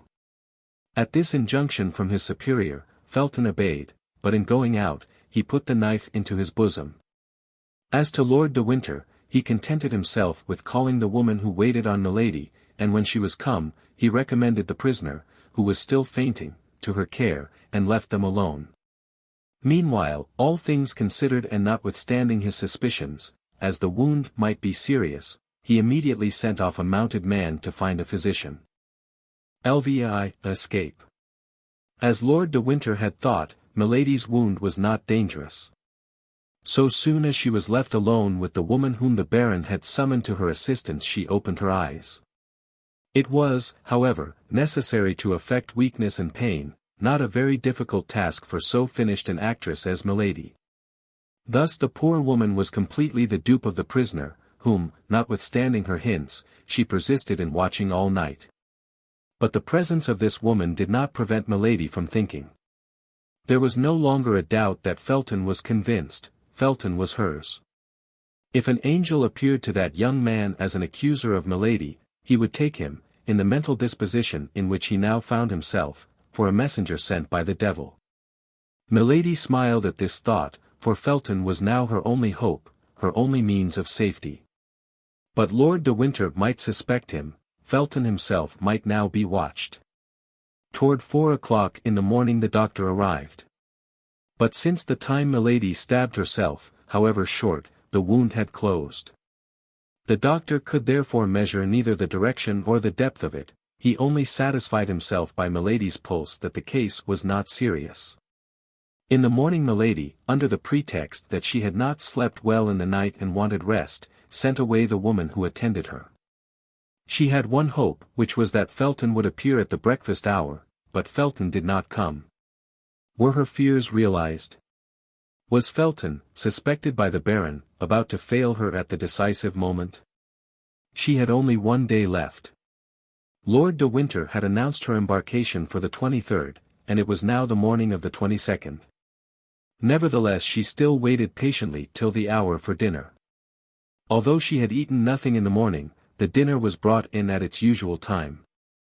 Milady then perceived, with terror, that the uniform of the soldiers who guarded her was changed. Then she ventured to ask what had become of Felton. She was told that he had left the castle an hour before on horseback.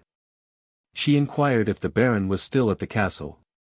The soldier replied that he was, and that he had given orders to be informed if the prisoner wished to speak to him. Milady replied that she was too weak at present, and that her only desire was to be left alone. The soldier went out, leaving the dinner served. Felton was sent away. The marines were removed. Felton was then mistrusted. This was the last blow to the prisoner. Left alone, she arose. The bed, which she had kept from prudence and that they might believe her seriously wounded, burned her like a bed of fire. She cast a glance at the door. The Baron had had a plank nailed over the grating. He no doubt feared that by this opening she might still by some diabolical means corrupt her guards. Milady smiled with joy. She was free now to give way to her transports without being observed. She traversed her chamber with the excitement of a furious maniac or of a tigress shut up in an iron cage. Certes, if the knife had been left in her power, she would now have thought, not of killing herself, but of killing the Baron. At 6 o'clock Lord de Winter came in. He was armed at all points. This man, in whom Milady till that time had only seen a very simple gentleman, had become an admirable jailer. He appeared to foresee all, to divine all, to anticipate all. A single look at Milady apprised him of all that was passing in her mind. "I," said he, "I see, but you shall not kill me today. You have no longer a weapon, and besides, I am on my guard. You had begun to pervert my poor Felton. He was yielding to your infernal influence, but I will save him. He will never see you again, all is over. Get your clothes together. Tomorrow you will go." I had fixed the embarkation for the 24th. But I have reflected that the more promptly the affair takes place the more sure it will be. Tomorrow, by 12 o'clock, I shall have the order for your exile, signed, Buckingham. If you speak a single word to anyone before going aboard ship, my sergeant will blow your brains out. He has orders to do so. If when on the ship you speak a single word to anyone before the captain permits you, the captain will have you thrown into the sea. That is agreed upon. Au revoir, then, that is all I have to say today. Tomorrow I will see you again, to take my leave. With these words the Baron went out. Milady had listened to all this menacing tirade with a smile of disdain on her lips, but rage in her heart. Supper was served. Milady felt that she stood in need of all her strength. She did not know what might take place during this night which approached so menacingly, for large masses of cloud rolled over the face of the sky, and distant lightning announced a storm. The storm broke about 10 o'clock. Milady felt a consolation in seeing nature partake of the disorder of her heart. The thunder growled in the air like the passion and anger in her thoughts. It appeared to her that the blast as it swept along dishevelled her brow, as it bowed the branches of the trees and bore away their leaves. She howled as the hurricane howled. And her voice was lost in the great voice of nature, which also seemed to groan with despair. All at once she heard a tap at her window, and by the help of a flash of lightning she saw the face of a man appear behind the bars. She ran to the window and opened it. "Felton," cried she.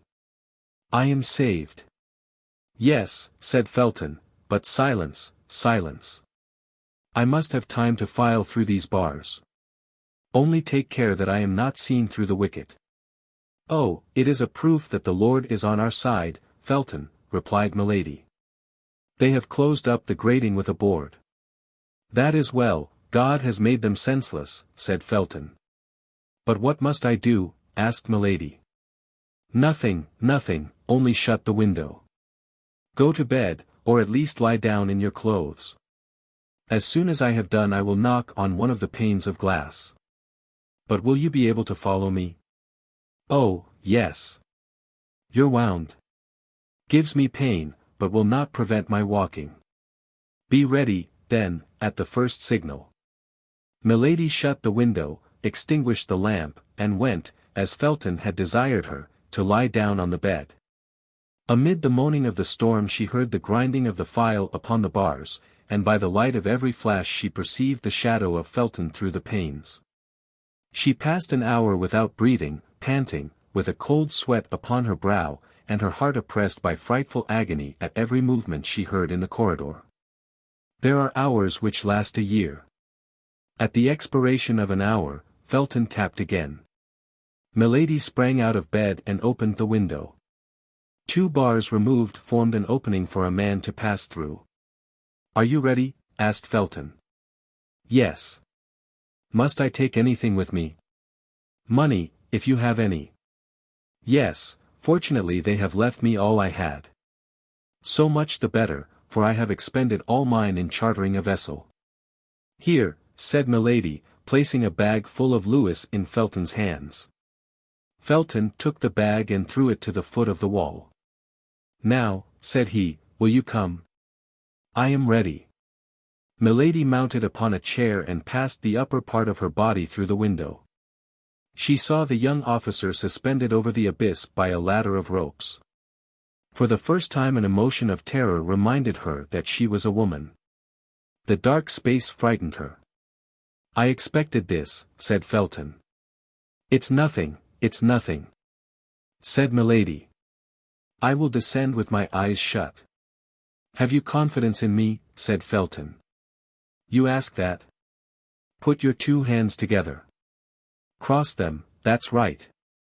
Felton tied her 2 wrists together with his handkerchief, and then with a cord over the handkerchief. "What are you doing?" asked Milady, with surprise. "Pass your arms around my neck, and fear nothing. But I shall make you lose your balance, and we shall both be dashed to pieces. Don't be afraid. I am a sailor." Not a second was to be lost. Milady passed her 2 arms round Felton's neck, and let herself slip out of the window. Felton began to descend the ladder slowly, step by step. Despite the weight of 2 bodies, the blast of the hurricane shook them in the air. All at once Felton stopped. "What is the matter?" asked Milady. "Silence," said Felton, "I hear footsteps. We are discovered." There was a silence of several seconds. "No," said Felton, "it is nothing." "But what, then, is the noise?" "That of the patrol going their rounds." "Where is their road?" "Just under us." "They will discover us." "No, if it does not lighten. But they will run against the bottom of the ladder. Fortunately it is too short by 6 feet. Here they are." "My God!" Silence. Both remained suspended, motionless and breathless, within 20 paces of the ground, while the patrol passed beneath them laughing and talking. This was a terrible moment for the fugitives. The patrol passed. The noise of their retreating footsteps and the murmur of their voices soon died away. "Now," said Felton, "we are safe." Milady breathed a deep sigh and fainted. Felton continued to descend. Near the bottom of the ladder, when he found no more support for his feet, he clung with his hands. At length, arrived at the last step, he let himself hang by the strength of his wrists, and touched the ground. He stooped down, picked up the bag of money, and placed it between his teeth. Then he took Milady in his arms, and set off briskly in the direction opposite to that which the patrol had taken. He soon left the pathway of the patrol, descended across the rocks, and when arrived on the edge of the sea, whistled. A similar signal replied to him, and 5 minutes after, a boat appeared, rowed by 4 men. The boat approached as near as it could to the shore, but there was not depth enough of water for it to touch land. Felton walked into the sea up to his middle, being unwilling to trust his precious burden to anybody. Fortunately the storm began to subside, but still the sea was disturbed. The little boat bounded over the waves like a nutshell. "To the sloop," said Felton, "and row quickly." The 4 men bent to their oars, but the sea was too high to let them get much hold of it. However, they left the castle behind, that was the principal thing. The night was extremely dark. It was almost impossible to see the shore from the boat. They would therefore be less likely to see the boat from the shore. A black point floated on the sea. That was the sloop. While the boat was advancing with all the speed its 4 rowers could give it, Felton untied the cord and then the handkerchief which bound Milady's hands together. When her hands were loosed he took some sea water and sprinkled it over her face. Milady breathed a sigh, and opened her eyes. "Where am I?" said she. "Saved," replied the young officer. "Oh, saved, saved," cried she. "Yes, there is the sky, here is the sea. The air I breathe is the air of liberty. Ah, thanks, Felton, thanks." The young man pressed her to his heart. "But what is the matter with my hands?" asked Milady. "It seems as if my wrists had been crushed in a vice." Milady held out her arms, her wrists were bruised. "Alas!" said Felton, looking at those beautiful hands, and shaking his head sorrowfully. "Oh, it's nothing, nothing," cried Milady. "I remember now." Milady looked around her, as if in search of something. "It is there," said Felton, touching the bag of money with his foot. They drew near to the sloop. A sailor on watch hailed the boat replied. "What vessel is that?" asked Milady. "The one I have hired for you." "Where will it take me?" "Where you please, after you have put me on shore at Portsmouth." "What are you going to do at Portsmouth?" asked Milady. "Accomplish the orders of Lord de Winter," said Felton, with a gloomy smile. "What orders?" asked Milady. "You do not understand?" asked Felton. "No, explain yourself, I beg." "As he mistrusted me, he determined to guard you himself, and sent me in his place to get Buckingham to sign the order for your transportation. But if he mistrusted you, how could he confide such an order to you?" "How could I know what I was the bearer of?" "That's true. And you are going to Portsmouth?" "I have no time to lose. Tomorrow is the 23rd, and Buckingham sets sail tomorrow with his fleet." "He sets sail tomorrow. Wherefore?" "For La Rochelle." "He need not sail," cried Milady, forgetting her usual presence of mind. "Be satisfied," replied Felton. "He will not sail." Milady started with joy. She could read to the depths of the heart of this young man. The death of Buckingham was written there at full length. "Felton," cried she, "you are as great as Judas Maccabeus. If you die, I will die with you, that is all I can say to you." "Silence," cried Felton, "we are here." In fact, they touched the sloop. Felton mounted the ladder first, and gave his hand to Milady, while the sailors supported her, for the sea was still much agitated. An instant after they were on the deck. "Captain," said Felton, "this is the person of whom I spoke to you, and whom you must convey safe and sound to France." "For 1,000 pistoles," said the captain. "I have paid you 500 of them." "That's correct," said the captain. "And here are the other 500, replied Milady, placing her hand upon the bag of gold. "No," said the captain, I make but one bargain. And I have agreed with this young man that the other 500 shall not be due to me till we arrive at Boulogne. And shall we arrive there? Safe and sound, as true as my name's Jack Butler.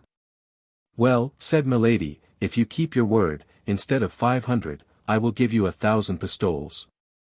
Hurrah for you, then, my beautiful lady, cried the captain, and may God often send me such passengers as your ladyship.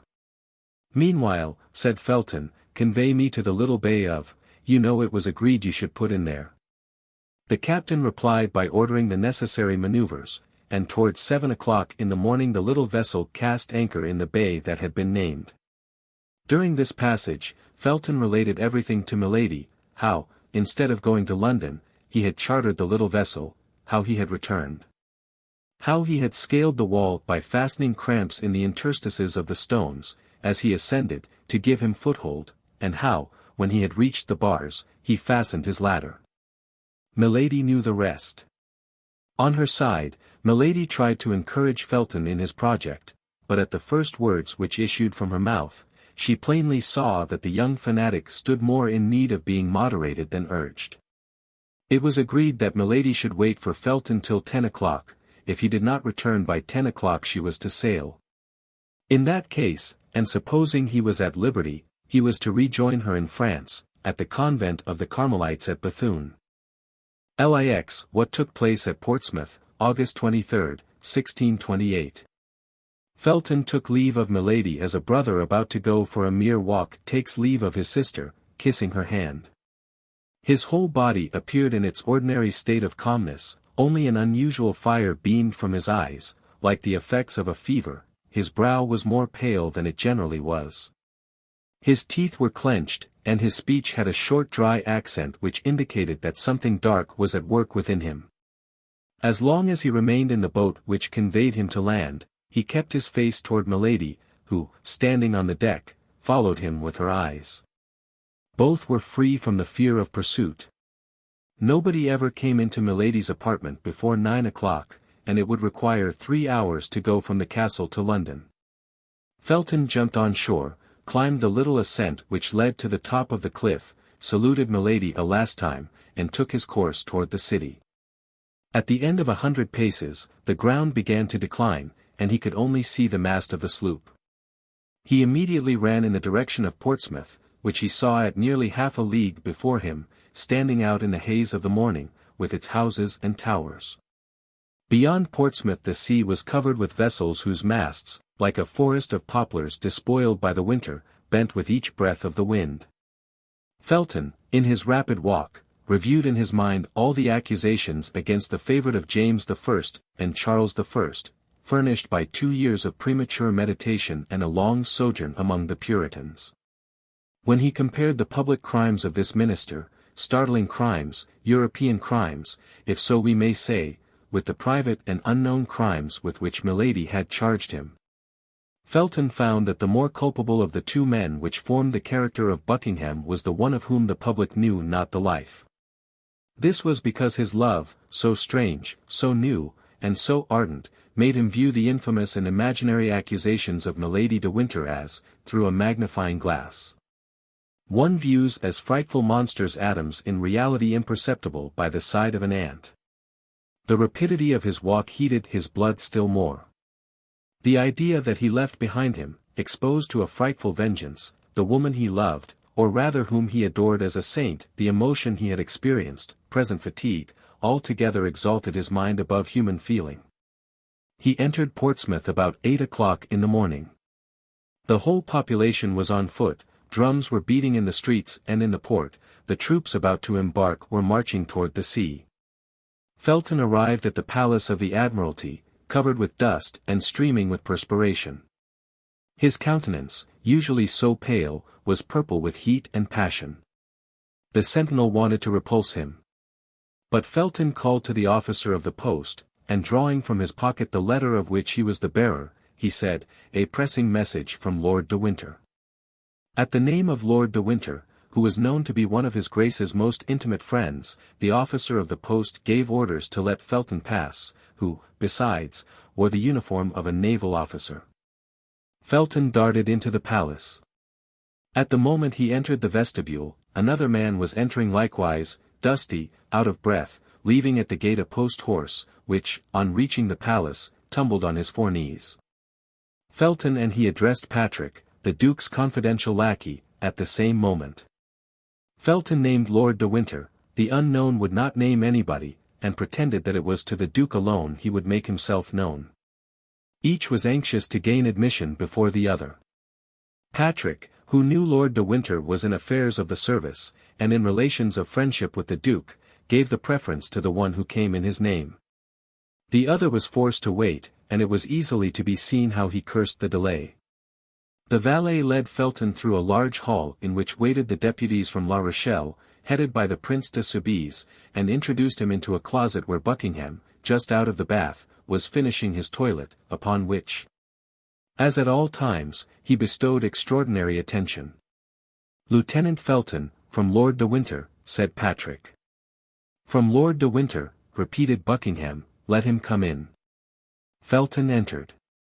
At that moment Buckingham was throwing upon a couch a rich toilet robe, worked with gold, in order to put on a blue velvet doublet embroidered with pearls. "Why didn't the Baron come himself?" demanded Buckingham.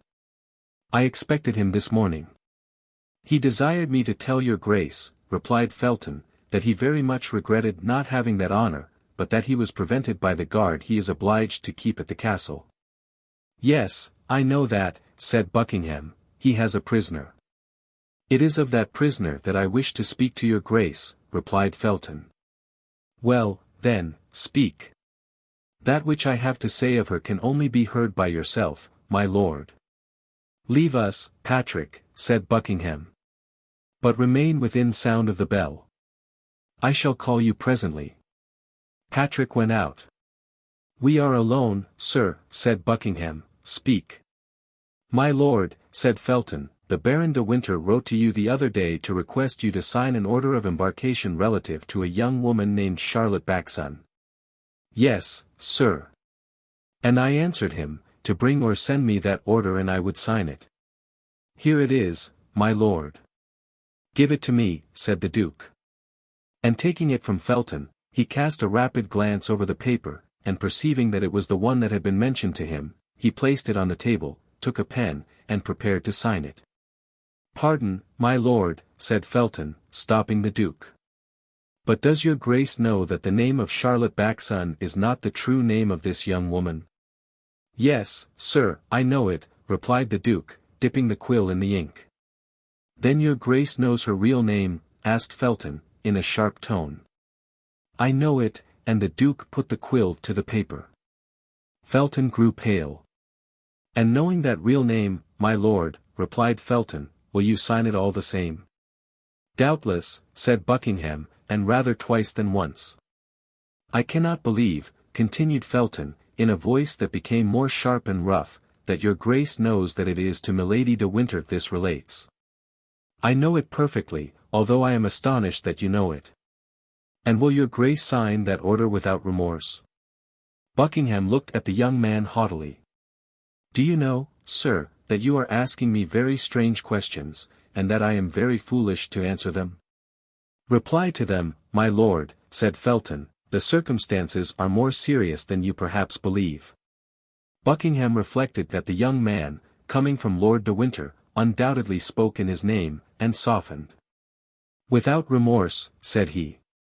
"The Baron knows, as well as myself, that Milady de Winter is a very guilty woman, and it is treating her very favorably to commute her punishment to transportation." The Duke put his pen to the paper. "You will not sign that order, my lord," said Felton, making a step toward the Duke. "I will not sign this order." "And why not?" "Because you will look into yourself, and you will do justice to the lady." "I should do her justice by sending her to Tyburn," said Buckingham. "This lady is infamous." "My lord, Milady de Winter is an angel, you know that she is, and I demand her liberty of you." "Bah! Are you mad, to talk to me thus?" said Buckingham. "My lord, excuse me.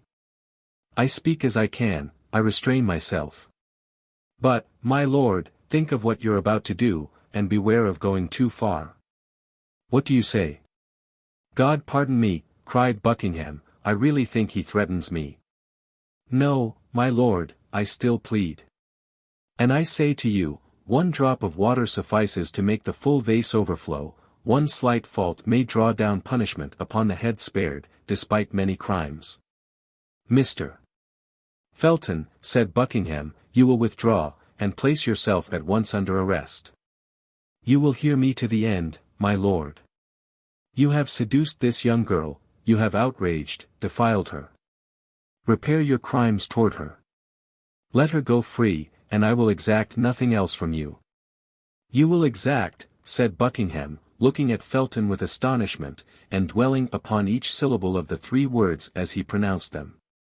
"My lord," continued Felton, becoming more excited as he spoke, "my lord, beware.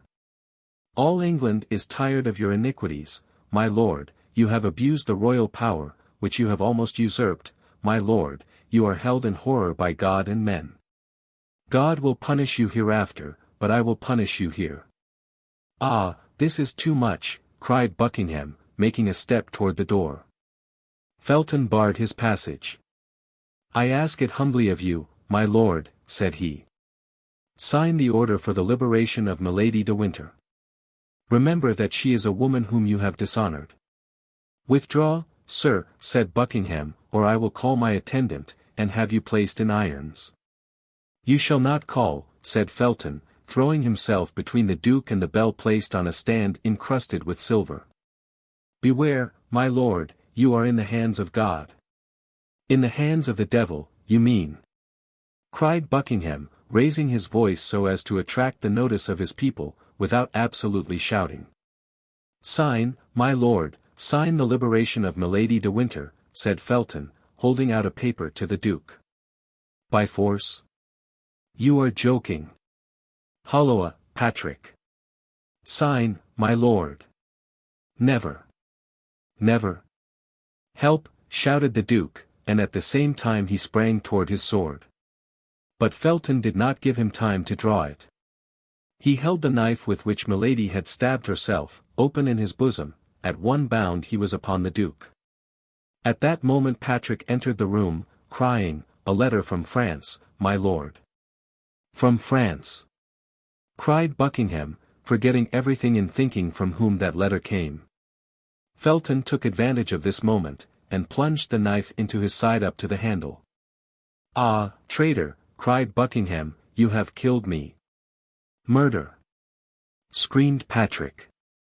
Felton cast his eyes round for means of escape, and seeing the door free, he rushed into the next chamber, in which, as we have said, the deputies from La Rochelle were waiting, crossed it as quickly as possible, and rushed toward the staircase.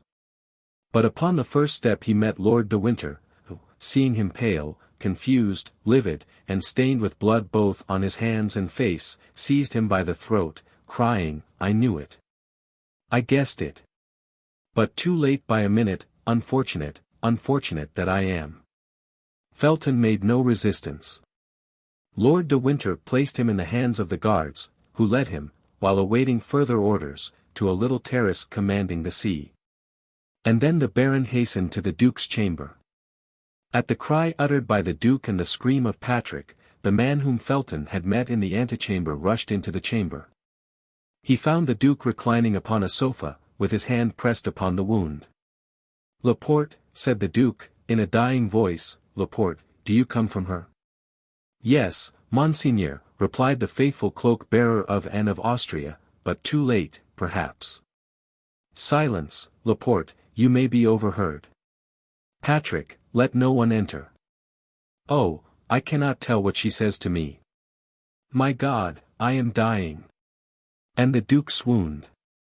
Meanwhile, Lord de Winter, the deputies, the leaders of the expedition, the officers of Buckingham's household, had all made their way into the chamber. Cries of despair resounded on all sides. The news, which filled the palace with tears and groans, soon became known, and spread itself throughout the city. The report of a cannon announced that something new and unexpected had taken place. Lord de Winter tore his hair. Too late by a minute, cried he, too late by a minute. Oh, my God, my God! What a misfortune!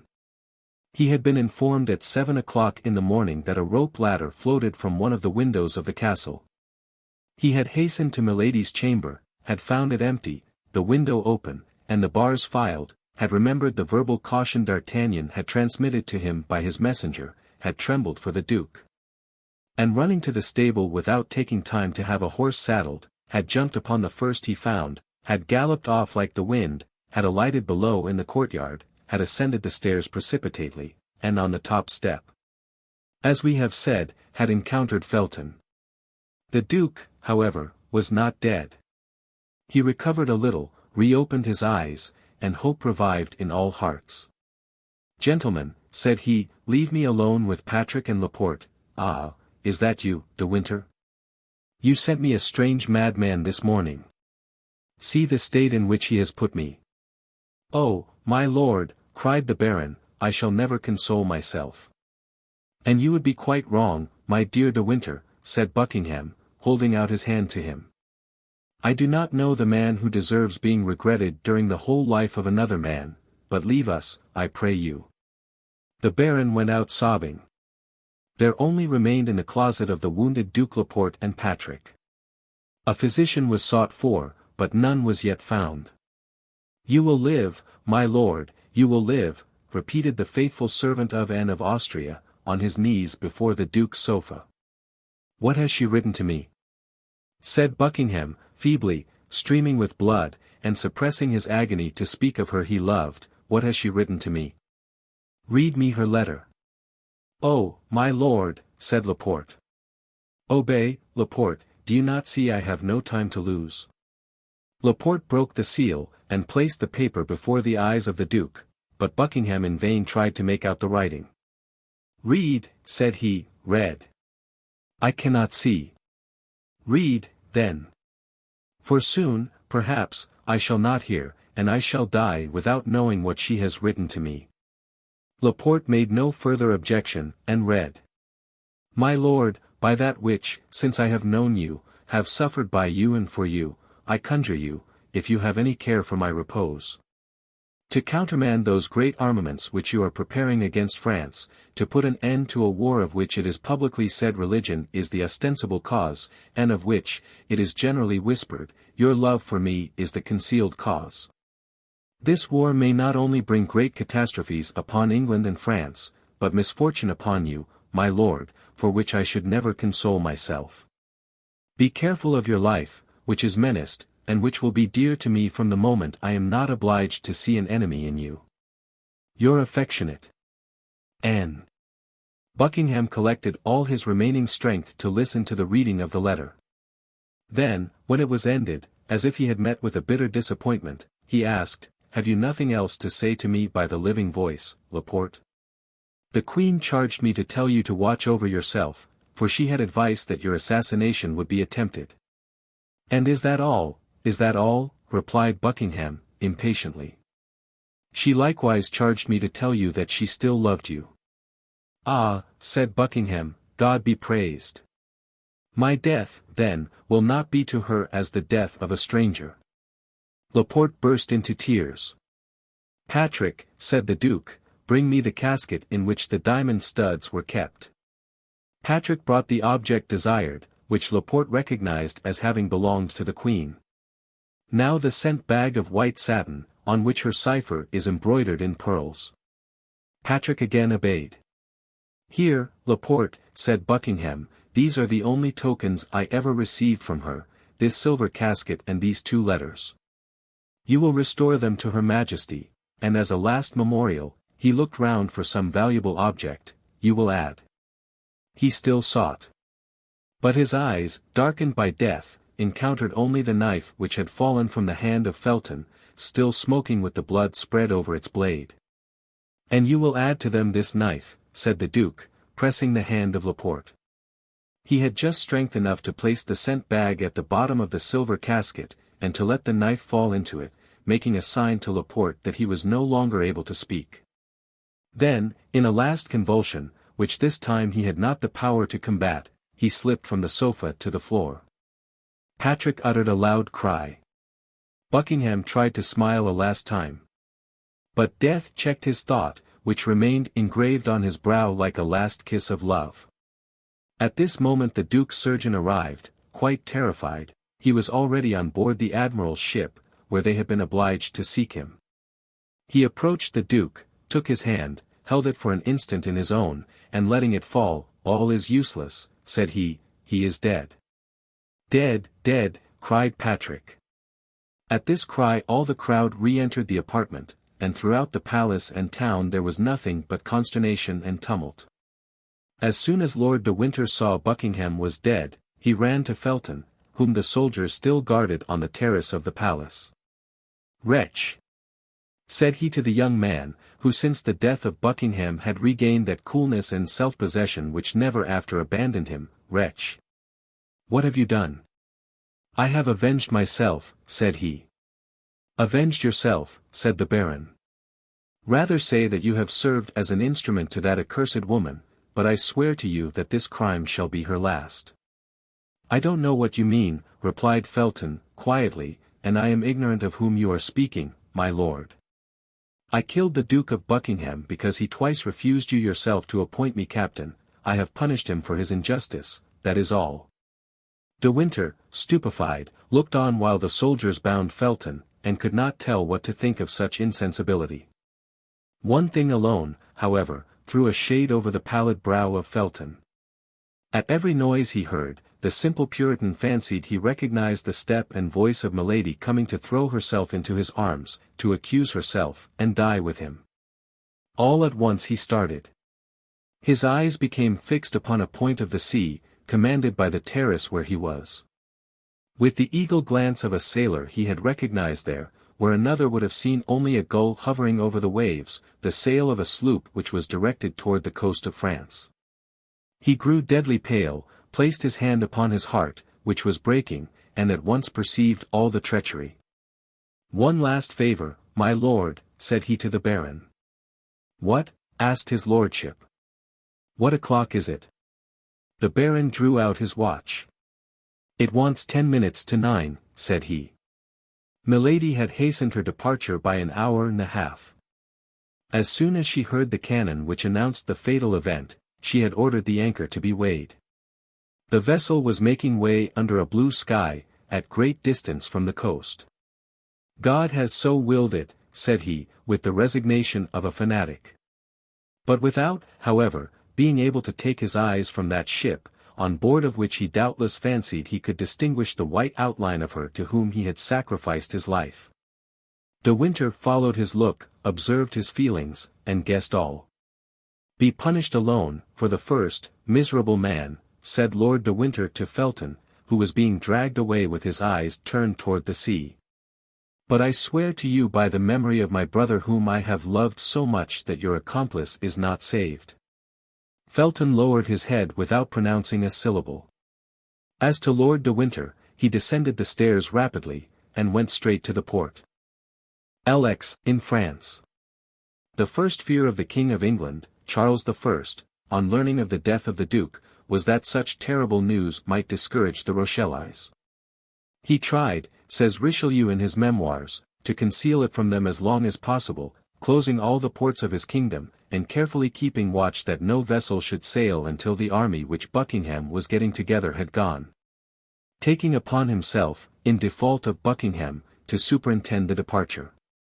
He carried the strictness of this order so far as to detain in England the ambassadors of Denmark, who had taken their leave, and the regular ambassador of Holland, who was to take back to the port of Flushing the Indian merchantman of which Charles I had made restitution to the United Provinces.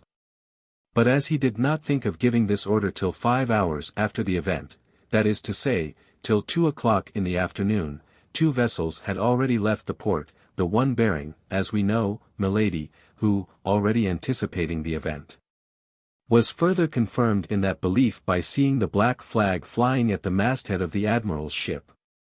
As to the second vessel, we will tell hereafter whom it carried, and how it set sail. During this time nothing new occurred in the camp at La Rochelle.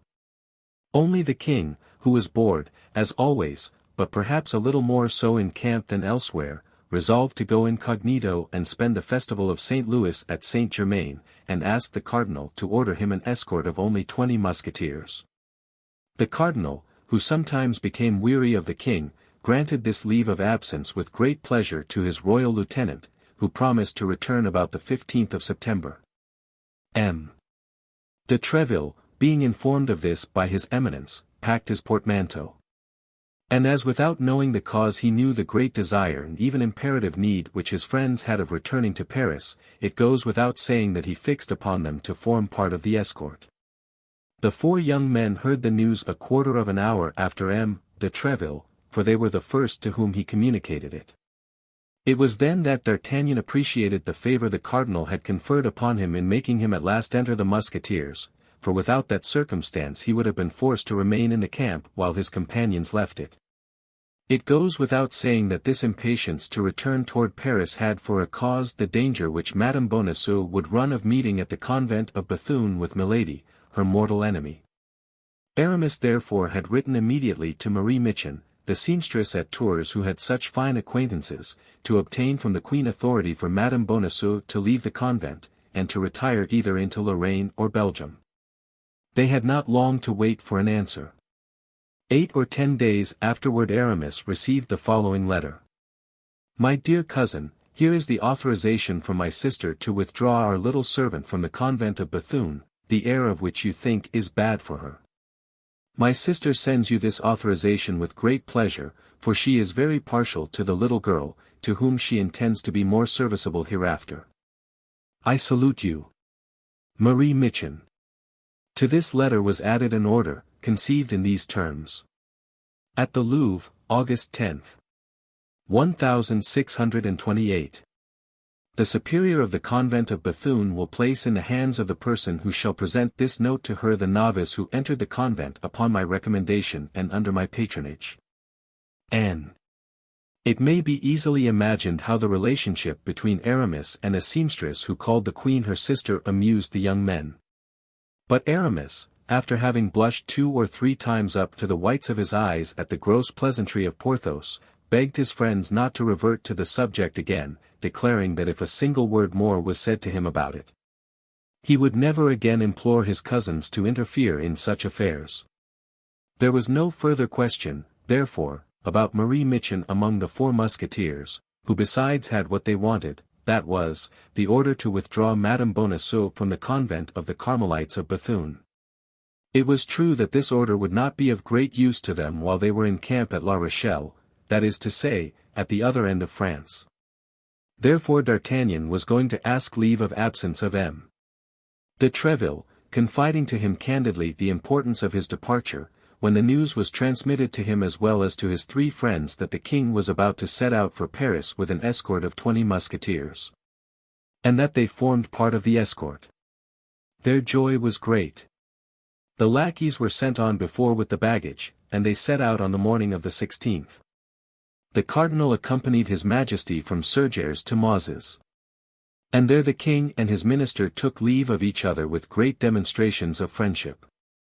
The king, however, who sought distraction, while traveling as fast as possible, for he was anxious to be in Paris by the 23rd, stopped from time to fly the magpie. A pastime for which the taste had been formerly inspired in him by de Luynes, and for which he had always preserved a great predilection. Out of the 20 musketeers 16, when this took place, rejoiced greatly at this relaxation, but the other 4 cursed it heartily. D'Artagnan, in particular, had a perpetual buzzing in his ears, which Porthos explained thus: "A very great lady has told me that this means that somebody is talking of you somewhere." At length the escort passed through Paris on the 23rd, in the night. The king thanked M. de Treville, and permitted him to distribute furloughs for 4 days, on condition that the favored parties should not appear in any public place, under penalty of the Bastille. The first 4 furloughs granted, as may be imagined, were to our 4 friends. Still further, Athos obtained of M. de Treville 6 days instead of 4, and introduced into these 6 days 2 more nights, for they set out on the 24th at 5 o'clock in the evening, and as a further kindness M. De Treville post-dated the leave to the morning of the 25th. Good Lord, said D'Artagnan, who, as we have often said, never stumbled at anything. It appears to me that we are making a great trouble of a very simple thing. In 2 days, and by using up 2 or 3 horses, that's nothing, I have plenty of money, I am at Bethune. I present my letter from the Queen to the Superior, and I bring back the dear treasure I go to seek, not into Lorraine, not into Belgium, but to Paris, where she will be much better concealed, particularly while the Cardinal is at La Rochelle. Well, once returned from the country, half by the protection of her cousin, half through what we have personally done for her, we shall obtain from the Queen what we desire. Remain, then, where you are, and do not exhaust yourselves with useless fatigue. Myself and Planchet are all that such a simple expedition requires. To this Athos replied quietly, we also have money left, for I have not yet drunk all my share of the diamond, and Porthos and Aramis have not eaten all theirs. We can therefore use up 4 horses as well as 1. But consider, D'Artagnan, added he, in a tone so solemn that it made the young man shudder, consider that Bethune is a city where the Cardinal has given rendezvous to a woman who, wherever she goes, brings misery with her. If you had only to deal with 4 men, D'Artagnan would allow you to go alone. You have to do with that woman. We 4 will go, and I hope to God that with our 4 lackeys we may be in sufficient number. You terrify me, Athos, cried D'Artagnan. My God! What do you fear? Everything, replied Athos. D'Artagnan examined the countenances of his companions, which, like that of Athos, wore an impression of deep anxiety. And they continued their route as fast as their horses could carry them, but without adding another word. On the evening of the 25th, as they were entering Arras, and as D'Artagnan was dismounting at the inn of the Golden Harrow to drink a glass of wine, a horseman came out of the post-yard, where he had just had a relay. Started off at a gallop, and with a fresh horse took the road to Paris.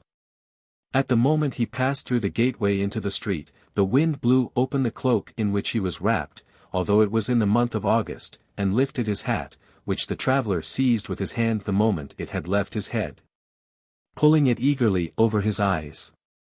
D'Artagnan, who had his eyes fixed upon this man, became very pale, and let his glass fall. What is the matter, monsieur? Said Planchet.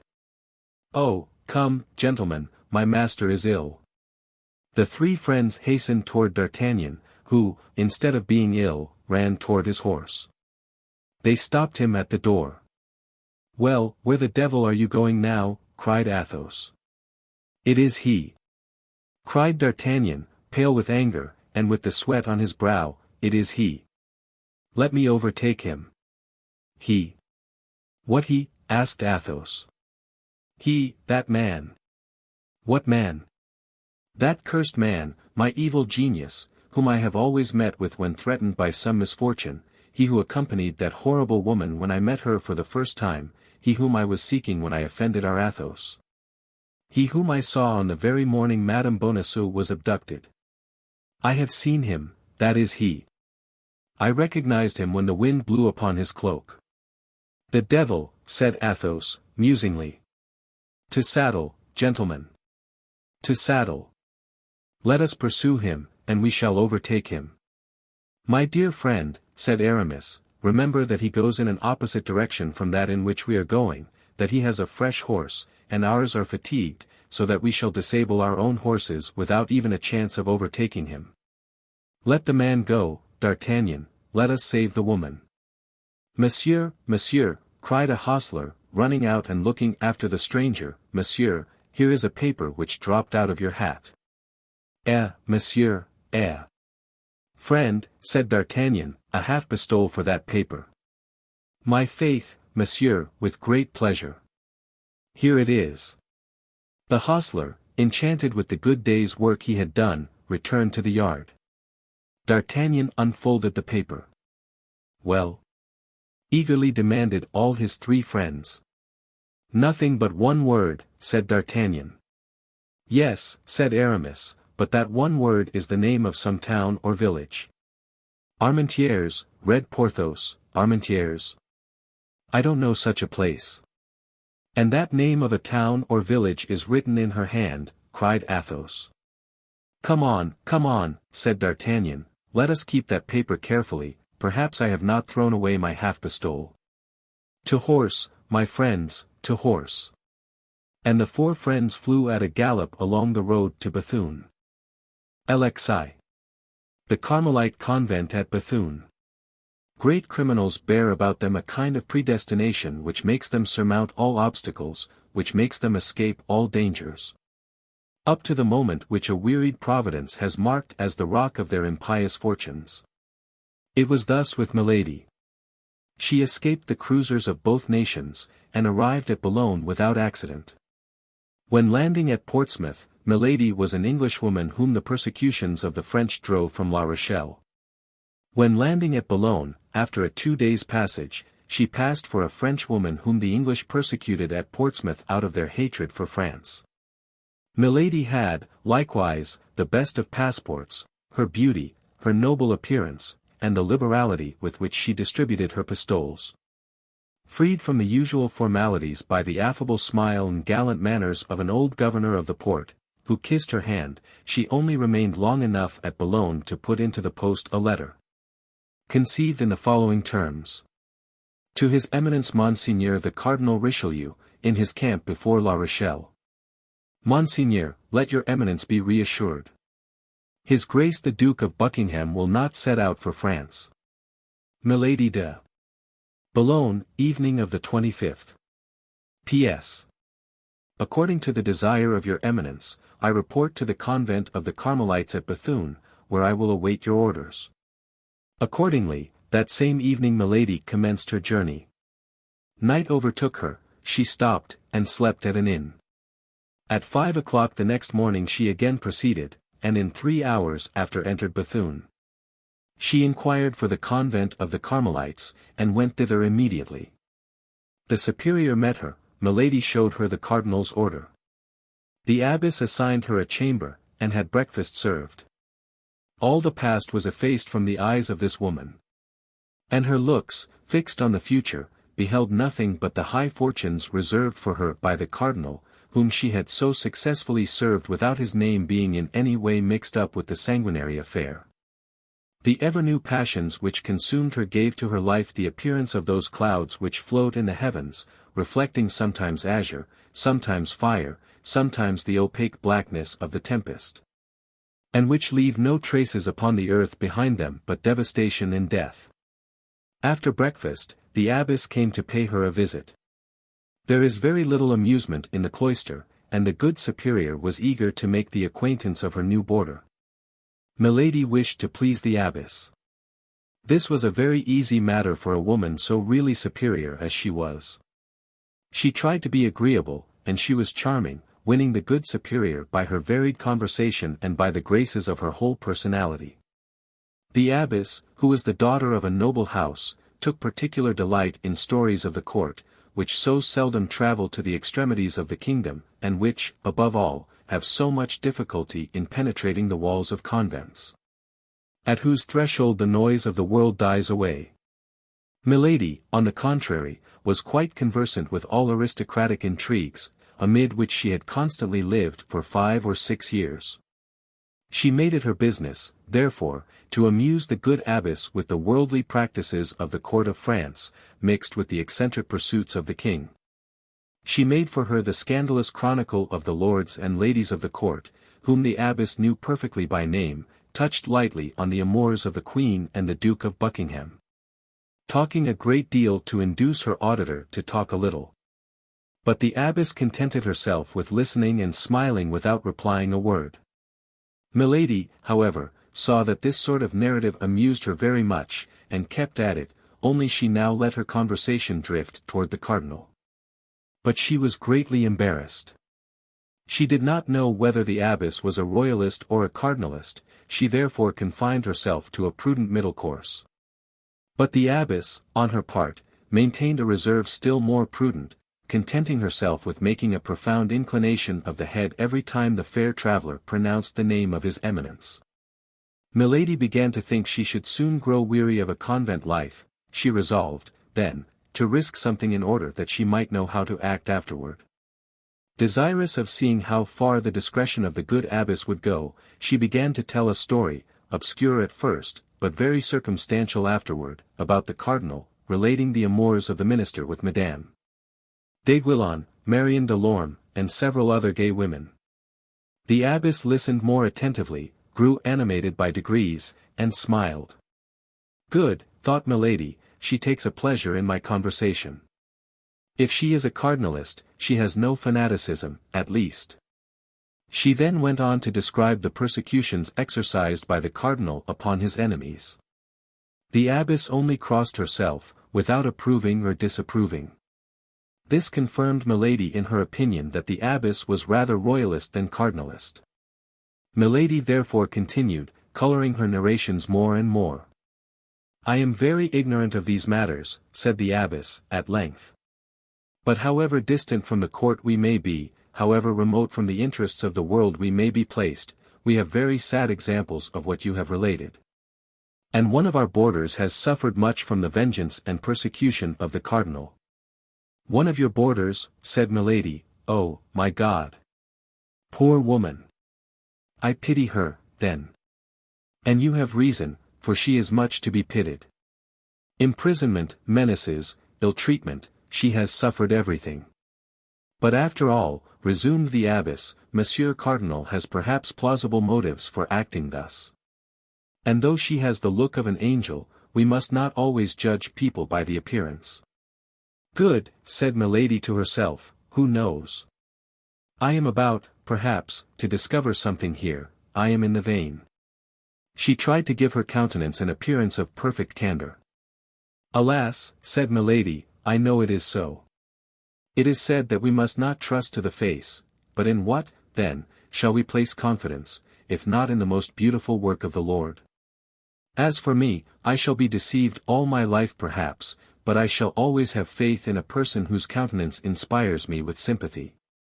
You would, then, be tempted to believe, said the abbess, that this young person is innocent?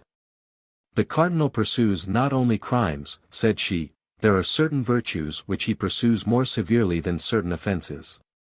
Permit me, madam, to express my surprise, said the abbess. At what? Said Milady, with the utmost ingenuousness. At the language you use.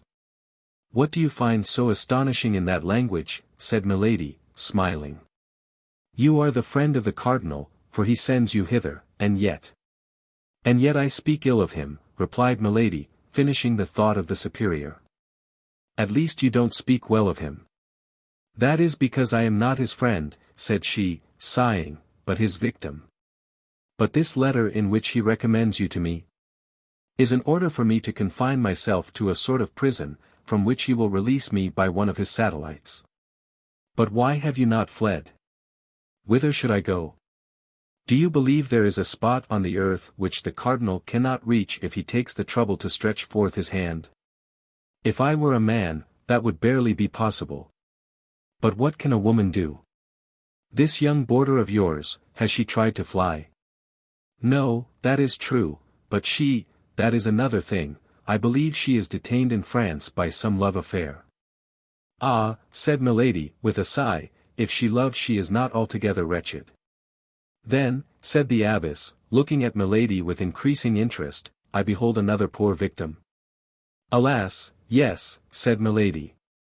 The abbess looked at her for an instant with uneasiness, as if a fresh thought suggested itself to her mind. You are not an enemy of our holy faith, said she, hesitatingly. Who, I? Cried Milady, I a Protestant. Oh, no. I call to witness the God who hears us, that on the contrary I am a fervent Catholic. Then, madam, said the abbess, smiling, be reassured. The house in which you are shall not be a very hard prison, and we will do all in our power to make you cherish your captivity. You will find here, moreover, the young woman of whom I spoke, who is persecuted, no doubt, in consequence of some court intrigue. She is amiable and well-behaved. What is her name? She was sent to me by someone of high rank, under the name of Kitty. I have not tried to discover her other name. Kitty, cried Milady. What? Are you sure? That she is called so? Yes, madam. Do you know her? Milady smiled to herself at the idea which had occurred to her that this might be her old chambermaid. There was connected with the remembrance of this girl a remembrance of anger. And a desire of vengeance disordered the features of Milady, which, however, immediately recovered the calm and benevolent expression which this woman of 100 faces had for a moment allowed them to lose. "And when can I see this young lady, for whom I already feel so great a sympathy?" asked Milady. "Why, this evening," said the abbess, "today even. But you have been travelling these 4 days, as you told me yourself. This morning you rose at 5 o'clock, you must stand in need of repose. Go to bed and sleep, at dinner time we will rouse you." Although Milady would very willingly have gone without sleep, sustained as she was by all the excitements which a new adventure awakened in her heart, ever thirsting for intrigues, she nevertheless accepted the offer of the superior. During the last 15 days she had experienced so many and such various emotions that if her frame of iron was still capable of supporting fatigue, her mind required repose. She therefore took leave of the abbess, and went to bed, softly rocked by the ideas of vengeance which the name of Kitty had naturally brought to her thoughts. She remembered that almost unlimited promise which the cardinal had given her if she succeeded in her enterprise. She had succeeded, D'Artagnan was then in her power. One thing alone frightened her. That was the remembrance of her husband, the Comte de la Fère, whom she had believed dead, or at least expatriated, and whom she found again in Athos, the best friend of D'Artagnan. But alas, if he was the friend of D'Artagnan, he must have lent him his assistance in all the proceedings by whose aid the queen had defeated the project of his eminence. If he was the friend of D'Artagnan, he was the enemy of the cardinal. And she doubtless would succeed in involving him in the vengeance by which she hoped to destroy the young musketeer. All these hopes were so many sweet thoughts for Milady, so, rocked by them, she soon fell asleep. She was awakened by a soft voice which sounded at the foot of her bed. She opened her eyes, and saw the abbess, accompanied by a young woman with light hair and delicate complexion, who fixed upon her a look full of benevolent curiosity. The face of the young woman was entirely unknown to her. Each examined the other with great attention, while exchanging the customary compliments. Both were very handsome, but of quite different styles of beauty. Milady, however, smiled in observing that she excelled the young woman by far in her high air and aristocratic bearing. It is true that the habit of a novice, which the young woman wore, was not very advantageous in a contest of this kind. The abbess introduced them to each other. When this formality was ended, as her duties called her to chapel, she left the two young women alone. The novice, seeing Milady in bed, was about to follow the example of the superior. But Milady stopped her. "How, madam," said she, "I have scarcely seen you, and you already wish to deprive me of your company, upon which I had counted a little, I must confess, for the time I have to pass here." "No, madam," replied the novice, "only I thought I had chosen my time ill. You were asleep, you are fatigued." "Well," said Milady, "what can those who sleep wish for? A happy awakening. This awakening you have given me. Allow me, then, to enjoy it at my ease," and taking her hand, she drew her toward the armchair by the bedside. The novice sat down. "How unfortunate I am," said she, "I have been here 6 months without the shadow of recreation. You arrive, and your presence was likely to afford me delightful company, yet I expect, in all probability, to quit the convent at any moment." "How, you are going soon?" asked Milady. "At least I hope so," said the novice, with an expression of joy which she made no effort to disguise. "I think I learned you had suffered persecutions from the cardinal," continued Milady. "That would have been another motive for sympathy between us. What I have heard, then, from our good mother is true, you have likewise been a victim of that wicked priest." "Hush," said Milady, "let us not, even here, speak thus of him. All my misfortunes arise from my having said nearly what you have said before a woman whom I thought my friend, and who betrayed me. Are you also the victim of a treachery?" "No," said the novice, but of my devotion, of a devotion to a woman I loved, for whom I would have laid down my life, for whom I would give it still. And who has abandoned you, is that it? I have been sufficiently unjust to believe so. But during the last 2 or 3 days I have obtained proof to the contrary, for which I thank God, for it would have cost me very dear to think she had forgotten me.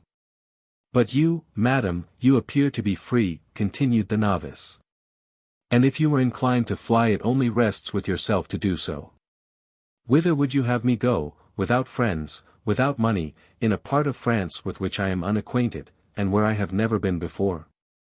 Oh, cried the novice, as to friends, you would have them wherever you want, you appear so good and are so beautiful. That does not prevent, replied Milady, softening her smile so as to give it an angelic expression, my being alone or being persecuted. Hear me, said the novice, we must trust in heaven. There always comes a moment when the good you have done pleads your cause before God. And see, perhaps it is a happiness for you, humble and powerless as I am, that you have met with me, for if I leave this place, well, I have powerful friends, who, after having exerted themselves on my account, may also exert themselves for you. Oh, when I said I was alone, said Milady, hoping to make the novice talk by talking of herself, it is not for want of friends in high places, but these friends themselves tremble before the cardinal. The queen herself does not dare to oppose the terrible minister. I have proof that her majesty, notwithstanding her excellent heart, has more than once been obliged to abandon to the anger of his eminence persons who had served her. Trust me, madam, the queen may appear to have abandoned those persons, but we must not put faith in appearances. The more they are persecuted, the more she thinks of them. And often, when they least expect it, they have proof of a kind remembrance. Alas, said Milady, I believe so, the queen is so good. Oh, you know her, then, that lovely and noble queen, that you speak of her thus? Cried the novice, with enthusiasm. That is to say, replied Milady, driven into her entrenchment, that I have not the honor of knowing her personally, but I know a great number of her most intimate friends. I am acquainted with Monsieur de Putange, I met Monsieur de Jart in England, I know Monsieur de Treville. Monsieur de Treville, exclaimed the novice, do you know Monsieur de Treville? Yes, perfectly well, intimately even. The captain of the King's Musketeers. The captain of the King's Musketeers. Why, then, only see, cried the novice, we shall soon be well acquainted, almost friends. If you know Monsieur de Treville, you must have visited him. Often. Said Milady, who, having entered this track, and perceiving that falsehood succeeded, was determined to follow it to the end. With him, then, you must have seen some of his musketeers. All those he is in the habit of receiving. Replied Milady, for whom this conversation began to have a real interest. Name a few of those whom you know, and you will see if they are my friends. Well, said Milady, embarrassed, I know Monsieur de Louvigny, Monsieur de Courtevran, Monsieur de Ferrissac. The novice let her speak, then seeing that she paused, she said, don't you know a gentleman named Athos? Milady became as pale as the sheets in which she was lying, and mistress as she was of herself, could not help uttering a cry, seizing the hand of the novice, and devouring her with looks. What is the matter? Good God! Asked the poor woman, have I said anything that has wounded you? No, but the name struck me, because I also have known that gentleman, and it appeared strange to me to meet with a person who appears to know him well. Oh, yes, very well. Not only him, but some of his friends, Messrs. Porthos and Aramis. Indeed. You know them likewise? I know them, cried Milady, who began to feel a chill penetrate her heart. Well, if you know them, you know that they are good and free companions. Why do you not apply to them, if you stand in need of help? That is to say, stammered Milady, I am not really very intimate with any of them. I know them from having heard one of their friends, Monsieur d'Artagnan, say a great deal about them. You know Monsieur d'Artagnan, cried the novice, in her turn seizing the hands of Milady and devouring her with her eyes. Then remarking the strange expression of Milady's countenance, she said, pardon me, madam, you know him by what title? Why, replied Milady, embarrassed, why, by the title of friend. You deceive me, madam, said the novice. You have been his mistress. It is you who have been his mistress, madam, cried Milady, in her turn. I, said the novice. Yes, you. I know you now. You are Madame Bonacieux. The young woman drew back, filled with surprise and terror. Oh, do not deny it. Answer, continued Milady. Well, yes, madam, said the novice, are we rivals? The countenance of Milady was illumined by so savage a joy that under any other circumstances Madame Bonacieux would have fled in terror. But she was absorbed by jealousy. Speak, madam, resumed Madame Bonacieux, with an energy of which she might not have been believed capable. Have you been, or are you, his mistress? Oh, no. Cried Milady, with an accent that admitted no doubt of her truth. Never, never. I believe you, said Madame Bonacieux, but why, then, did you cry out so? Do you not understand? Said Milady, who had already overcome her agitation and recovered all her presence of mind. How can I understand? I know nothing.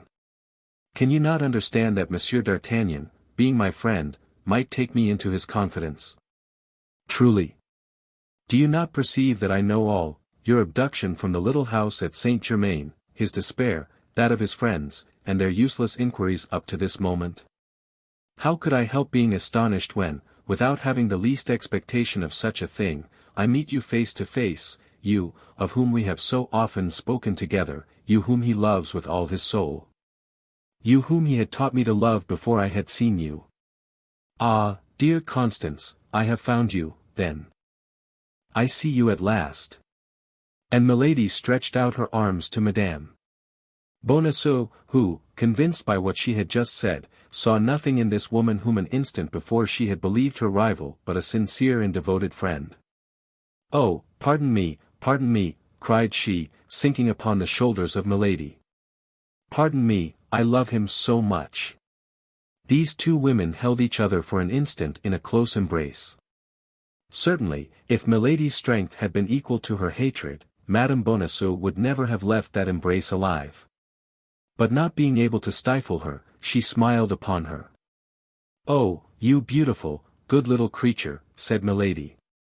How delighted I am to have found you. Let me look at you, and while saying these words, she absolutely devoured her by her looks. Oh, yes, it is you indeed. From what he has told me, I know you now. I recognize you perfectly. The poor young woman could not possibly suspect what frightful cruelty was behind the rampart of that pure brow, behind those brilliant eyes in which she read nothing but interest and compassion. Then you know what I have suffered, said Madame Bonacieux, since he has told you what he has suffered, but to suffer for him is happiness. Milady replied mechanically, yes, that is happiness. She was thinking of something else. And then, continued Madame Bonacieux, my punishment is drawing to a close. Tomorrow, this evening, perhaps, I shall see him again, and then the past will no longer exist. This evening? Asked Milady, roused from her reverie by these words. What do you mean? Do you expect news from him? I expect himself. Himself? D'Artagnan here? Himself. But that's impossible. He is at the Siege of La Rochelle with the Cardinal. He will not return till after the taking of the city.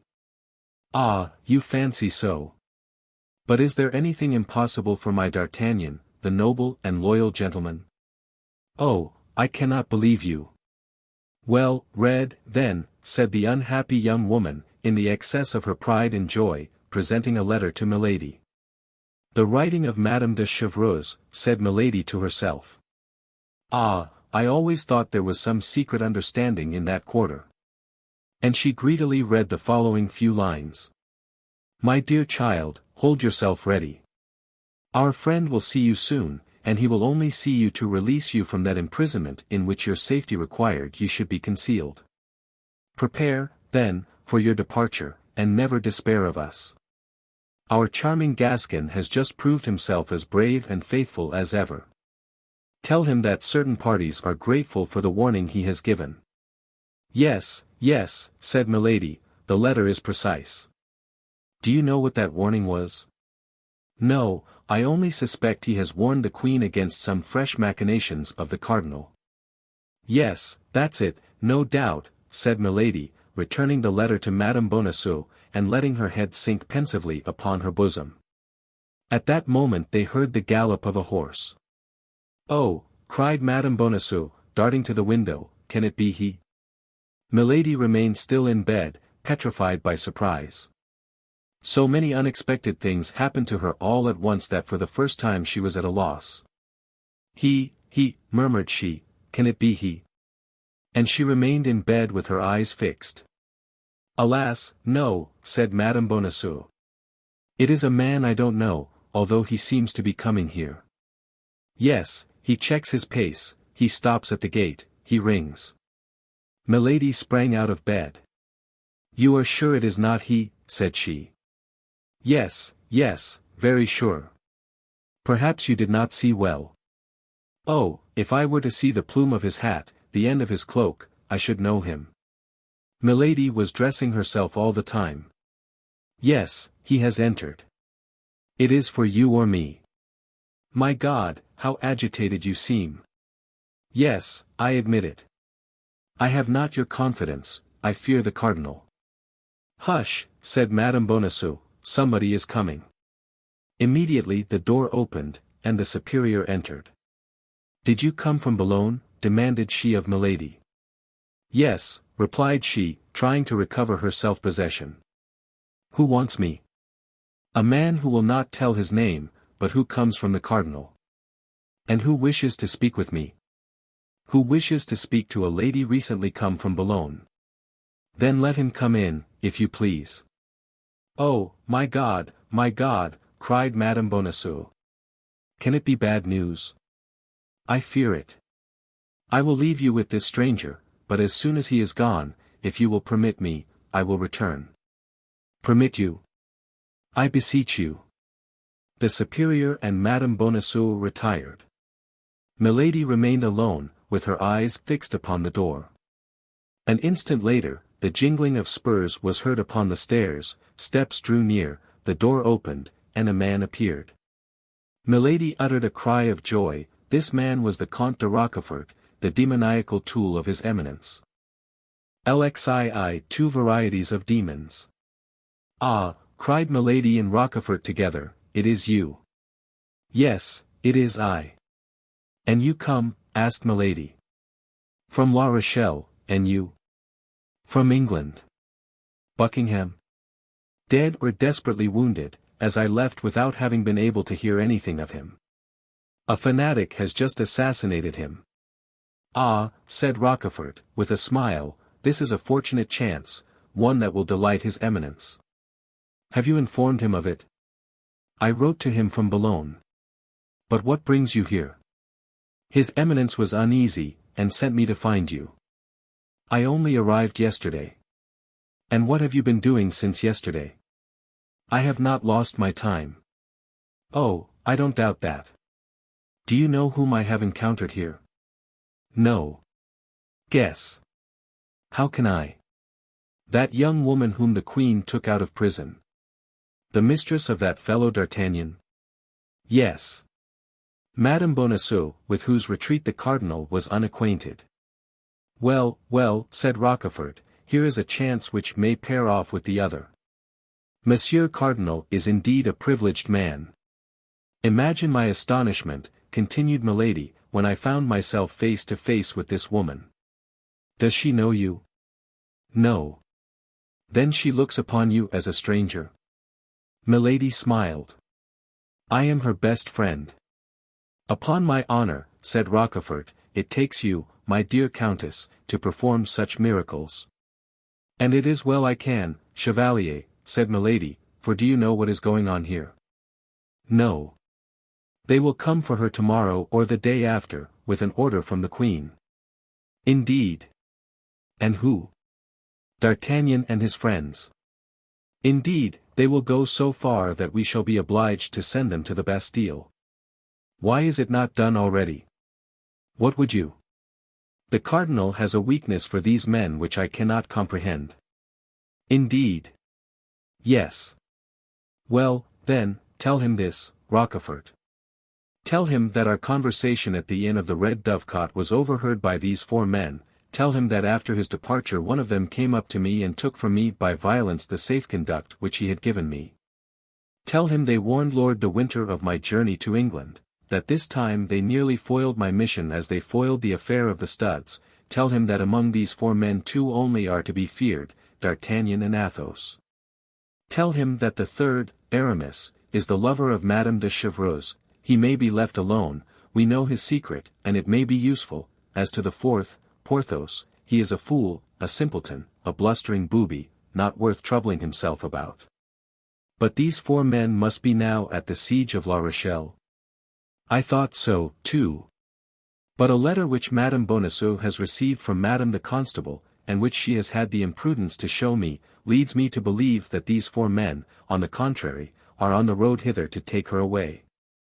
The devil! What's to be done?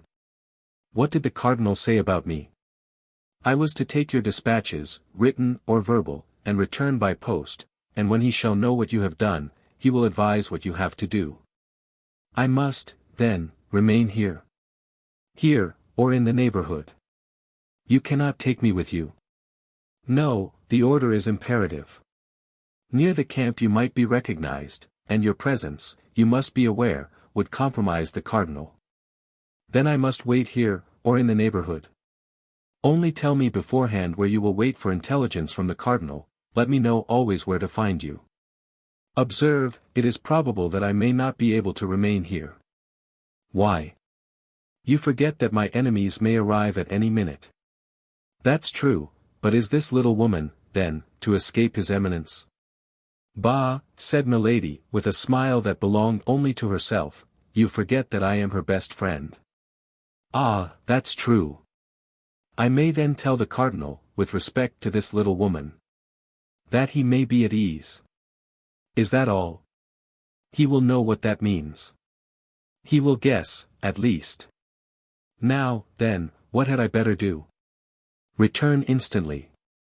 It appears to me that the news you bear is worth the trouble of a little diligence. My chaise broke down coming into Lilliers. Capital. What, capital? Yes, I want your chaise. And how shall I travel, then? On horseback. You talk very comfortably, 180 leagues. What's that? One can do it. Afterward? Afterward? Why, in passing through Lilliers you will send me your chaise, with an order to your servant to place himself at my disposal. Well. You have, no doubt, some order from the cardinal about you. I have my full power.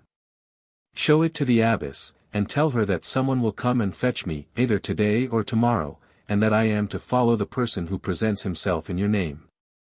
Very well.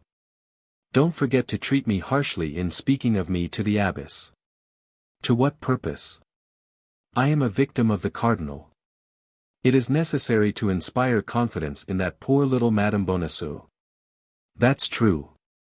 Now, will you make me a report of all that has happened? Why, I have related the events to you. You have a good memory, repeat what I have told you. A paper may be lost. You are right. Only let me know where to find you that I may not run needlessly about the neighborhood. That's correct, wait. Do you want a map? Oh, I know this country marvelously. You? When were you here? I was brought up here. Truly. It is worth something, you see, to have been brought up somewhere. You will wait for me, then. Let me reflect a little. Aye, that will do, at Armentières. Where is that Armentières? A little town on the Lys. I shall only have to cross the river, and I shall be in a foreign country. Capital. But it is understood you will only cross the river in case of danger. That is well understood. And in that case, how shall I know where you are? You do not want your lackey. Is he a sure man? To the proof. Give him to me. Nobody knows him. I will leave him at the place I quit, and he will conduct you to me.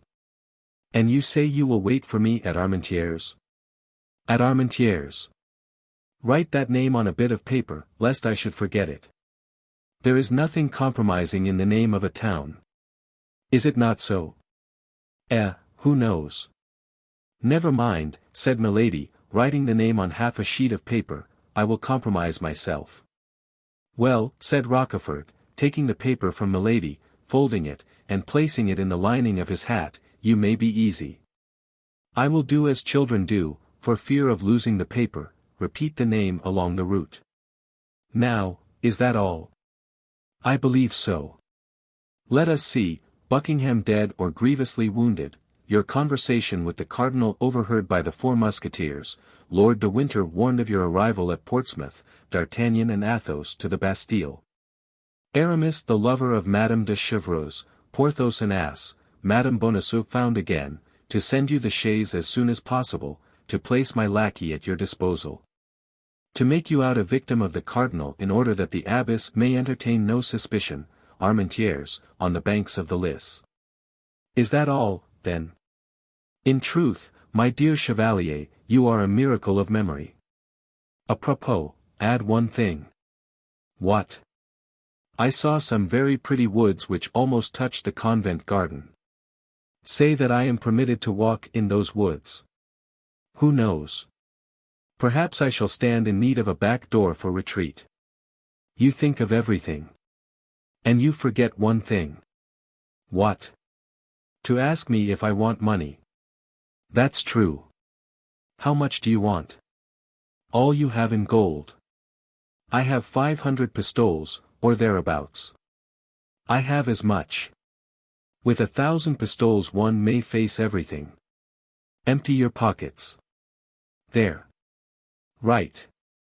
And you go.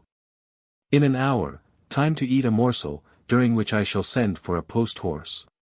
Capital. Adieu, Chevalier. Adieu, Countess. Commend me to the Cardinal. Commend me to Satan. Milady and Rochefort exchanged a smile and separated. An hour afterward Rochefort set out at a grand gallop, 5 hours after that he passed through Arras. Our readers already know how he was recognized by D'Artagnan, and how that recognition by inspiring fear in the Four Musketeers had given fresh activity to their journey.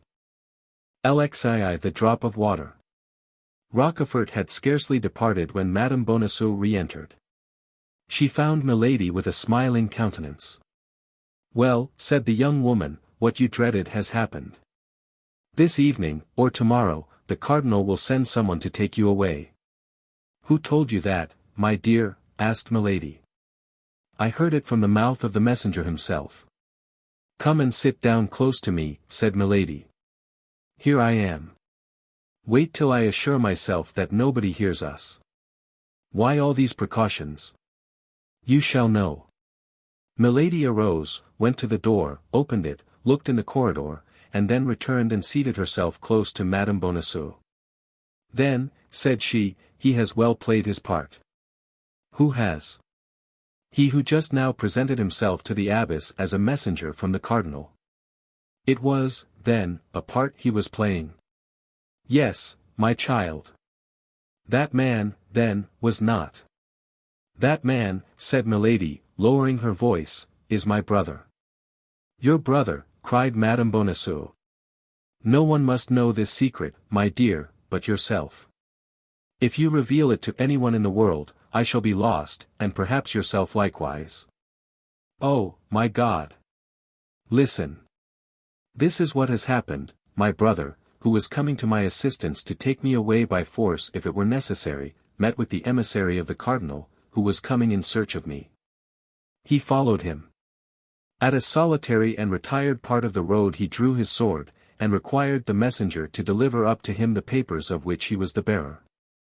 The messenger resisted, my brother killed him. Oh, said Madame Bonacieux, shuddering. Remember, that was the only means. Then my brother determined to substitute cunning for force. He took the papers, and presented himself here as the emissary of the cardinal, and in an hour or two a carriage will come to take me away by the orders of his eminence. I understand. It is your brother who sends this carriage. Exactly. But that is not all. That letter you have received, and which you believe to be from Madame de Chevreuse. Well? It is a forgery. How can that be? Yes, a forgery. It is a snare to prevent your making any resistance when they come to fetch you. But it is D'Artagnan that will come. Do not deceive yourself. D'Artagnan and his friends are detained at the Siege of La Rochelle. How do you know that? My brother met some emissaries of the cardinal in the uniform of musketeers. You would have been summoned to the gate, you would have believed yourself about to meet friends, you would have been abducted, and conducted back to Paris. Oh, my God! My senses fail me amid such a chaos of iniquities. I feel, if this continues, said Madame Bonacieux, raising her hands to her forehead, I shall go mad. Stop. What? I hear a horse's steps, it is my brother setting off again. I should like to offer him a last salute. Come. Milady opened the window, and made a sign to Madame Bonacieux to join her. The young woman complied. Rochefort passed at a gallop. Adieu, brother, cried Milady. The chevalier raised his head, saw the two young women, and without stopping, waved his hand in a friendly way to Milady. The good George, said she, closing the window with an expression of countenance full of affection and melancholy. And she resumed her seat, as if plunged in reflections entirely personal. Dear lady, said Madame Bonacieux, pardon me for interrupting you, but what do you advise me to do? Good heaven! You have more experience than I have. Speak, I will listen. In the first place, said Milady, it is possible I may be deceived, and that D'Artagnan and his friends may really come to your assistance. Oh, that would be too much, cried Madame Bonacieux, so much happiness is not in store for me. Then you comprehend it would be only a question of time, a sort of race, which should arrive first. If your friends are the more speedy, you are to be saved, if the satellites of the cardinal, you are lost. Oh, yes, yes, lost beyond redemption. What, then, to do? What to do? There would be a very simple means, very natural. Tell me what. To wait, concealed in the neighborhood, and assure yourself who are the men who come to ask for you. But where can I wait? Oh, there is no difficulty in that. I shall stop and conceal myself a few leagues hence until my brother can rejoin me. Well, I take you with me, we conceal ourselves, and wait together. But I shall not be allowed to go. I am almost a prisoner. As they believe that I go in consequence of an order from the cardinal, no one will believe you anxious to follow me. Well. Well. The carriage is at the door, you bid me adieu. You mount the step to embrace me a last time, my brother's servant, who comes to fetch me, is told how to proceed, he makes a sign to the postilion, and we set off at a gallop. But D'Artagnan. D'Artagnan. If he comes. Shall we not know it? How? Nothing easier. We will send my brother's servant back to Bethune, whom, as I told you, we can trust. He shall assume a disguise, and place himself in front of the convent. If the emissaries of the cardinal arrive, he will take no notice. If it is Monsieur D'Artagnan and his friends, he will bring them to us. He knows them, then. Doubtless. Has he not seen Monsieur D'Artagnan at my house? Oh, yes, yes, you are right. Thus all may go well, all may be for the best. But we do not go far from this place. 7 or 8 leagues at the most. We will keep on the frontiers, for instance, and at the first alarm we can leave France. And what can we do there? Wait. But if they come? My brother's carriage will be here first. If I should happen to be any distance from you when the carriage comes for you, at dinner or supper, for instance. Do one thing. What is that? Tell your good superior that in order that we may be as much together as possible, you ask her permission to share my repast. Will she permit it? What inconvenience can it be? Oh, delightful. In this way we shall not be separated for an instant. Well, go down to her, then, to make your request. I feel my head a little confused, I will take a turn in the garden. Go, and where shall I find you? Here, in an hour.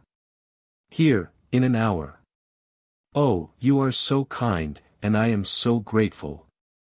How can I avoid interesting myself for one who is so beautiful and so amiable? Are you not the beloved of one of my best friends? Dear D'Artagnan. Oh, how he will thank you. I hope so. Now, then, all is agreed, let us go down. You are going into the garden? Yes. Go along this corridor, down a little staircase, and you are in it. Excellent, thank you. And the two women parted, exchanging charming smiles. Milady had told the truth, her head was confused, for her ill-arranged plans clashed one another like chaos. She required to be alone that she might put her thoughts a little into order. She saw vaguely the future. But she stood in need of a little silence and quiet to give all her ideas, as yet confused, a distinct form and a regular plan. What was most pressing was to get Madame Bonacieux away, and convey her to a place of safety, and there, if matters required, make her a hostage. Milady began to have doubts of the issue of this terrible duel, in which her enemies showed as much perseverance as she did animosity. Besides, she felt as we feel when a storm is coming on, that this issue was near, and could not fail to be terrible. The principal thing for her, then, was, as we have said, to keep Madame Bonacieux in her power. Madame Bonacieux was the very life of D'Artagnan. This was more than his life, the life of the woman he loved, this was, in case of ill fortune, a means of temporizing in obtaining good conditions. Now, this point was settled, Madame Bonacieux, without any suspicion, accompanied her. Once concealed with her at Armentières, it would be easy to make her believe that D'Artagnan had not come to Bethune. In 15 days at most, Rochefort would be back. Besides, during that 15 days she would have time to think how she could best avenge herself on the four friends. She would not be weary, thank God. For she should enjoy the sweetest pastime such events could accord a woman of her character, perfecting a beautiful vengeance. Revolving all this in her mind, she cast her eyes around her, and arranged the topography of the garden in her head. Milady was like a good general who contemplates at the same time victory and defeat, and who is quite prepared, according to the chances of the battle, to march forward or to beat a retreat. At the end of an hour she heard a soft voice calling her. It was Madame Bonacieux. The good abbess had naturally consented to her request, and as a commencement, they were to sup together. On reaching the courtyard, they heard the noise of a carriage which stopped at the gate. Milady listened. "Do you hear anything?" said she. "Yes, the rolling of a carriage. It is the one my brother sends for us." "Oh, my God! Come, come! Courage!" The bell of the convent gate was sounded, Milady was not mistaken. "Go to your chamber," said she to Madame Bonacieux, "you have perhaps some jewels you would like to take." "I have his letters," said she. "Well, go and fetch them, and come to my apartment. We will snatch some supper. We shall perhaps travel part of the night, and must keep our strength up." "Great God," said Madame Bonacieux, placing her hand upon her bosom, "my heart beats so I cannot walk." "Courage, courage. Remember that in a quarter of an hour you will be safe, and think that what you are about to do is for his sake." "Yes, yes, everything for him. You have restored my courage by a single word. Go, I will rejoin you." Milady ran up to her apartment quickly, she there found Rochefort's lackey, and gave him his instructions. He was to wait at the gate. If by chance the Musketeers should appear, the carriage was to set off as fast as possible, pass around the convent, and go and wait for Milady at a little village which was situated at the other side of the wood. In this case Milady would cross the garden and gain the village on foot. As we have already said, Milady was admirably acquainted with this part of France. If the Musketeers did not appear, things were to go on as had been agreed. Madame Bonacieux was to get into the carriage as if to bid her adieu, and she was to take away Madame Bonacieux. Madame Bonacieux came in. And to remove all suspicion, if she had any, Milady repeated to the lackey, before her, the latter part of her instructions. Milady asked some questions about the carriage. It was a chaise drawn by 3 horses, driven by a postilion. Rochefort's lackey would precede it, as courier.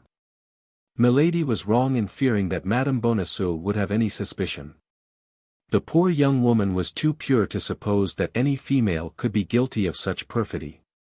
Besides, the name of the Comtesse de Winter, which she had heard the abbess pronounce, was wholly unknown to her, and she was even ignorant that a woman had had so great and so fatal a share in the misfortune of her life. "You see," said she, when the lackey had gone out, "everything is ready. The abbess suspects nothing, and believes that I am taken by order of the cardinal. This man goes to give his last orders. Take the least thing, drink a finger of wine, and let us be gone." "Yes," said Madame Bonacieux, mechanically, "yes, let us be gone." Milady made her a sign to sit down opposite, poured her a small glass of Spanish wine, and helped her to the wing of a chicken. "See," said she, "if everything does not second us. Here is night coming on. By daybreak we shall have reached our retreat, and nobody can guess where we are. Come, courage. Take something." Madame Bonacieux ate a few mouthfuls mechanically, and just touched the glass with her lips. "Come, come," said Milady, lifting hers to her mouth, "do as I do." But at the moment the glass touched her lips, her hand remained suspended, she heard something on the road which sounded like the rattling of a distant gallop. Then it grew nearer, and it seemed to her, almost at the same time, that she heard the neighing of horses. This noise acted upon her joy like the storm which awakens the sleeper in the midst of a happy dream. She grew pale and ran to the window, while Madame Bonacieux, rising all in a tremble, supported herself upon her chair to avoid falling. Nothing was yet to be seen, only they heard the galloping draw nearer. "Oh, my God," said Madame Bonacieux, "what is that noise?" "That of either our friends or our enemies," said Milady, with her terrible coolness. "Stay where you are, I will tell you." Madame Bonacieux remained standing, mute, motionless, and pale as a statue. The noise became louder, the horses could not be more than 150 paces distant. If they were not yet to be seen, it was because the road made an elbow. The noise became so distinct that the horses might be counted by the rattle of their hoofs. Milady gazed with all the power of her attention, it was just light enough for her to see who was coming. All at once, at the turning of the road she saw the glitter of laced hats and the waving of feathers, she counted 2, then 5, then 8 horsemen. One of them preceded the rest by double the length of his horse. Milady uttered a stifled groan. In the first horseman she recognized D'Artagnan. "Oh, my God," cried Madame Bonacieux, "what is it?" "It is the uniform of the cardinal's guards. Not an instant to be lost. Fly, fly." "Yes, yes, let us fly," repeated Madame Bonacieux, but without being able to make a step, glued as she was to the spot by terror. They heard the horsemen pass under the windows. Come, then," cried Milady, trying to drag the young woman along by the arm. "Thanks to the garden, we yet can flee, I have the key, but make haste. In 5 minutes it will be too late." Madame Bonacieux tried to walk, made 2 steps, and sank upon her knees. Milady tried to raise and carry her, but could not do it. At this moment they heard the rolling of the carriage, which at the approach of the musketeers set off at a gallop. Then 3 or 4 shots were fired. "For the last time, will you come?" cried Milady. "Oh, my God, my God! You see my strength fails me, you see plainly I cannot walk. Flee alone. flee alone, and leave you here. No, no, never, cried Milady.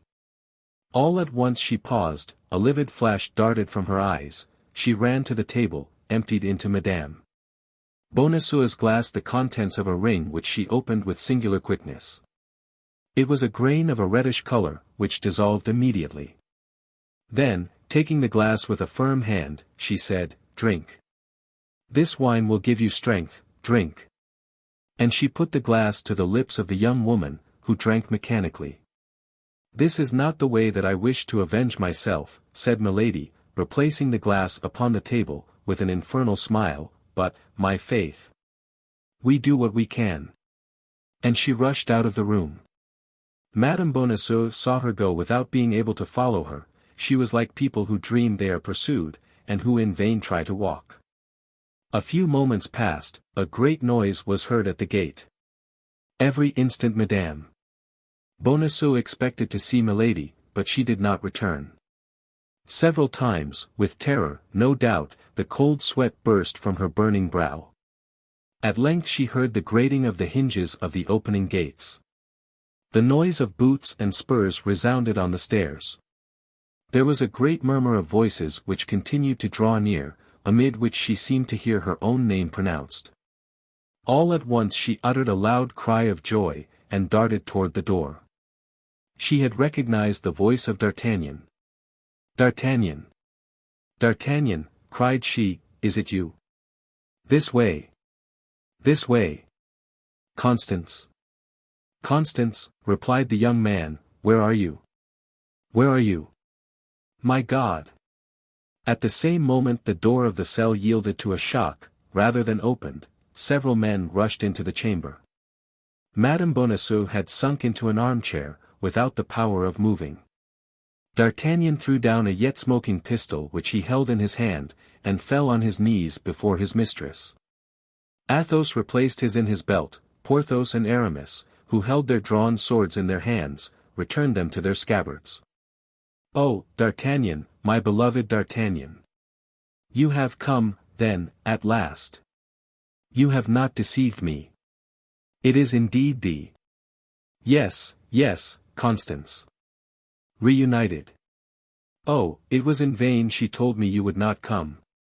I hoped in silence. I was not willing to fly. Oh, I have done well. How happy I am." At this word she, Athos, who had seated himself quietly, started up. "She? What she?" asked D'Artagnan. "Why, my companion. She who out of friendship for me wished to take me from my persecutors. She who, mistaking you for the cardinal's guards, has just fled away." "Your companion," cried D'Artagnan, becoming more pale than the white veil of his mistress. "Of what companion are you speaking, dear Constance?" "Of her whose carriage was at the gate, of a woman who calls herself your friend, of a woman to whom you have told everything." Her name," cried D'Artagnan. "My God, can you not remember her name?" "Yes, it was pronounced in my hearing once." "Stop, but, it is very strange, oh, my God, my head swims. I cannot see. Help, help, my friends. Her hands are icy cold," cried D'Artagnan. "She is ill.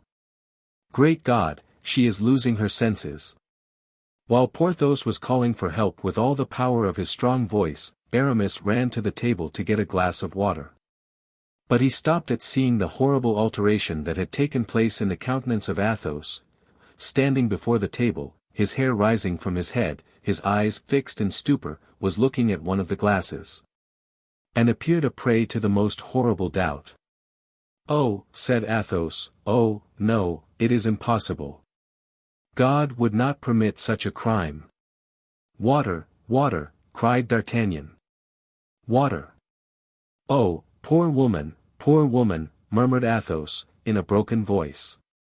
Madame Bonacieux opened her eyes under the kisses of D'Artagnan. "She revives," cried the young man. "Oh, my God, I thank thee." "Madam," said Athos, "madam, in the name of heaven, whose empty glass is this?" Mine, monsieur, said the young woman, in a dying voice. But who poured the wine for you that was in this glass? She. But who is she? Oh, I remember, said Madame Bonacieux, the Comtesse de Winter. The four friends uttered one and the same cry, but that of Athos dominated all the rest. At that moment the countenance of Madame Bonacieux became livid, a fearful agony pervaded her frame, and she sank panting into the arms of Porthos and Aramis. D'Artagnan seized the hands of Athos with an anguish difficult to be described. And what do you believe? His voice was stifled by sobs. I believe everything, said Athos, biting his lips till the blood sprang to avoid sighing. D'Artagnan, D'Artagnan, cried Madame Bonacieux, where art thou? Do not leave me. You see I am dying. D'Artagnan released the hands of Athos which he still held clasped in both his own, and hastened to her. Her beautiful face was distorted with agony, her glassy eyes had no longer their sight, a convulsive shuddering shook her whole body, the sweat rolled from her brow. In the name of heaven, run, call. Aramis. Porthos. Call for help. Useless. Said Athos, useless. For the poison which she pours there is no antidote. Yes, yes. Help, help, murmured Madame Bonacieux, help. Then, collecting all her strength, she took the head of the young man between her hands, looked at him for an instant as if her whole soul passed into that look, and with a sobbing cry pressed her lips to his. Constance, Constance! Cried D'Artagnan. A sigh escaped from the mouth of Madame Bonacieux, and dwelt for an instant on the lips of D'Artagnan. That sigh was the soul, so chaste and so loving, which reascended to heaven. D'Artagnan pressed nothing but a corpse in his arms. The young man uttered a cry, and fell by the side of his mistress as pale and as icy as herself. Porthos wept, Aramis pointed toward heaven, Athos made the sign of the cross. At that moment a man appeared in the doorway, almost as pale as those in the chamber. He looked around him and saw Madame Bonacieux dead, and D'Artagnan in a swoon. He appeared just at that moment of stupor which follows great catastrophes. I was not deceived, said he, here is Monsieur D'Artagnan, and you are his friends, Messrs. Athos, Porthos, and Aramis. The persons whose names were thus pronounced looked at the stranger with astonishment. It seemed to all three that they knew him. Gentlemen, resumed the newcomer, you are, as I am, in search of a woman who, added he, with a terrible smile, must have passed this way, for I see a corpse. The three friends remained mute, for although the voice as well as the countenance reminded them of someone they had seen, they could not remember under what circumstances. Gentlemen, continued the stranger, since you do not recognize a man who probably owes his life to you twice, I must name myself. I am Lord de Winter, brother-in-law of that woman. The three friends uttered a cry of surprise. Athos rose, and offering him his hand, "Be welcome, my lord," said he, "you are one of us." "I set out 5 hours after her from Portsmouth," said Lord de Winter. "I arrived 3 hours after her at Boulogne. I missed her by 20 minutes at Asti. Omer. Finally, at Liliers I lost all trace of her. I was going about at random, inquiring of everybody, when I saw you gallop past. I recognized Monsieur d'Artagnan. I called to you, but you did not answer me. I wished to follow you, but my horse was too much fatigued to go at the same pace with yours.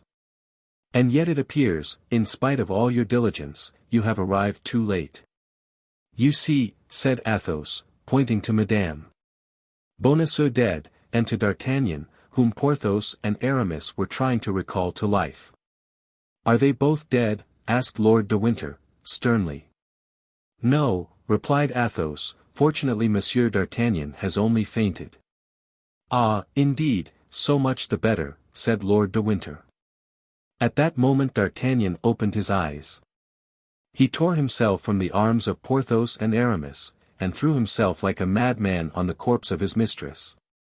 Athos rose, walked toward his friend with a slow and solemn step, embraced him tenderly, and as he burst into violent sobs, he said to him with his noble and persuasive voice, "Friend, be a man. Women weep for the dead, men avenge them." "Oh, yes," cried D'Artagnan, "yes. If it be to avenge her, I am ready to follow you." Athos profited by this moment of strength which the hope of vengeance restored to his unfortunate friend to make a sign to Porthos and Aramis to go and fetch the superior. The two friends met her in the corridor, greatly troubled and much upset by such strange events. She called some of the nuns, who against all monastic custom found themselves in the presence of 5 men. "Madam," said Athos, passing his arm under that of D'Artagnan, "we abandon to your pious care the body of that unfortunate woman. She was an angel on earth before being an angel in heaven. Treat her as one of your sisters. We will return some day to pray over her grave." D'Artagnan concealed his face in the bosom of Athos, and sobbed aloud. "Weep," said Athos, "weep, heart full of love, youth, and life. Alas, would I could weep like you." And he drew away his friend, as affectionate as a father, as consoling as a priest, noble as a man who has suffered much. All 5, followed by their lackeys leading their horses, took their way to the town of Bethune, whose outskirts they perceived, and stopped before the first inn they came to. "But," said D'Artagnan, "shall we not pursue that woman?" "Later," said Athos. "I have measures to take." "She will escape us," replied the young man, "she will escape us, and it will be your fault, Athos." "I will be accountable for her," said Athos. D'Artagnan had so much confidence in the word of his friend that he lowered his head, and entered the inn without reply. Porthos and Aramis regarded each other, not understanding this assurance of Athos. Lord de Winter believed he spoke in this manner to soothe the grief of D'Artagnan. "Now, gentlemen," said Athos, when he had ascertained there were 5 chambers free in the hotel, "let everyone retire to his own apartment. D'Artagnan needs to be alone, to weep and to sleep. I take charge of everything, be easy."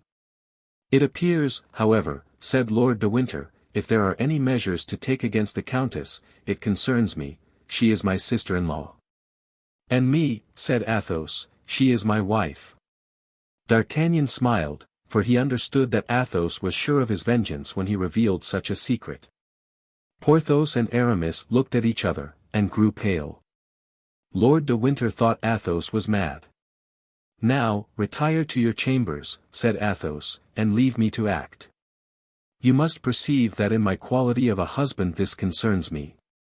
Only, D'Artagnan, if you have not lost it, give me the paper which fell from that man's hat, upon which is written the name of the village of—" "Ah," said D'Artagnan, "I comprehend. That name written in her hand." "You see, then," said Athos, "there is a God in heaven still. XXXIV, the man in the red cloak." The despair of Athos had given place to a concentrated grief which only rendered more lucid the brilliant mental faculties of that extraordinary man. Possessed by one single thought, that of the promise he had made, and of the responsibility he had taken, he retired last to his chamber, begged the host to procure him a map of the province, bent over it, examined every line traced upon it, perceived that there were 4 different roads from Bethune to Armentières, and summoned the lackeys. Planchet, Grimaud, Bazin, and Mousqueton presented themselves, and received clear, positive, and serious orders from Athos. They must set out the next morning at daybreak, and go to Armentières, each by a different route. Planchet, the most intelligent of the 4, was to follow that by which the carriage had gone upon which the 4 friends had fired, and which was accompanied, as may be remembered, by Rochefort's servant.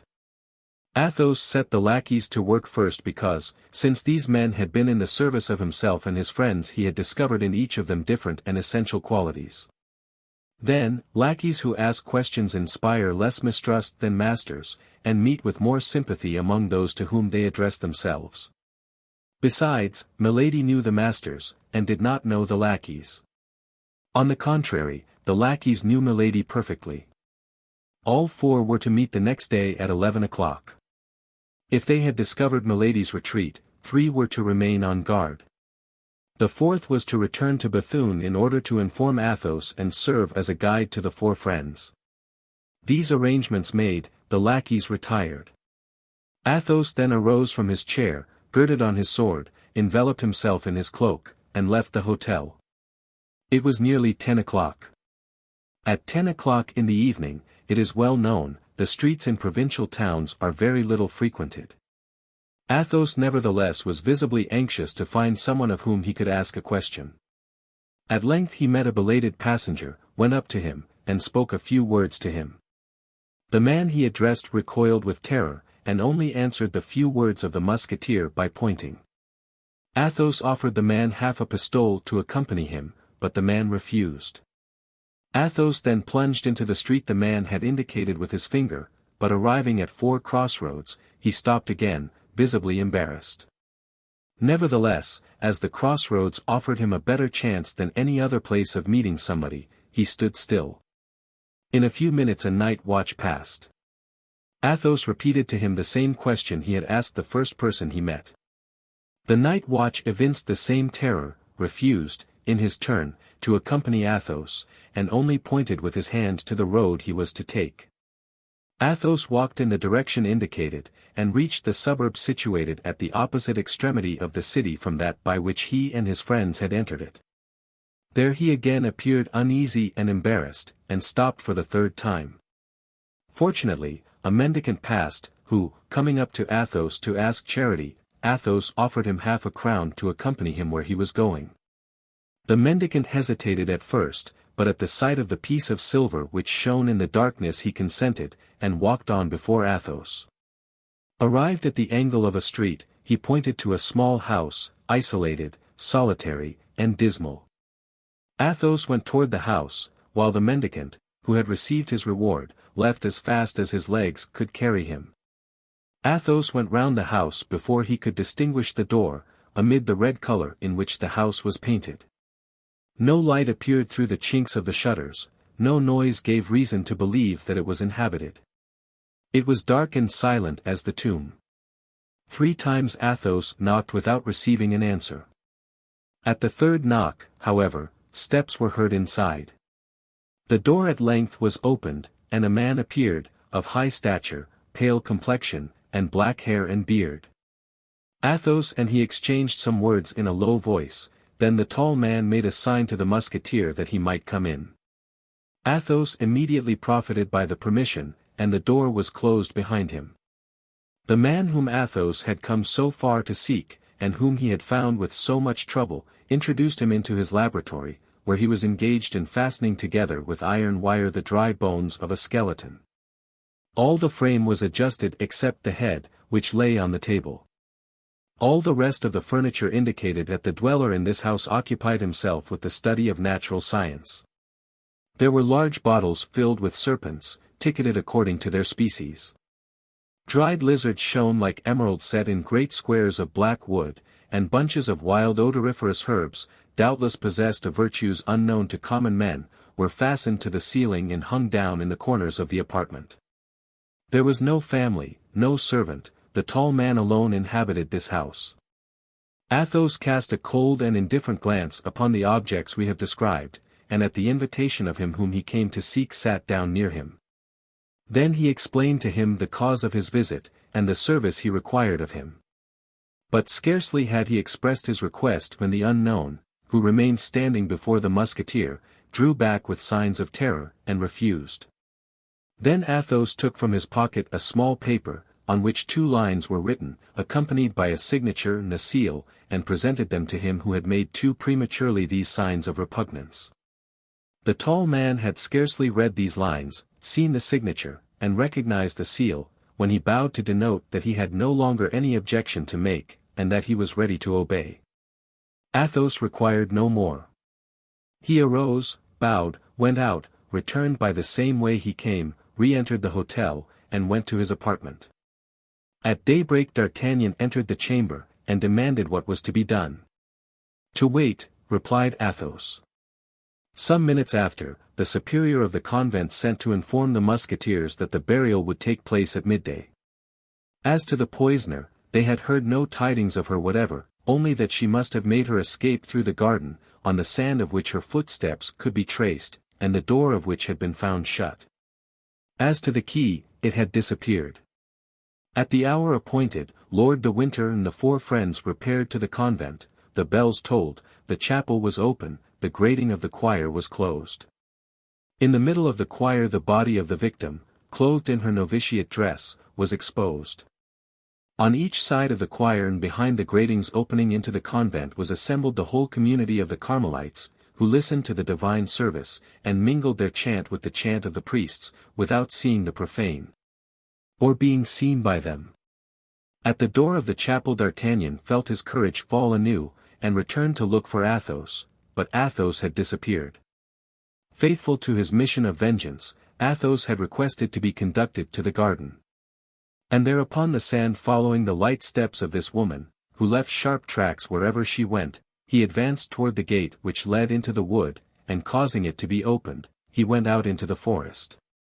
Then all his suspicions were confirmed, the road by which the carriage had disappeared encircled the forest. Athos followed the road for some time, his eyes fixed upon the ground. Slight stains of blood, which came from the wound inflicted upon the man who accompanied the carriage as a courier, or from one of the horses, dotted the road. At the end of 3/4 of a league, within 50 paces of Festubert, a larger bloodstain appeared, the ground was trampled by horses. Between the forest and this accursed spot, a little behind the trampled ground, was the same track of small feet as in the garden, the carriage had stopped here. At this spot Milady had come out of the wood, and entered the carriage. Satisfied with this discovery which confirmed all his suspicions, Athos returned to the hotel, and found Planchet impatiently waiting for him. Everything was as Athos had foreseen. Planchet had followed the road. Like Athos, he had discovered the stains of blood, like Athos, he had noted the spot where the horses had halted. But he had gone farther than Athos, for at the village of Festubert, while drinking at an inn, he had learned without needing to ask a question that the evening before, at 8:30, a wounded man who accompanied a lady travelling in a post-chaise had been obliged to stop, unable to go further. The accident was set down to the account of robbers, who had stopped the chaise in the wood. The man remained in the village, the woman had had a relay of horses, and continued her journey. Planchet went in search of the postilion who had driven her, and found him. He had taken the lady as far as Fromel's, and from Fromel's she had set out for Armentières. Planchet took the crossroad, and by 7 o'clock in the morning he was at Armentières. There was but one tavern, the Post. Planchet went and presented himself as a lackey out of a place, who was in search of a situation. He had not chatted 10 minutes with the people of the tavern before he learned that a woman had come there alone about 11 o'clock the night before, had engaged a chamber, had sent for the master of the hotel, and told him she desired to remain some time in the neighborhood. Planchet had no need to learn more. He hastened to the rendezvous, found the lackeys at their posts, placed them as sentinels at all the outlets of the hotel, and came to find Athos, who had just received this information when his friends returned. All their countenances were melancholy and gloomy, even the mild countenance of Aramis. "What is to be done?" asked D'Artagnan. "To wait," replied Athos. Each retired to his own apartment. At 8 o'clock in the evening Athos ordered the horses to be saddled, and Lord de Winter and his friends notified that they must prepare for the expedition. In an instant all 5 were ready. Each examined his arms, and put them in order. Athos came down last, and found D'Artagnan already on horseback, and growing impatient. "Patience," cried Athos, "one of our party is still wanting." The 4 horsemen looked round them with astonishment, for they sought vainly in their minds to know who this other person could be. At this moment Planchet brought out Athos's horse, the musketeer leaped lightly into the saddle. "Wait for me," cried he, "I will soon be back," and he set off at a gallop. In a quarter of an hour he returned, accompanied by a tall man, masked, and wrapped in a large red cloak. Lord de Winter and the 3 Musketeers looked at one another inquiringly. Neither could give the others any information, for all were ignorant who this man could be. Nevertheless, they felt convinced that all was as it should be, as it was done by the order of Athos. At 9 o'clock, guided by Planchet, the little cavalcade set out, taking the route the carriage had taken. It was a melancholy sight, that of these 6 men, travelling in silence, each plunged in his own thoughts, sad as despair, gloomy as chastisement. XXXV Trial. It was a stormy and dark night, vast clouds covered the heavens, concealing the stars, the moon would not rise till midnight. Occasionally, by the light of a flash of lightning which gleamed along the horizon, the road stretched itself before them, white and solitary, the flash extinct, all remained in darkness. Every minute Athos was forced to restrain D'Artagnan, constantly in advance of the little troop, and to beg him to keep in the line, which in an instant he again departed from. He had but one thought, to go forward, and he went. They passed in silence through the little village of Festubert, where the wounded servant was, and then skirted the wood of Richebourg. At Hurlier, Planchet, who led the column, turned to the left. Several times Lord de Winter, Porthos, or Aramis tried to talk with the man in the red cloak, but to every interrogation which they put to him he bowed, without response. The travellers then comprehended that there must be some reason why the unknown preserved such a silence, and ceased to address themselves to him. The storm increased, the flashes succeeded one another more rapidly, the thunder began to growl, and the wind, the precursor of a hurricane, whistled in the plumes and the hair of the horsemen. The cavalcade trotted on more sharply. A little before they came to Fromelles the storm burst. They spread their cloaks. There remained 3 leagues to travel, and they did it amid torrents of rain. D'Artagnan took off his hat, and could not be persuaded to make use of his cloak. He found pleasure in feeling the water trickle over his burning brow and over his body, agitated by feverish shudders. The moment the little troop passed Goskell and were approaching the post, a man sheltered beneath a tree detached himself from the trunk with which he had been confounded in the darkness, and advanced into the middle of the road, putting his finger on his lips. Athos recognized Grimaud. "What's the manner?" cried Athos. "Has she left Armentières?" Grimaud made a sign in the affirmative. D'Artagnan ground his teeth. "Silence, D'Artagnan," said Athos. "I have charged myself with this affair. It is for me, then, to interrogate Grimaud." "Where is she?" asked Athos. Grimaud extended his hands in the direction of the Lys. "Far from here?" asked Athos. Grimaud showed his master his forefinger bent. "Alone?" asked Athos. Grimaud made the sign yes. "Gentlemen," said Athos, "she is alone within half a league of us, in the direction of the river." "That's well," said D'Artagnan. "Lead us, Grimaud." Grimaud took his course across the country, and acted as guide to the cavalcade. At the end of 500 paces, more or less, they came to a rivulet, which they forded. By the aid of the lightning they perceived the village of Erquinheim. "Is she there, Grimaud?" asked Athos. Grimaud shook his head negatively. "Silence, then," cried Athos. And the troop continued their route. Another flash illuminated all around them. Grimaud extended his arm, and by the bluish splendor of the fiery serpent they distinguished a little isolated house on the banks of the river, within 100 paces of a ferry. One window was lighted. "Here we are," said Athos. At this moment a man who had been crouching in a ditch jumped up and came towards them. It was Mousqueton. He pointed his finger to the lighted window. "She is there," said he. "And Bazin?" asked Athos. "While I watched the window, he guarded the door." "Good," said Athos. "You are good and faithful servants." Athos sprang from his horse, gave the bridle to Grimaud, and advanced toward the window, after having made a sign to the rest of the troop to go toward the door.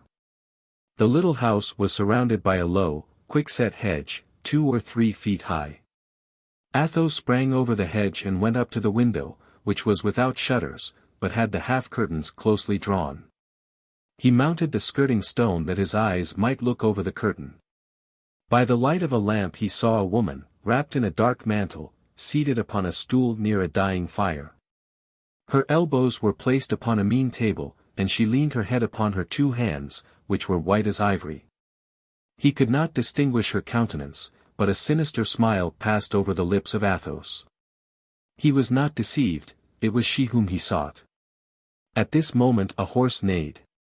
Milady raised her head, saw close to the panes the pale face of Athos, and screamed. Athos, perceiving that she knew him, pushed the window with his knee and hand. The window yielded. The squares were broken to shivers. And Athos, like the spectre of vengeance, leaped into the room. Milady rushed to the door and opened it. More pale and menacing than Athos, D'Artagnan stood on the threshold. Milady recoiled, uttering a cry. D'Artagnan, believing she might have means of flight and fearing she should escape, drew a pistol from his belt, but Athos raised his hand. "Put back that weapon, D'Artagnan," said he, "this woman must be tried, not assassinated. Wait an instant, my friend, and you shall be satisfied. Come in, gentlemen." D'Artagnan obeyed, for Athos had the solemn voice and the powerful gesture of a judge sent by the Lord himself. Behind D'Artagnan entered Porthos, Aramis, Lord de Winter, and the man in the red cloak. The 4 lackeys guarded the door and the window. Milady had sunk into a chair, with her hands extended, as if to conjure this terrible apparition. Perceiving her brother-in-law, she uttered a terrible cry. "What do you want?" screamed Milady. "We want," said Athos, "Charlotte Back's son, who first was called Comtesse de la Fere, and afterwards Milady de Winter, Baroness of Sheffield." "That is I." "That is I," murmured Milady, in extreme terror. "What do you want?" "We wish to judge you according to your crime," said Athos. "You shall be free to defend yourself. Justify yourself if you can. D'Artagnan, it is for you to accuse her first." D'Artagnan advanced. "Before God and before men," said he, "I accuse this woman of having poisoned Constance Bonacieux, who died yesterday evening." He turned towards Porthos and Aramis. "We bear witness to this," said the 2 Musketeers, with one voice. D'Artagnan continued, "Before God and before men, I accuse this woman of having attempted to poison me, in wine which she sent me from Villeroy, with a forged letter, as if that wine came from my friends. God preserved me, but a man named Brisemont died in my place." "We bear witness to this," said Porthos and Aramis, in the same manner as before. "Before God and before men, I accuse this woman of having urged me to the murder of the Baron de Wardes, but as no one else can attest the truth of this accusation, I attest it myself. I have done." And D'Artagnan passed to the other side of the room with Porthos and Aramis. "Your turn, my lord," said Athos. The Baron came forward. "Before God and before men," said he, "I accuse this woman of having caused the assassination of the Duke of Buckingham." "The Duke of Buckingham assassinated," cried all present, with one voice. "Yes," said the Baron, "assassinated. On receiving the warning letter you wrote to me, I had this woman arrested, and gave her in charge to a loyal servant. She corrupted this man, she placed the poniard in his hand, she made him kill the Duke. And at this moment, perhaps, Felton is paying with his head for the crime of this fury." A shudder crept through the judges at the revelation of these unknown crimes. "That is not all," resumed Lord de Winter. "My brother, who made you his heir, died in 3 hours of a strange disorder which left livid traces all over the body." "My sister, how did your husband die?" "Horror," cried Porthos and Aramis. "Assassin of Buckingham, assassin of Felton, assassin of my brother, I demand justice upon you, and I swear that if it be not granted to me, I will execute it myself." And Lord de Winter ranged himself by the side of D'Artagnan, leaving the place free for another accuser. Milady let her head sink between her 2 hands, and tried to recall her ideas, whirling in a mortal vertigo. "My turn," said Athos, himself trembling as the lion trembles at the sight of the serpent, "my turn. I married that woman when she was a young girl, I married her in opposition to the wishes of all my family. I gave her my wealth, I gave her my name, and one day I discovered that this woman was branded, this woman was marked with a fleur-de-lis on her left shoulder." "Oh," said Milady, raising herself, I defy you to find any tribunal which pronounced that infamous sentence against me. I defy you to find him who executed it." "Silence," said a hollow voice. "It is for me to reply to that." And the man in the red cloak came forward in his turn. "What man is that? What man is that?" cried Milady, suffocated by terror, her hair loosening itself, and rising above her livid countenance as if alive. All eyes were turned towards this man, for to all except Athos he was unknown. Even Athos looked at him with as much stupefaction as the others, for he knew not how he could in any way find himself mixed up with the horrible drama then unfolded. After approaching Milady with a slow and solemn step, so that the table alone separated them, the unknown took off his mask. Milady for some time examined with increasing terror that pale face, framed with black hair and whiskers, the only expression of which was icy impassibility. Then she suddenly cried, "Oh, no, no," rising and retreating to the very wall. "No, no. It is an infernal apparition. It is not he. Help, help," screamed she, turning towards the wall, as if she would tear an opening with her hands. "Who are you, then?" cried all the witnesses of this scene. "Ask that woman," said the man in the red cloak, "for you may plainly see she knows me." "The executioner of Lille, the executioner of Lille," cried Milady, a prey to insensate terror, and clinging with her hands to the wall to avoid falling. Everyone drew back, and the man in the red cloak remained standing alone in the middle of the room. "Oh, Grace, Grace, pardon," cried the wretch, falling on her knees. The unknown waited for silence, and then resumed, "I told you well that she would know me. Yes, I am the executioner of Lille, and this is my history." All eyes were fixed upon this man, whose words were listened to with anxious attention. That woman was once a young girl, as beautiful as she is today. She was a nun in the convent of the Benedictines of Templemar. A young priest, with a simple and trustful heart, performed the duties of the church of that convent. She undertook his seduction, and succeeded. She would have seduced a saint. Their vows were sacred and irrevocable. Their connection could not last long without ruining both. She prevailed upon him to leave the country. But to leave the country, to fly together, to reach another part of France, where they might live at ease because unknown, money was necessary. Neither had any. The priest stole the sacred vases, and sold them. But as they were preparing to escape together, they were both arrested. 8 days later she had seduced the son of the jailer, and escaped. The young priest was condemned to 10 years of imprisonment, and to be branded. "I was executioner of the city of Lille," as this woman has said. "I was obliged to brand the guilty one, and he, gentlemen, was my brother. I then swore that this woman who had ruined him, who was more than his accomplice, since she had urged him to the crime, should at least share his punishment. I suspected where she was concealed. I followed her, I caught her, I bound her. And I imprinted the same disgraceful mark upon her that I had imprinted upon my poor brother. The day after my return to Lille, my brother in his turn succeeded in making his escape. I was accused of complicity, and was condemned to remain in his place till he should be again a prisoner. My poor brother was ignorant of this sentence. He rejoined this woman, they fled together into Berry, and there he obtained a little curacy. This woman passed for his sister.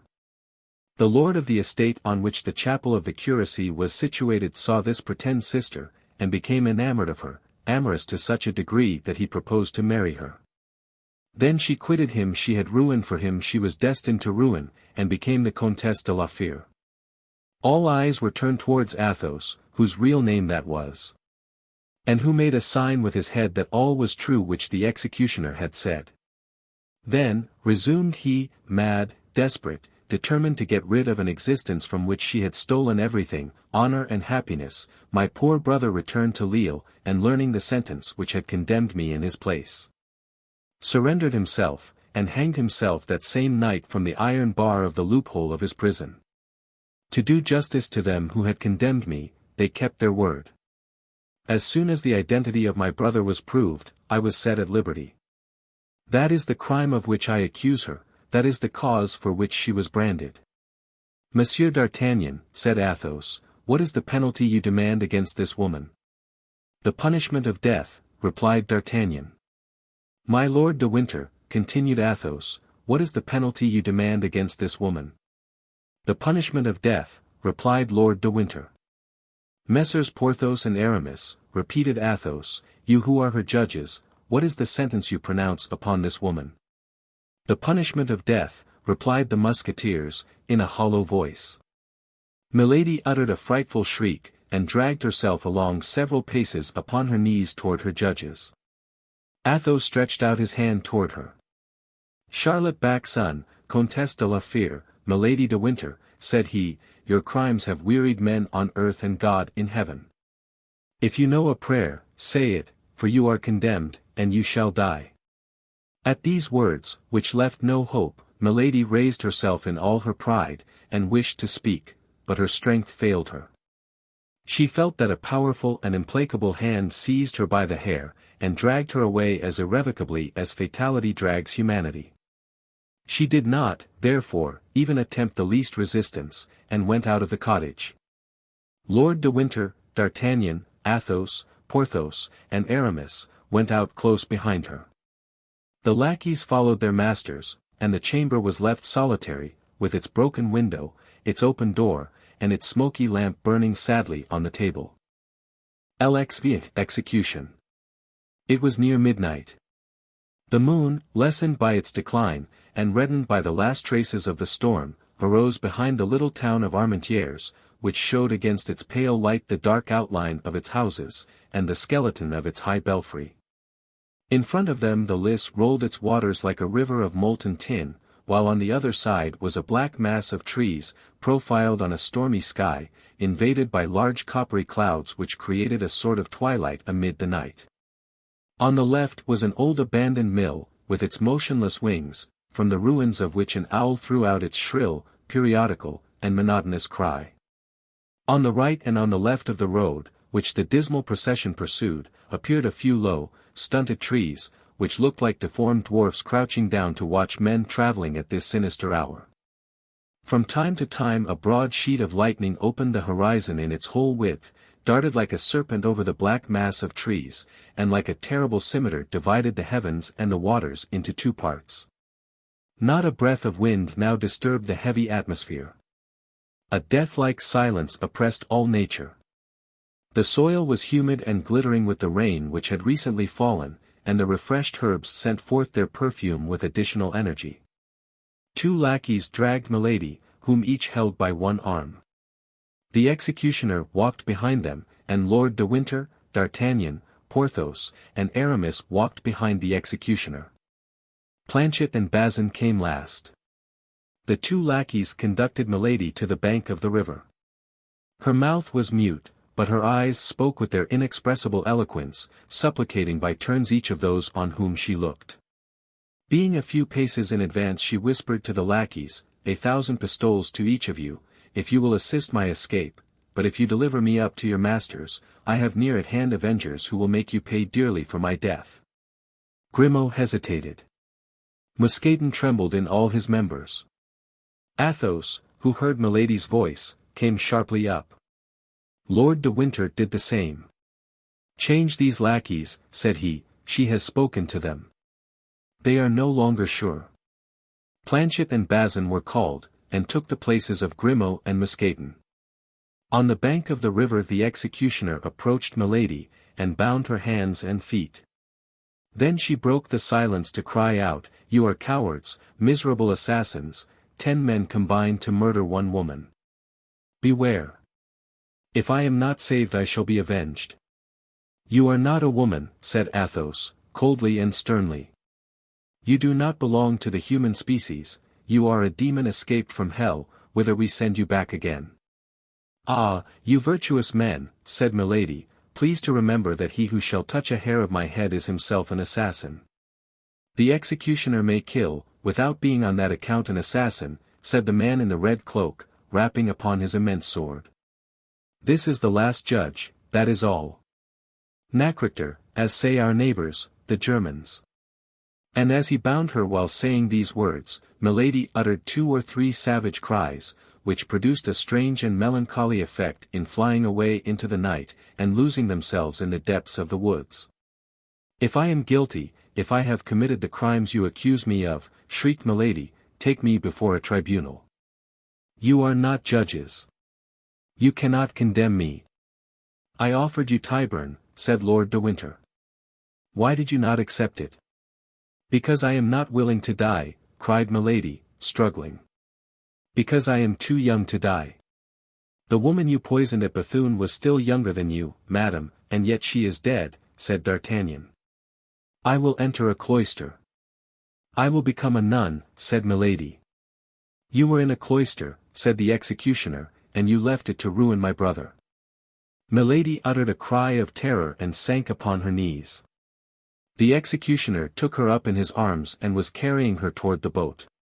"Oh, my God," cried she, "my God! Are you going to drown me?"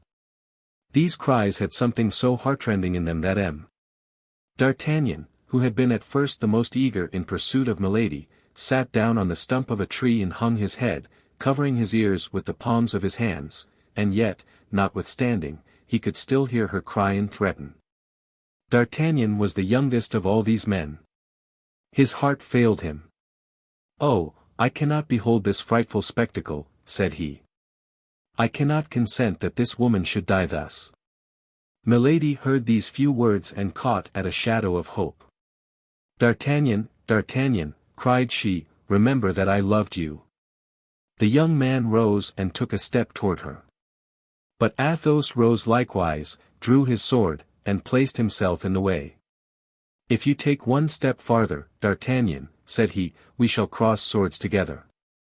D'Artagnan sank on his knees and prayed. "Come," continued Athos, "executioner, do your duty." "Willingly, monseigneur," said the executioner. "For as I am a good Catholic, I firmly believe I am acting justly in performing my functions on this woman." "That's well."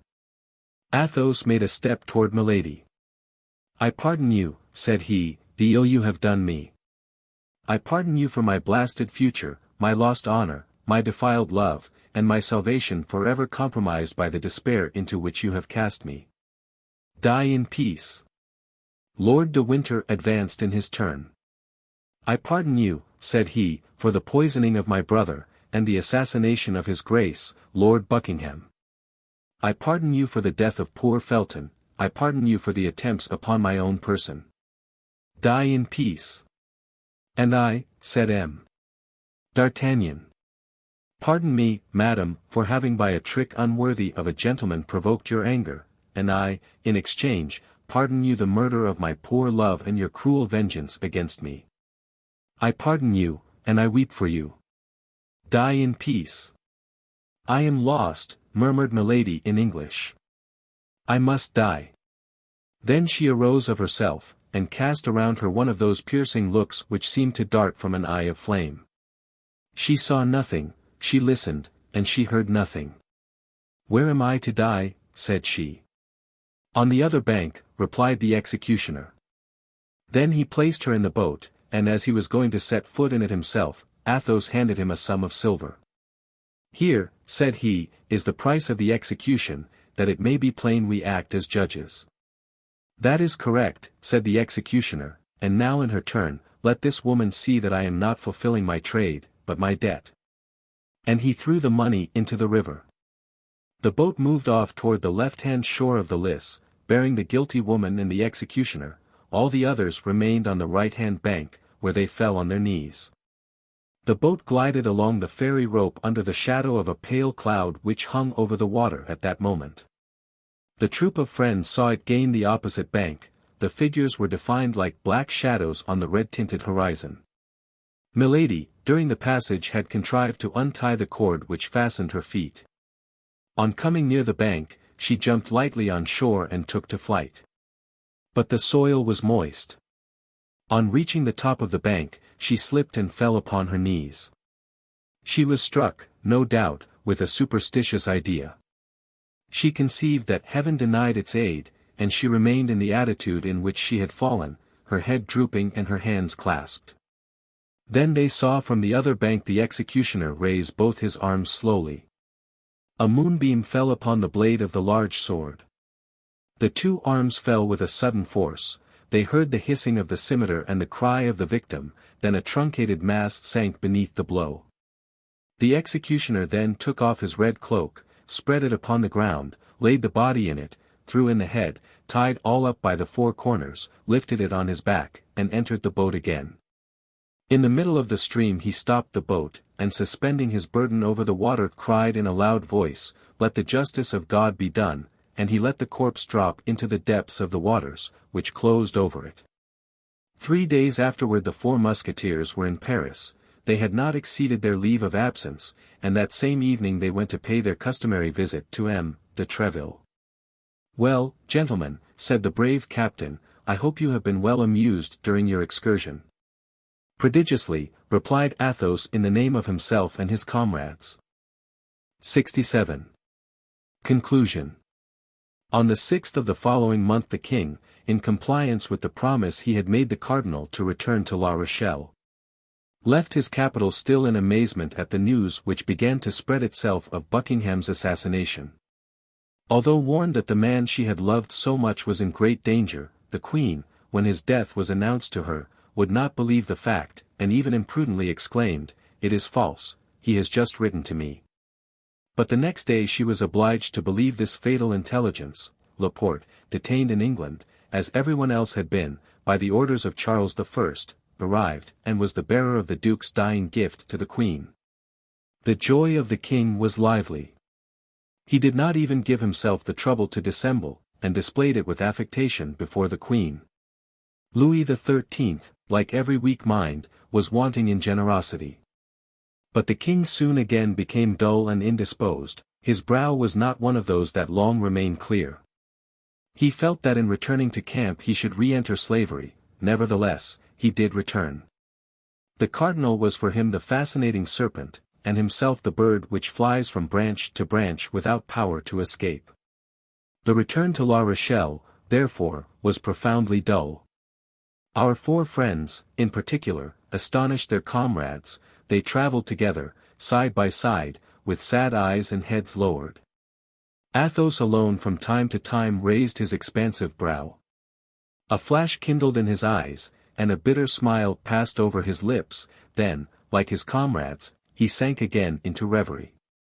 As soon as the escort arrived in a city, when they had conducted the king to his quarters, the four friends either retired to their own or to some secluded cabaret, where they neither drank nor played.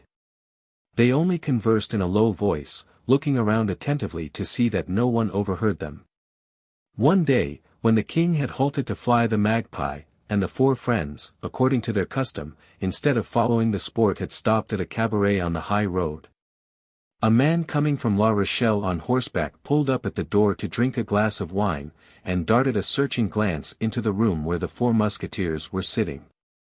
"Holloa, Monsieur d'Artagnan," said he, "is not that you whom I see yonder?" D'Artagnan raised his head and uttered a cry of joy. It was the man he called his phantom, it was his stranger of Meung, of the Rue des Fossoyeurs and of Arras. D'Artagnan drew his sword, and sprang toward the door. But this time, instead of avoiding him, the stranger jumped from his horse, and advanced to meet D'Artagnan. "Ah, monsieur," said the young man, "I meet you, then, at last. This time you shall not escape me. Neither is it my intention, monsieur, for this time I was seeking you. In the name of the king, I arrest you." "How? What do you say?" cried D'Artagnan. "I say that you must surrender your sword to me, monsieur, and that without resistance. This concerns your head, I warn you." "Who are you, then?" demanded D'Artagnan, lowering the point of his sword, but without yet surrendering it. "I am the Chevalier de Rochefort," answered the other, "the equerry of Monsieur le Cardinal Richelieu, and I have orders to conduct you to his eminence." "We are returning to his eminence, Monsieur the Chevalier," said Athos, advancing. "And you will please to accept the word of Monsieur d'Artagnan that he will go straight to La Rochelle. I must place him in the hands of guards who will take him into camp." "We will be his guards, monsieur, upon our word as gentlemen." "But likewise, upon our word as gentlemen," added Athos, knitting his brow, Monsieur d'Artagnan shall not leave us. The Chevalier de Rochefort cast a glance backward, and saw that Porthos and Aramis had placed themselves between him and the gate. He understood that he was completely at the mercy of these 4 men. "Gentlemen," said he, "if Monsieur d'Artagnan will surrender his sword to me and join his word to yours, I shall be satisfied with your promise to convey Monsieur d'Artagnan to the quarters of Monseigneur the Cardinal. You have my word, monsieur, and here is my sword." "This suits me the better," said Rochefort, "as I wish to continue my journey." "If it is for the purpose of rejoining Milady," said Athos, coolly, "it is useless, you will not find her." "What has become of her, then?" asked Rochefort, eagerly. "Return to camp and you shall know." Rochefort remained for a moment in thought. Then, as they were only a day's journey from Saint-Gervais, whither the cardinal was to come to meet the king, he resolved to follow the advice of Athos and go with them. Besides, this return offered him the advantage of watching his prisoner. They resumed their route. On the morrow, at 3 o'clock in the afternoon, they arrived at Saint-Gervais. The cardinal there awaited Louis XIII. The minister and the king exchanged numerous caresses, felicitating each other upon the fortunate chance which had freed France from the inveterate enemy who set all Europe against her.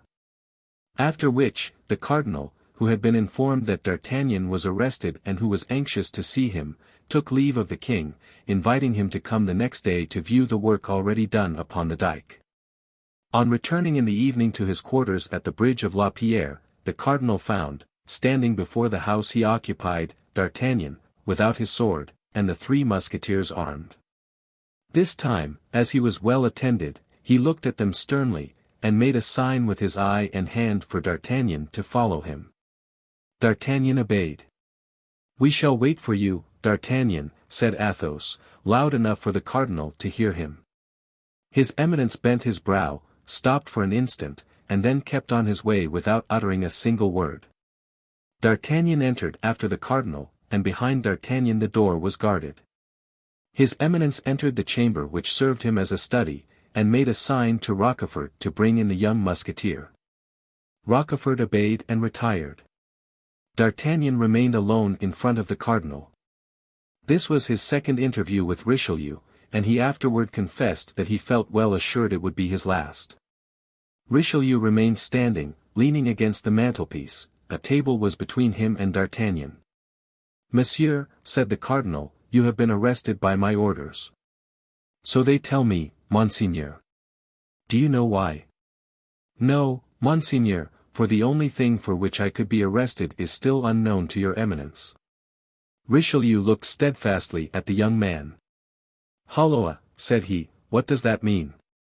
"If Monseigneur will have the goodness to tell me, in the first place, what crimes are imputed to me, I will then tell him the deeds I have really done." "Crimes are imputed to you which had brought down far loftier heads than yours, monsieur," said the cardinal. "What, Monseigneur?" said D'Artagnan, with a calmness which astonished the cardinal himself. "You are charged with having corresponded with the enemies of the kingdom, you are charged with having surprised state secrets, you are charged with having tried to thwart the plans of your general." "And who charges me with this, Monseigneur?" said D'Artagnan, who had no doubt the accusation came from Milady, a woman branded by the justice of the country, a woman who has espoused one man in France and another in England. A woman who poisoned her second husband and who attempted both to poison and assassinate me. "What do you say, monsieur?" cried the cardinal, astonished, "and of what woman are you speaking thus?" "Of Milady de Winter," replied D'Artagnan. "Yes, of Milady de Winter, of whose crimes your Eminence is doubtless ignorant, since you have honored her with your confidence." "Monsieur," said the cardinal, "if Milady de Winter has committed the crimes you lay to her charge, she shall be punished." "She has been punished, Monseigneur." "And who has punished her?" "We." "She is in prison." "She is dead."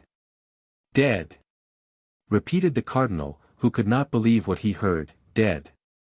Did you not say she was dead?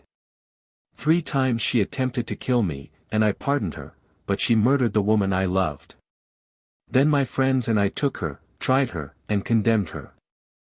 D'Artagnan then related the poisoning of Madame Bonacieux in the convent of the Carmelites at Bethune, the trial in the isolated house, and the execution on the banks of the Lys. A shudder crept through the body of the cardinal, who did not shudder readily. But all at once, as if undergoing the influence of an unspoken thought, the countenance of the cardinal, till then gloomy, cleared up by degrees, and recovered perfect serenity. So, said the cardinal, in a tone that contrasted strongly with the severity of his words, you have constituted yourselves judges, without remembering that they who punish without license to punish are assassins. Monseigneur, I swear to you that I never for an instant had the intention of defending my head against you. I willingly submit to any punishment your eminence may please to inflict upon me. I do not hold life dear enough to be afraid of death. Yes, I know you are a man of a stout heart, monsieur, said the cardinal, with a voice almost affectionate, I can therefore tell you beforehand you shall be tried, and even condemned. Another might reply to your eminence that he had his pardon in his pocket. I content myself with saying, command, monseigneur, I am ready. Your pardon, said Richelieu, surprised. Yes, monseigneur, said D'Artagnan. And signed by whom? By the king. And the cardinal pronounced these words with a singular expression of contempt. No, by your eminence. By me? You are insane, monsieur.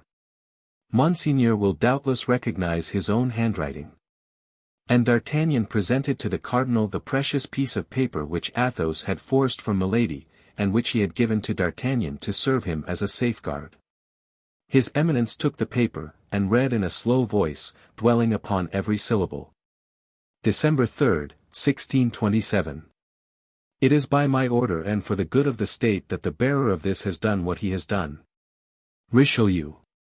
The cardinal, after having read these 2 lines, sank into a profound reverie, but he did not return the paper to D'Artagnan. He is meditating by what sort of punishment he shall cause me to die, said the Gascon to himself. Well, my faith! He shall see how a gentleman can die. The young musketeer was in excellent disposition to die heroically. Richelieu still continued thinking, rolling and unrolling the paper in his hands. At length he raised his head, fixed his eagle look upon that loyal, open, and intelligent countenance, read upon that face, furrowed with tears, all the sufferings its possessor had endured in the course of a month. And reflected for the 3rd or 4th time how much there was in that youth of 21 years before him, and what resources his activity, his courage, and his shrewdness might offer to a good master. On the other side, the crimes, the power, and the infernal genius of Milady had more than once terrified him. He felt something like a secret joy at being forever relieved of this dangerous accomplice. Richelieu slowly tore the paper which D'Artagnan had generously relinquished. I am lost, said D'Artagnan to himself.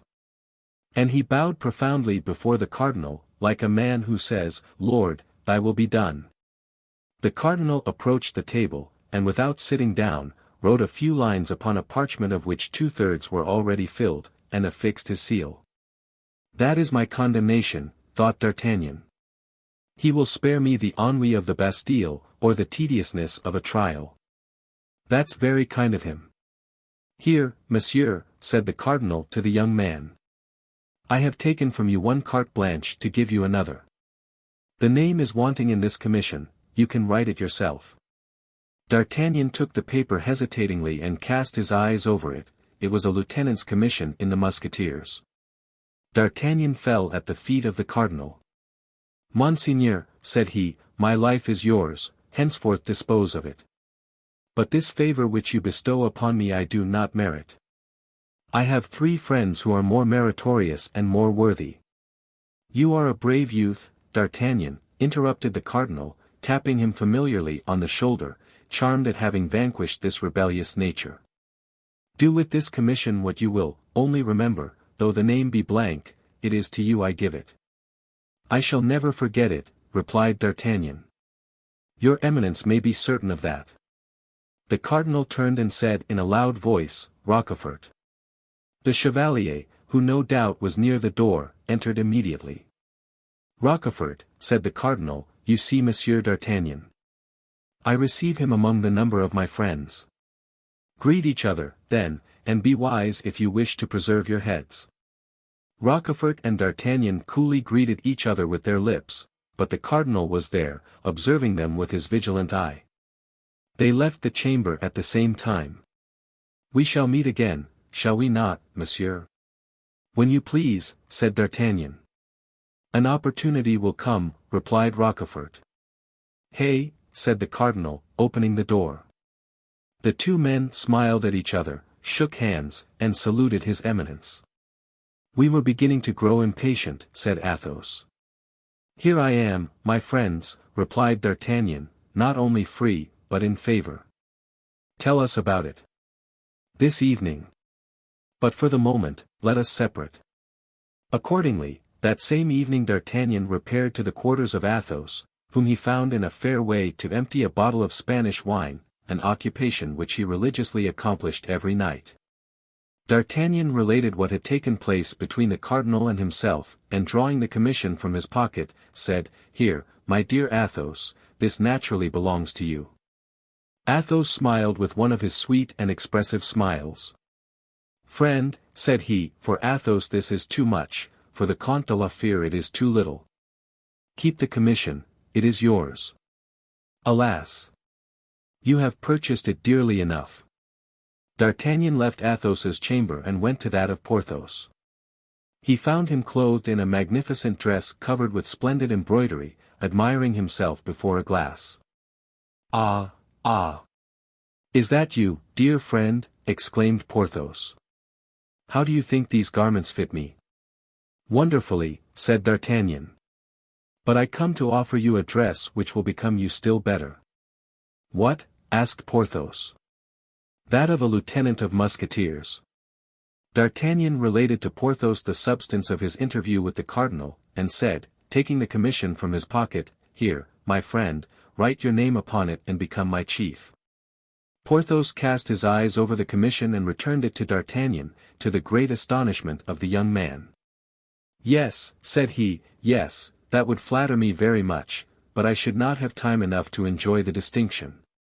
During our expedition to Bethune the husband of my duchess died, so, my dear, the coffer of the defunct holding out its arms to me, I shall marry the widow. Look here. I was trying on my wedding suit. Keep the lieutenancy, my dear, keep it. The young man then entered the apartment of Aramis. He found him kneeling before a prie-dieu, with his head leaning on an open prayer book. He described to him his interview with the cardinal, and said, for the third time drawing his commission from his pocket, You, our friend, our intelligence, our invisible protector, accept this commission. You have merited it more than any of us by your wisdom and your counsels, always followed by such happy results. Alas, dear friend, said Aramis, our late adventures have disgusted me with military life. This time my determination is irrevocably taken. After the siege I shall enter the house of the Lazarists. Keep the commission, D'Artagnan, the profession of arms suits you. You will be a brave and adventurous captain. D'Artagnan, his eye moist with gratitude though beaming with joy, went back to Athos, whom he found still at table contemplating the charms of his last glass of Malaga by the light of his lamp. Well, said he, they likewise have refused me. That, dear friend, is because nobody is more worthy than yourself. He took a quill, wrote the name of D'Artagnan in the commission, and returned it to him. I shall then have no more friends, said the young man. Alas! Nothing but bitter recollections. And he let his head sink upon his hands, while 2 large tears rolled down his cheeks. You are young, replied Athos, and your bitter recollections have time to change themselves into sweet remembrances. Epilogue. La Rochelle, deprived of the assistance of the English fleet and of the diversion promised by Buckingham, surrendered after a siege of a year.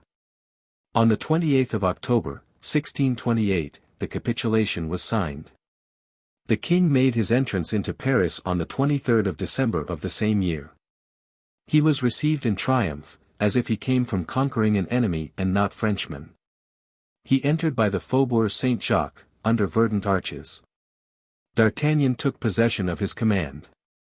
Porthos left the service, and in the course of the following year married Madame Coquenard. The coffer so much coveted contained 800,000 livres. Mousqueton had a magnificent livery, and enjoyed the satisfaction of which he had been ambitious all his life, that of standing behind a gilded carriage. Aramis, after a journey into Lorraine, disappeared all at once, and ceased to write to his friends. They learned at a later period through Madame de Chevreuse, who told it to 2 or 3 of her intimates, that, yielding to his vocation, he had retired into a convent, only into which, nobody knew. Bazin became a lay brother. Athos remained a musketeer under the command of D'Artagnan till the year 1633, at which period, after a journey he made to Touraine, he also quit the service, under the pretext of having inherited a small property in Roussillon. Grimaud followed Athos. D'Artagnan fought 3 times with Rochefort, and wounded him 3 times. "I shall probably kill you the 4th, said he to him, holding out his hand to assist him to rise. "It is much better both for you and for me to stop where we are," answered the wounded man. "Corbleu! I am more your friend than you think, for after our very first encounter, I could by saying a word to the cardinal have had your throat cut." They this time embraced heartily, and without retaining any malice. Planchet obtained from Rochefort the rank of sergeant in the Piedmont regiment. M. Bonacieux lived on very quietly, wholly ignorant of what had become of his wife, and caring very little about it. One day he had the imprudence to recall himself to the memory of the cardinal. The cardinal had him informed that he would provide for him so that he should never want for anything in future. In fact, M. Bonacieux, having left his house at 7 o'clock in the evening to go to the Louvre, never appeared again in the Rue des Fossoyeurs. The opinion of those who seemed to be best informed was that he was fed and lodged in some royal castle, at the expense of his generous eminence. The end.